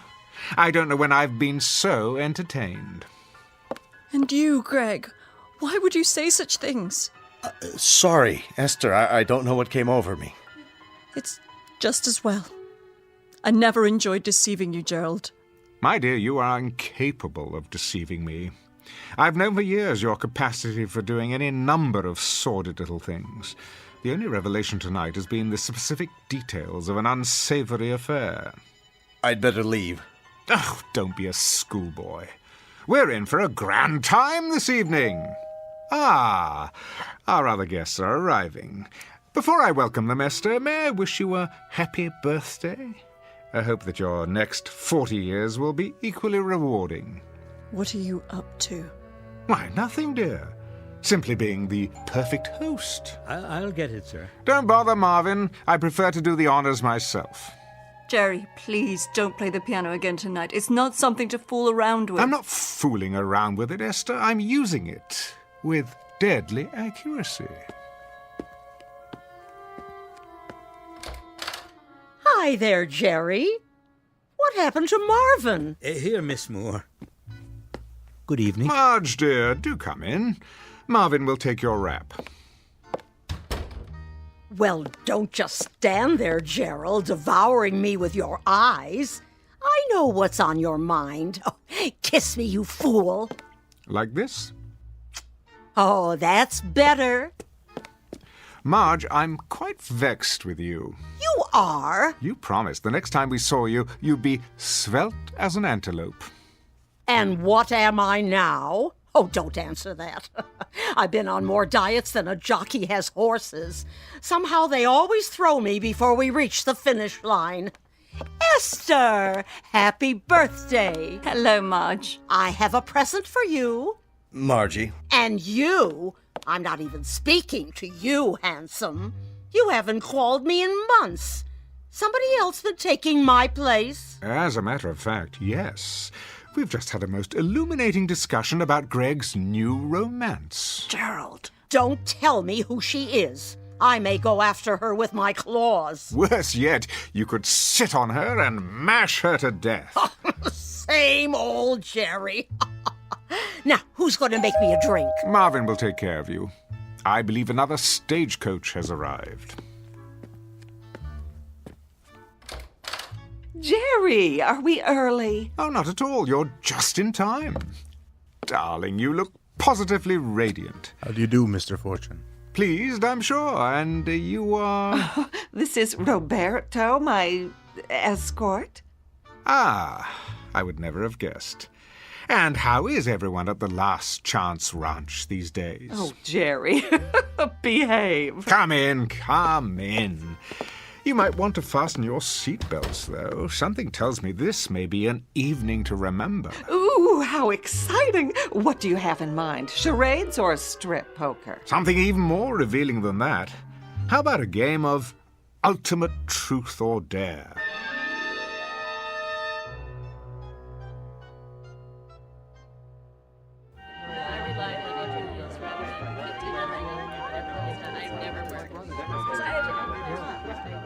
pick up the empty glasses, will you, Marvin? Yes, sir. Everyone, let me have your attention, please. What's he got in mind? Over here, by the piano. Some sort of surprise. That's it. Take whatever chair you like. If there aren't enough seats, the floor will do. This should be fun. Don't worry, it's quite clean. Oh, not for me, thanks. I'd never be able to get up. Now then, the hour has arrived for fun and games. Well, about time. Being friends of Esther's and mine, you are perhaps inclined towards such intellectual pastimes as pin the tail on the donkey and spin the bottle. Now you're talking. I want to be it. Not this time. I've decided that tonight, rather than cater to your juvenile side, we might try a more adult game. I'm hungry. When do we cut the cake? Compulsive eaters will find hors d'oeuvre within arm's reach. Now, for our game, I shall need a volunteer. For what? You can't trust Fitzgerald. No telling what he's got up his sleeve. Must we, Gerald? Indeed we must. Hold up your hands. No one? Very well then. In the absence of a volunteer, I shall have to conscript someone. How about Marge Moore? Okay, Svengali, I'll play along. What's the caper?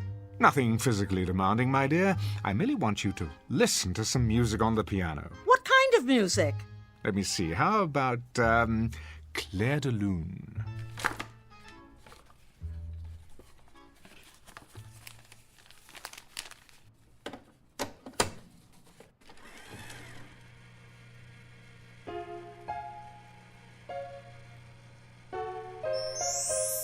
Isn't that beautiful? Look at her. She's going into some kind of trance. This is going to be good. Talk to me, Marge. Tell me what you're feeling now. My name is not Marge. It's not? What is your name? Tina. That's a pretty name. Tell me about yourself. What do you want to know? Who are you, Tina? A little girl. And what do you like to do, Tina? I like to dance. Good girl. Would you like to dance for us, Tina?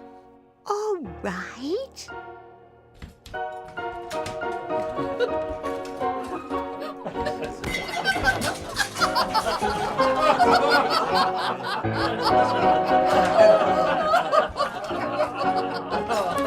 Shh! Thank you, Tina. You may stop dancing now. That was fun. Tell me, do you always dance? Only when I'm Tina. And who are you the rest of the time? Might it be Marge? Sometimes I pretend I'm a snowflake. Really? White and tiny and perfectly formed. I float on the air of a pale blue moonlit night. I am never lonely. I am beautiful and I am loved. I see a man with his hand outstretched to receive me. A very handsome man. He sees me and knows that I am beautiful. I drift down until I reach his hand. I am enclosed in warmth. I melt with love.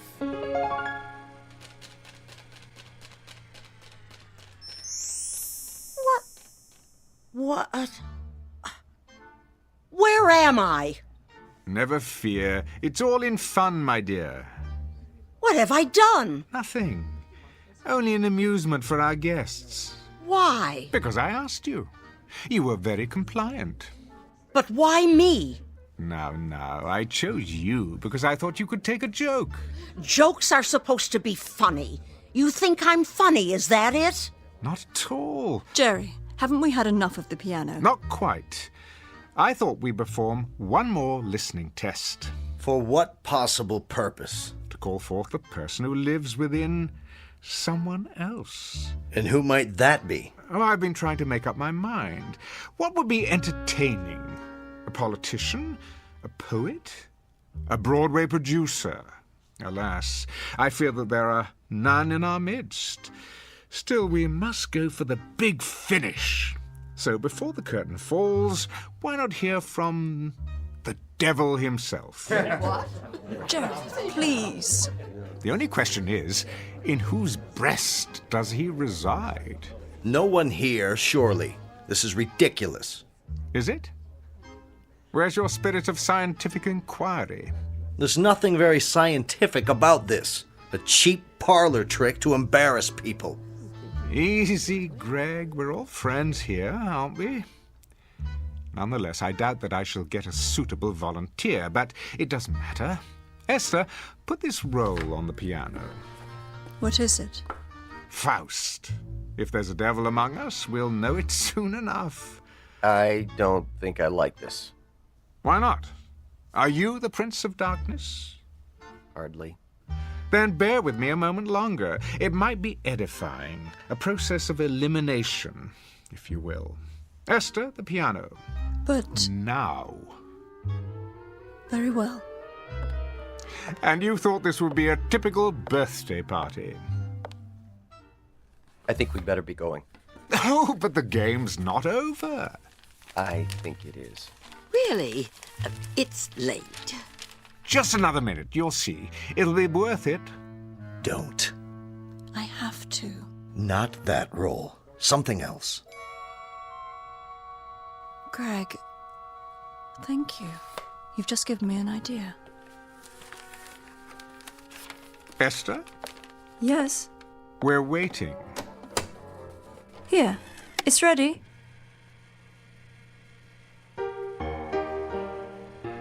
That's not Faust. What is it? Brahms, I think. Yes, his lullaby. That's not what he asked for. Gerald, I seem to have made a mistake. Will this one do? Gerald? Gerald, can you hear me? What's good for the goose, I always say. Speak to us, devil. Go on, out with it. I am afraid. Do tell. And what are you afraid of, devil? I'm afraid of the dark. You're no devil. Listen to your voice. You're a frightened little kid. That's supposed to be a secret. It is, huh? Do you have another secret? Go on, tell us all your secrets, Jerry. This moment will never come again. For once, you're center stage. You have an audience in the palm of your hand. Yes, Jerry. Tell us. I'm afraid of you all. Afraid of people. But why? Who are you? Really? A small boy. I've stayed hidden away inside, but now I can't hide anymore. And what do you like to do, little boy? Hurt people. I can't stop from doing it. It's all I like to do. Why am I not surprised? Did you know I envy you, Marge? I'm too afraid to embrace the world as you do. And in my envy, the boy tries to hurt you. Who else do you envy? Greg, are you here? Yes. I've tried to hurt you, too. I've given bad reviews to your plays when I should have given praise. I've coveted your talent because I had none of my own, and so I hurt you in every way I could. For once, I have to agree with you. I think we'd better go. I think that's a good idea. Thank you all for coming. Yes. I'll call you. Take care, Esther. We love you. I'm sorry you had to see this. Good luck. Esther, I've hurt you most of all. You came to me with love, but I couldn't accept it because it frightened me. I never learned how to return love except as a child does, with shrieks and blows and indifference. It must have been very, very difficult for you. Good night, Esther. Call me if you need me. But I do. Wait. Where are you all going? I don't want you to leave. Come back. Esther, come with me now. Will you do that? Yes. Yes, I will. Let me get my coat and purse. Don't leave me. If you do, I'm going to be very, very naughty. Ready? I'm ready. No! No, please! They were laughing. I'm sure of it. Nobody laughs at me. I'll show them. I'll show them all. See, I'm being bad. Very, very bad. Stop that hideous music. Make it stop!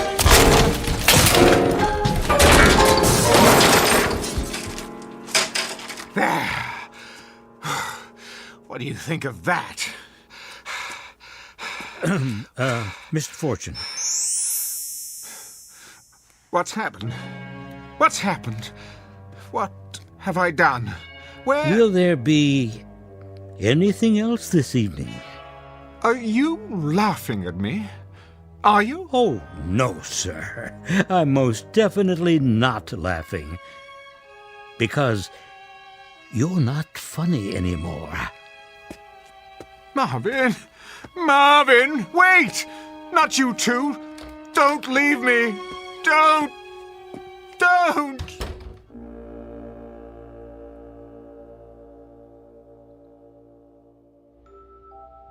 Mr. Fitzgerald Fortune, critic, man about town, and cynic at large, whose wit shows no mercy at all for those who cross his path, which means the rest of the world. A man who went searching for a hidden cast of characters and instead found what is concealed within himself. As the house lights dim just off the Great White Way at an empty theater in the Twilight Zone.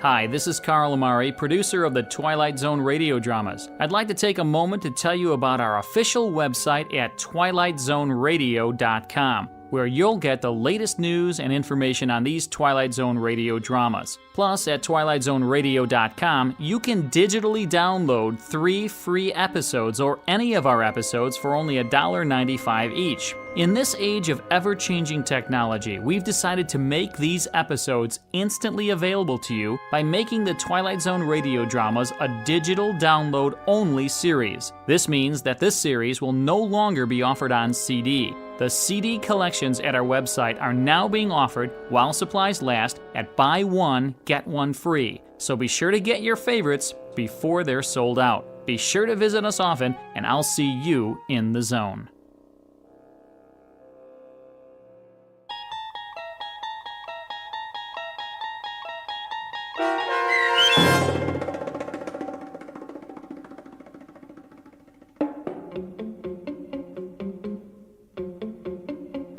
A Piano in the House, starring Michael York, with Stacy Keach as your narrator, was adapted for radio by Dennis Etchison and written for The Twilight Zone by Earl Hamner Jr. Heard in the cast were Sarah Wellington, Christian Stolte, Renee Matthews, Doug James, Herb Graham, Meg Thalken, Rosalind Alexander, Rick Vargas, and Kurt Nabig. The producers of The Twilight Zone wish to thank CBS Enterprises and the Rod Serling Estate for making this series possible. This copyrighted radio series is produced and directed by Carl Amari for Falcon Picture Group. Sound design and custom Foley effects for The Twilight Zone by Cerny American creatives Bob Benson, Craig Lee, Michael Slaybach, and Matt Sorrow. To learn more about the Twilight Zone radio dramas and to contact us, visit our official website at twilightzoneradio.com. Doug James speaking.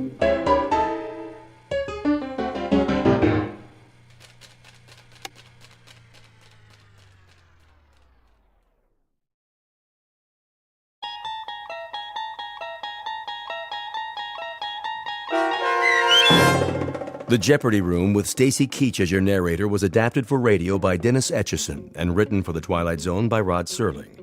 Heard in the cast were Yasin Piyankov, Jamie Vann, Terry Berner, Katrina Lenk, Ned Noyes, Anna Sverutza, and Lisa Dotson. To learn more about the Twilight Zone radio dramas and to obtain audio cassettes and CDs of these programs, visit our website at twilightzoneradio.com.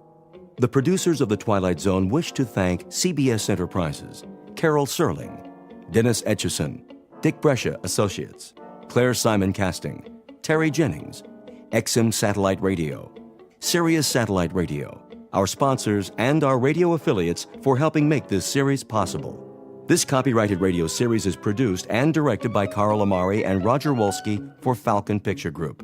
Doug James speaking.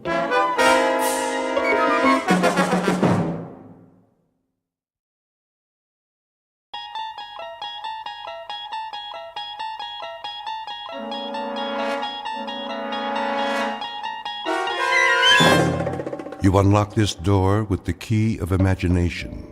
Beyond it is another dimension, a dimension of sound, a dimension of sight, a dimension of mind. You're moving into a land of both shadow and substance, of things and ideas.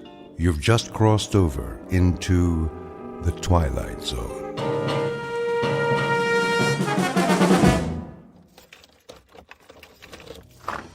Here is your room, gentlemen. Thank you. I'll turn on the lamp. Leave it off for now. As you wish. I am sorry it's so small, sir. It suits our purposes. Where is the bath? Down the hall. The hall? I can give you one with a private bath if you prefer. No. I said this will do. I'm afraid the dining room is closed at this hour, but you may take a meal at the cafe down the street. We're not hungry, my friend and I. Then I bid you good evening. Good night. Check the window, Boris.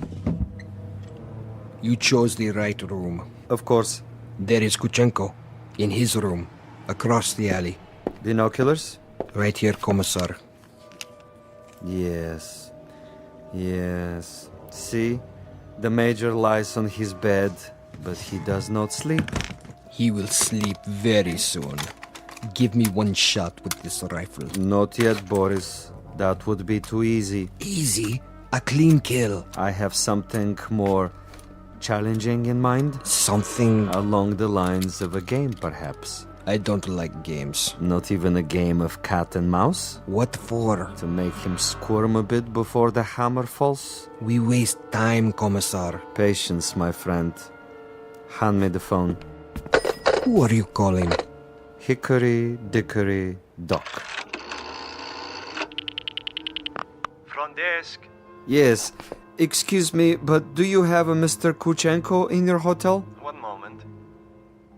Sorry, no one by that name. Ah, but I happen to know that my friend is staying there. Perhaps he's registered under another name? Andreev? I'll check. Yes, Mr. Andreev, room 963. Very good. Will you connect me, please? Yes, sir. Look, he hears it. Of course he does. He rises from the bed to answer.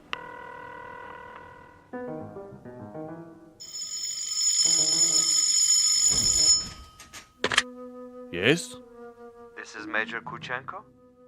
Hello? Major? Are you there? Major?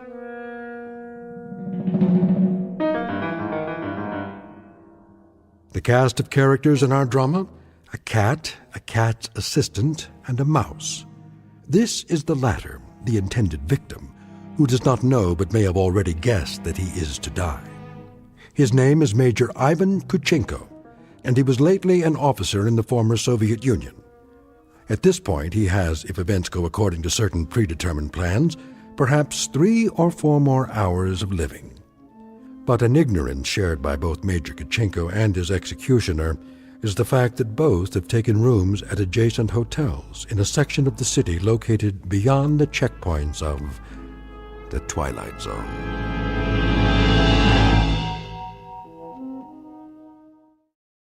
And now, The Twilight Zone and our story, The Jeopardy Room, with Stacy Keach as your narrator.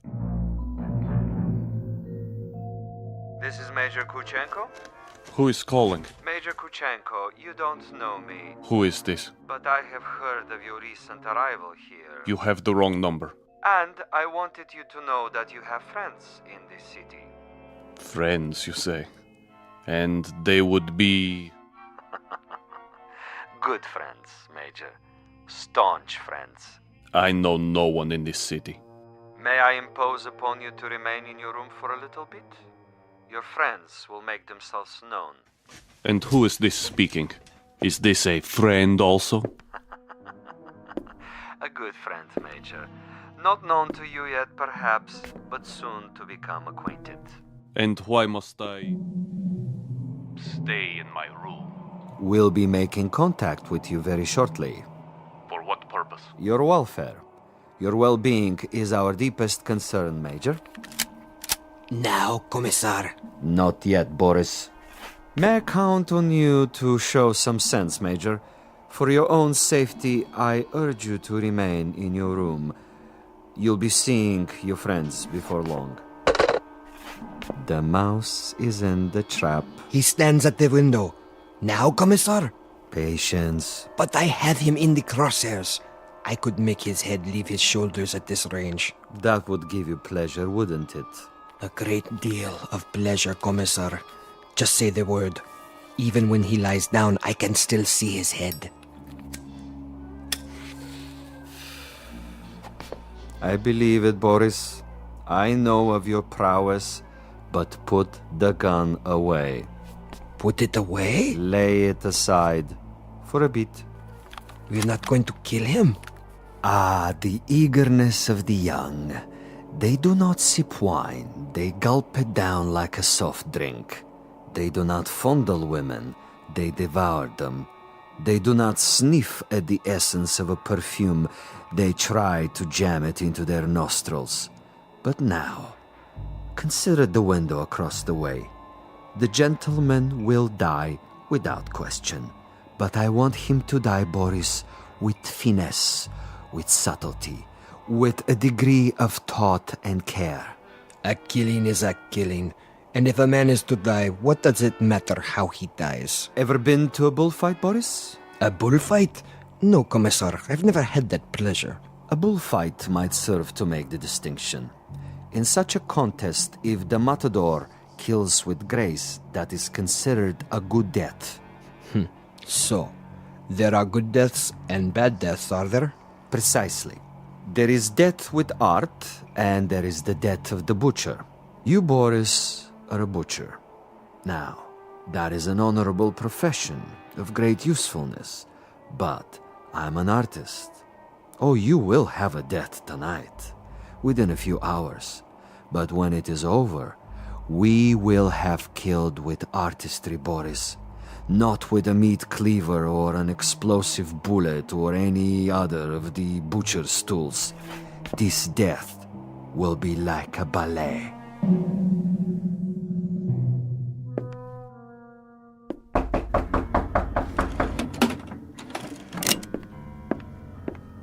Yes? Major Kuchenko? Who is it? A friend, Major. If you prefer, you can turn off the lights and find a hiding place. I'll come in with my hands up, palms open. Major Kuchenko? And you are? I am a friend. May I? For a moment. I would prefer that you put the gun away. Not a chance. Were you the one on the telephone? We had a brief chat earlier. Quite a place you have here. Who occupied it before you? A rat? I have no luxury of choices. Indeed not.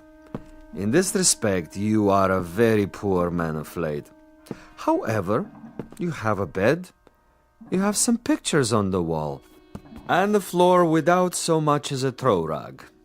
An adequate accommodation, and a view of a brick building alongside. I suppose there are worse places to spend an evening, Major? I know. I've been to many of them. Indeed. Indeed you have. Siberia is cold this time of year, is it not, Major? I'm told it's a most uncomfortable climate. You've been told quite correctly. It's a freezing jungle. A freezing jungle. Marvelous. Lovely imagery. Siberia is a freezing jungle. It was. When it was part of the Union. You make reference, of course, to the people who inhabited it. I make reference to some people. Those who were in charge of that private resort. It must have been unpleasant for you? at least sufficiently unpleasant to motivate you to renounce your native land and try to seek asylum elsewhere? For a time. Asylum is no longer necessary under the new regime. But of course the old ways die hard. Some of the same people remain in charge, and they might be concerned about their public perception in this new world. To the victors go the spoils, and that includes access to certain, let us say, sensitive information? I don't know what you're talking about. Really? But I think you do. You were a political prisoner.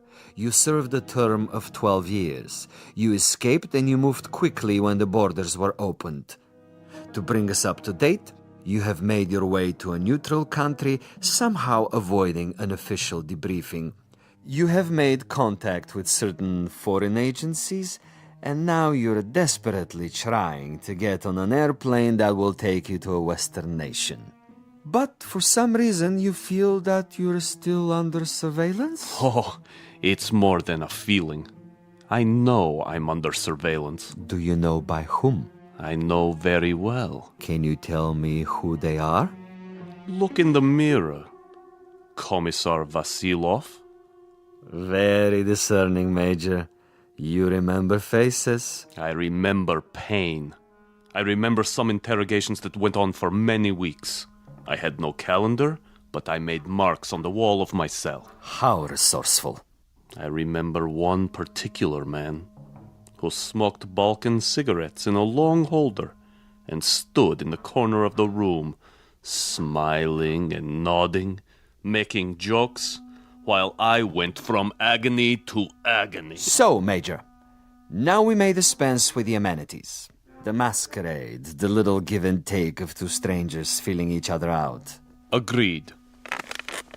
Now we get to the point. Do you honestly think that we would permit you to book passage on an aircraft out of here? That would be quite impossible. As a former member of the military, even as far back as 12 years ago, you have information that we would find embarrassing were it to be released elsewhere. Why, if the government we worked for no longer exists? Because the new government contains many of the same players reshuffled into different positions, and they have their new careers to consider. Consequently, Major, it is not to our advantage that you leave. It would, of course, be simpler and more convenient if you accompany me back to our embassy. I am sick, tired, and torn, Vasilov. But I am not insane. I would sooner cut my wrists over a sink and bleed to death. That would be my choice in the matter.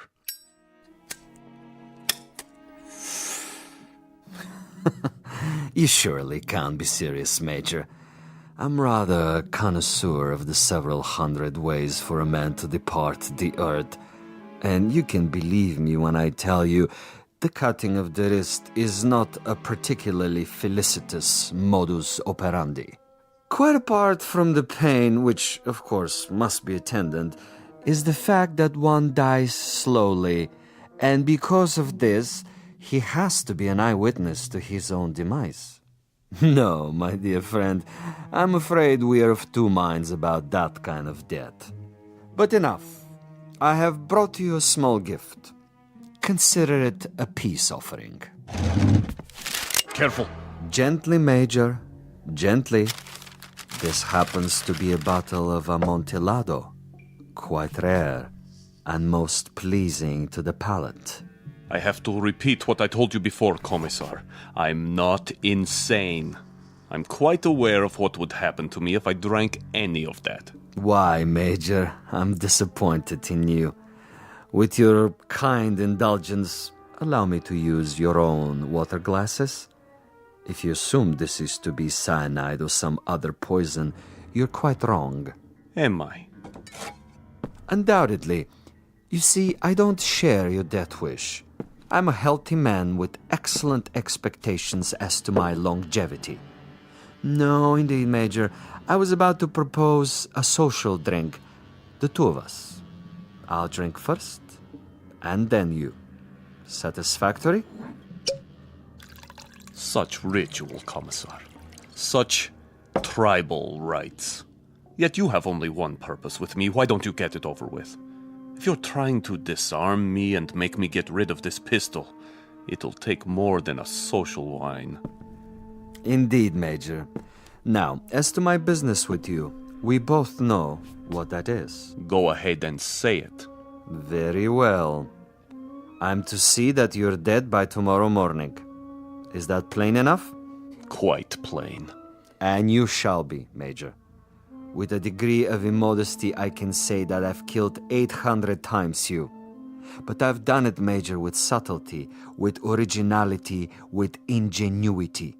I'm the last of the imaginative assassins, an artist of the profession, as it were. Excellent. Flavor. Bouquet, just the proper dryness. Really quite an exceptional wine. Join me, Major? And now? And now I will tell you something else. I will tell you something about you and me. Please. You, Major, are a malcontent, a genuine curiosity, a rebel with no cause to speak of. You have to go to prison camps, to interrogation centers, or hide in filthy little rooms. You can never accept that which is ordained. And you? I, on the other hand, am a survivor. I adapt to my situation. I haven't a large salary, and my job, at least the way it's laid out, is a rather dull one. Finding defectors and traitors and subversives and doing away with them. Now, I could do that with a high-powered rifle. I could do it with a homemade bomb. But I choose to exercise imagination and taste. In your case... In my case? In your case, I choose to prolong the game. And in the process of this prolongation, I've come up with what I think is a most bizarre and novel method of execution. One designed especially to challenge your talents. For we are worthy adversaries, you and I. I feel weak. I feel... Tell me what you feel, Major. Exactly. I want to know. Why, you monster. You drugged me after all. Indeed I have.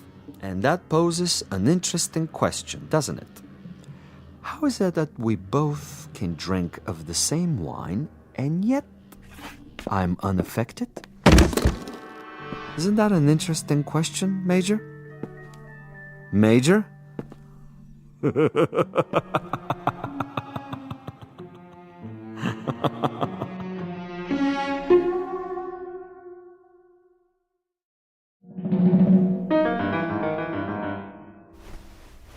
My head.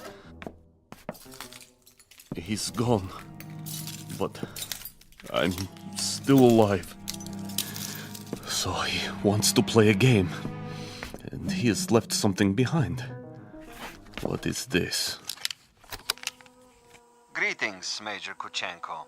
I'm an exceptionally good judge of men. Are you?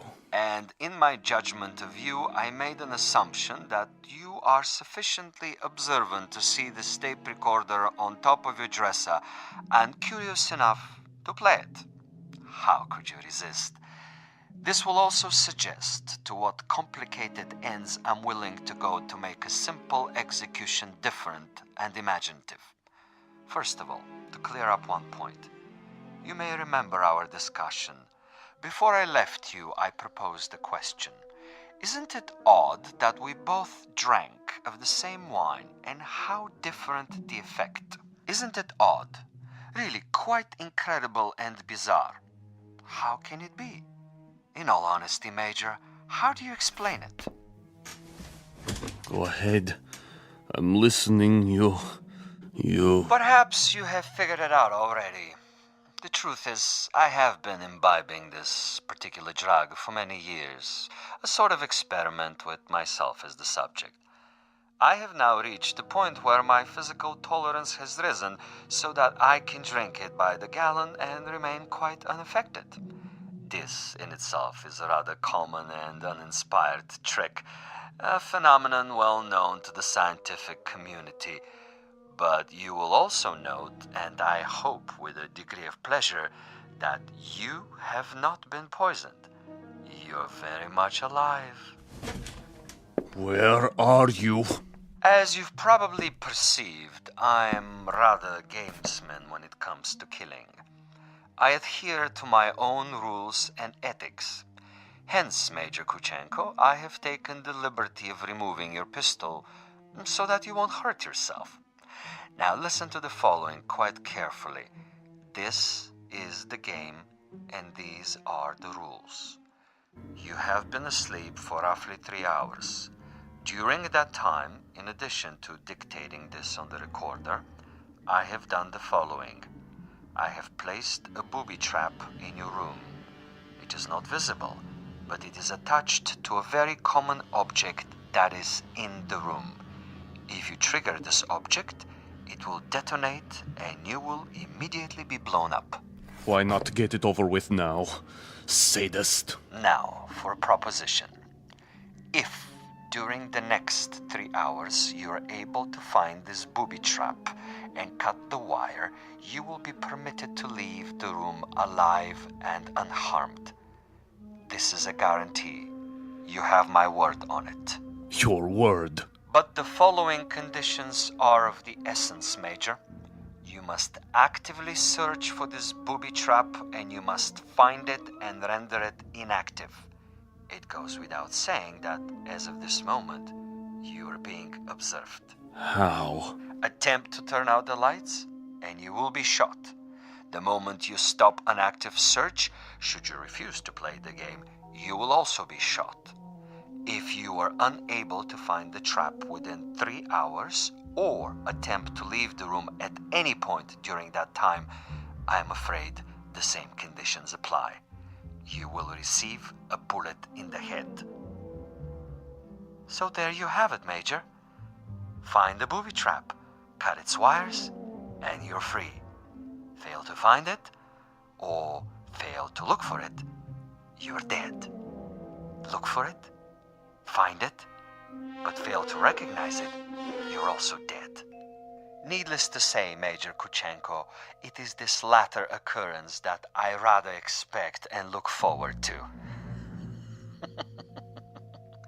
As a fellow expert in tricks and deception, I think you will admit this situation has its own special imaginative quality.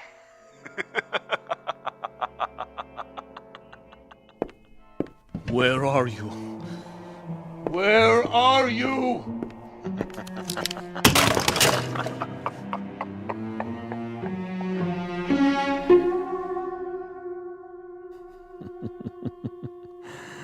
Over here, Major. Just across the way. So near and yet so far. Can't you see me? Doesn't the light reflect in my binoculars? Look, Major. Please look. Try, I implore you. Where have you been, Boris? I brought food from the cafe. Food is of no consequence. Quickly, he's awake. Don't worry, Commissar. I have a clear shot anywhere in the room. Hold your fire until I tell you. But why such an easy target? Too easy. That is the difference between us, Boris. You are a marksman, but I am a gamesman. And the game is afoot. The picture frame? No. Too obvious. The ceiling. The light fixture. Possibility. Nothing.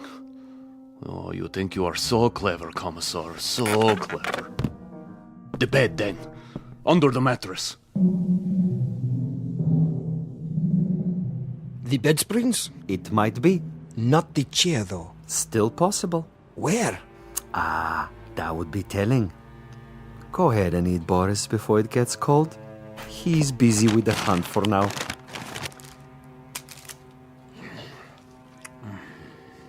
What did you bring? Sandwiches. Have one, Commissar. I never eat while I'm working. I'm like an athlete, Boris. Food is a distraction. Food is good. It makes one sluggish, affects the concentration. The morning will come soon enough. Over here, Kuchenko, just across the alley. Don't you see? He sees nothing. But surely a fragment of light, a stray reflection. Perhaps he has seen us. Yes, he must know, but he refuses to acknowledge. He is too proud. He knows he must do this on his own and will not give me the satisfaction. The bookshelf? Or the books themselves? Which one? An atlas? A novel? The Bible, of course. It's already been moved an inch, 2 inches. But the wire? Where? One way to find out. The bookcase itself, then. Behind the books. In the wood, the nails. Or under the floorboards. Wait, think. Where would I put it? You want a real battle of wits, Vasilov? You've got it. Think. 4 walls. Ceiling. Light fixture. Floor. A picture. Bed with frame. Box springs. Mattress. Headboard. A night table.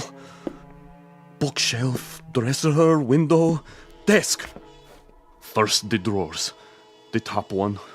Slowly.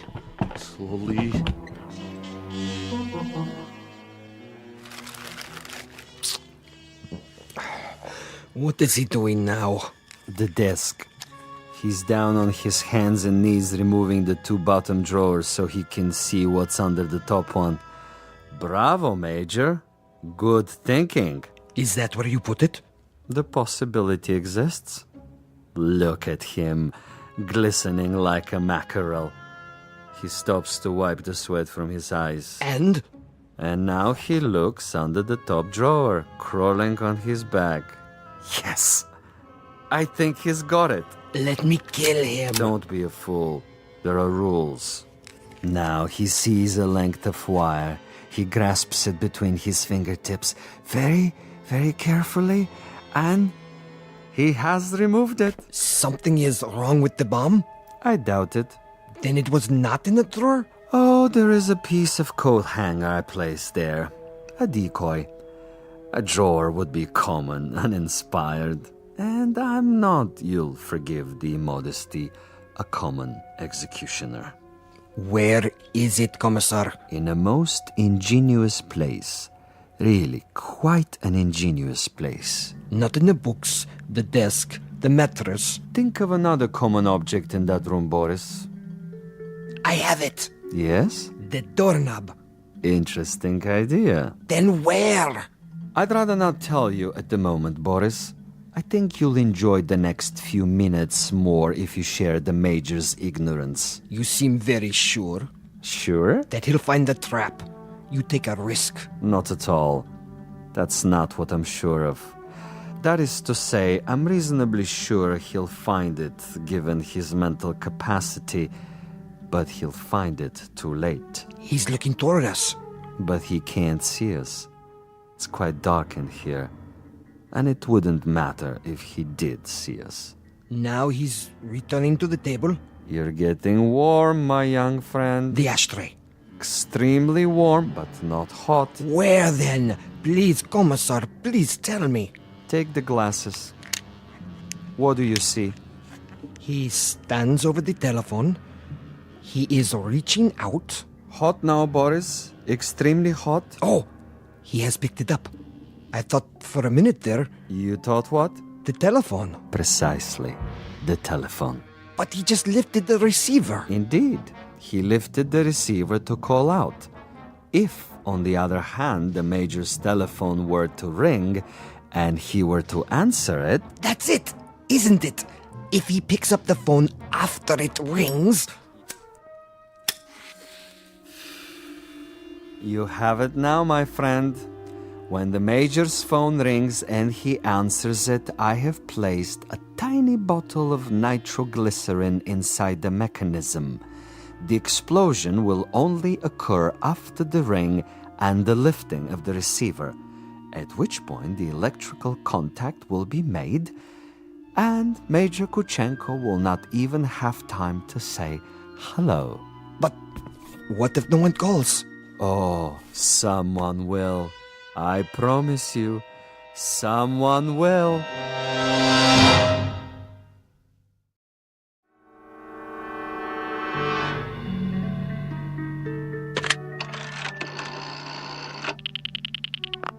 Front desk. This is the party in 963. I was wondering...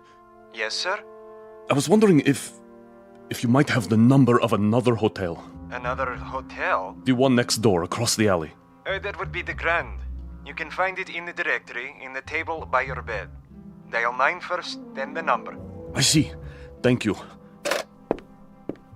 Vasilov? I know you're there, Vasilov. The game is not over yet. Do you have the time, Boris? What? The time. 10 minutes to 5. Almost done, Commissar. He's tried almost everything. He has 10 more minutes. Hadn't I best go over there now and finish it? No, my young friend. That would be impetuous. It would also be a bit embarrassing if someone were to see you. At this hour, the streets are empty. Quite apart from the fact that I wanted this to be imaginative, I also wanted subtlety.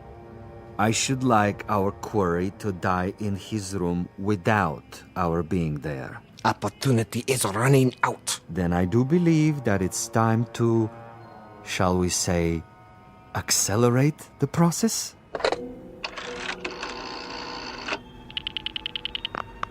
Hotel Mont Blanc? Would you dial room 963, please? Thank you. I'll wait. There it goes. He's walking toward it. What's the fool doing? Why doesn't he answer it? I can't tell. He has his back to the window. Turn around so I can see. Now, Commissar? No. Would you dial 963 one more time, please? Yes, I know it didn't answer. Ring it again.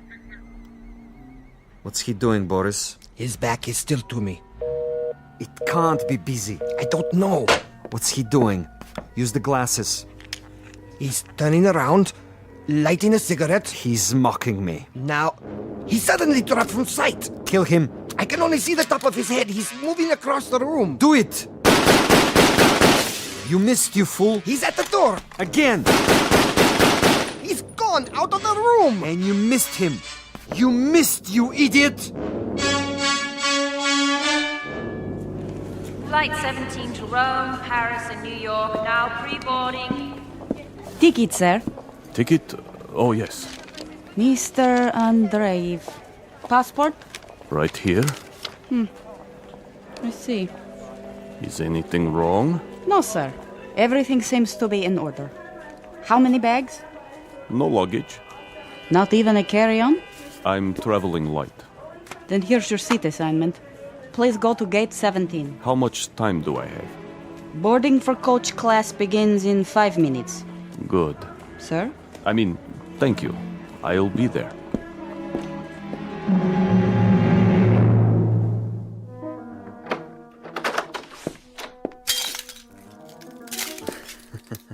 What a mess he left behind. Like a pigsty. He tore the bed apart. And the furniture. Oh, just look. Oh, even my poor little tape recorder. Commissar? Yes, Boris? It would have been better, wouldn't it? What would? If I had taken his head off in the first place. You mean if we had slaughtered him like an animal? I love your style, Boris. You should have been a pig farmer. Our man would have been dead by now. He would have been dead if we had beaten him to death with mallets too.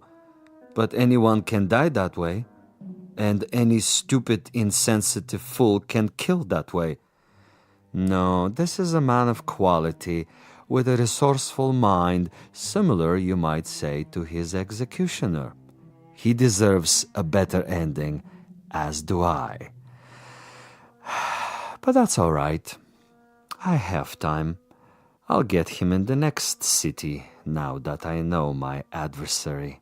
We will be able to track him? Most certainly. The old network still functions, though in a much different way. I have the same contacts, no matter what they now call themselves. Importers, exporters, businessmen of various stripes, here and abroad. It's marvelous, you know. Really marvelous. Think of the possibilities.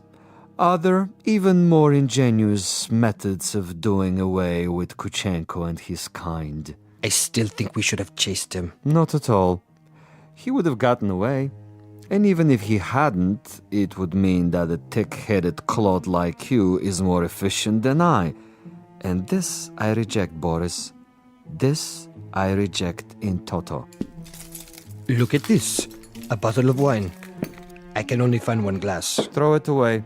One drink, Commissar. I said no. But there is more than half left. This is not for you. But why? Do you know much about Amontillado? I know about vodka. Of course, you and all the other potato growers. Give me the glass. Here. Believe me, it wouldn't agree with you. It's an acquired taste. Yes, Commissar. If you say so. I say so. There are some secrets that you're not ready to learn. But in time, Boris. In time. For now, I need you awake and alert. That's right. I do what you say, as always. But so far, your methods are not very effective. The men who pay us, they will not be impressed. And you will make a report? Only I can do that. I am the one they listen to. I can request another assignment. You're free to do so. Until then, I take no further orders from you.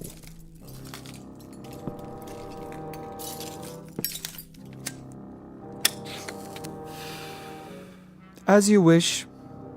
You might want to reconsider, though. The resort in Siberia may be closed, but there are others. We have allies. All it would take is a single phone call. Comrade Boris, uncooperative, recalcitrant, unwilling to follow instructions. In this new order, there are not many positions for the uneducated, the blockheads with families. Yes? Well, You want to say something? I withdraw my complaint. What's that? I didn't hear you. I am tired, Commissar. I say many things when I am tired.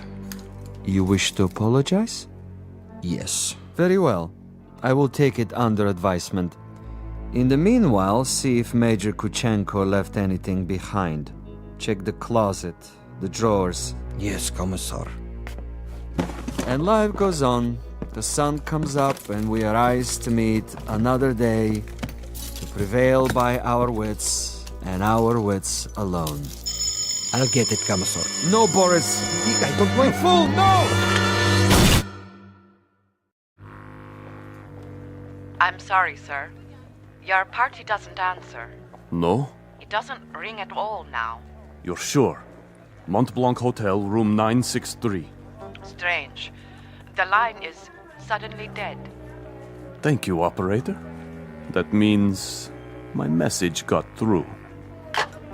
Flight 17 Transocean Airways now departing for New York City via Belgrade, Paris, Rome, London, final call.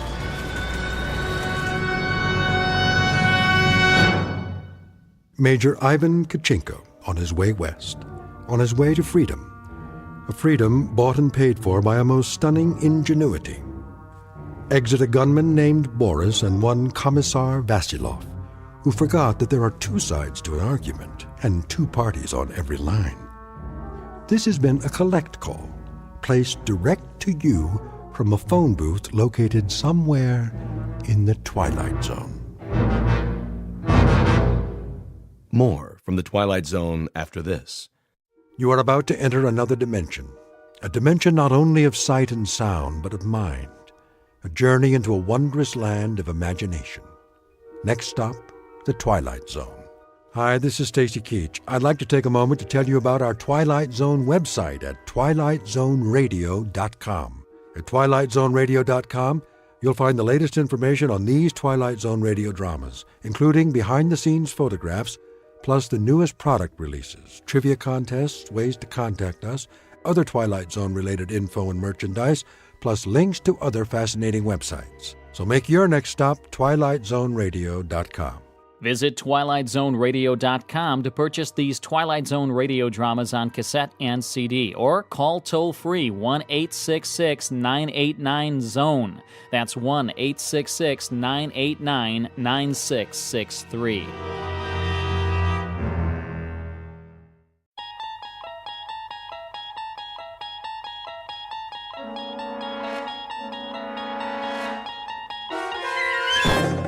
You're traveling through another dimension. A dimension not only of sight and sound, but of mind. A journey into a wondrous land whose boundaries are those of imagination.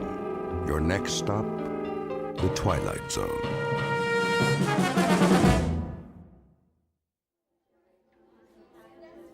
Attention, Grocery King shoppers. Today's special is Bubbling Brook Pure Spring Water, on sale in the beverage department.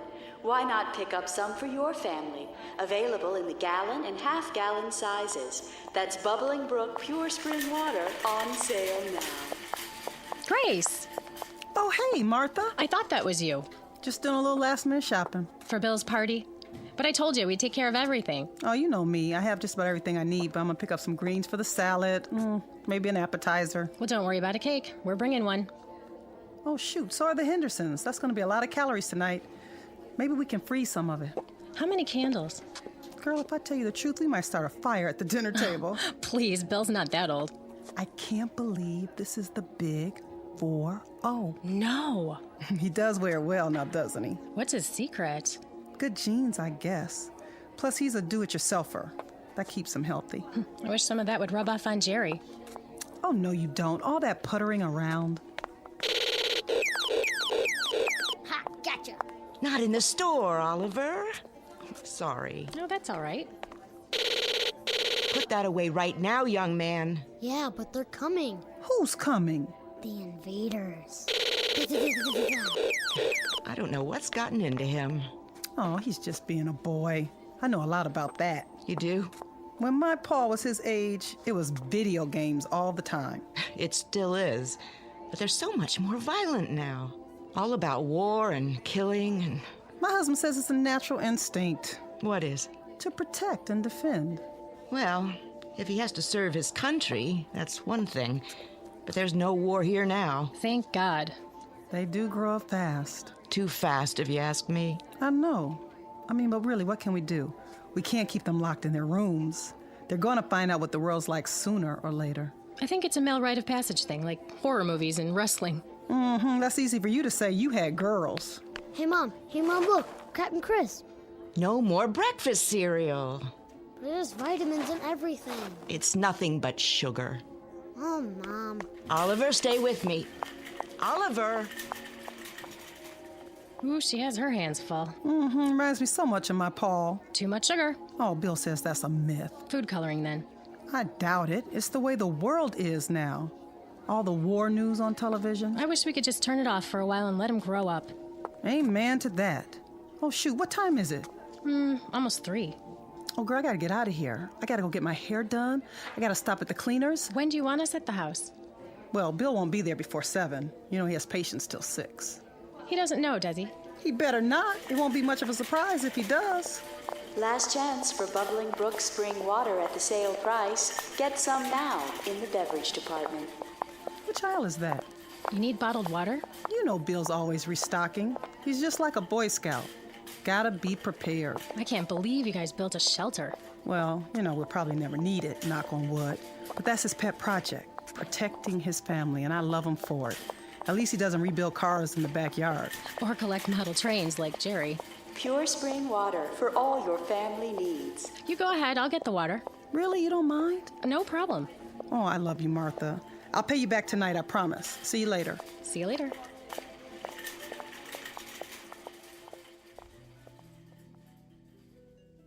Welcome to Friday afternoon in suburbia. Time for last-minute errands before the weekend begins. In this case, a surprise birthday party. Only there's a twist. What's in store for this particular evening is nothing less than a nightmare. Your attention is directed to the following fable. Once upon a time, families built bomb shelters in their basements in anticipation of a war they prayed would never come. The world lived on the brink of annihilation as men hoped for the best and prepared for the worst. Then the Cold War ended and shelters were forgotten until terrorism again made fear the order of the day. Please note that our story is not meant to be prophetic. It is the fervent prayer of all men of goodwill that such an attack will never come. It need not happen here. But in this place, in this time, the nightmare is about to become a reality because this place is called the Twilight Zone. And now, The Shelter, starring Ernie Hudson, with Stacy Keach as your narrator.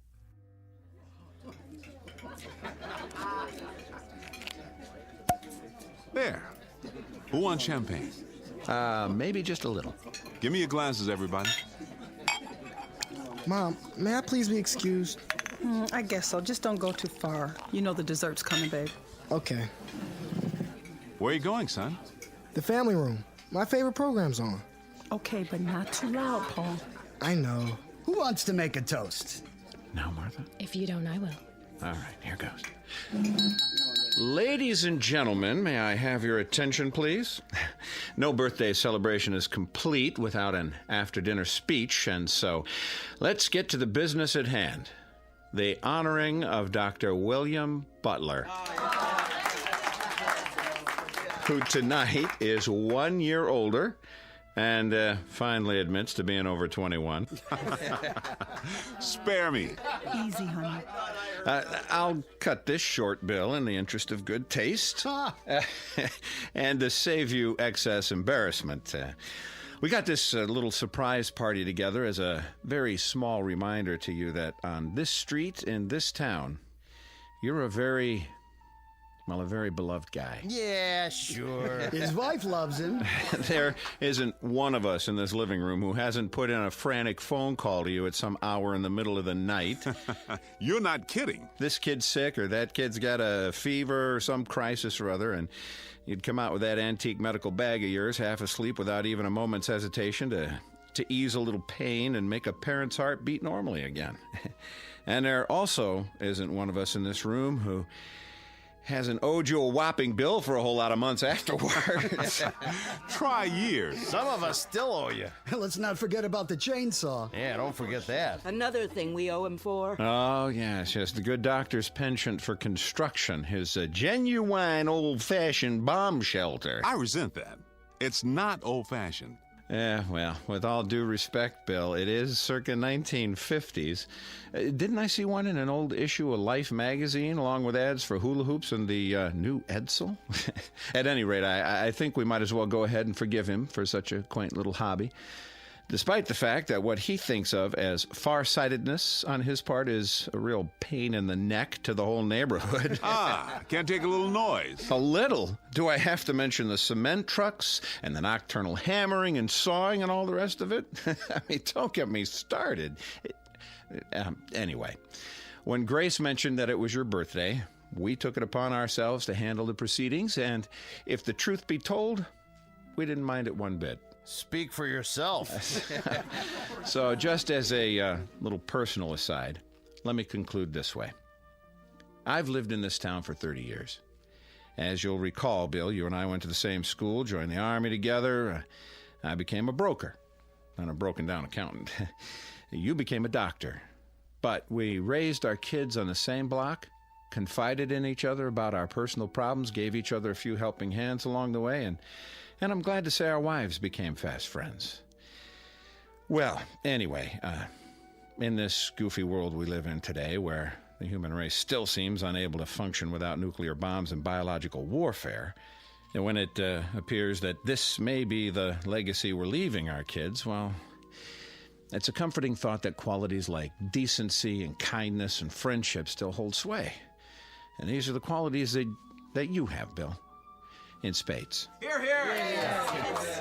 These are what you love for, you and Grace. So before I start honking into a handkerchief, let me wind it up this way. Happy birthday, Dr. William Butler, from the gang on the block, and may you have many, many more. Oh, thank you so much, Jerry and Martha, Marty and Ellie, and of course, Bob and Betty. We love you too. You are the best neighbors anyone could have.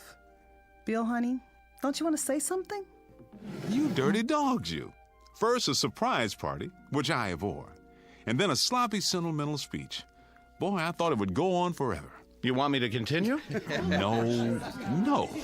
You'll spoil everybody's digestion. All I can say is, bless you all. There's no gift that means as much as good friends. But I might add about civil defense. Oh, here we go. I may not be as crazy as you think. Do I have to mention the 3 little pigs? One built his house of straw, the next one of twigs, but the third one, the third little pig, ran squealing all the way home. Did he just call us swine? All right, but you get my point. Believe me, I sincerely hope I'm wrong. I'm not much of a gambler, as you know.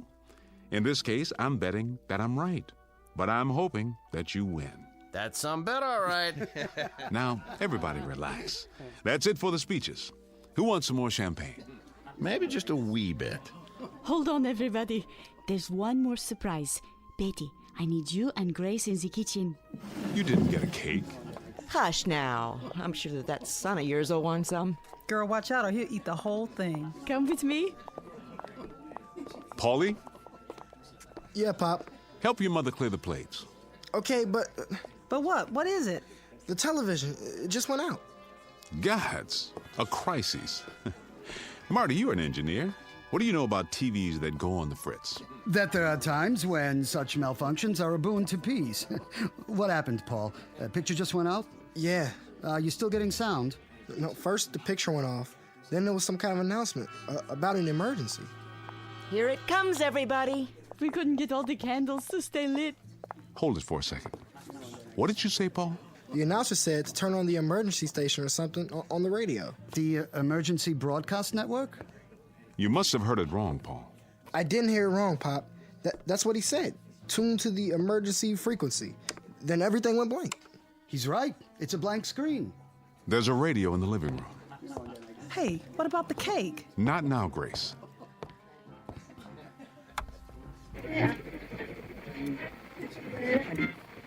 Direct from Washington, D.C. To repeat, 4 minutes ago, the President of the United States made the following announcement. I quote, "At 8:04 Eastern Standard Time, our radar stations in Alaska reported a large number of unidentified flying objects moving southeast across our borders at a high rate of speed." What is this, some kind of joke? I don't think so. Quiet. As of this moment, we have been unable to determine the origin of these objects. But in the interest of national security, I am declaring a temporary emergency. Until further notice, we are in a condition of yellow alert. So said the President. Federal authorities request that all civilian defense personnel report to their assigned posts immediately. A temporary state of emergency is now in effect. No commercial traffic of any kind will be permitted on streets or highways in the northeast sector of the country. Repeat, no commercial vehicles of any kind will be permitted on streets or highways. You are asked to remain calm and proceed in an orderly fashion to your local shelter centers. Repeat, go to your nearest designated shelters. What about Jeannie? She'll be at the university. It's in the middle of the semester. Bob, we've got to call her. My sister, she's upstate. Did he say they're attacking upstate New York? Does the phone still work? I don't know. The line's down. The circuits are overloaded. Everyone's trying to call. The children. Call the babysitter. Did you hear what he said? We can't get through. Stay calm, please.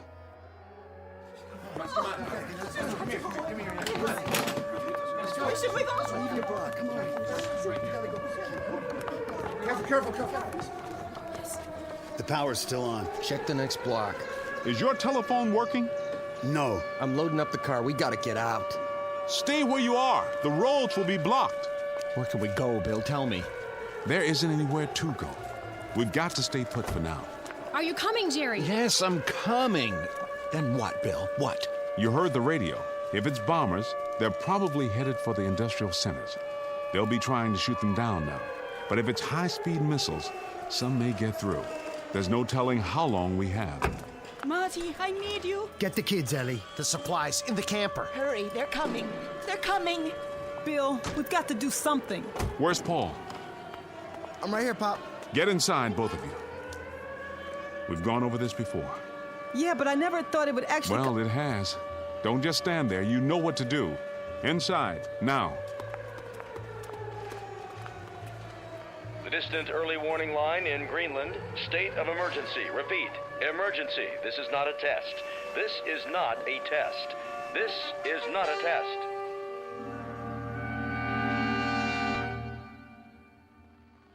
This is the Emergency Broadcast Network.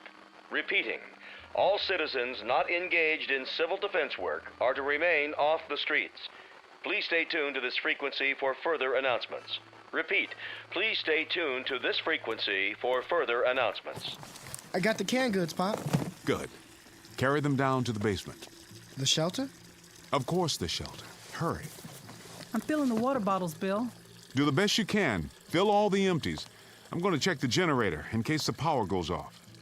There's hardly any water coming through the tap now. It's the pressure. Everybody and his brother's doing the same thing we are. Keep it on full force until it stops completely. I'm trying. Easy, honey. Make believe it costs $100 an ounce. In an hour, it'll be worth more than that. Okay, what else, Pop? All the canned goods down? Everything I could find. How about the jars in the fruit cellar? I got those too. Get my bag from the bedroom. What about books and stuff? Your father told you to get his bag. I'm going. There's still time, Grace. Paul's right. We will need books and other things besides food and water. God knows how long we'll have to stay down there. Light bulbs. Where do we keep the light bulbs? Top shelf. Which cupboard? That one, there. Oh, but we don't have any. I ran out yesterday. I was going to buy some at the store. There was a sale on them, but I guess so. Grace? I'm sorry. I'm talking like an idiot now. Go ahead. Mouth all the idiocies you want.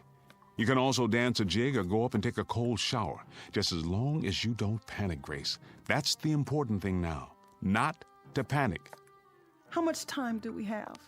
Seems to me I remember reading somewhere that from the first alarm we might have, I think it was 15 minutes to a half hour. 15 minutes? I'm winging it, Grace. I don't know for sure. I don't think anyone does. The best we can do is to continue doing what we're doing. Keep pouring the water. I'll see to the boy. All right. Paul? Yeah? You got my bag? And some other stuff. Books and magazines, too. Let me give you a hand. Here. I'll be right back. Wait. Where are you going? Outside, but just for a minute. Are you out of your mind? Get down to the shelter as fast as you can. But my bike's out there. You won't need it. I said go down to the basement. Why? What? Why should we even bother? If they drop a bomb or something, it will burn everything up. I saw it on TV. If it's an atom bomb, there won't be anything left. Nothing. It'll just be... Don't even think that. Don't let yourself think it. But it's true, isn't it? We don't know. Nobody knows. We may be out of the danger zone. We might be 200 or 300 miles from where it hits. Out here, we may not even know when it happens. Dad, we're 40 miles from New York. We'll get it, too. If we do, we do, that's all. But for the time being, our job is to stay alive. And you're not going to do that by running around in the night trying to find a bicycle.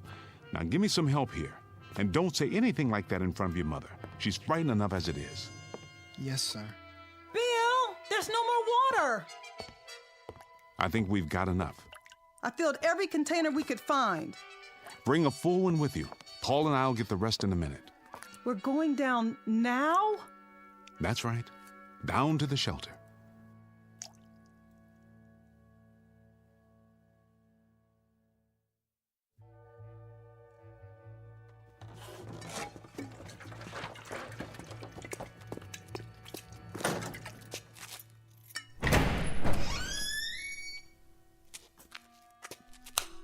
There. The lights work. Go inside. Bill, I don't think I'm ready. I'm afraid we don't have much choice. Wait, there's a 5-gallon can of gasoline in the garage. Paul, you run up and get it. We may need it for the generator. Okay. Oh, Bill, I'm so tired. Here, sit on the cot. I just want to lay down. I want to go to sleep. Grace, listen to me. I am listening. I just explained to Paul, if there's a bomb, there's no assurance it'll land near us. And if it doesn't... But if it does, if it hits New York, we'll get it too. All of it. The poison, the radiation, the whole thing, the firestorm, nothing will be able to put it out. And we'll be in a shelter. With any luck at all, we'll survive. I've built this room very, very carefully to government standards. We've got food and water to last a long time if we use it wisely. And then what? Then what, Bill? We crawl out of here and tiptoe through all the rubble up above, the rubble and the ruins and the bodies of our friends? Why is it so necessary to survive anyway? What's the point? Bill, admit it. Wouldn't it be better? Wouldn't it be quicker and easier if we just... I got the gas can. Is that all you need from up here? Do you hear that? Whose voice is that, Grace? That's why we have to survive. He's 12 years old. It's too early, much too early to think about a boy dying when he's done so little living. For him, Grace. Paul? Yeah. Set it there, next to the generator. I'll go up and get the rest of the water.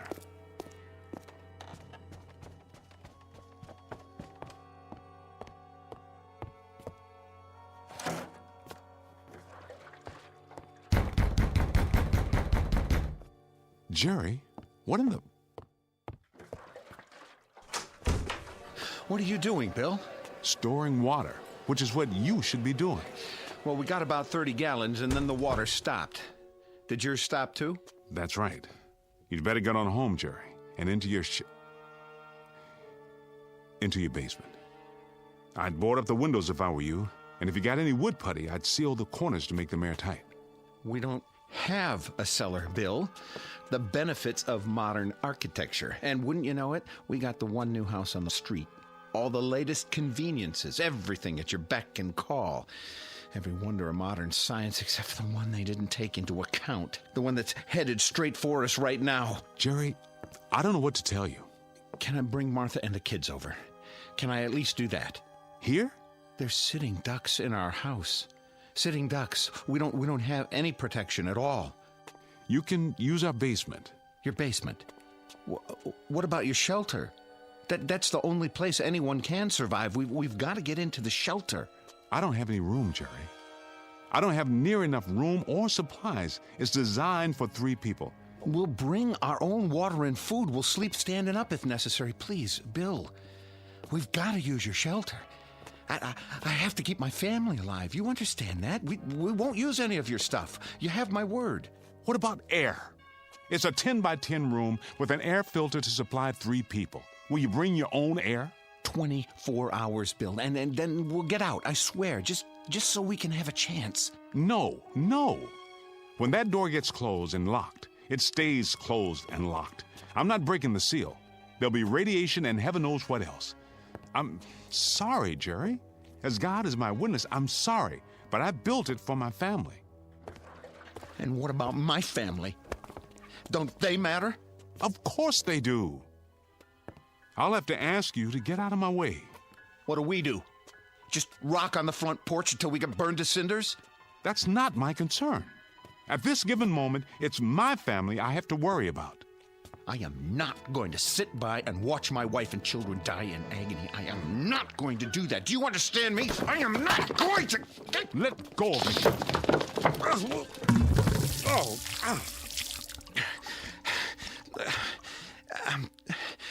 I'm sorry, Bill. I didn't mean to knock you down. Please believe me.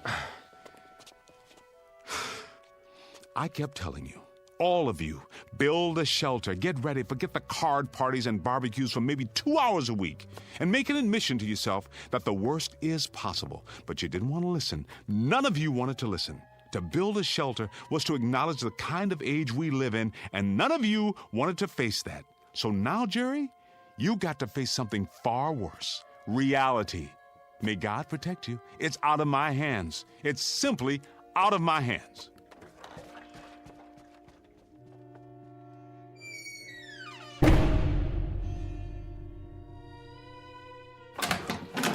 Where is he? Marty? Where? I've got to talk to him. We all do. There's no more time.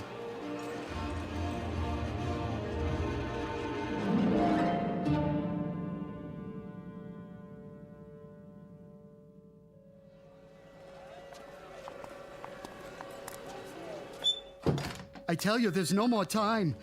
Bill, I have to talk to you. I want to go home. Just a minute, honey. They're already down in the shelter. I told you they'd be there. They locked themselves in. Your wife's right, Marty. It's no use. He slammed the door in my face. He's got to let us in. We have windows in half our basement. I don't have anything to board them up with. At least you have a basement. Let's go, Marty. The baby's getting a chill. We'll have to do something. Go where? There's no place that's safe. Where's the shelter? Downstairs? No, I told you, he won't listen.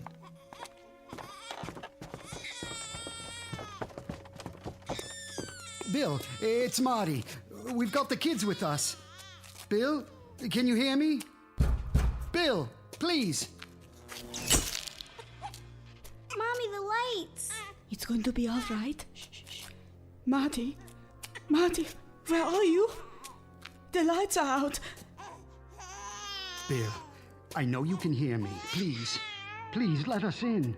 Please, Bill. Just let us in. No one else. Oh my God. What's happening, Bill? I'll start the generator. How can you in the dark? I know how to work it. Over here. Dad, I found the switch. All you have to do is pull the cord.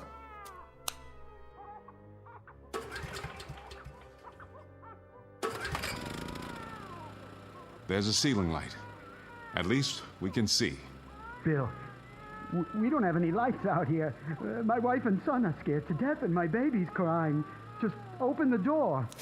Marty, I would if I could. Do you understand? If it didn't mean endangering the lives of my own flesh and blood, I would. I swear to you, I would. Please, you've got to. Don't keep asking me, Marty, because I can't. I can't and I won't. I feel sorry for you then. I really do. You probably will survive, but you're gonna have blood on your hands. You hear me, Bill? You'll have blood on your hands. Dad, maybe No! I've already made my decision. But Bill... I can't help it, Grace. Either it's us or it's them. All my life, I tell you, all my life, I've only had one function. That was to end suffering, to relieve pain, to cure and do no harm. But the rules are different now, don't you see? Now there's only one purpose, and that's to survive. Nothing else means anything. We can't afford to let it mean anything. Marty, get out! Do you hear me? Just get out!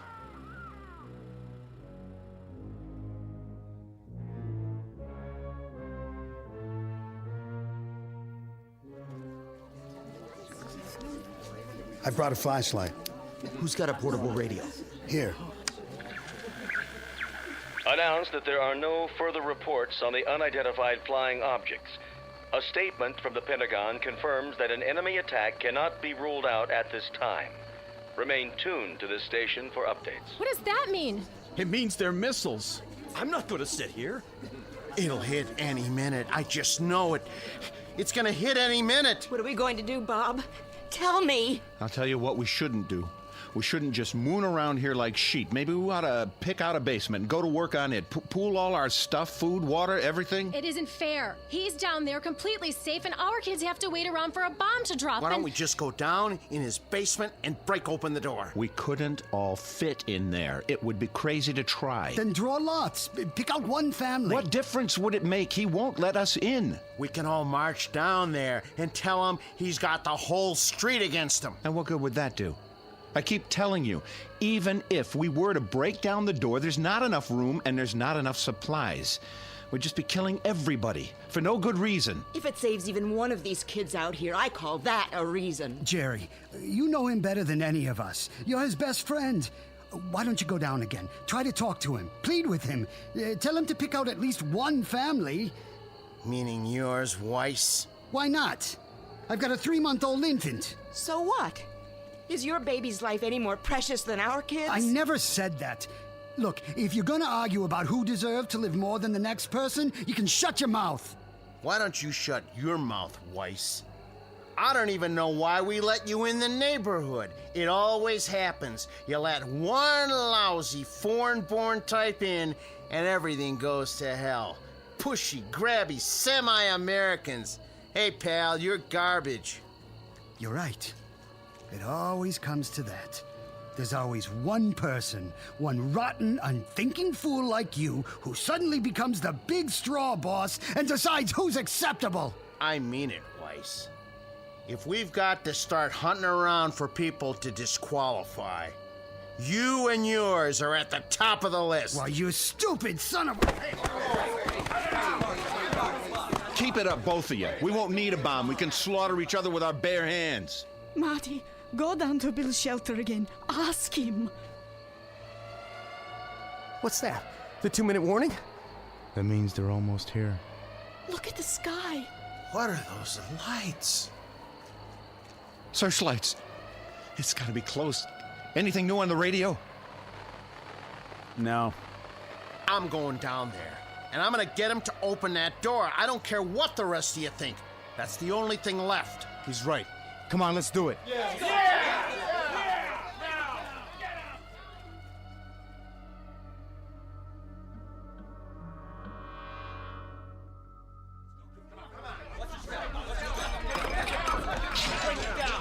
Where's the stairway?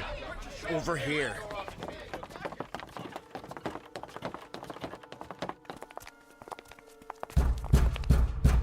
You got a bunch of your neighbors out here who want to stay alive.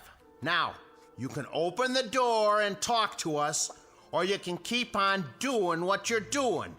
And we're gonna bust our way in. Bill, they mean business out here. And I mean business in here. I've already told you, Jerry, you're wasting your time. You're wasting precious time that could be used for something else, like planning how to survive. Get some kind of battering ram. Over on Bennett Avenue, Phil Klein has some heavy pipe in his yard. I've seen it. Nah, that would get Klein into the act. Who cares about saving him? The minute we do that, we let all those people know that there's a shelter on this street. Then we'll have a whole lot of outsiders to contend with. Sure. And what right have they got to come here? This isn't their street. This isn't their shelter. So this is our shelter now, is it? And on the next street, that's what, a different country? Damn fools, you've all gone insane, every one of you. Maybe you don't want to live, Jerry. Maybe you don't care. Oh, I care. Believe me, I care. I'd like to see the morning sun too, but you're turning into a mob, and a mob doesn't have any brains, which is exactly what you're proving. Well, I say let's get the battering ram, and we'll just tell Klein to keep his mouth shut. And if he doesn't keep his mouth shut, what? Will you shut it for him? I agree with Jerry. Let's get hold of ourselves. Stop and think for a minute. Hey, nobody cares what you think, you or your kind. I thought I made that clear. I think the first order of business is to get you out of here. Why did you have to hit him?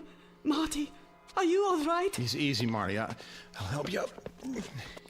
You had your chance, Bill. Just remember that. You had your chance. Now, come on. Let's get something to smash this door down.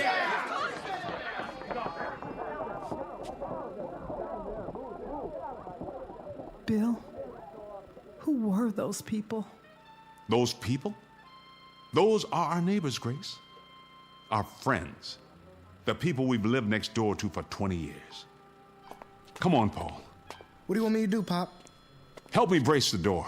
Stack everything we have against it. Maybe it'll hold for a while.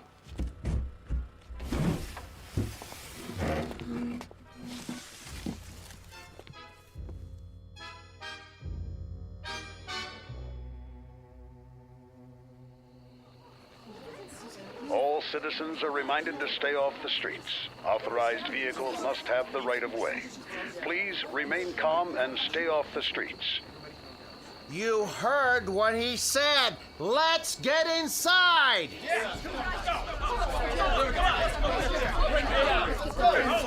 This way. Come on now.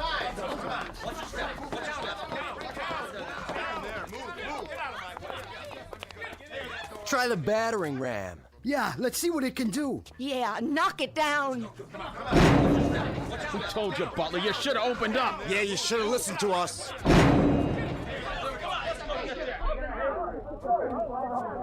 really don't think it's gonna hold, Bill. Put your back into it, Paul. The hinges are breaking. Go aside, Butler. We're coming in. Remain tuned for an important message. The President of the United States has just announced that the unidentified objects are radar anomalies caused by the breakup of a satellite re-entering the Earth's atmosphere. There is no cause for alarm. There are no enemy missiles approaching. There is no danger. We are not under attack. The state of emergency has been officially lifted. Repeat, there is no enemy attack. Stand by for further information. Oh, thank God. Thank God. Yes. Oh. Hey, Marty, I guess I went off my rocker, huh? You understand, don't you? I just kind of went off my rocker. I didn't mean all those things I said. No? No, come on, you know that. All of us were just so scared, so confused. It's no wonder, right? I mean, you can understand why we blew our tops a little, can't you? It's normal. Yeah. Hey, I don't think Marty's going to hold it against you. Just as I hope Bill won't hold this against us. We'll pay for the damage. We'll take up a collection right away. Why don't we have some kind of a block party or something? Tomorrow night, a big celebration, just like old times. So we can all get back to normal? How about it, Bill? Hey, Bill, I told you we'd pay for the damages. Yeah, I'll put it in writing if you want. That's all it takes. Marty, you want a block party and you want things back to normal. And Bob, you just want to forget all about it. And Jerry, you pay for the damages, huh? You'll even put it in writing. You pay for the damages. The damages. I wonder if any one of us has any idea of what those damages really are. Maybe part of it is finding out what we're really like when we're normal. The kind of people we are, just under the skin. I mean, all of us. A lot of naked, wild animals who put such a price on staying alive that we claw our neighbors to death just for the privilege. We were spared a bomb, but I wonder if we weren't destroyed just the same, without a shot being fired. Come on, Grace. Paul, you can come out now. We're safe.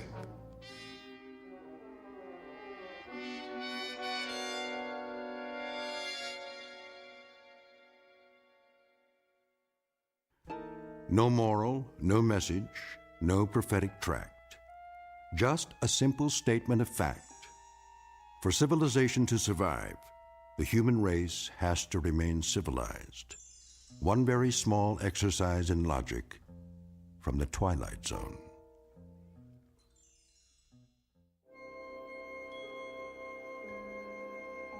Hi, this is Carl Amari, producer of the Twilight Zone radio dramas. I'd like to take a moment to tell you about our official website at twilightzoneradio.com. where you'll get the latest news and information on these Twilight Zone radio dramas. Plus, at twilightzoneradio.com, you can digitally download 3 free episodes or any of our episodes for only $1.95 each. In this age of ever-changing technology, we've decided to make these episodes instantly available to you by making the Twilight Zone radio dramas a digital download-only series. This means that this series will no longer be offered on CD. The CD collections at our website are now being offered while supplies last at buy one, get one free. So be sure to get your favorites before they're sold out. Be sure to visit us often, and I'll see you in the zone.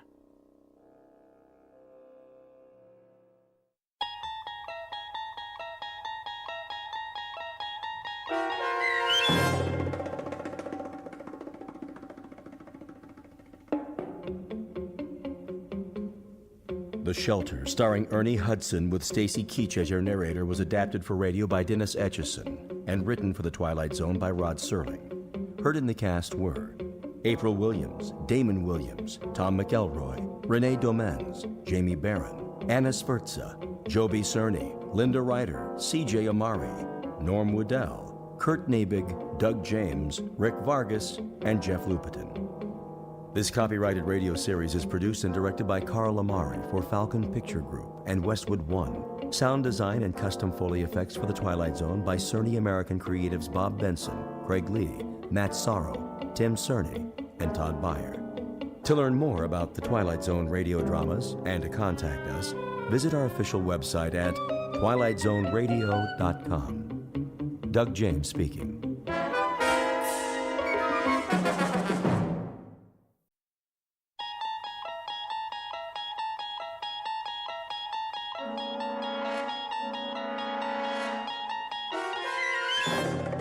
You unlock this door with the key of imagination.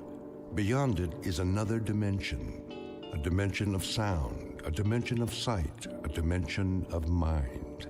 You're moving into a land of both shadow and substance, of things and ideas. You've just crossed over into the Twilight Zone.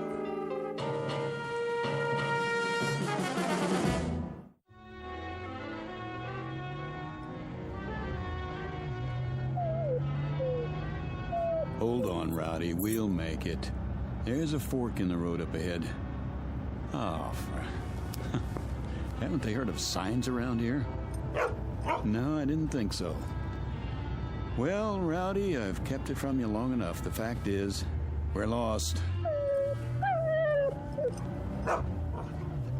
And you know what else?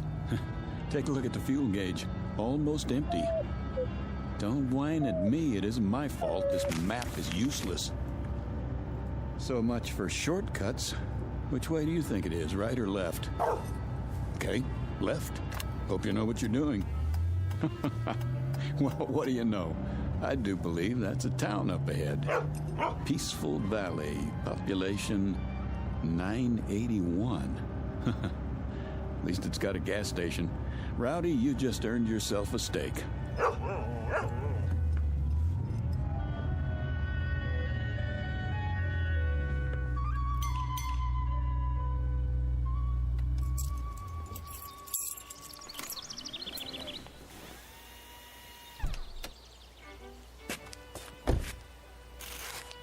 Hey, anybody here?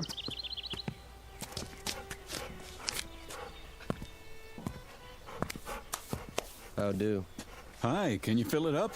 Don't see why not. Convertible, huh? One of those new foreign jobs?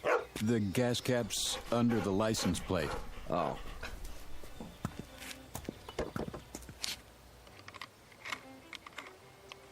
Well, I'll check the oil and water. Sure enough.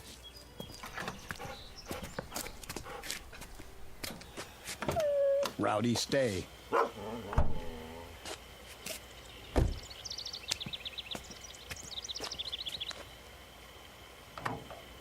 Pretty empty, huh?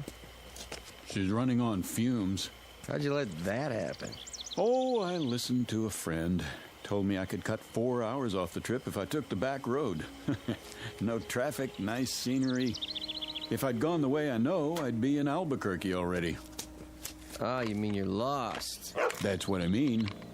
Think you could point me toward a highway? A great big highway with signs? Just go back to the fork and take the other road to Braden.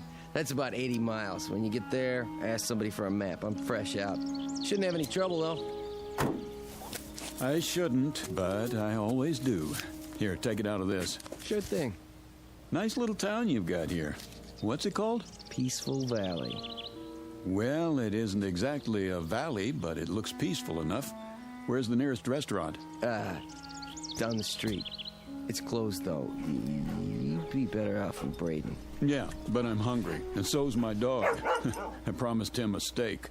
Sorry, we don't have many visitors here. I can see why. I'll get your change.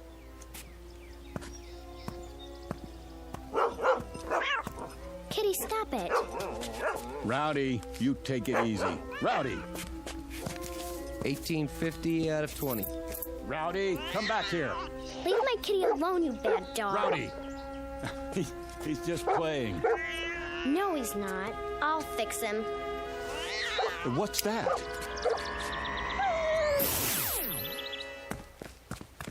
Rowdy? Hey, where is he? What did you do to my dog?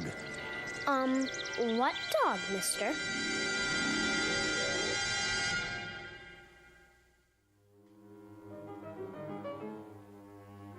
You've seen them. Little towns in the middle of nowhere, off the main roads and highways. You've seen them, and chances are you kept on driving. But have you ever wondered about them? Who lives in these towns? Who are they? What do they do, and why do they stay?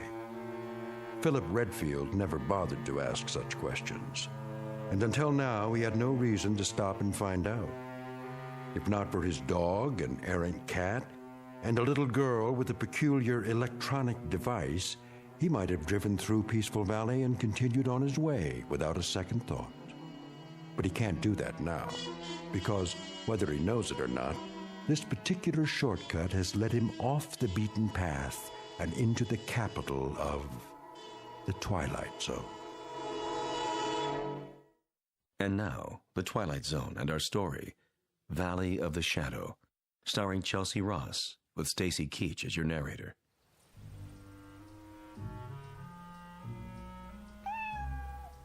Come on, Kitty. Let's go in the house. No, little girl, wait. Huh? What did you do to my dog? Nothing. Oh, yes, you did. Look, I was standing right over there. I saw you. You leave me alone. Not until you tell me what you did to my dog. What in the... Rowdy, here! Here, boy! Rowdy, where are you? Hey, fella, you scared my little girl. That makes us even. Your little girl scared me. What do you mean by that? Just what I said. I don't know how she did it, but she made my dog disappear. What? She pointed something at him about the size of a remote control. She took it out of her pocket, and he vanished into thin air. Are you feeling all right? No, I never feel all right when I see a miracle happen. It raises my blood pressure. Easy now, mister. What kind of dog is he? A golden retriever. Let's look around the yard. He's bound to be here somewhere. What's his name? Rowdy. Here, Rowdy. Here, dog. Look, this isn't doing us any good. I told you. You try over the hedge. I'll go around back. Don't worry. We'll find him. He couldn't just disappear. That's what I'm trying to tell you he did. Here, Rowdy. Rowdy? Rowdy! Here he is. Wait, there you are, boy. Good dog. Where were you? In the back. I guess he must have found another cat to chase. Yeah, I guess so. Yeah, I'm sorry I popped off at you. I could have sworn. It's all right. The way Sissy disappears sometimes? Well, I know how you must have felt. How you doing, boy? Sissy's your daughter? Yep. What was that thing she had, anyway? What thing? In her hand, some sort of electronic device. Now, I know I didn't imagine that. Oh, it must have been her transistor radio. Yeah. Well, I'm sorry I bothered you. Come on, boy.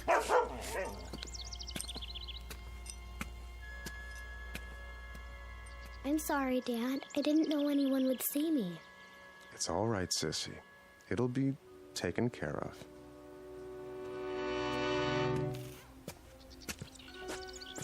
You see all that? All what? Never mind. Okay, Rowdy, back in the front seat. Let's get going.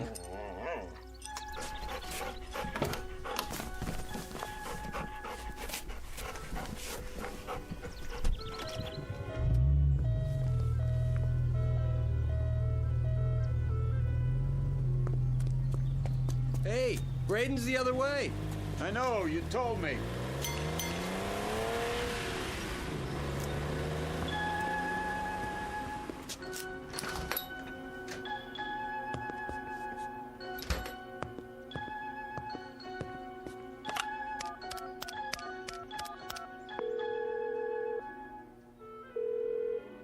Evans, I want to talk to Dorn.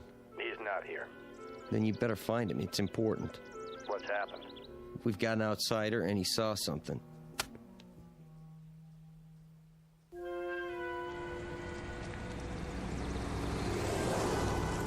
There's the restaurant. The sign in the window says, closed, all right. Great. Well, don't worry, Rowdy. I said I'd find you a steak, and I will, somewhere.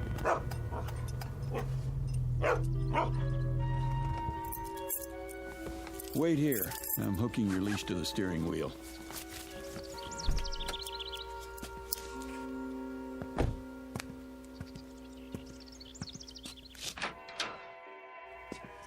Hello? Anybody here? Hello?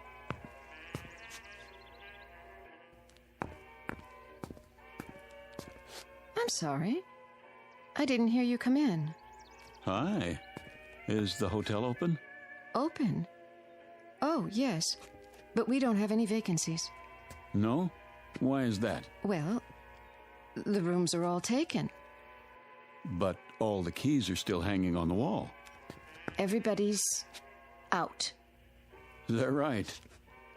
Well, the fact is, I don't want a room. I just wanted a restaurant. Maybe you could make a suggestion. I'm afraid it's closed. You mean there's only one restaurant in Peaceful Valley? Yes, sir. Then where do you eat? At home. And what about your guests? They do eat, don't they? If you'll excuse me, I have some work to do. Just a second, miss. Look, my name's Philip Redfield. I'm a newspaper reporter, and if I sound nosy, I guess that's because it's part of my job. Oh, I see. You don't mind, do you? No. Good. Then just answer one question for me. Look, ever since I pulled into town, people have been trying to get rid of me. They have? At least that's the feeling I get. I was just wondering why. Well, we don't get many outsiders. So I've heard. Enough to fill the hotel, though. I really have to go. I think you should too, Mr. Redfield. All right, I get the hint. Oh, miss. Yes? Mind if I take one of your newspapers? What? Oh, not at all. Please. Hey, you better get your subscription renewed. This paper's 9 years old.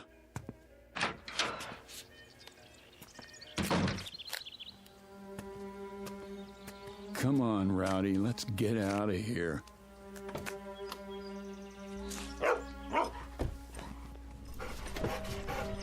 So long, Peaceful Valley. Thanks for the memories. You tell him, boy, nothing here for us. Just let me turn around. A few minutes from now, we'll be back in the real world. Oh, it's a good thing they don't fix this road. Might make people want to come here. There's the fork. Don't see any stop sign. Do you, Rowdy? Nope, me neither. Well, let's punch it.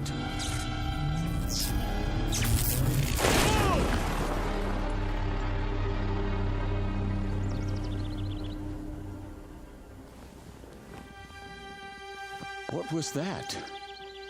Rowdy, are you okay? Rowdy? Rowdy? Rowdy?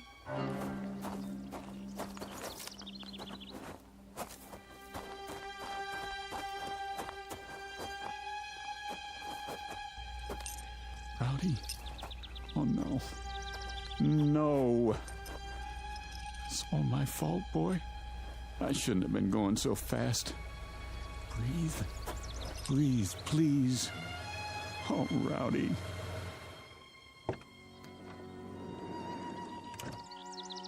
Rowdy. Had an accident, did you? No, an accident had me. I had the top down. He was thrown out of the front seat. There's no heartbeat. Let me check. Nope. I don't believe it. He's dead. Front end's pretty smashed up. Radiator shot, too. Doesn't make sense. The road was clear. There wasn't another car for miles. Maybe it was a rock. There are no rocks around here. Can't be too sure. Yeah, it must have been. Rain washes some big ones into the road every now and then. If there were, it would still be here. Could have knocked it off the road. Come along, Mr. Redfield. Come where? We'd better get you to a doctor. What about my dog? You have nothing to worry about. Can you walk okay? Here, lean on me. Wait a minute. I don't think I want to go back into town. Not your town, anyway. You need to be examined. I'm all right, I tell you. You don't know that. Could be internal injuries. If anything's wrong with you, it'll be on our conscience forever. Take it slow.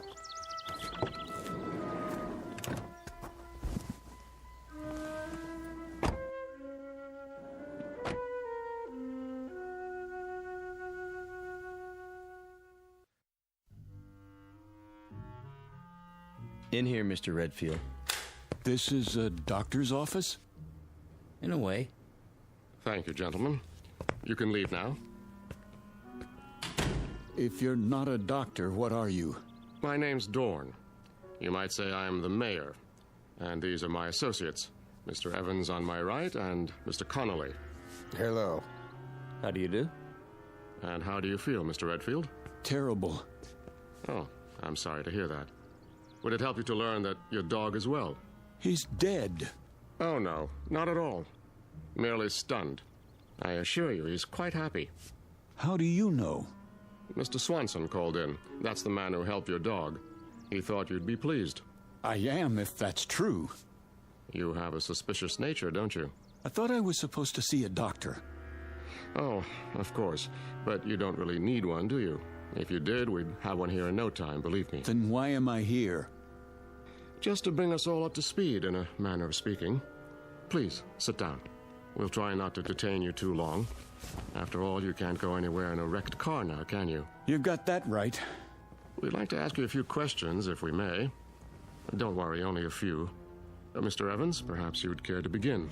Mr. Redfield, it's been reported that you saw something, a miracle, I believe you called it, across from the gasoline station. Would you please tell us about this miracle? Sure. My dog ran after a cat. What were the details? That's it. You're quite certain? Nothing more? Yes, I'm certain. Mr. Connolly, your question.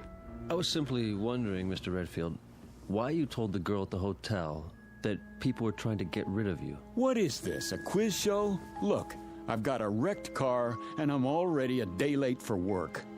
I assure you, it's being taken care of. Just a few more questions, if you please. I think you mentioned that you're a newspaper reporter. So? A noble calling, but limited. I suppose you have a novel in the planning stages? Who told you that? No one. It's a fact, though, that most reporters aspire to be novelists. I wouldn't know. Are you married? No. Engaged? No. Listen. So you came to Peaceful Valley by mistake? No one knows you're here? Oh, they will. A lot of people are going to know I was here, Mr. Dorn. Oh, dear. What's the story on this place, anyway? Rowdy didn't just run after a cat, and I didn't crash into a rock that wasn't there. What did happen? Come back in an hour, Mr. Redfield. Perhaps then you'll have the answers you seek. I'd like to speak with my associates first. Where can I find a phone? There's one at the hotel. 1 hour, then, Mr. Dorn.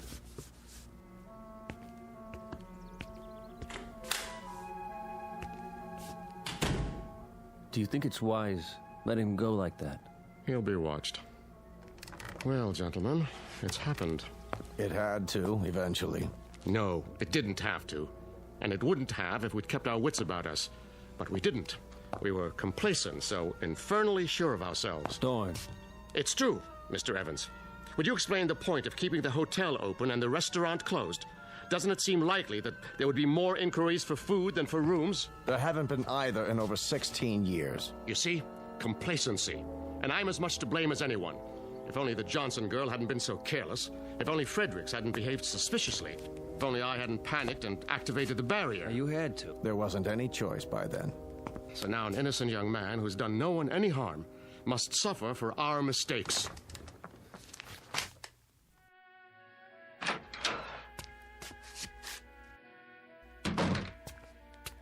Mr. Redfield. I was told there's a telephone here. Well, yes, but... Where is it? I keep it under the counter. Uh-huh. A real antique, huh? Figures. How do you get the long-distance operator? Just ask for her, but... Hello? Hello? Yes, I'd like to call Albuquerque. Chapel 77205, station to station. That's quite a mare you've got there. Makes a person feel really welcome. You've spoken with Dorn. Yeah? All right. Keep trying. My name's Redfield. Well, I see they haven't come back. Pardon? Your guests? All the keys are still here. Oh. Because there aren't any guests, isn't that right? You should have left when you had the chance, Mr. Redfield. I tried to, believe me. But I smashed my car up on a rock that's invisible. Now, how could that be, do you suppose? I don't know. Do you have a name, or is that a secret, too? It's Ellen. Ellen Marshall. All right now, Ellen. I want you to let me know when my call comes in. It's very important. Will you do that? Yes. Where will you be? Well, I'm going to check on my car, and then I'll be in the mayor's office. Still starving to death, probably.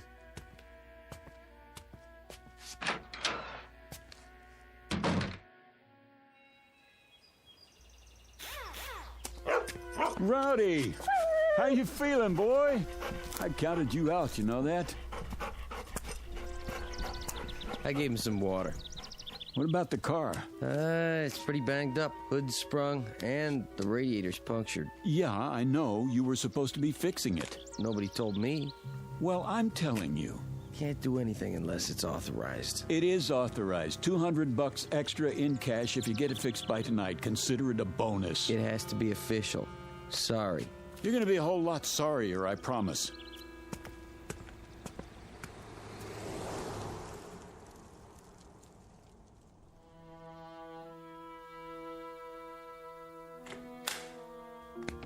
Mr. Redfield, come in.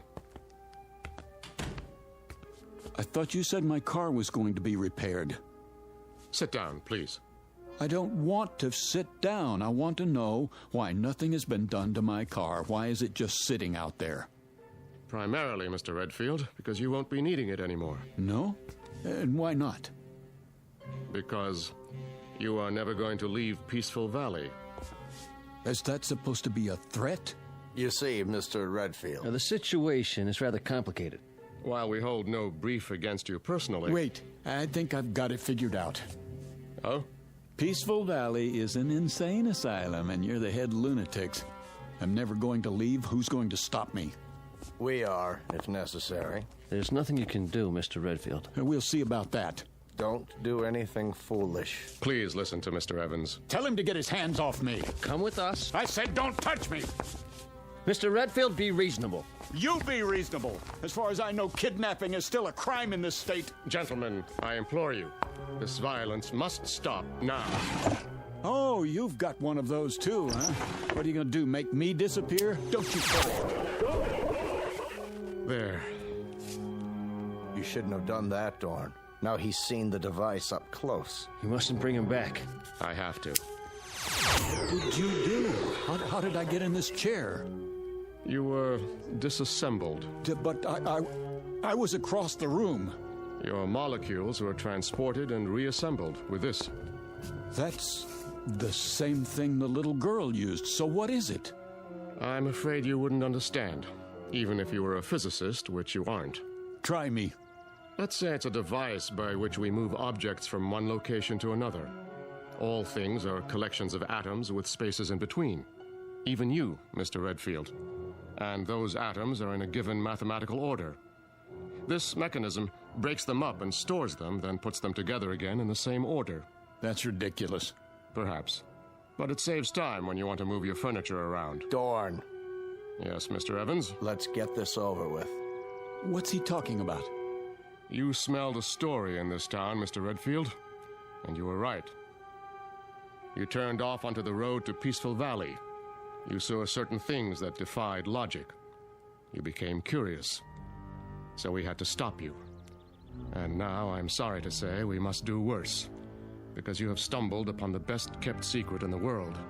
What secret? Our gift. Dorn. Relax, gentlemen.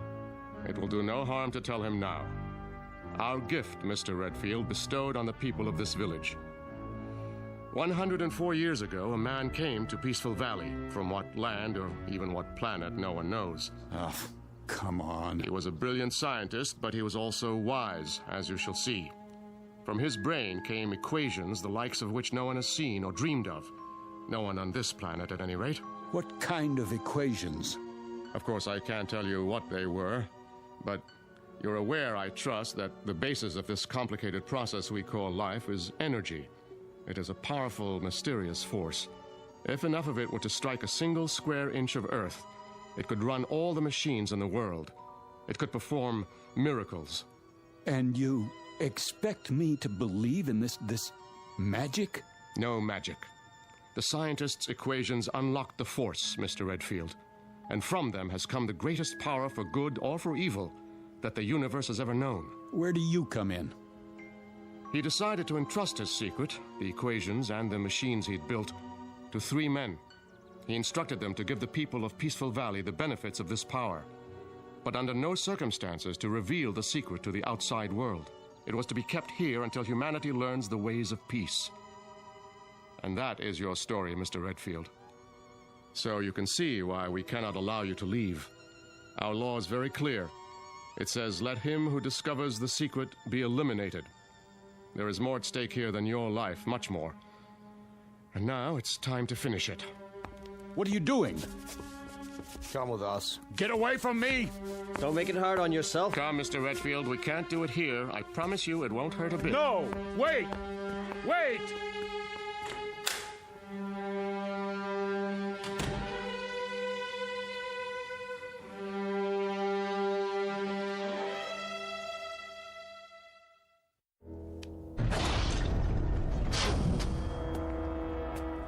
What is this place? A laboratory, built by our benefactor. There's the original of the dissimulator, somewhat larger than the one we used on you upstairs. And this is a second-generation model. The same principle, with one important difference. It works in what we call the time dimension. No end of uses for it. For example, please step over here, Mr. Redfield. And don't be afraid. Mr. Connolly? Yes? Hand me that letter opener on the desk. Now, let's say that your automobile accident had been more serious. If you had been injured, if some metal had penetrated your flesh, like this. You stabbed me. Precisely. But don't worry. As soon as I direct the time ray at your wound, you will be restored to a moment before the letter opener entered your chest.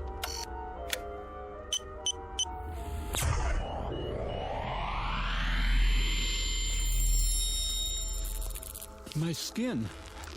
I can feel it closing up. This is fantastic. Isn't it? Even the fabric of your shirt. Now, let me see. This console is a duplicating machine, but not like others you've seen. Here, for example, on this card is a description of the atomic structure of a ham sandwich on white bread with mustard. One ham sandwich. I believe you said you were hungry? Not anymore, Mr. Dorn. Out there on the road, what did I run into? In the car. I'm sorry about that, but we had to stop you. It was an energy field, a wall of loosely packed atoms, so to speak. Purely an emergency measure. Now, behind this wall panel with the cards is a folder containing the sacred papers, the original equations from which everything you see came about, in case you still doubt that they exist. Do you know what you've got here? I believe so. And you mean to say you don't intend to share it with the world? Oh, good heavens, no. I've already explained why. The world isn't ready. But Peaceful Valley is? We have no wars here, no crime, no violence, no greed. Unlike your world, ours is a place of peace. We use the power for good, not evil. And what makes you so sure the rest of us wouldn't do the same? Come now, Mr. Redfield. The history of civilization is written in blood. Because people wanted things. With this power... With this power, they would destroy the universe. They are children. But that one machine, it could stop sickness and suffering. It could cure disease. And you let people... Haven't you any conscience? Yes. That is why we cannot release the equations. The same power to heal the sick could be used to kill the innocent. It could mean the end of the world. I don't believe that. Think, Mr. Redfield. What did you do with Professor Einstein's primitive equation E=mc²? It could have been used to make the waters flow in the deserts to feed the starving millions, was it? No. It was used to destroy countless lives with a bomb. So you're just going to sit on your secrets, use them for making ham sandwiches. Ham sandwiches are a bit better than total destruction, wouldn't you say? Let's get on with it. He knows too much. We have to eliminate him. You hypocrites. You talk about us, but when you want someone out of the way, what do? You eliminate him. Be quiet. No, he has a point, Mr. Evans. That is what I've been pondering.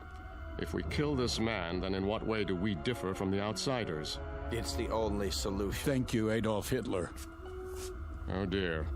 We didn't anticipate this, did we, gentlemen? It is the law. Not necessarily. The law says, let him who discovers the secret be eliminated. It doesn't say killed. You can be eliminated one of two ways, Mr. Redfield. Through death or through assimilation. The choice is yours. Will you die or will you join us? You mean live here the rest of my life? Exactly. Become one of us. It won't be unpleasant, you know. We'll give you a nice house, built to your specifications. Time to write that novel. Nothing or everything, huh? Well, which shall it be? What do you think? In that case, welcome to Peaceful Valley. I've equipped it with bookshelves, a desk, reference materials, paper. I'm sorry about the old-fashioned typewriter. We couldn't find a card for anything newer. But Dorn has promised me... Miss Marshall. Yes? Why are you going to all this trouble? Because Dorn asked me to. Is that the only reason? I suppose I'd like you to know that I'm not really unfriendly. I'm not. In fact, I think we could be very good friends. Mr. Redfield. Yes? May I ask you a question? I wish you would. Do you play chess?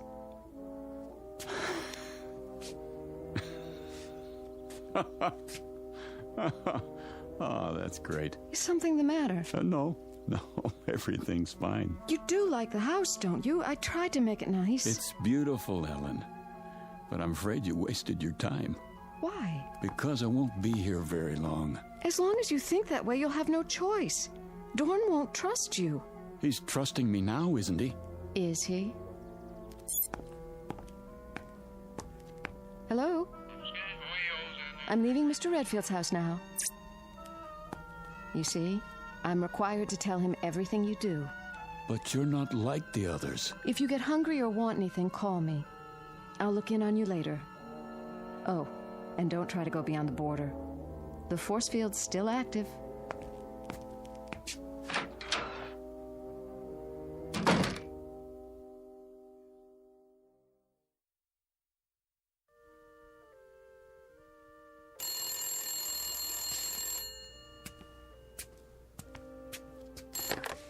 Yes? Mr. Redfield, on your call to Albuquerque, the circuits The are... circuits are still busy. Easy, Rowdy.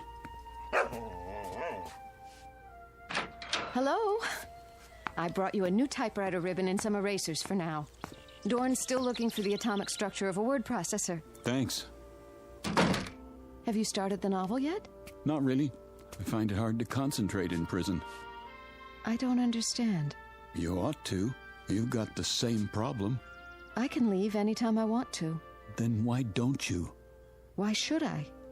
What could the outside world offer that we don't have? That isn't the point. It's what you could offer the outside world. Right now, at this very moment, millions of people are starving. You could feed them. They're suffering. You could make them well. But you don't care. Let them starve. Let the children die because their mothers can't give them enough milk as long as you're happy. Philip, those things, are they really happening? All over the world. Every minute of the day and night. What would you do? A terrible thing. I'd get those papers, and I'd give them to the world. You mean you'd steal them and run away? But you promised Dorn... I promised myself to be a decent human being, and that means helping other human beings. Now, what's the use? You don't know what I'm talking about. You never wanted anything you couldn't whip up in 10 seconds like a cake. I did once. When you were going to leave Peaceful Valley. I've thought about you since then, Philip. Even asleep, I've thought about you, and it hurts. I don't know why, but it hurts. We have machines for so many things, but I can't stop this feeling. There's an equation that might help. 1 + 1 = 1. Don't people fall in love here? I don't know. But now, Philip, I want us to be together. I could want that too, in a real world. But as long as I'm in Peaceful Valley, I'm going to want just one thing. Out. All I know is I want to be with you. Then help me. If I do, will you take me? I promise. I'll be back. Wait for me outside.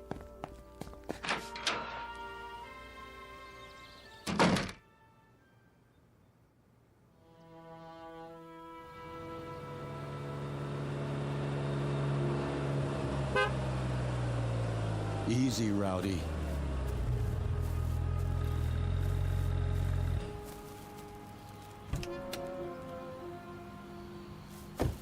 My car. You got it fixed. Dorn always keeps his word. What about the force field? I had him take it down temporarily so I could check the road outside of town. We only have a few minutes. Then let's go. There's just one stop I have to make. Come on, Rowdy.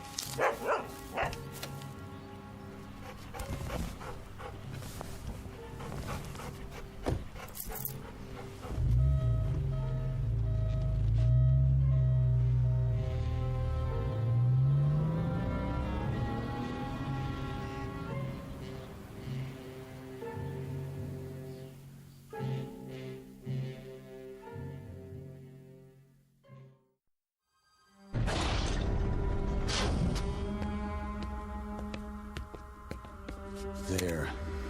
The equations. And then what else? What do I need? Maybe, atomic structure of gold. Guitar. Gun. 38 police special. That'll do. Put the equations back, Mr. Redfield. Get out of my way. Do as I say. No, you don't. Not this time.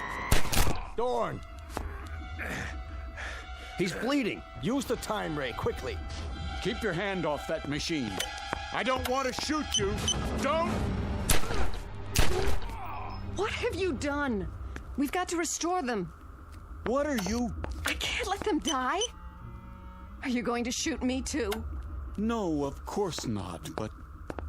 Have you looked at the equations? Right here. Wait a minute. The first one's blank. The second one? They're all blank.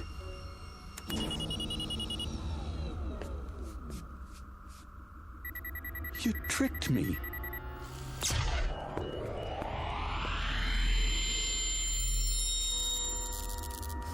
Thank you, Miss Marshall. So now you see what would happen if our secret were to get out? The first thing you do is make a weapon. The second, you kill with it. It was all a setup, and you were part of it. Everything you said was a lie. Not everything, Philip. She thought you would prove your good intentions, as I did. But you are like the others.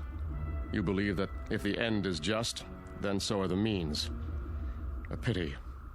You have lost paradise, Mr. Redfield, and you don't even know why. Gentlemen, the machine. Yes, sir. So now you're going to do the same thing. Not quite. You're going to be rendered harmless, but it will not be an execution. I've been studying our law, and I believe I have found a way with the second-generation machine. Try to appreciate our position. Imagine a state which has carried the death penalty on its books for 100 years, but has never had to invoke it. That was the case here. You were our first prisoner, so to speak, and you forced us to re-examine our law. Adjust the time ray, Mr. Evans. Goodbye, Mr. Redfield. I was becoming fond of you.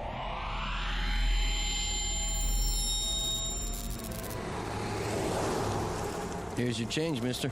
What? Your change? Oh, sorry. I must have dozed off for a second.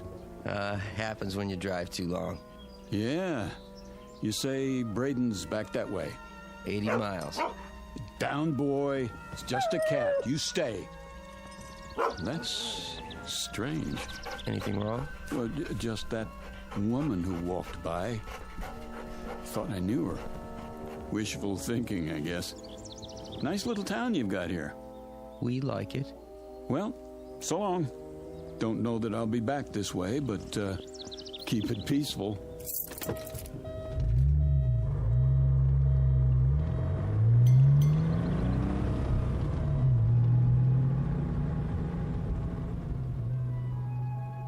You've seen them. Little towns in the middle of nowhere, tucked safely away from the main road. Ever really thought about them? About the people there? What they do and why they stay? The next time you're tempted to take a shortcut, think twice. Because what happens there might change you and the world in more ways than you can imagine. Of course, change can be a good thing, as long as you're on your way out of and not into the Twilight Zone.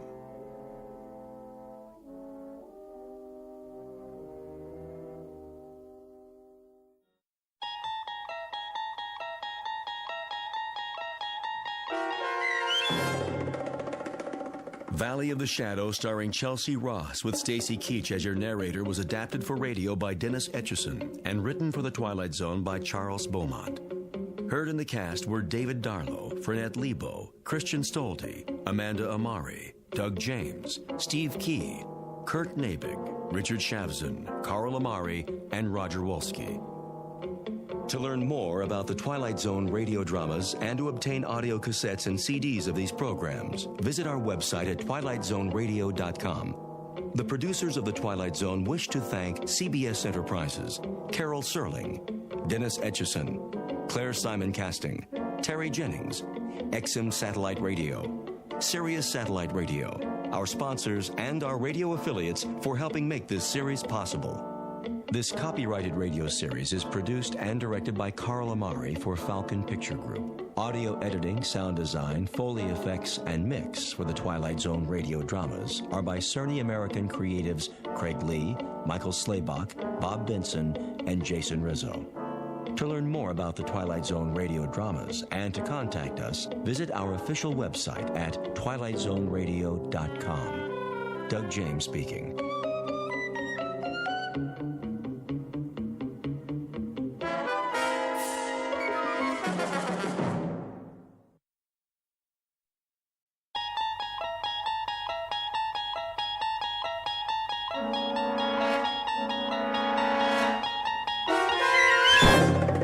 There is a fifth dimension beyond that which is known to man. It is a dimension as vast as space and as timeless as infinity.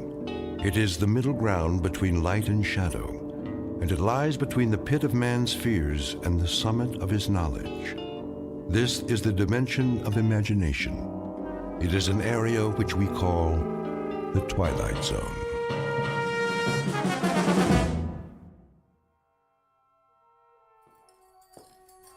Let's get going. Yeah. Wasting too much time already. We've turned this place into a courtroom long enough. Barman, give me a drink. Coming right up. Hey, barman, pour me one too while you're at it. Court is back in session. Put that bottle away, Earl. You heard the judge. No drinking while the circuit court's here. Everybody sit down. Let's get this thing going. Come on. In the case of Joe Caswell, will the defendant stand? He means you. Stand up. I heard him, Sheriff.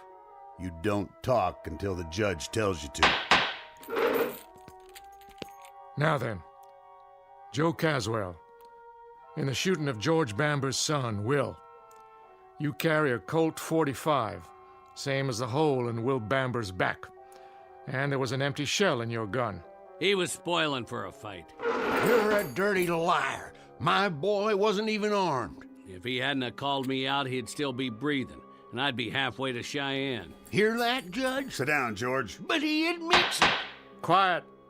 This trial is over. Now, seeing as how there were no eyewitnesses, I can't say who started it and who deserved what. But there's no way this is self-defense. And it's not the first time you've been in circuit court. I've seen you too many times, Caswell. Fighting, thieving, drunk and disorderly, running horses off somebody's spread, and most of the time, folks end up dead. Too many times, mister. You've had your chance and then some. Well, this is the end of the trail. Do you have anything to say before I pass sentence? I never back down from any man, no matter who he is. Joe Caswell, I hereby find you guilty of murder and sentence you to death by hanging. Such sentence to be carried out at sunup tomorrow. May God have mercy on your soul. Court's adjourned till next month. Yeah, guilty. This way, Caswell. Then I guess I'll just see you in hell, Judge. We'll have a drink on it, you and me. Drink? Yep, I'm mighty thirsty myself. I was here first. No, you weren't. Take your turn, boys. Everybody gets served. Now, who's next?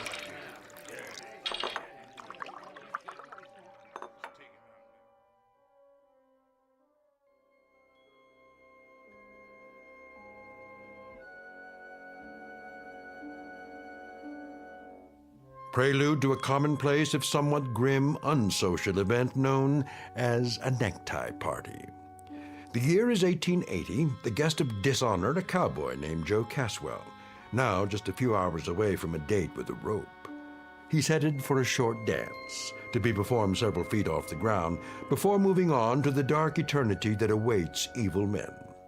Mr. Joe Caswell, who, when the good Lord passed out a conscience, a heart, and a regard for others, must have gone off for a beer and missed his. Mr. Joe Caswell, whose time is about to run out in the Twilight Zone.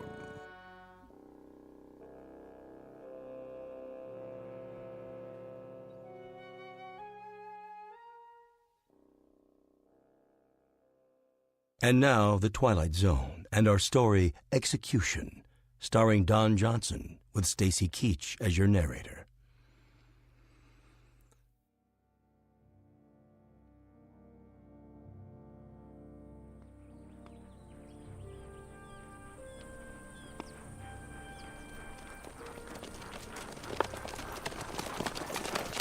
This'll do right here. That tree hold him, Sheriff? Sure it will. It ain't that much. Give me the rope, boys. Right here. Throw it over the top branch. Yeah, hold his horse steady.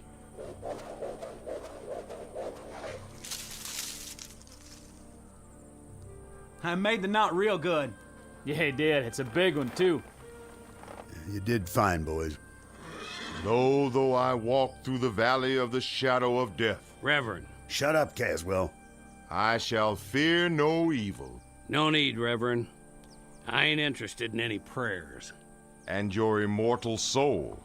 Are you interested in that? It's my immortal neck I'm concerned about now. It's your pleasure to see that it gets stretched a couple of feet.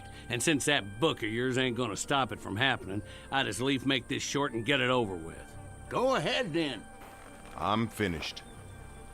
Judge? You got any last words, Caswell? What would you like to hear? It's up to you. Then I'd like to say something about the young man I put a hole in. Yes?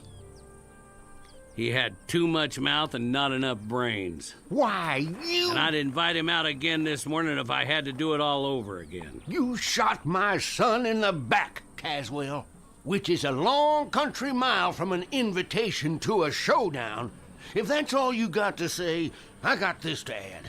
I'd like it to take a while. I'd like you to feel it, Caswell. The more you kick, the more justice I figure there is in the world. I'll do a jig for you, Papa. Just like a puppet. With my hands tied behind my back. How's that? Now, can we get it over with? All right, put the noose around his neck.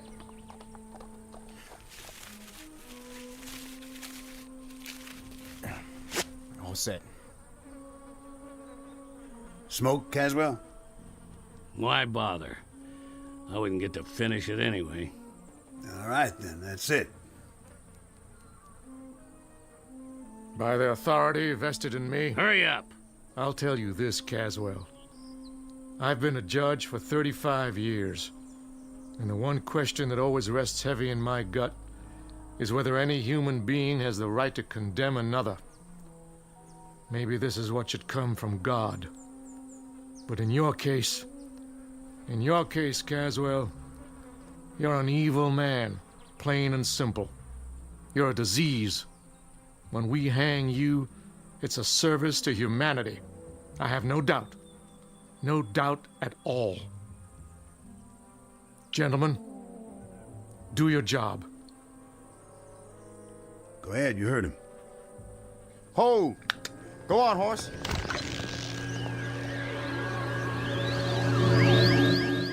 What in the... Where'd he go? He was here, and then, just like that, he... Oh, my dear God. I tied the rope around his neck. It was tight, I swear. I know you did. I saw it. Then where is he? That's a good question. What happened to him?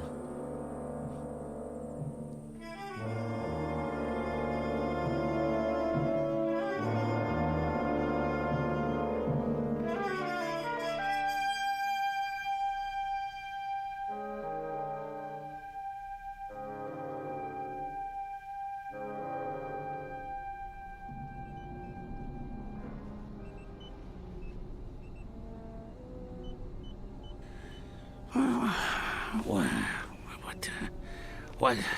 Stay down. Who are you? Just try to relax. You're going to be all right. Where am I?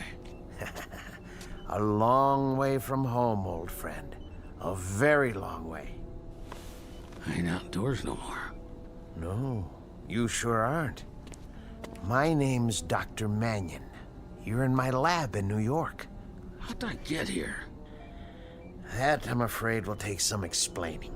Is it day or night? That hardly matters. The truth is, it's more than a full century after your last moment of consciousness. But how? By this, an invention of mine. I wasn't sure it would work, but now I have the proof. I gotta get out of here. I suggest you stay where you are. You're in no condition to go anywhere just yet. Can I get you anything? A drink of water? What's that contraption? A time machine. Pretty big for a clock. I wouldn't expect you to understand. What's happened involves principles of physics you know nothing about. A few minutes ago, you were inside this machine. Where's my horse? Well, it's just large enough for a man. It brought you here from where you were. You mean Montana territory? Yes. Yes, I suppose that's right. I'd have to check the coordinates. But you have a most distinguished future. You're the first time traveler in the history of man. I'm going to introduce you to a new world, and you're going to tell me all about the old one, firsthand.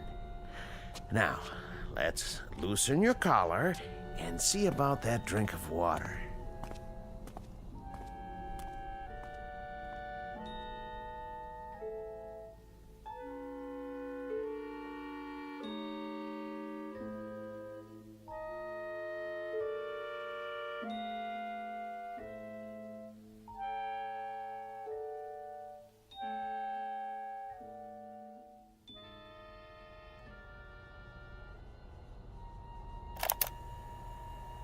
Continuation of the previous entry. I offered the subject food and water, especially the latter. He seems quite parched. His clothing appears to be authentic in every detail, including the leather chaps and cowboy boots.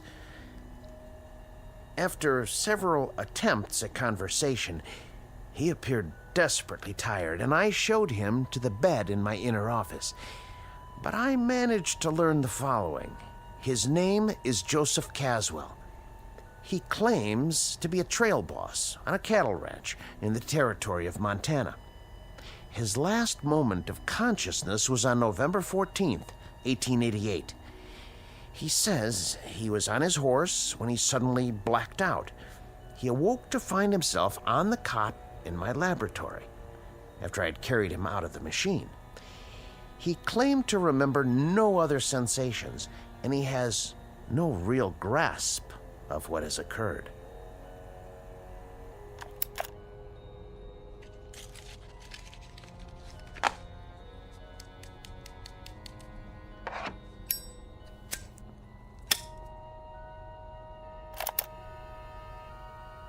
There's one disturbing point. The marks of a rope are etched deeply into his neck. He offers no explanation for this. And I have one other observation, hardly scientific. I don't like his looks. I don't like the face or the eyes or the expression. The overall appearance is disquieting, even disturbing. I can't escape the feeling that I've taken a 19th century primitive and transported him to a modern-day jungle. Heaven help whoever gets in his way. That's all for now.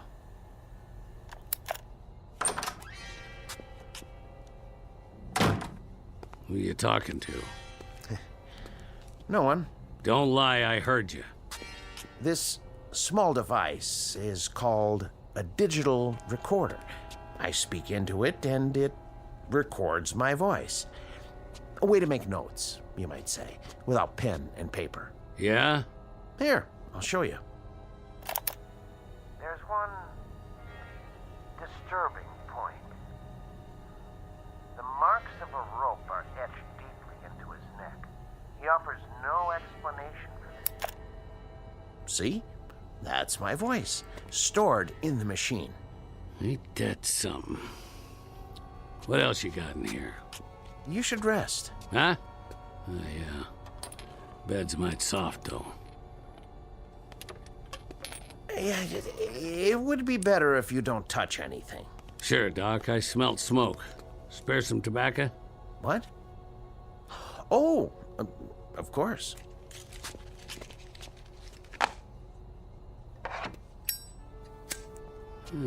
Look at that. Fire right out of the air. Just a cigarette lighter. It's not magic, I assure you. Look. On, off. On, off, huh? Mighty slick. Here, take it. Go on. What else? I thought you were tired. Yeah, plenty of time to sleep, plenty. I want to take a look at the world out there, see things like you showed me in those picture books. Carriages without horses and buildings that go up in the sky. Oh, they're out there, Caswell. Things you've never seen before. Then let's get to it. No hurry. It'll all take some getting used to. Things you can't imagine. I'm ready. All right. What are you doing? Just pulling the cord on the drapes so you can get a better view. Huh? Ta-da! Now, look out the window. What is that? New York City. Just as I told you. Make the noise stop. Here, settle down. Must be quite a shock for you. Where'd all those lights come from? That is what night looks like now, in the big city. But not everything's changed. Like what? Ideas, Caswell. Concepts like right and wrong. I know about that. Do you? I had a deputy sheriff in Dodge City try to beat the difference into me with a wet rope. I know all about right and wrong. And what about justice, Caswell? What about that? I'm supposed to know about justice? More than most men, probably. Right and wrong, they could try to beat into you, but justice... Those marks came at the end of a rope, didn't they? Don't you worry about my neck. That's where you were when I reached back in time. You were at the end of a rope, weren't you? 6 or 8 feet off the ground, and I got to you in that one fraction of a second before your neck was broken. When you're dangling at the end of a rope, it don't matter whether you're 1 foot off the ground or 100. You're just hanging there. Seems like it ain't ever gonna end.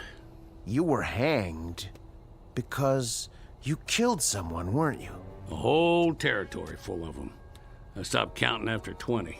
20 men? Yeah. They all had it coming. In that case, I'm going to have to send you back. Back? To where you belong. To the very same moment, if I can. And that'll be justice, huh? I died once already, mister. I've been to hell. You try it sometime. Try getting your head put in a noose. And when they run the horse out from under you and that rope pulls you up and you hang there with your feet kicking and your hands tied behind your back and the pain, then you tell me about justice. And the victims you killed, Caswell, those 20 men, they died with no pain? You're just talking words now. Victims and justice and right and wrong. Well, they sound good in a nice warm room on a full stomach. They sound nice and they go down easy. But you try them on an ice cold mesa, where another man's bread and another man's jacket are all that's left between you and staying alive. Or try them in a dirty town where you gotta walk backwards from morning till night because 10 men got a target picked out between your shoulder blades. And for every one of them, there's a whole lot more with the same idea. No, you get in that machine and go back to where I was. And then you talk about your law and your order and your justice. The words will sound plenty different. That may be. But I've made my decision. I'm sending you back. Oh, you are, huh? I know your kind. Clean-faced Johnny-come-lately dandies who'd ride around in trains, rolling nice and easy over the graves of men like me. Stand back. You think I'm scared of a little gun like that? I had me a Colt 45 with a whole lot of notches on the grip. Get in that machine now. You don't tell me what to do. I hate your kind. I'm warning you. Yeah? Well, I'll do more than that. I'll take that pop gun clean away from you, because you don't have the guts to use it. Let go! Let go!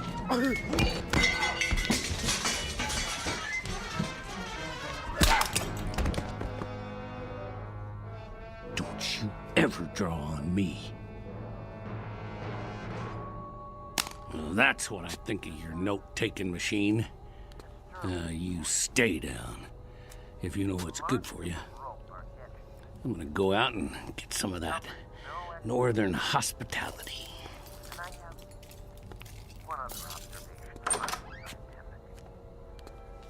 I don't like his looks. I don't like the face or the eyes or the expression, the overall appearance is disquieting, even disturbing. I can't escape the feeling that I've taken a 19th century primitive and transported him to a modern day jungle. Heaven help whoever gets in his way.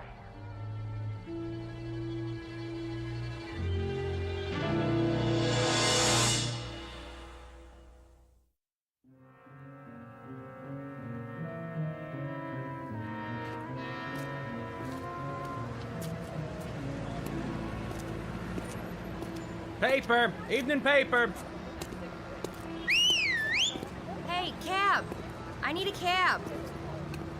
Get your Franks here! Hot pretzels!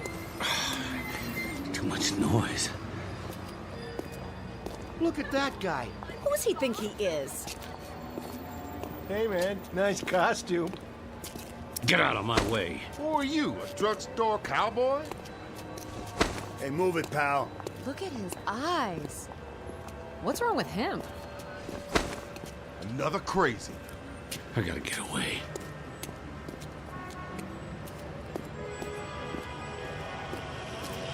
Are you still there?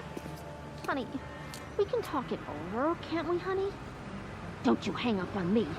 Don't you dare, you rat. Let me in. Let me in. I'm making a call. Do you mind? Get out. Take your hands off me. Right now. Okay, I'm going. What are you, nuts? I can't think. With all that noise. What happened? That man, he threw me out of the phone booth. He looks dangerous. I'm calling the cops. Stop it. Stop it! There was an overtime on your call. Please deposit 25 cents. Who's talking to me? Who's talking to me? Where are you? Please deposit an additional 25 cents. Shut up! Shut up! Let me out! Hey, that guy wrecked the phone booth. That's vandalism. Grab him. Not me. Somebody get the police. Out of my way.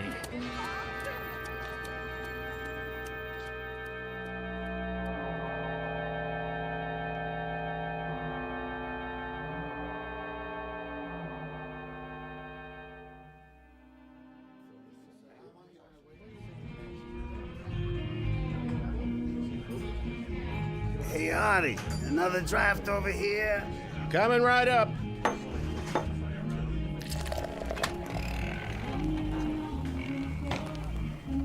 Hey there, cowboy. You from the village people? What'll it be, pal? Make it stop. Something wrong? Too much noise.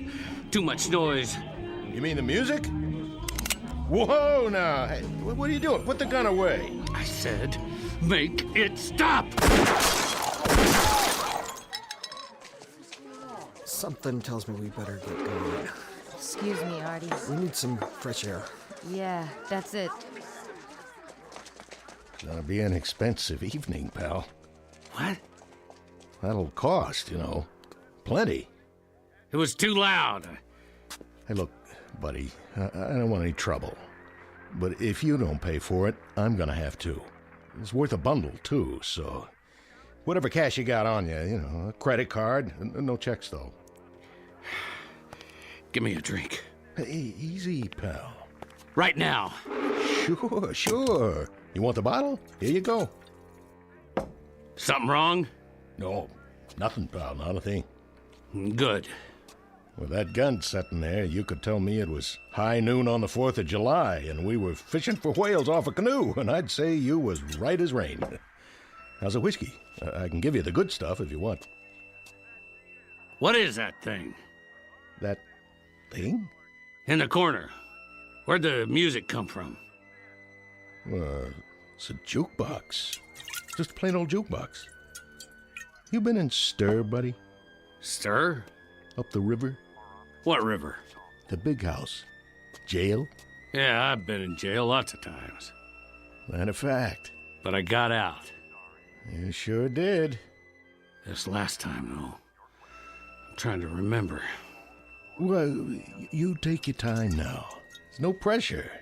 Matter of fact, why don't you just mosey on out. Have yourself a nice hot bath. You got baths? Not here, but you can get one almost anywhere. Try the Carlton Arms. Rooms don't cost much. I just need sleep. That's what I need. There you go. Some quiet and some shut-eye. Sure, I understand. It's crazy out there. That it is. All those things running around. Which things is that now? With the wheels, the carriages with no horses. You mean cars? They make all that noise. Worse than a herd of cattle. There's too many of them nowadays, that's for sure. It's like thunder all the time, and lights everywhere you look going on and off, and... Well, that's life in a big city. You know what you ought to do. Move out of Manhattan. Go on upstate, in the country, where you can get some peace. Yeah.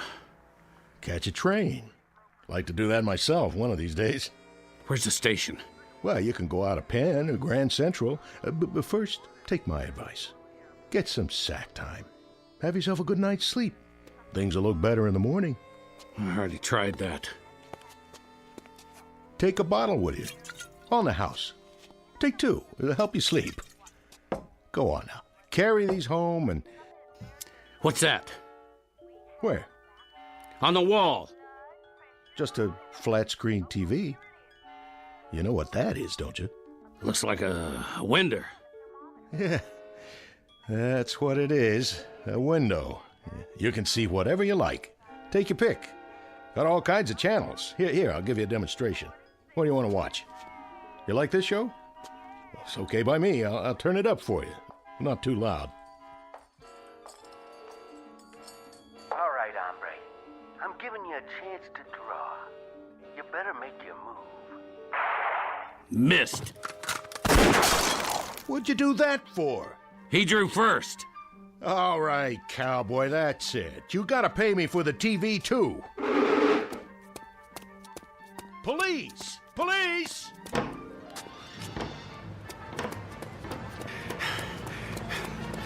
Stop that man! He's got a gun! Hey, get out of the street! Aren't you drunk? Keep away!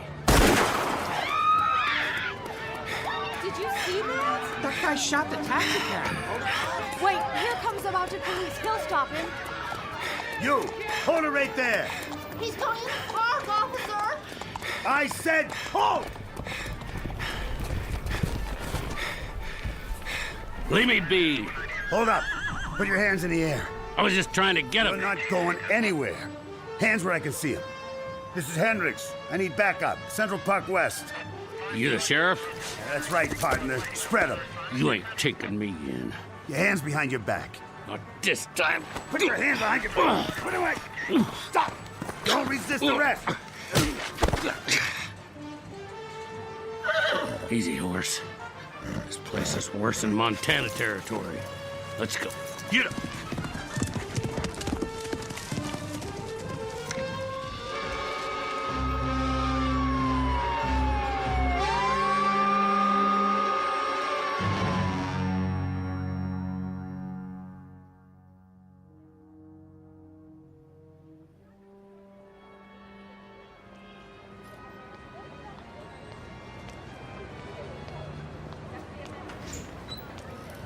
Evening, sir. Evening. I'll get the door for you. Thanks. Sir? Yeah. Are you a tenant? Me? I haven't seen you before. I have to drop something off. Which floor? What? Most of the offices are closed now. Oh, yeah, I know that. Except for Dr. Mannion. Right. He likes to work late. Stays all night sometimes. Mannion? Yeah, that's it. I have to drop something off for Dr. Mannion. He's still here? Maybe. Maybe not. What does that mean? Never can tell. He could have gone down the back stairs. Worth a try. How's that? I say I'll see if he's still here. 3rd floor. You can't miss it. Thanks.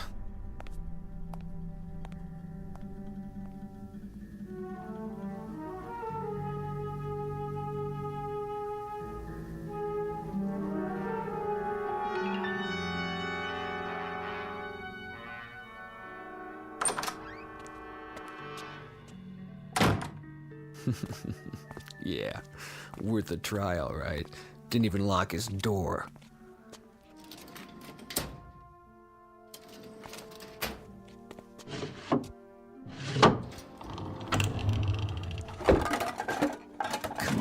Come on, where's the cash box?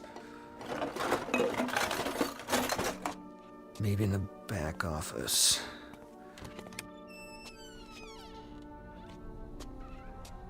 Gotta be a wall safe somewhere. What in the... Ah, jeez. Somebody else had the same idea. This guy's been beat up good.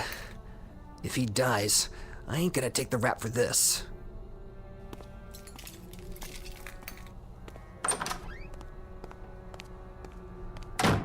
Doc. Hey, Doc. Doc, wake up. You gotta help me. I can't make it here. Just move away from the body, cowboy. Who are you? Me? Who are you? Buffalo Bill? Help me lift him up so we can bring him around. Forget it. He's all right. We just had a little scuffle is all. Well, he's stone cold now. Doc, hey, Doc. I told you, forget it. What are you doing here? I thought the place was empty. What do you want? Same thing as you. I'm gonna help myself to whatever I can. But it looks like you got here before me. With the place being dark, I figured I'd be all alone. You checked the desk, did you? Get out. My, what big muscles you have. I'm shivering in my boots. Get out, I said. Not so fast. What's that? What's it look like? You'd pull on me? If I feel like it. What are you gonna do about it?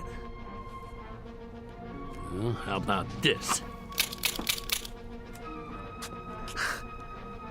I'm waiting. What you got there? Cat pistol? No more shells.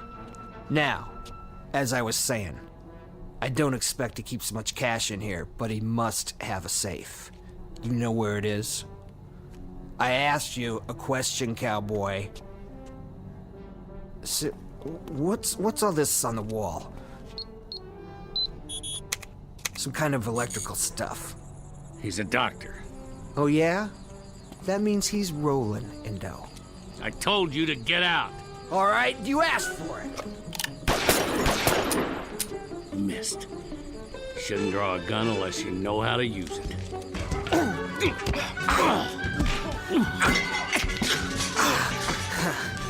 I don't need a gun. I got my bare hands. Sure, cowboy. Once I choke the life out of you. How do you like this? Window cord around your neck. Feel good? Huh?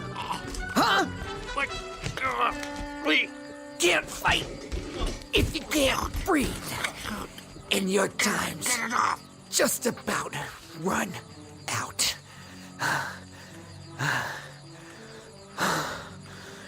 Sweet dreams, cowboy.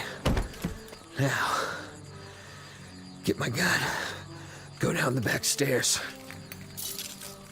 Wait a minute. Didn't see that. What's in there? Some kind of secret chamber. Maybe that's where he keeps his dough.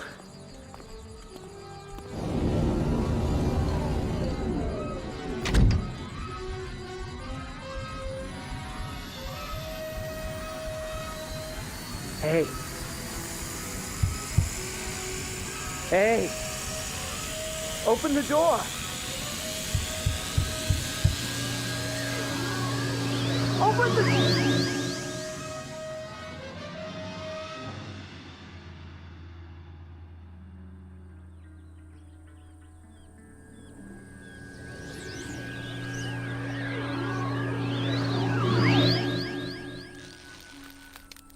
Hold it.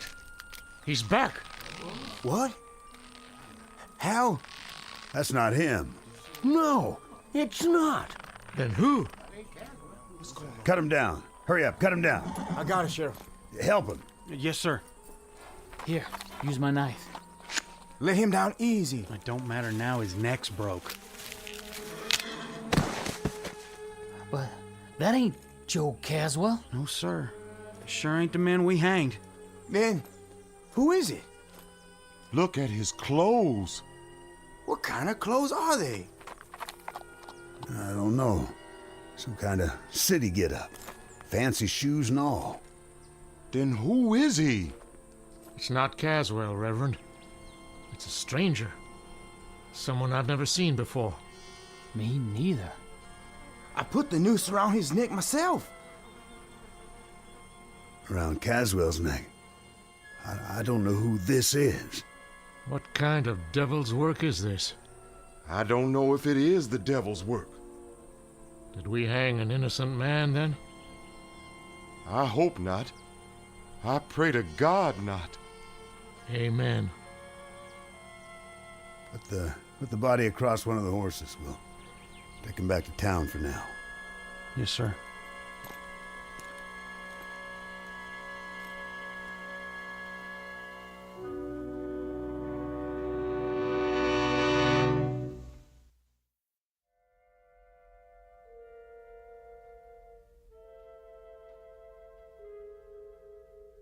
This is November 14th, in the year of our Lord, 1880, the aftermath of a Montana necktie party. The victim's name? Paul Johnson, a minor league criminal from the city of New York and the taker of another human life. No comment on his peculiar death save this: justice can span years, and there's no statute of limitations on retribution. It can happen in an instant or across centuries, which is really the same thing in the Twilight Zone.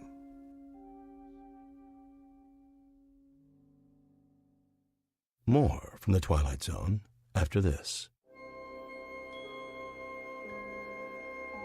Hi, this is Carl Amari, producer of the Twilight Zone radio dramas. I'd like to take a moment to tell you about our official website at twilightzoneradio.com, where you'll get the latest news and information on these Twilight Zone radio dramas. Plus, at twilightzoneradio.com, you can digitally download 3 free episodes or any of our episodes for only $1.95 each. In this age of ever-changing technology, we've decided to make these episodes instantly available to you by making the Twilight Zone radio dramas a digital download-only series. This means that this series will no longer be offered on CD. The CD collections at our website are now being offered while supplies last at buy one, get one free. So be sure to get your favorites before they're sold out. Be sure to visit us often, and I'll see you in the zone.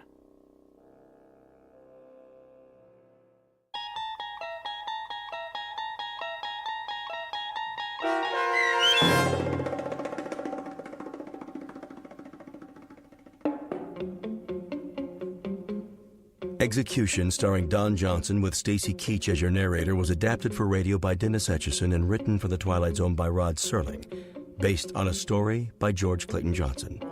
Heard in the cast were Joby Cerny, Terry Berner, David Darlow, Norm Waddell, Richard Hensel, Rick Arthur, Rick Peoples, Brandon Els, Oksana Fedanushin, DJ Howard, Sarah Court, Carl Amari, and Karen Anglin.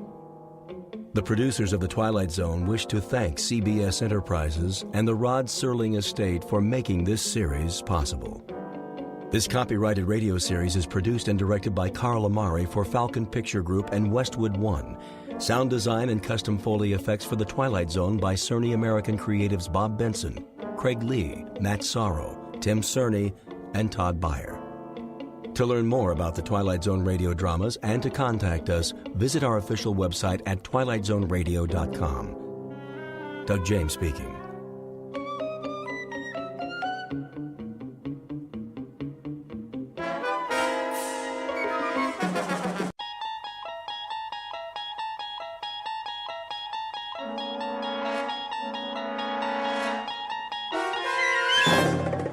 You're traveling through another dimension.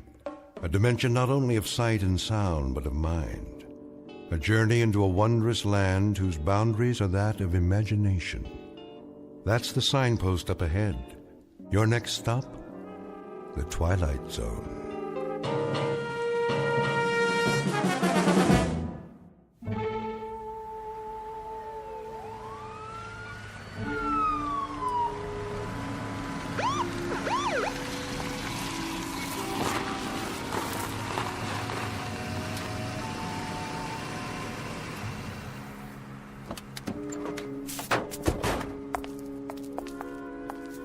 This the address? Yep, 2719 Ye Old Curiosity Shop.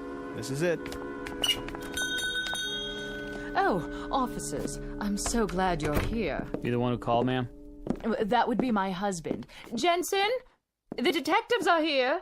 How do you do? Mr. Brown, what seems to be the problem? Appalling. Absolutely appalling. They broke in through the storeroom. That was the first thing we saw this morning. The back door off its hinges. My husband almost had a heart attack. All right, take it easy. Was anything missing? A number of items, I should say. The sense of violation. Our entire stock will have to be re-inventoried. For the insurance, you know. Quite a number of items, a large number. Well, then I guess we'll have to take some pictures, dust for prints. I consider it a personal invasion. The complete and utter disregard for boundaries for one's private space. You folks have a list of what was taken? Oh, we wouldn't know where to begin. So many things. A Queen Anne chest. What was in it? I don't know. We could never get it open. I was going to have a key made. Hard to say what could have been in it. Almost anything. Jewels, family heirlooms. We bought it as is at an estate sale. What else? A Louis XIV washstand. Our pride and joy. 2 antique children's chairs. 5 vases. 6, Ming Dynasty. 2 hand-carved teakwood cigarette cases with platforms. Approximate value? $100. He means 200. A tray of rings, 3 sapphires, 3 rubies, 3 emeralds. All genuine? Well, the rubies are actually... All genuine. And there was a 19th century silver service for 12. Isn't that right, Jensen? And a dining room chair made in 1778. Let me see. 3 paintings in frames. Early Picassos? Huh, that right. What about the stuff that was in the window? Oh, nothing of real consequence. Don't forget the other tray of rings, dear. Remember? The Native American baskets and the camera. One camera? A very special camera. One of a kind. Make? Well, it didn't have a name on it. At least we never could make it out. Foreign lettering, indecipherable. Probably ancient. Never saw one like it before. It was here when we bought the shop. It was imported. Very rare. Very, very rare. At least 100 years old. Okay, let's see what we got here now. Let's see. Okay, 6 vases, 5 ceramics, a Native American basket, jewelry. A tray of rings. All paste. 6 vases of the Ming Dynasty. I don't know what dynasty they're from, but it ain't Ming's. They're from a rummage sale and they're worth a couple of shucks apiece. Chester, will you pipe down and let me read the article? Larceny. Plain no good larceny is what it is. That's nothing but a list for their insurance company. Why, those crooks. Police theorize that the thieves broke in sometime during the night. Mr. and Mrs. Jensen T. Brown, the proprietors of the antique shop, listed the following additional items as among the goods stolen. A Louis XIV candelabra. A phony candlestick holder. For Liberace. 2 antique children's chairs. 2 thrift shop chairs for midgets. And a set of U.S. Navy surplus tableware. Plus a chest worth maybe $25 tops. Hey, listen to this. The paper says there's 3 oil paintings by Picasso. Yeah, 3 posters in dime store frames. The guy who painted them thinks a Picasso is a foreign sports car. 2 teakwood hand-carved cigarette cases. All right, knock it off, knock it off. Here's something they forgot to put in the paper. A camera? Big deal. Well, it looks like an antique. When I was a kid, you could have bought this in a 5 and dime. But now, I get it as part of a heist. Perfect. The whole haul is worth maybe $50. A fence will give us 10 if we're lucky. I could have shot pool for half an hour and made more. Oh, come on, Chester. Want to take my picture? You think that thing works? Well, let's give it a try. Even if there's film in it, it'd be so old by now that... What do you gotta lose? Huh, Chester? Please. Please.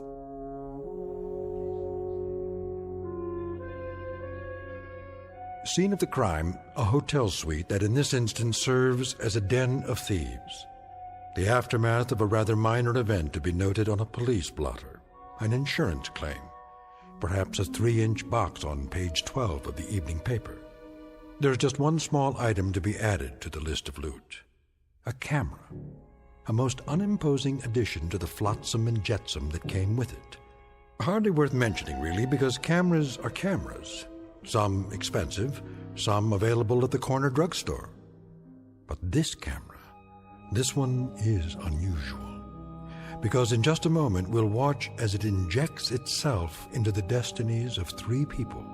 For it happens to be a fact that the pictures it takes can only be developed in the Twilight Zone.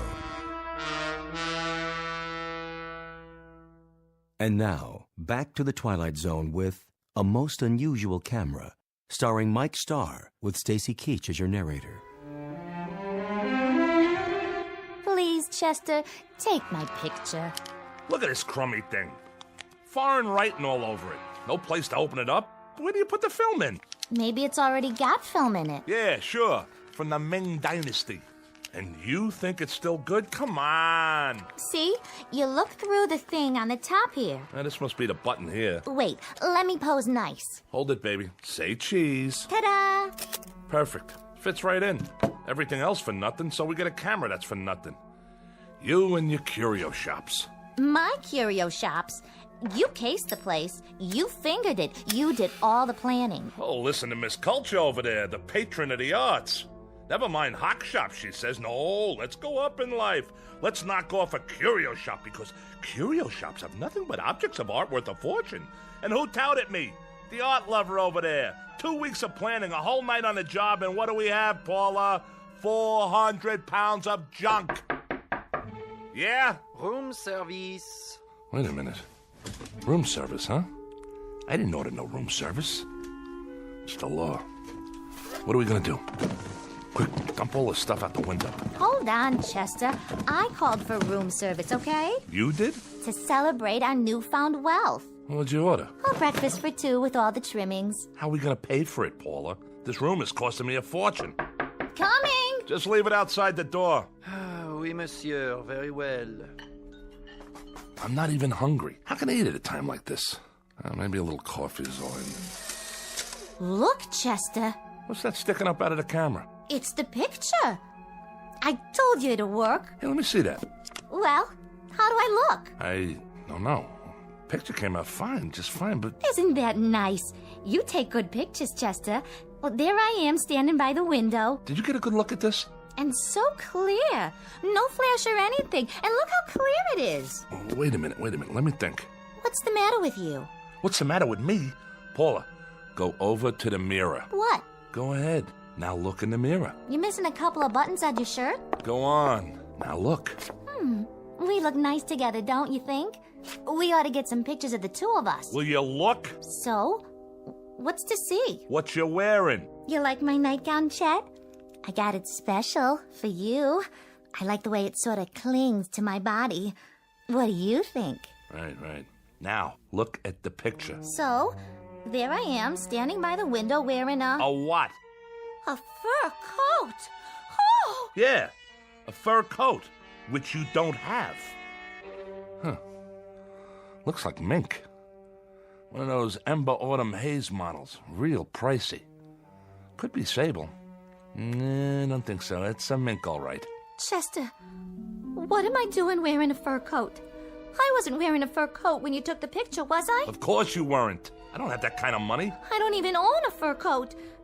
Chester, what is going on? I got it. Got what? It's a gag. A gag? A gag camera, strictly for laughs. What do you mean? You know, like at Coney Island. Remember? It looks like you're wearing a costume or something. I don't think so. Sure.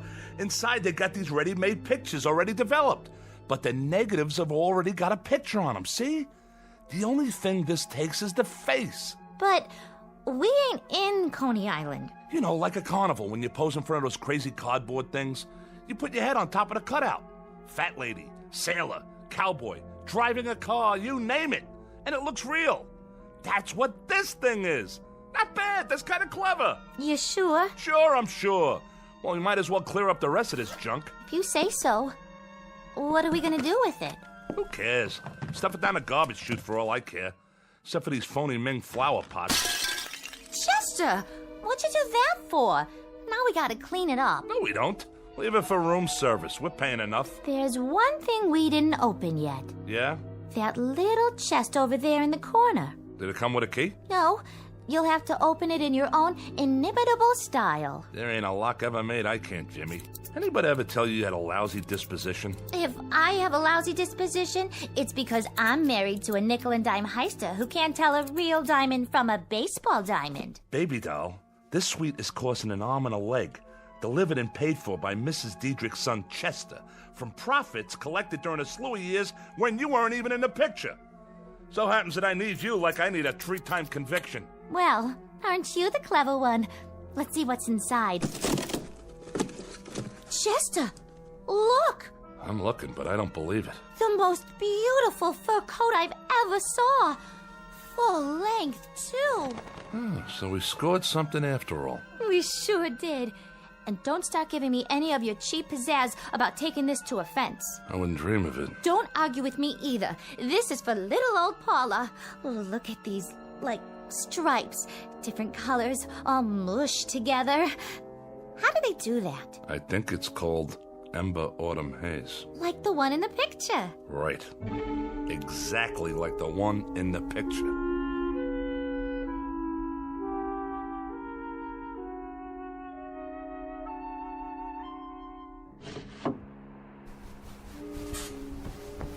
Come back to bed. In a minute. It's the middle of the night. Sure is, and I can't sleep. What are you doing by the window? Getting some fresh air. Are you still worried about the camera? Shut up. Yeah, you are. You're playing with it, aren't you? What do you care? Leave the light off. It's hot in here. It's not hot. We got air conditioning. What's it to you? You can't just let it go by, can you? You want me to forget about it? Is that it? So it's a crazy camera. So it takes dopey pictures of things that aren't really there. That's not the point. Oh, yeah? What is the point? Sure, it takes dopey pictures. Pictures like things that haven't happened yet, but do happen. That's the point. So what do we do, Chet? One lousy picture and you get insomnia? It's a camera, that's all. Here, I'll show you. Did you just take a picture? There. See any lightning? What did you take a picture of? It doesn't matter. The wall, the door. All right, now drop it, why don't you? Let it alone. Forget about it. How can I forget about it? This thing comes from witches, maybe, or sorcerers. Look at the writing on it. It could be loaded with black magic or something. And what are you loaded with? Do you see anything? Where is the man with the horns who comes in with a bargain for your soul? He's supposed to show up any time now, right? But he's not here, is he? Listen to me. It's a screwy camera. Period. Let's see how this one came out. Well? Here. You tell me. It's my brother Woodward, standing by the door. That's who it is. It's that cheap, no-good brother of yours. But that's crazy. He's in jail. 7 years for breaking and entering, and that was only a year ago. So it's impossible. So was the fur coat, right, Paula? Oh, no. No, Chester. It's throwing us a curve. Maybe it's somebody who looks like Woodward. Chester, I'm scared. Feel my heart. I'm palpitating. A little palpitating never hurt nobody, and what's to be scared about? The thing has obviously gone tilt or something. Are you sure? Sure, I'm sure. Woodward's not here. Woodward can't possibly be here. Woodward won't be here. Woodward is serving time. He's 900 miles away in a cell block, and I don't care what that crazy camera shows us. Who's ever in that picture ain't Woodward. What's that? Shh! Somebody's trying to jimmy the door. Go see. Please, Chester. But be careful.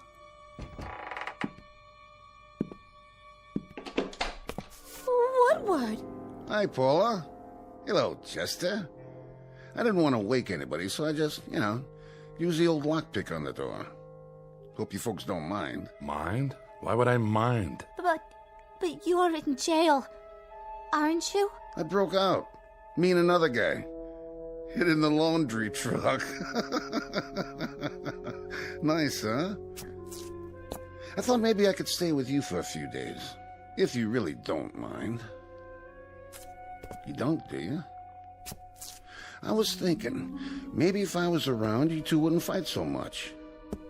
You still all the time fighting? Hey, what you got in your hand there? A picture. Yeah?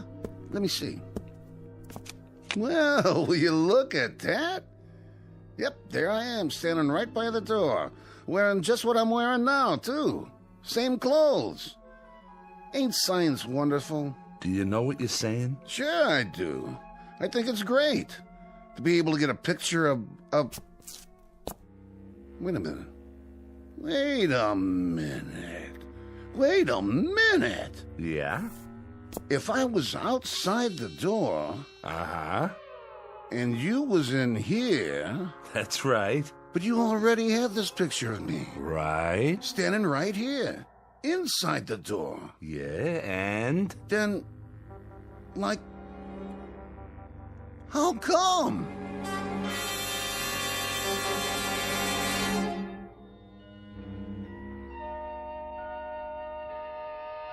Sleep well, Woodward? Yeah.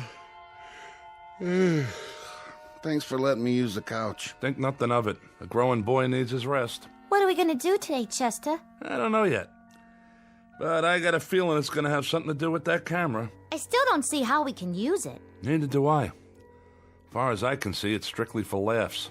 Well, maybe we could sell it. For some big bucks. You know, there's rich people might want something like that. For what? Well, I don't know. Find out who's coming to the front door of their office. Like a hidden camera. See who's robbing them blind, in advance. Try selling them an item like that. They throw you out on your duff. Or some company. They could take it apart and see how it works and make new ones. No way, you'd never get in the door. They'd say you were off your rocker or burn you at the stake, one or the other. What do you think, Woodward? Oh, good call, Paula. Ask the intellectual in the crowd. We could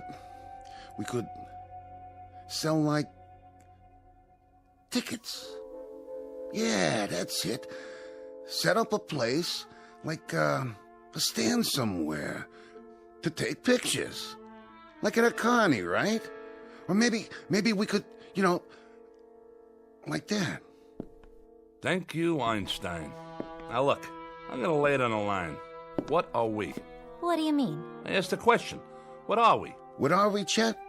You mean us? Well, we're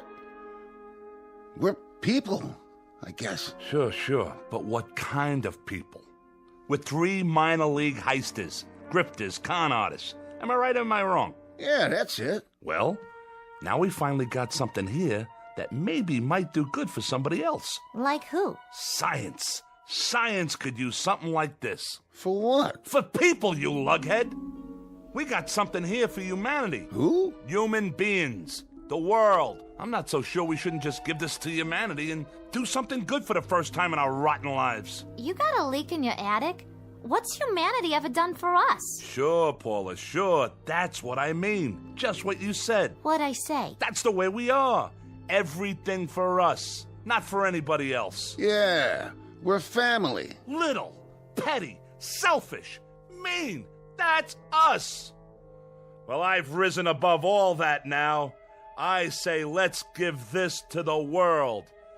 Here, world, a gift from Chester Diedrich. And his wife. And me too, Chet. Don't forget me. Yeah, and Woodward. So here's a gift for humanity. A gesture's all, maybe. Just a gesture. But it shows the heart of Chester Diedrich and his wife and his brother-in-law. How do we... Woodward, do me a favor. Breathe through your nose. Huh? Why don't you go watch TV? Isn't there something you want to watch to occupy that brain of yours? Oh, yeah. Sure. How do we know the things medical science could do with this? How do we know how valuable this'll be as a scientific discovery? They'll name a building after us. Throw big society balls and charity stuff for us. I can see it now. The Chester Diedrich Foundation for the eternal something or other. In the Los Tendros opener, Hotfoot has just won it. Jerry's Flash second, Easter Baby third. This was Hotfoot's second win in 3 days. He paid $24.90, $15.80, and $6.70. We now move into the second race. Shut that off. I'm making plans. Oh, sure, Chet. Anything you say. Oh, where was I? High society. I can wear my mink coat. Of course, I'll need a couple of new dresses and some matching shoes. Hold on. Well, maybe just one dress to start with. You know, a real evening gown with... I got it. You sure do, Chester. I never would have thought of that. I got it. Got what? I got it. The TV set. Woodward, you're a genius. I am? This camera takes pictures of things that happen, but haven't happened yet. I guess. Read my lips. It took a picture of Paula with a fur coat. 5 minutes later, she had a fur coat. It took a picture of that door with nobody standing in front of it. And then you were standing in front of it. Follow me? No. All right, boys and girls. Now get this. We go to the racetrack, right? I'm starting to get it. We take a picture of the winner's board at the track before the race. I think I get it. The winner's board before the race. That's a great idea. But I don't get it. Hold on now. We take a picture of the winner's board, and then we look at it and... Oh! Chester! Woodward, are we getting through to you yet? We take a picture of the winner's board. It's empty, see? Because the race hasn't been run yet.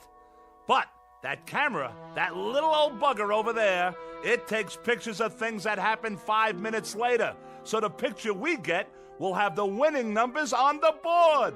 We know what horses come in and what they paid. Now I get it. Come on, everybody, get your coats. Woody, my boy, grab one of mine. And put on a tie so you can be in disguise. No, Chester, this is so exciting. That was the first race. We can get there in time for the last 4. How much dough has everybody got? I got a 20 and a 10. That's 30. I know it's 30. I got 2 10s and 3 20s. Come on. Okay, and the old insurance, my $100 bill. That makes 180 and 30. You got anything for the pot, Woodward? Yeah, I got 10. $220. Is that enough? There's bound to be at least one long shot. Why, we can parlay this into $1 million if we work on it long enough. We can't lose, Paula. We simply can't lose. Come on, everybody ready? Chester, what about humanity? Humanity? Like you said, baby, what did humanity ever do for us? Let's get going.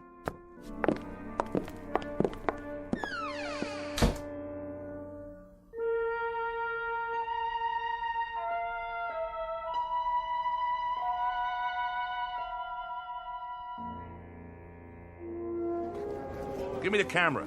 Let me see. The camera. You brought it, didn't you? Right here, Chester. I was just teasing. I'll brace it on the rail to keep it steady. Oh, boy, Chet. Oh, boy, you got us an idea here. My ribs aren't bothering your elbow, are they? No, not at all. Then let loose of me. Let me get the picture. Did you get the board? I got it. Are you sure? I'm sure. Now what do we do? Now we wait for the picture to come out. Don't we have to develop it first? Take it to a drugstore or something? Oh, for crying out loud. No, see, it comes out of this little slot on the top. Yeah? Neat. Sometimes it takes a little while. How long? The race is gonna start pretty soon. All things come to him who waits. Oh. Which horse do you like? I don't know which one I like yet. On account of I haven't looked at the picture yet, okay? Uh-huh. I like the number 5 horse. Tinky Beggar. It suits you. Peanuts, hot dogs, get your red hots here. Over here! Oh, no. Wait 5 little minutes and you can buy all the hot dogs you want. Right now, everything we have goes on the horse. Which one? Well... Look at it. 6, 3, and 11. And look what 6 pays. $47.60 to win. Hand me the racing form. Here you go. Number 6.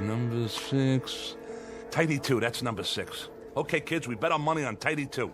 I don't like the looks of that horse. He's walking real slow. Will you get it through that thick skull of yours? We can't lose. Stay right here, and don't let anything happen to that camera.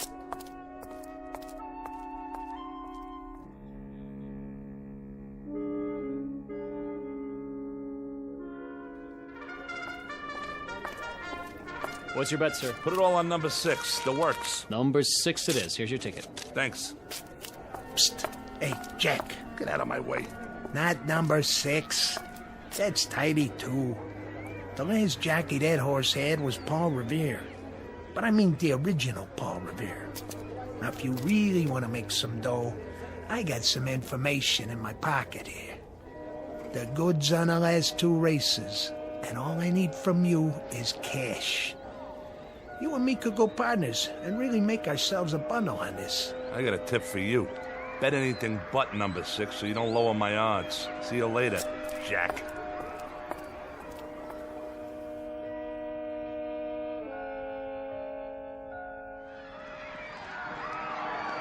Rounding the far turn, it's Tinky Beggar, Sir Midas, Pink Gloves, Bart Jr., Lady Deck.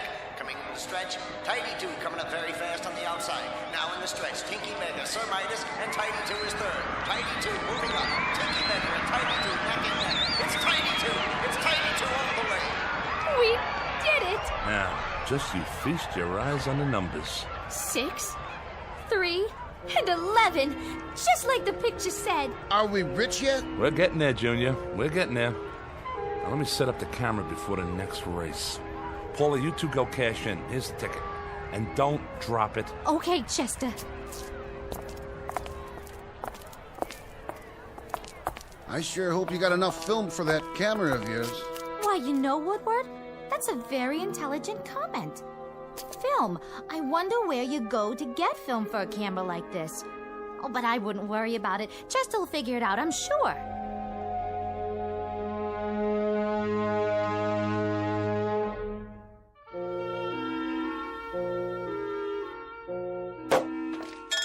Want another glass, Chester? No, I'm on the phone. Yeah? Yeah, but when can I get a delivery on something like that? No. I don't want the black one. It's gotta be yellow with black upholstery. Spoked wheels, Continental kit on the back, dual exhaust, power everything, the works. You got that? Now when can I get a delivery? All right, then order it. No. I'll pay you in cash. Come over with the papers tomorrow morning, we'll settle it then. How much did you say it was? No, I'm not backing out. I was just thinking. Maybe I ought to get 2. Huh? Well, you bring the papers. Fine. So long. It's the room service waiter. Are you done with your snack, Woodward? I ate the steak, but I can't finish all the chicken. I guess that'll hold me till dinner, though. Yes? I came for the dishes, madame. Right over there on the coffee table. Can you bring a couple of more bottles of champagne on the way back? Yes, madame. I can easily do that.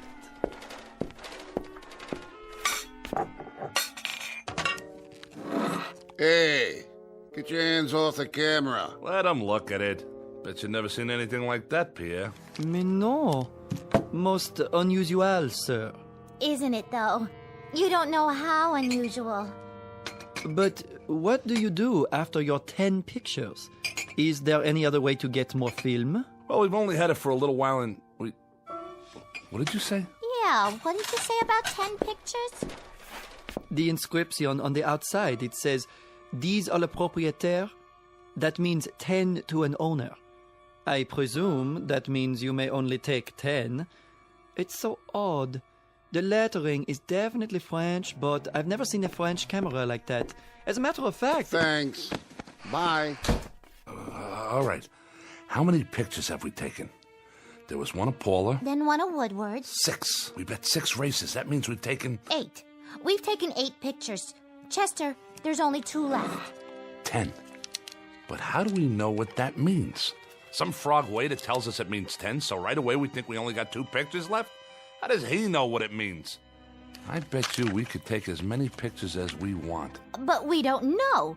Chester, we can't take any chances. No, we can't. You know what we should do? We should sell it. Who rattled your cage? This don't even belong to you. You're strictly for charity, buddy. Now what we should do with it is go back to the track and bet 2 more races with it. Are you both crazy? What you do with it is hang on to it. Save it for a rainy day. Careful. You stop it. You're going to break the camera. It took a picture. You dropped it and wasted a picture. I didn't drop it. You did. Oh, palpitations. You and your palpitations. Phony palpitations and a stupid brother. Hey, look. I don't have to take that kind of guff off of you. All right. Have a drink. Give me the camera. What's in the picture? It's me. It was pointing at me when it went off, and it looks like I'm... She's screaming. Let me see that. Get your hands off. Why is she screaming in the picture, Woodward? I'll tell you why she's screaming. She's screaming because somebody's trying to do something to her loving husband. Some stupid ex-con with an idiotic idea about selling a camera to the highest bidder. And who doesn't care what he has to do to get it? Well, we'll see about that. Put the knife away. If she's screaming in the picture, it's on account of what some guy must be doing to her loving brother. You better put that knife away, Chester. You put her away, I'll take it and peel your skin off. Try to take my camera. Try to cut me, will ya? Stay away from the window! Watch out!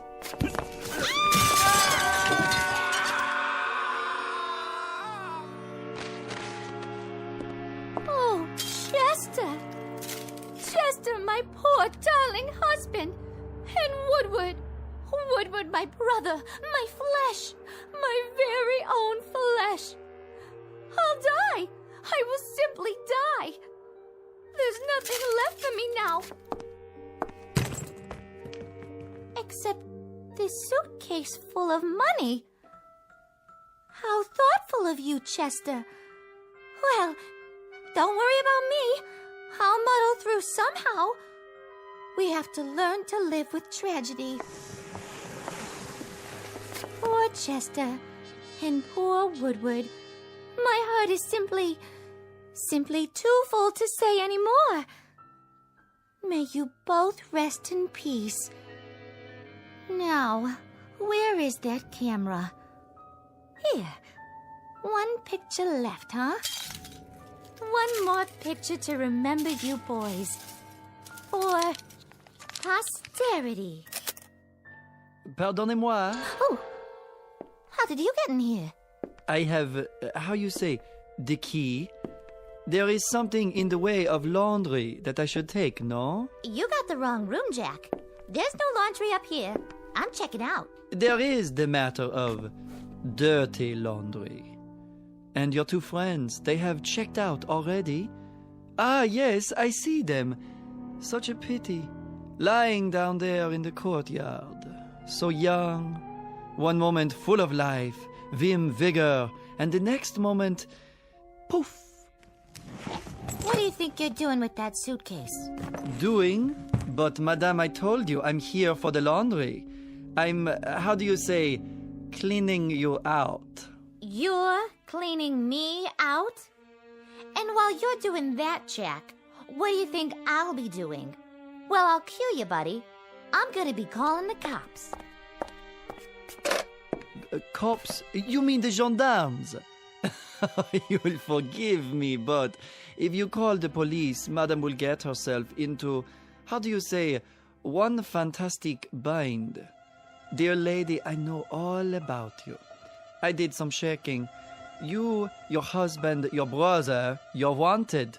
So the money is up for grabs. Why, you little rat. And as for the police, I advise you to get out while you can. When they see what's in the courtyard down below, they shall be up here sans invitation. Translation, uninvited, if you catch my meaning. So you walk out of here with the loot, and I get nothing but a big fat goose egg? At your service. Now, as to the laundry, it may be back on Thursday, or maybe Friday, or maybe never.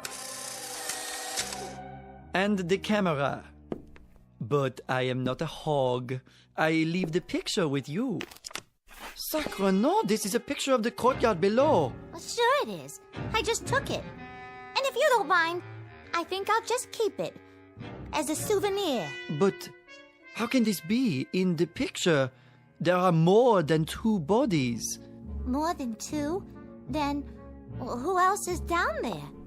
Watch your step, madame. The broken glass. You will trip and hurt yourself.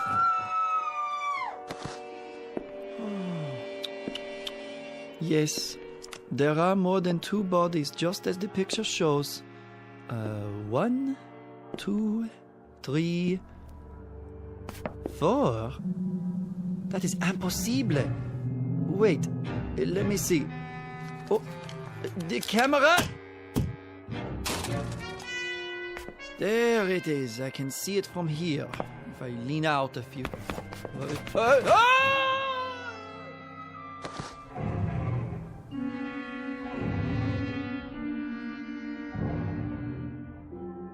Object known as a camera.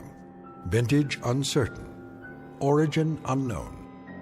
But for the greedy, the avaricious, the fleet of foot, who can run a 4-minute mile so long as they're chasing a fast buck, it appears to be an ally.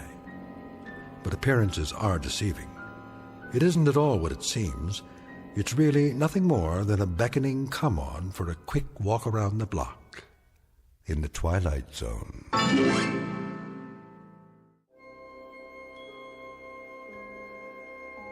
Hi, this is Carl Amari, producer of the Twilight Zone radio dramas. I'd like to take a moment to tell you about our official website at twilightzoneradio.com, where you'll get the latest news and information on these Twilight Zone radio dramas. Plus, at twilightzoneradio.com, you can digitally download 3 free episodes or any of our episodes for only $1.95 each. In this age of ever-changing technology, we've decided to make these episodes instantly available to you by making the Twilight Zone radio dramas a digital download-only series. This means that this series will no longer be offered on CD. The CD collections at our website are now being offered while supplies last at buy one, get one free. So be sure to get your favorites before they're sold out. Be sure to visit us often, and I'll see you in the zone.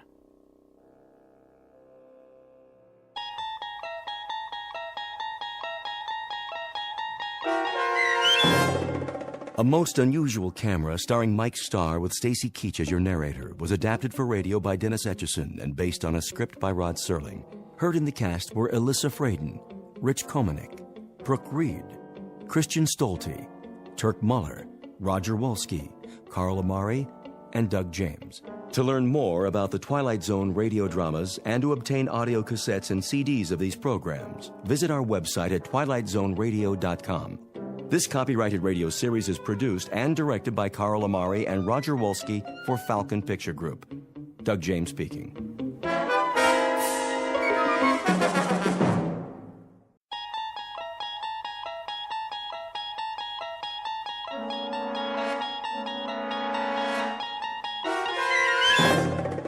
You're traveling through another dimension. A dimension not only of sight and sound, but of mind. A journey into a wondrous land whose boundaries are those of imagination. Your next stop, the Twilight Zone.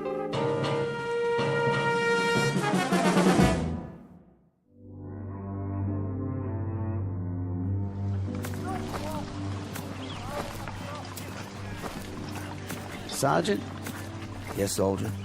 Can I ask you something? Go ahead, son.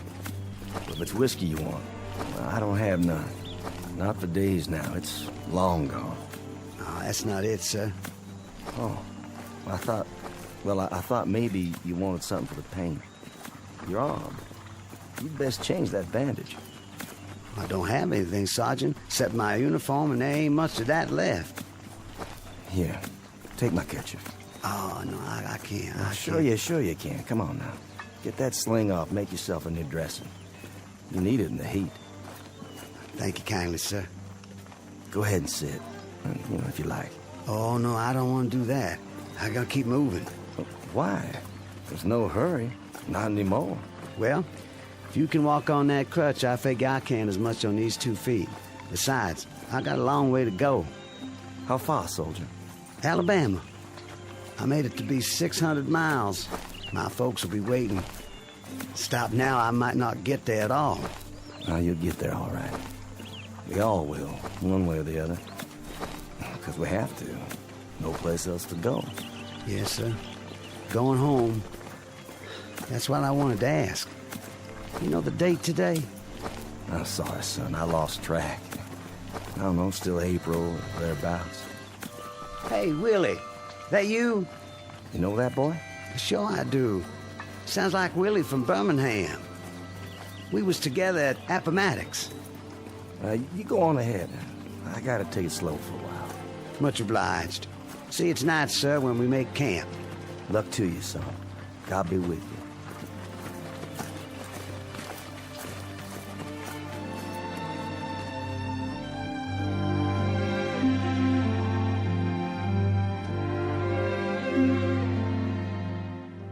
This is the year of our Lord, 1865, and these are Confederate soldiers not long after General Robert E. Lee handed over his sword to General Grant. Lee's troops have been released from duty, and for most that means traveling on foot, carrying with them the last vestiges of dignity in defeat. They walk these roads by the thousands, by the tens of thousands, with one goal in mind: to get home. They survived a war that cost more than 1 million lives, and those left are the walking wounded, bandaged, dirty, bearded, and exhausted, moving past burned-out homes in a burned-out land that now relinquishes a burned-out cause. But in a moment, the dusty road that began at Fort Sumter, South Carolina, and ended at Appomattox, littered with the residue of broken battles and shattered dreams, will terminate in a strange province that knows neither north nor south, a place we call the Twilight Zone.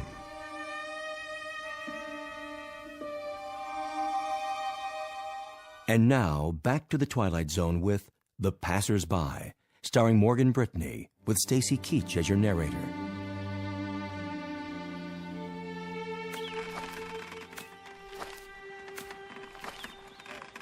Miss? Yes?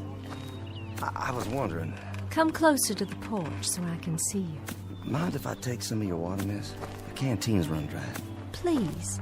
The well's just there. Have all you like. Thank you kindly.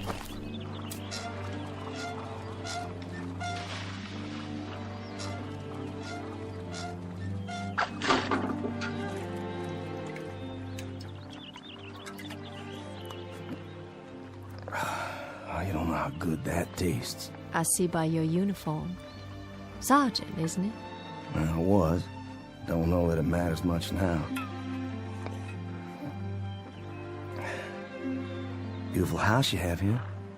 It was. We used to call it our mansion.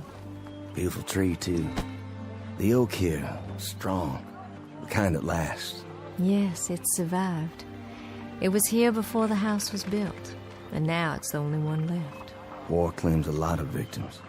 Different kinds. Men, animals, God's own beauty.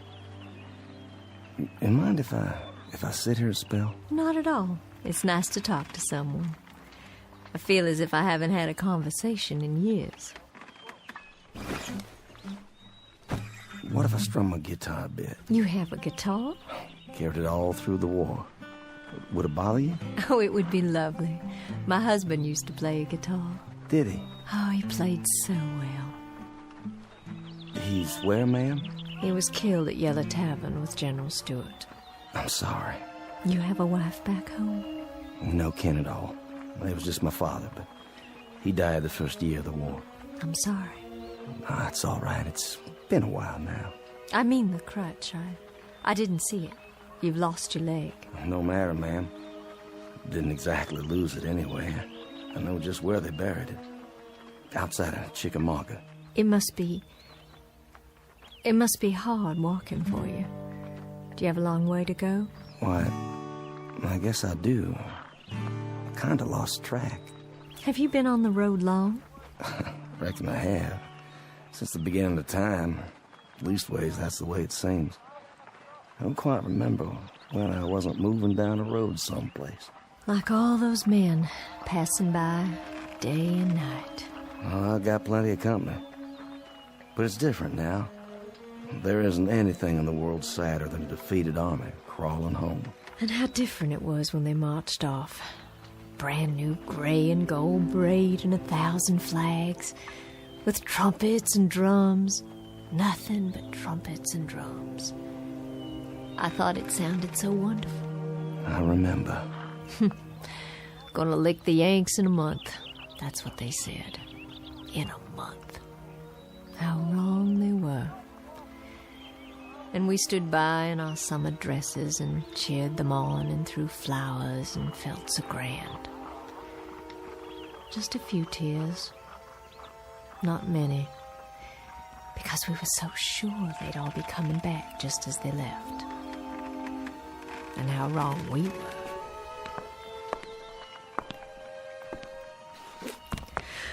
Oh, my. Anything wrong? I'm feeling a little dizzy. Ma'am, please sit down. I don't think you're well. It's the fever. But I'm on the mend now. It just left me weak, that's all. Just a little weak. And still they come. Morning and night, night and morning. The young ones and the old ones. And oh, how tired they look. How worn. Are there hundreds of them or thousands of them? More than that. And wouldn't you think there were so many, my Judd? Ma'am?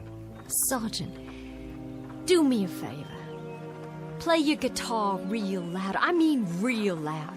Drown me out. I'm so sick to death of hearing my own crying and the sound of footsteps on the road. Please, play it loud so I can hear music. Please, Sergeant. My pleasure.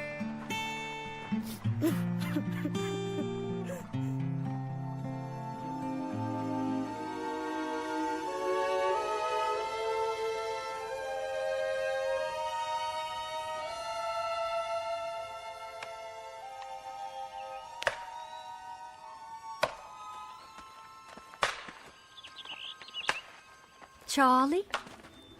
Charlie Constable, is that you?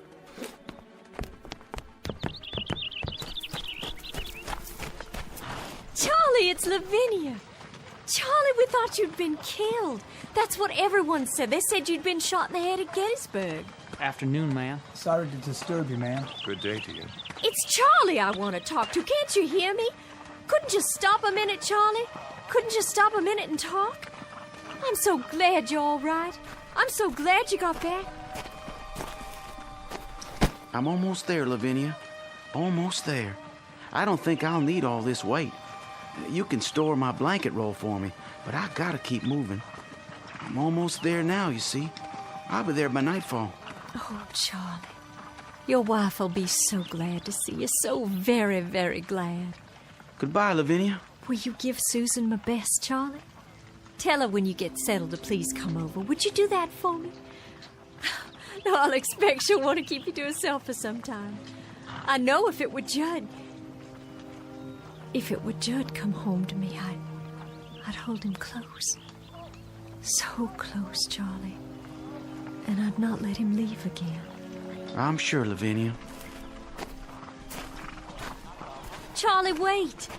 You might need some of your bedroll. The Yanks took most of the blankets. Susan might have use for yours. Well, I'll keep it for you then. Do you hear me? I'll keep it here for you. That was Charlie Constable. Was it? They said he'd been killed at Gettysburg. Shot through the head, that's what they said.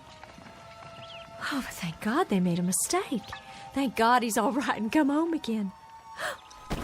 What's the matter, ma'am? Why are you looking at your hands like that? There's blood. Where? Why, Charlie's cap. It's tied to its bedroll and there's blood on it. There's blood on Charlie's cap.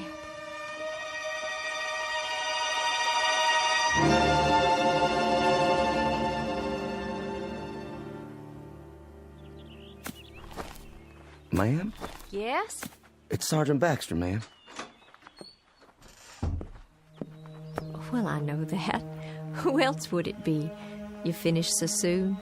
I got a feeling for wood, carving it or chopping it. I got enough cut there so you can at least start the winter. Well, I thank you sincerely. You don't know how much that helps me. No, I thank you. I'm obliged for the dinner.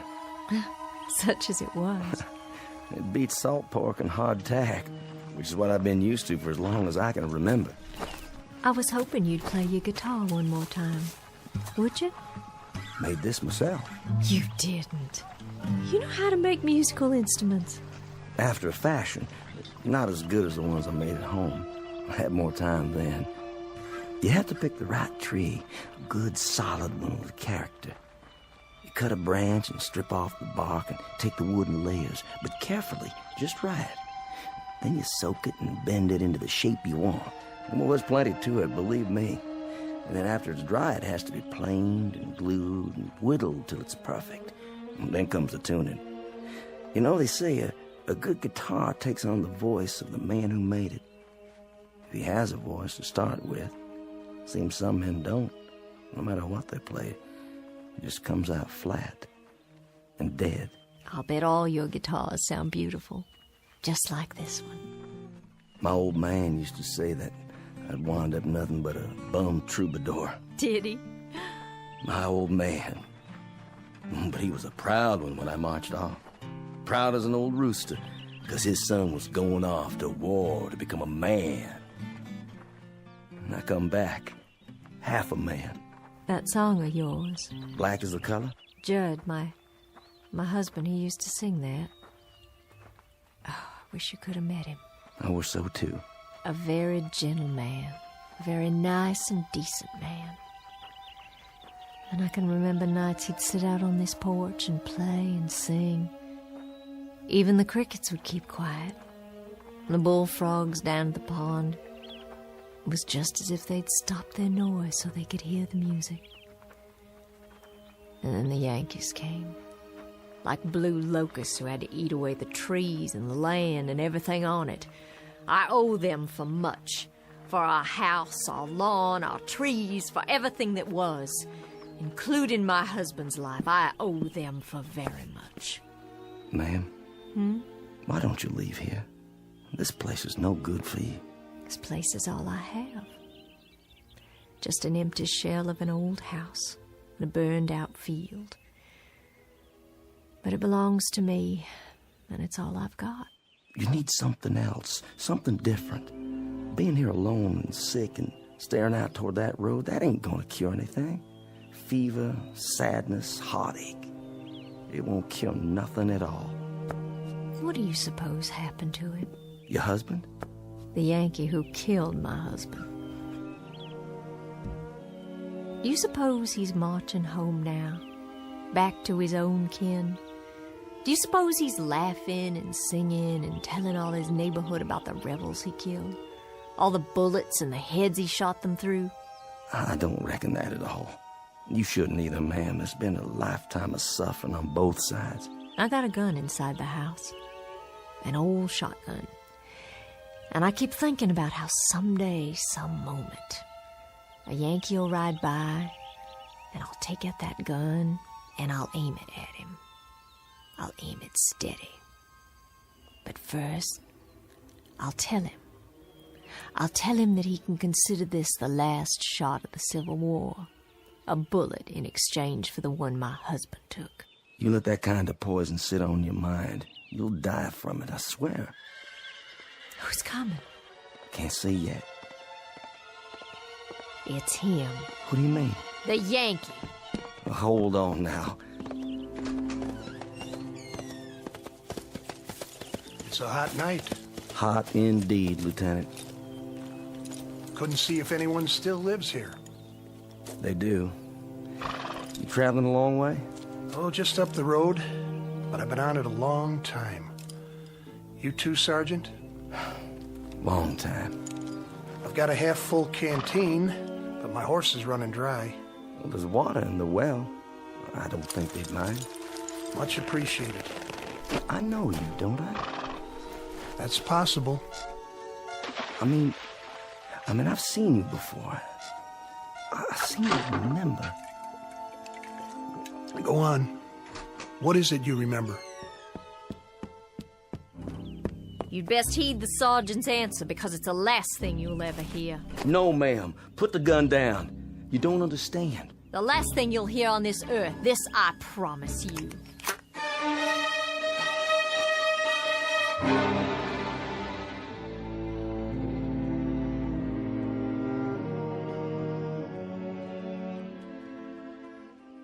Ma'am, don't shoot him.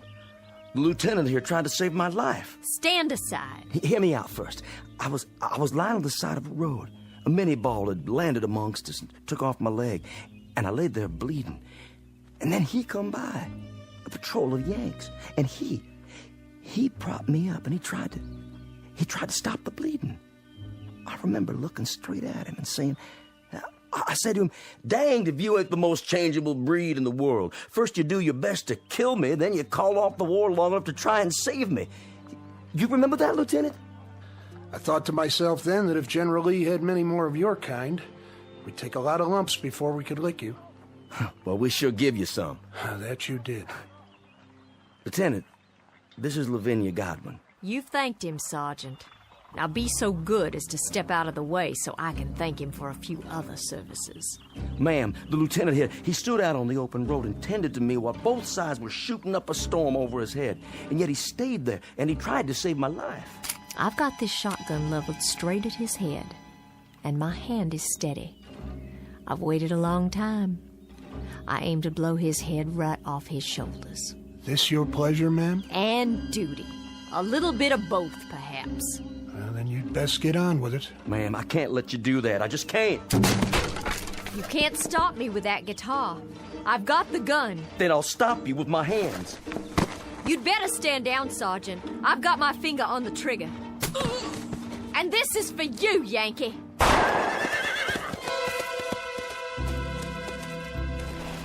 You could thank God for the darkness. That kept you from committing murder. Hasn't there been enough of that already? I didn't miss him. I couldn't have. I couldn't have missed him! No, ma'am. You couldn't have. But it doesn't make any difference. Not anymore. I remember now. I do remember. They got you that day. They got you in the back while you were kneeling over me. You took a bullet in the back and you fell right over. Yes, I think that's how it happened. I thought you were dead. I remember thinking you were dead. What's going on here? What's going on here? You'll understand. It'll come to you sooner or later. What will? I've got to be moving up the road again. Don't want to ride, do you, Sergeant? She's not the staunchest steed on earth, but she'll carry two. Thank you, but one's enough. As you like. Safe journey, Lieutenant. And to you. I wish you the best, ma'am. I do wish you the best. And this too shall pass. This too shall pass. Wait and see. I'm sorry I hit you, Sergeant. And your guitar, your beautiful guitar, I shouldn't have. I shouldn't have done that. Please, forget it. It's over. Those things he said. What do you suppose he meant? I have an idea, but I think we'll know for sure soon enough. Look. On the ground. What? It's wet. When he climbed on his horse, he was dripping blood.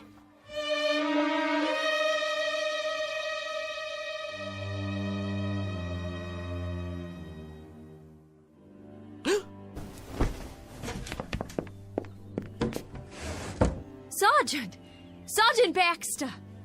Ma'am? Would you come in the house, please? Can I help you? Do you hear that, Sergeant? Hear what, ma'am? That's just it. There's no one on the road anymore. They're all gone. They stopped coming during the night. It's been quiet ever since. Real quiet. Why are you carrying your bedroll? And your cap? Are you leaving? Yes, ma'am. I'm leaving. It's time for me. But where will you go? You told me yourself there's no one waiting for you at home. To wherever that road leads. I can tell you where that road leads. Past 50 miles of places like this. Past houses that were burned out and abandoned after the Bluecoats got finished with them. Burned out yards and crop fields. Some by Union soldiers, some by us. So there'd be no use. Past a few hundred tired, sick people like me. No worse off than I am. Well, that's what I'm telling you. If you're looking for a change of scenery, Sergeant, you won't find it out there. Along that road. Mrs. Godwin, I was up most of the night. I was up and I was thinking about lots of different things, thinking it through. What did you decide? That lieutenant who came by, and the shotgun, and the blood on the ground. When he rode off, It seems like a mystery. Yes, it does. And that young friend of yours, Constable. Charlie Constable. Yeah, with the bloody cap. And then before dawn, it came to me. What did? It's kind of hard to explain. Please try. It has to do with that road out there and the men who are walking on it. What about them? Last night, after you'd gone to bed, I stood by the gate and I watched as they went by. There was Union soldiers, too. Yankees, many of them. Some helping our boys, some of our boys helping them. But all of them moving down the road, just as if... Just as if what? Just as if that road led someplace where they all had to go. You hear me? Had to. So wherever it leads, Mrs. Godwin, that's where I have to go, too. But why? What I discovered last night. You wouldn't believe. I don't understand all of it myself. I understand enough to know that there's a billy club tapping on my good leg, telling me to move on. So I'll take my leave now, ma'am. And I wish you well. I certainly wish you well. Wait while I make you breakfast. No need for that. I'm not hungry anymore. Some tea, then. Something to drink. I'll heat water on the stove with the wood you cut. You have some for yourself, ma'am. I've got something stronger put away. There's a bottle. I know where it is. Not with all the walking I have to do. A hot bath, then, before you go. Surely you'd like to get cleaned up. Thank you, but I'm all right. Sergeant! Why don't you stay on? I need someone around here who can help. I'm just one sick woman alone, and I need someone to help me. I don't think that's a good idea. I'd give you half the place. You could take a wife if you like and live here, and half of it would be yours. There's nothing here that could ever belong to me, ma'am. Nothing at all. Why not? If I say it does. And you know something else? There's nothing here for you either. Nothing but a lot of memories, and there's a prescribed period for mourning. Are you going to wear black for the rest of your days? My memory's a lot longer than yours, Sergeant. My hatreds don't die because somebody signed a slip of paper and turned in their sword. I don't think we need to compete when it comes to memories, Mrs. Godwin. I don't mean that. But as to hatreds, I'll concede that you carry yours for a lot longer than me, so you just stay on here and bide your time between some mourning and some hating. I've got to take a walk up that road. And while I'm doing it, I'm going to forget about all the yesterdays, and I'm going to start thinking about all the tomorrows instead. What do you think is up that road, Sergeant? A future? A new South, perhaps? Another Confederacy born out of the ashes? What do you think you'll find? I don't know. But I think every man has to find his own end of the road. It's whatever he wants for himself. And every woman, too. What's that? Sounds like my guitar. But it can't be. It's broken. There's a soldier in the yard. He doesn't mean you any harm. It's a Confederate soldier. Why, it's Judd. My Judd, he's finally come home after all.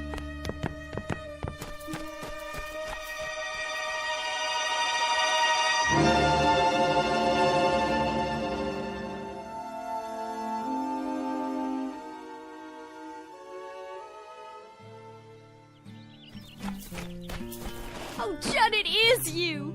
Lavinia? Hello, my dear. Oh, Judd. Judd, hold me. Tell me it's really true. And how fares my darling wife? Oh, I've been ill, Judd, very ill. Oh, no. But I'll be well again. I'll be well again because you've come home. Because you're alive and by some miracle you've come home to me. It was home, Lavinia. Look around you. It isn't any longer. It's all the hope we've got, Judd. How do you do, Mr. Godwin? Sergeant? Stop for some water. The old well. It's still good? I'll be moving on now. The sergeant. He's been telling me there's a pot of gold at the end of that road. Has he? And I told him, Judd, and now I have to tell you, I understand. Understand what? There's nothing at the end of that road except more road. And more places like this. But we can rebuild it all. We can paint it and plow up the fields. We can buy seed and we can... Lavinia. Judd, what is it? Sergeant? Yes, sir? Do you know? I think I do, yes. It's easier that way. I'm not sure, but I think I do. Goodbye, Mrs. Godwin. Goodbye, Sergeant. I'll no doubt be seeing you farther on. What does he mean? It's time now, Lavinia. Time? We've got to go. Judd, there's no place to go. This is just a stop along the route, Lavinia. A stop? This is home. Home is somewhere else. And you're saying we have to leave? Yes, Lavinia. We have to leave. Oh, you brought your guitar. I'm glad. This isn't mine. It's that sergeant's. But... See? You remember this guitar, Lavinia. It was all broken, wasn't it?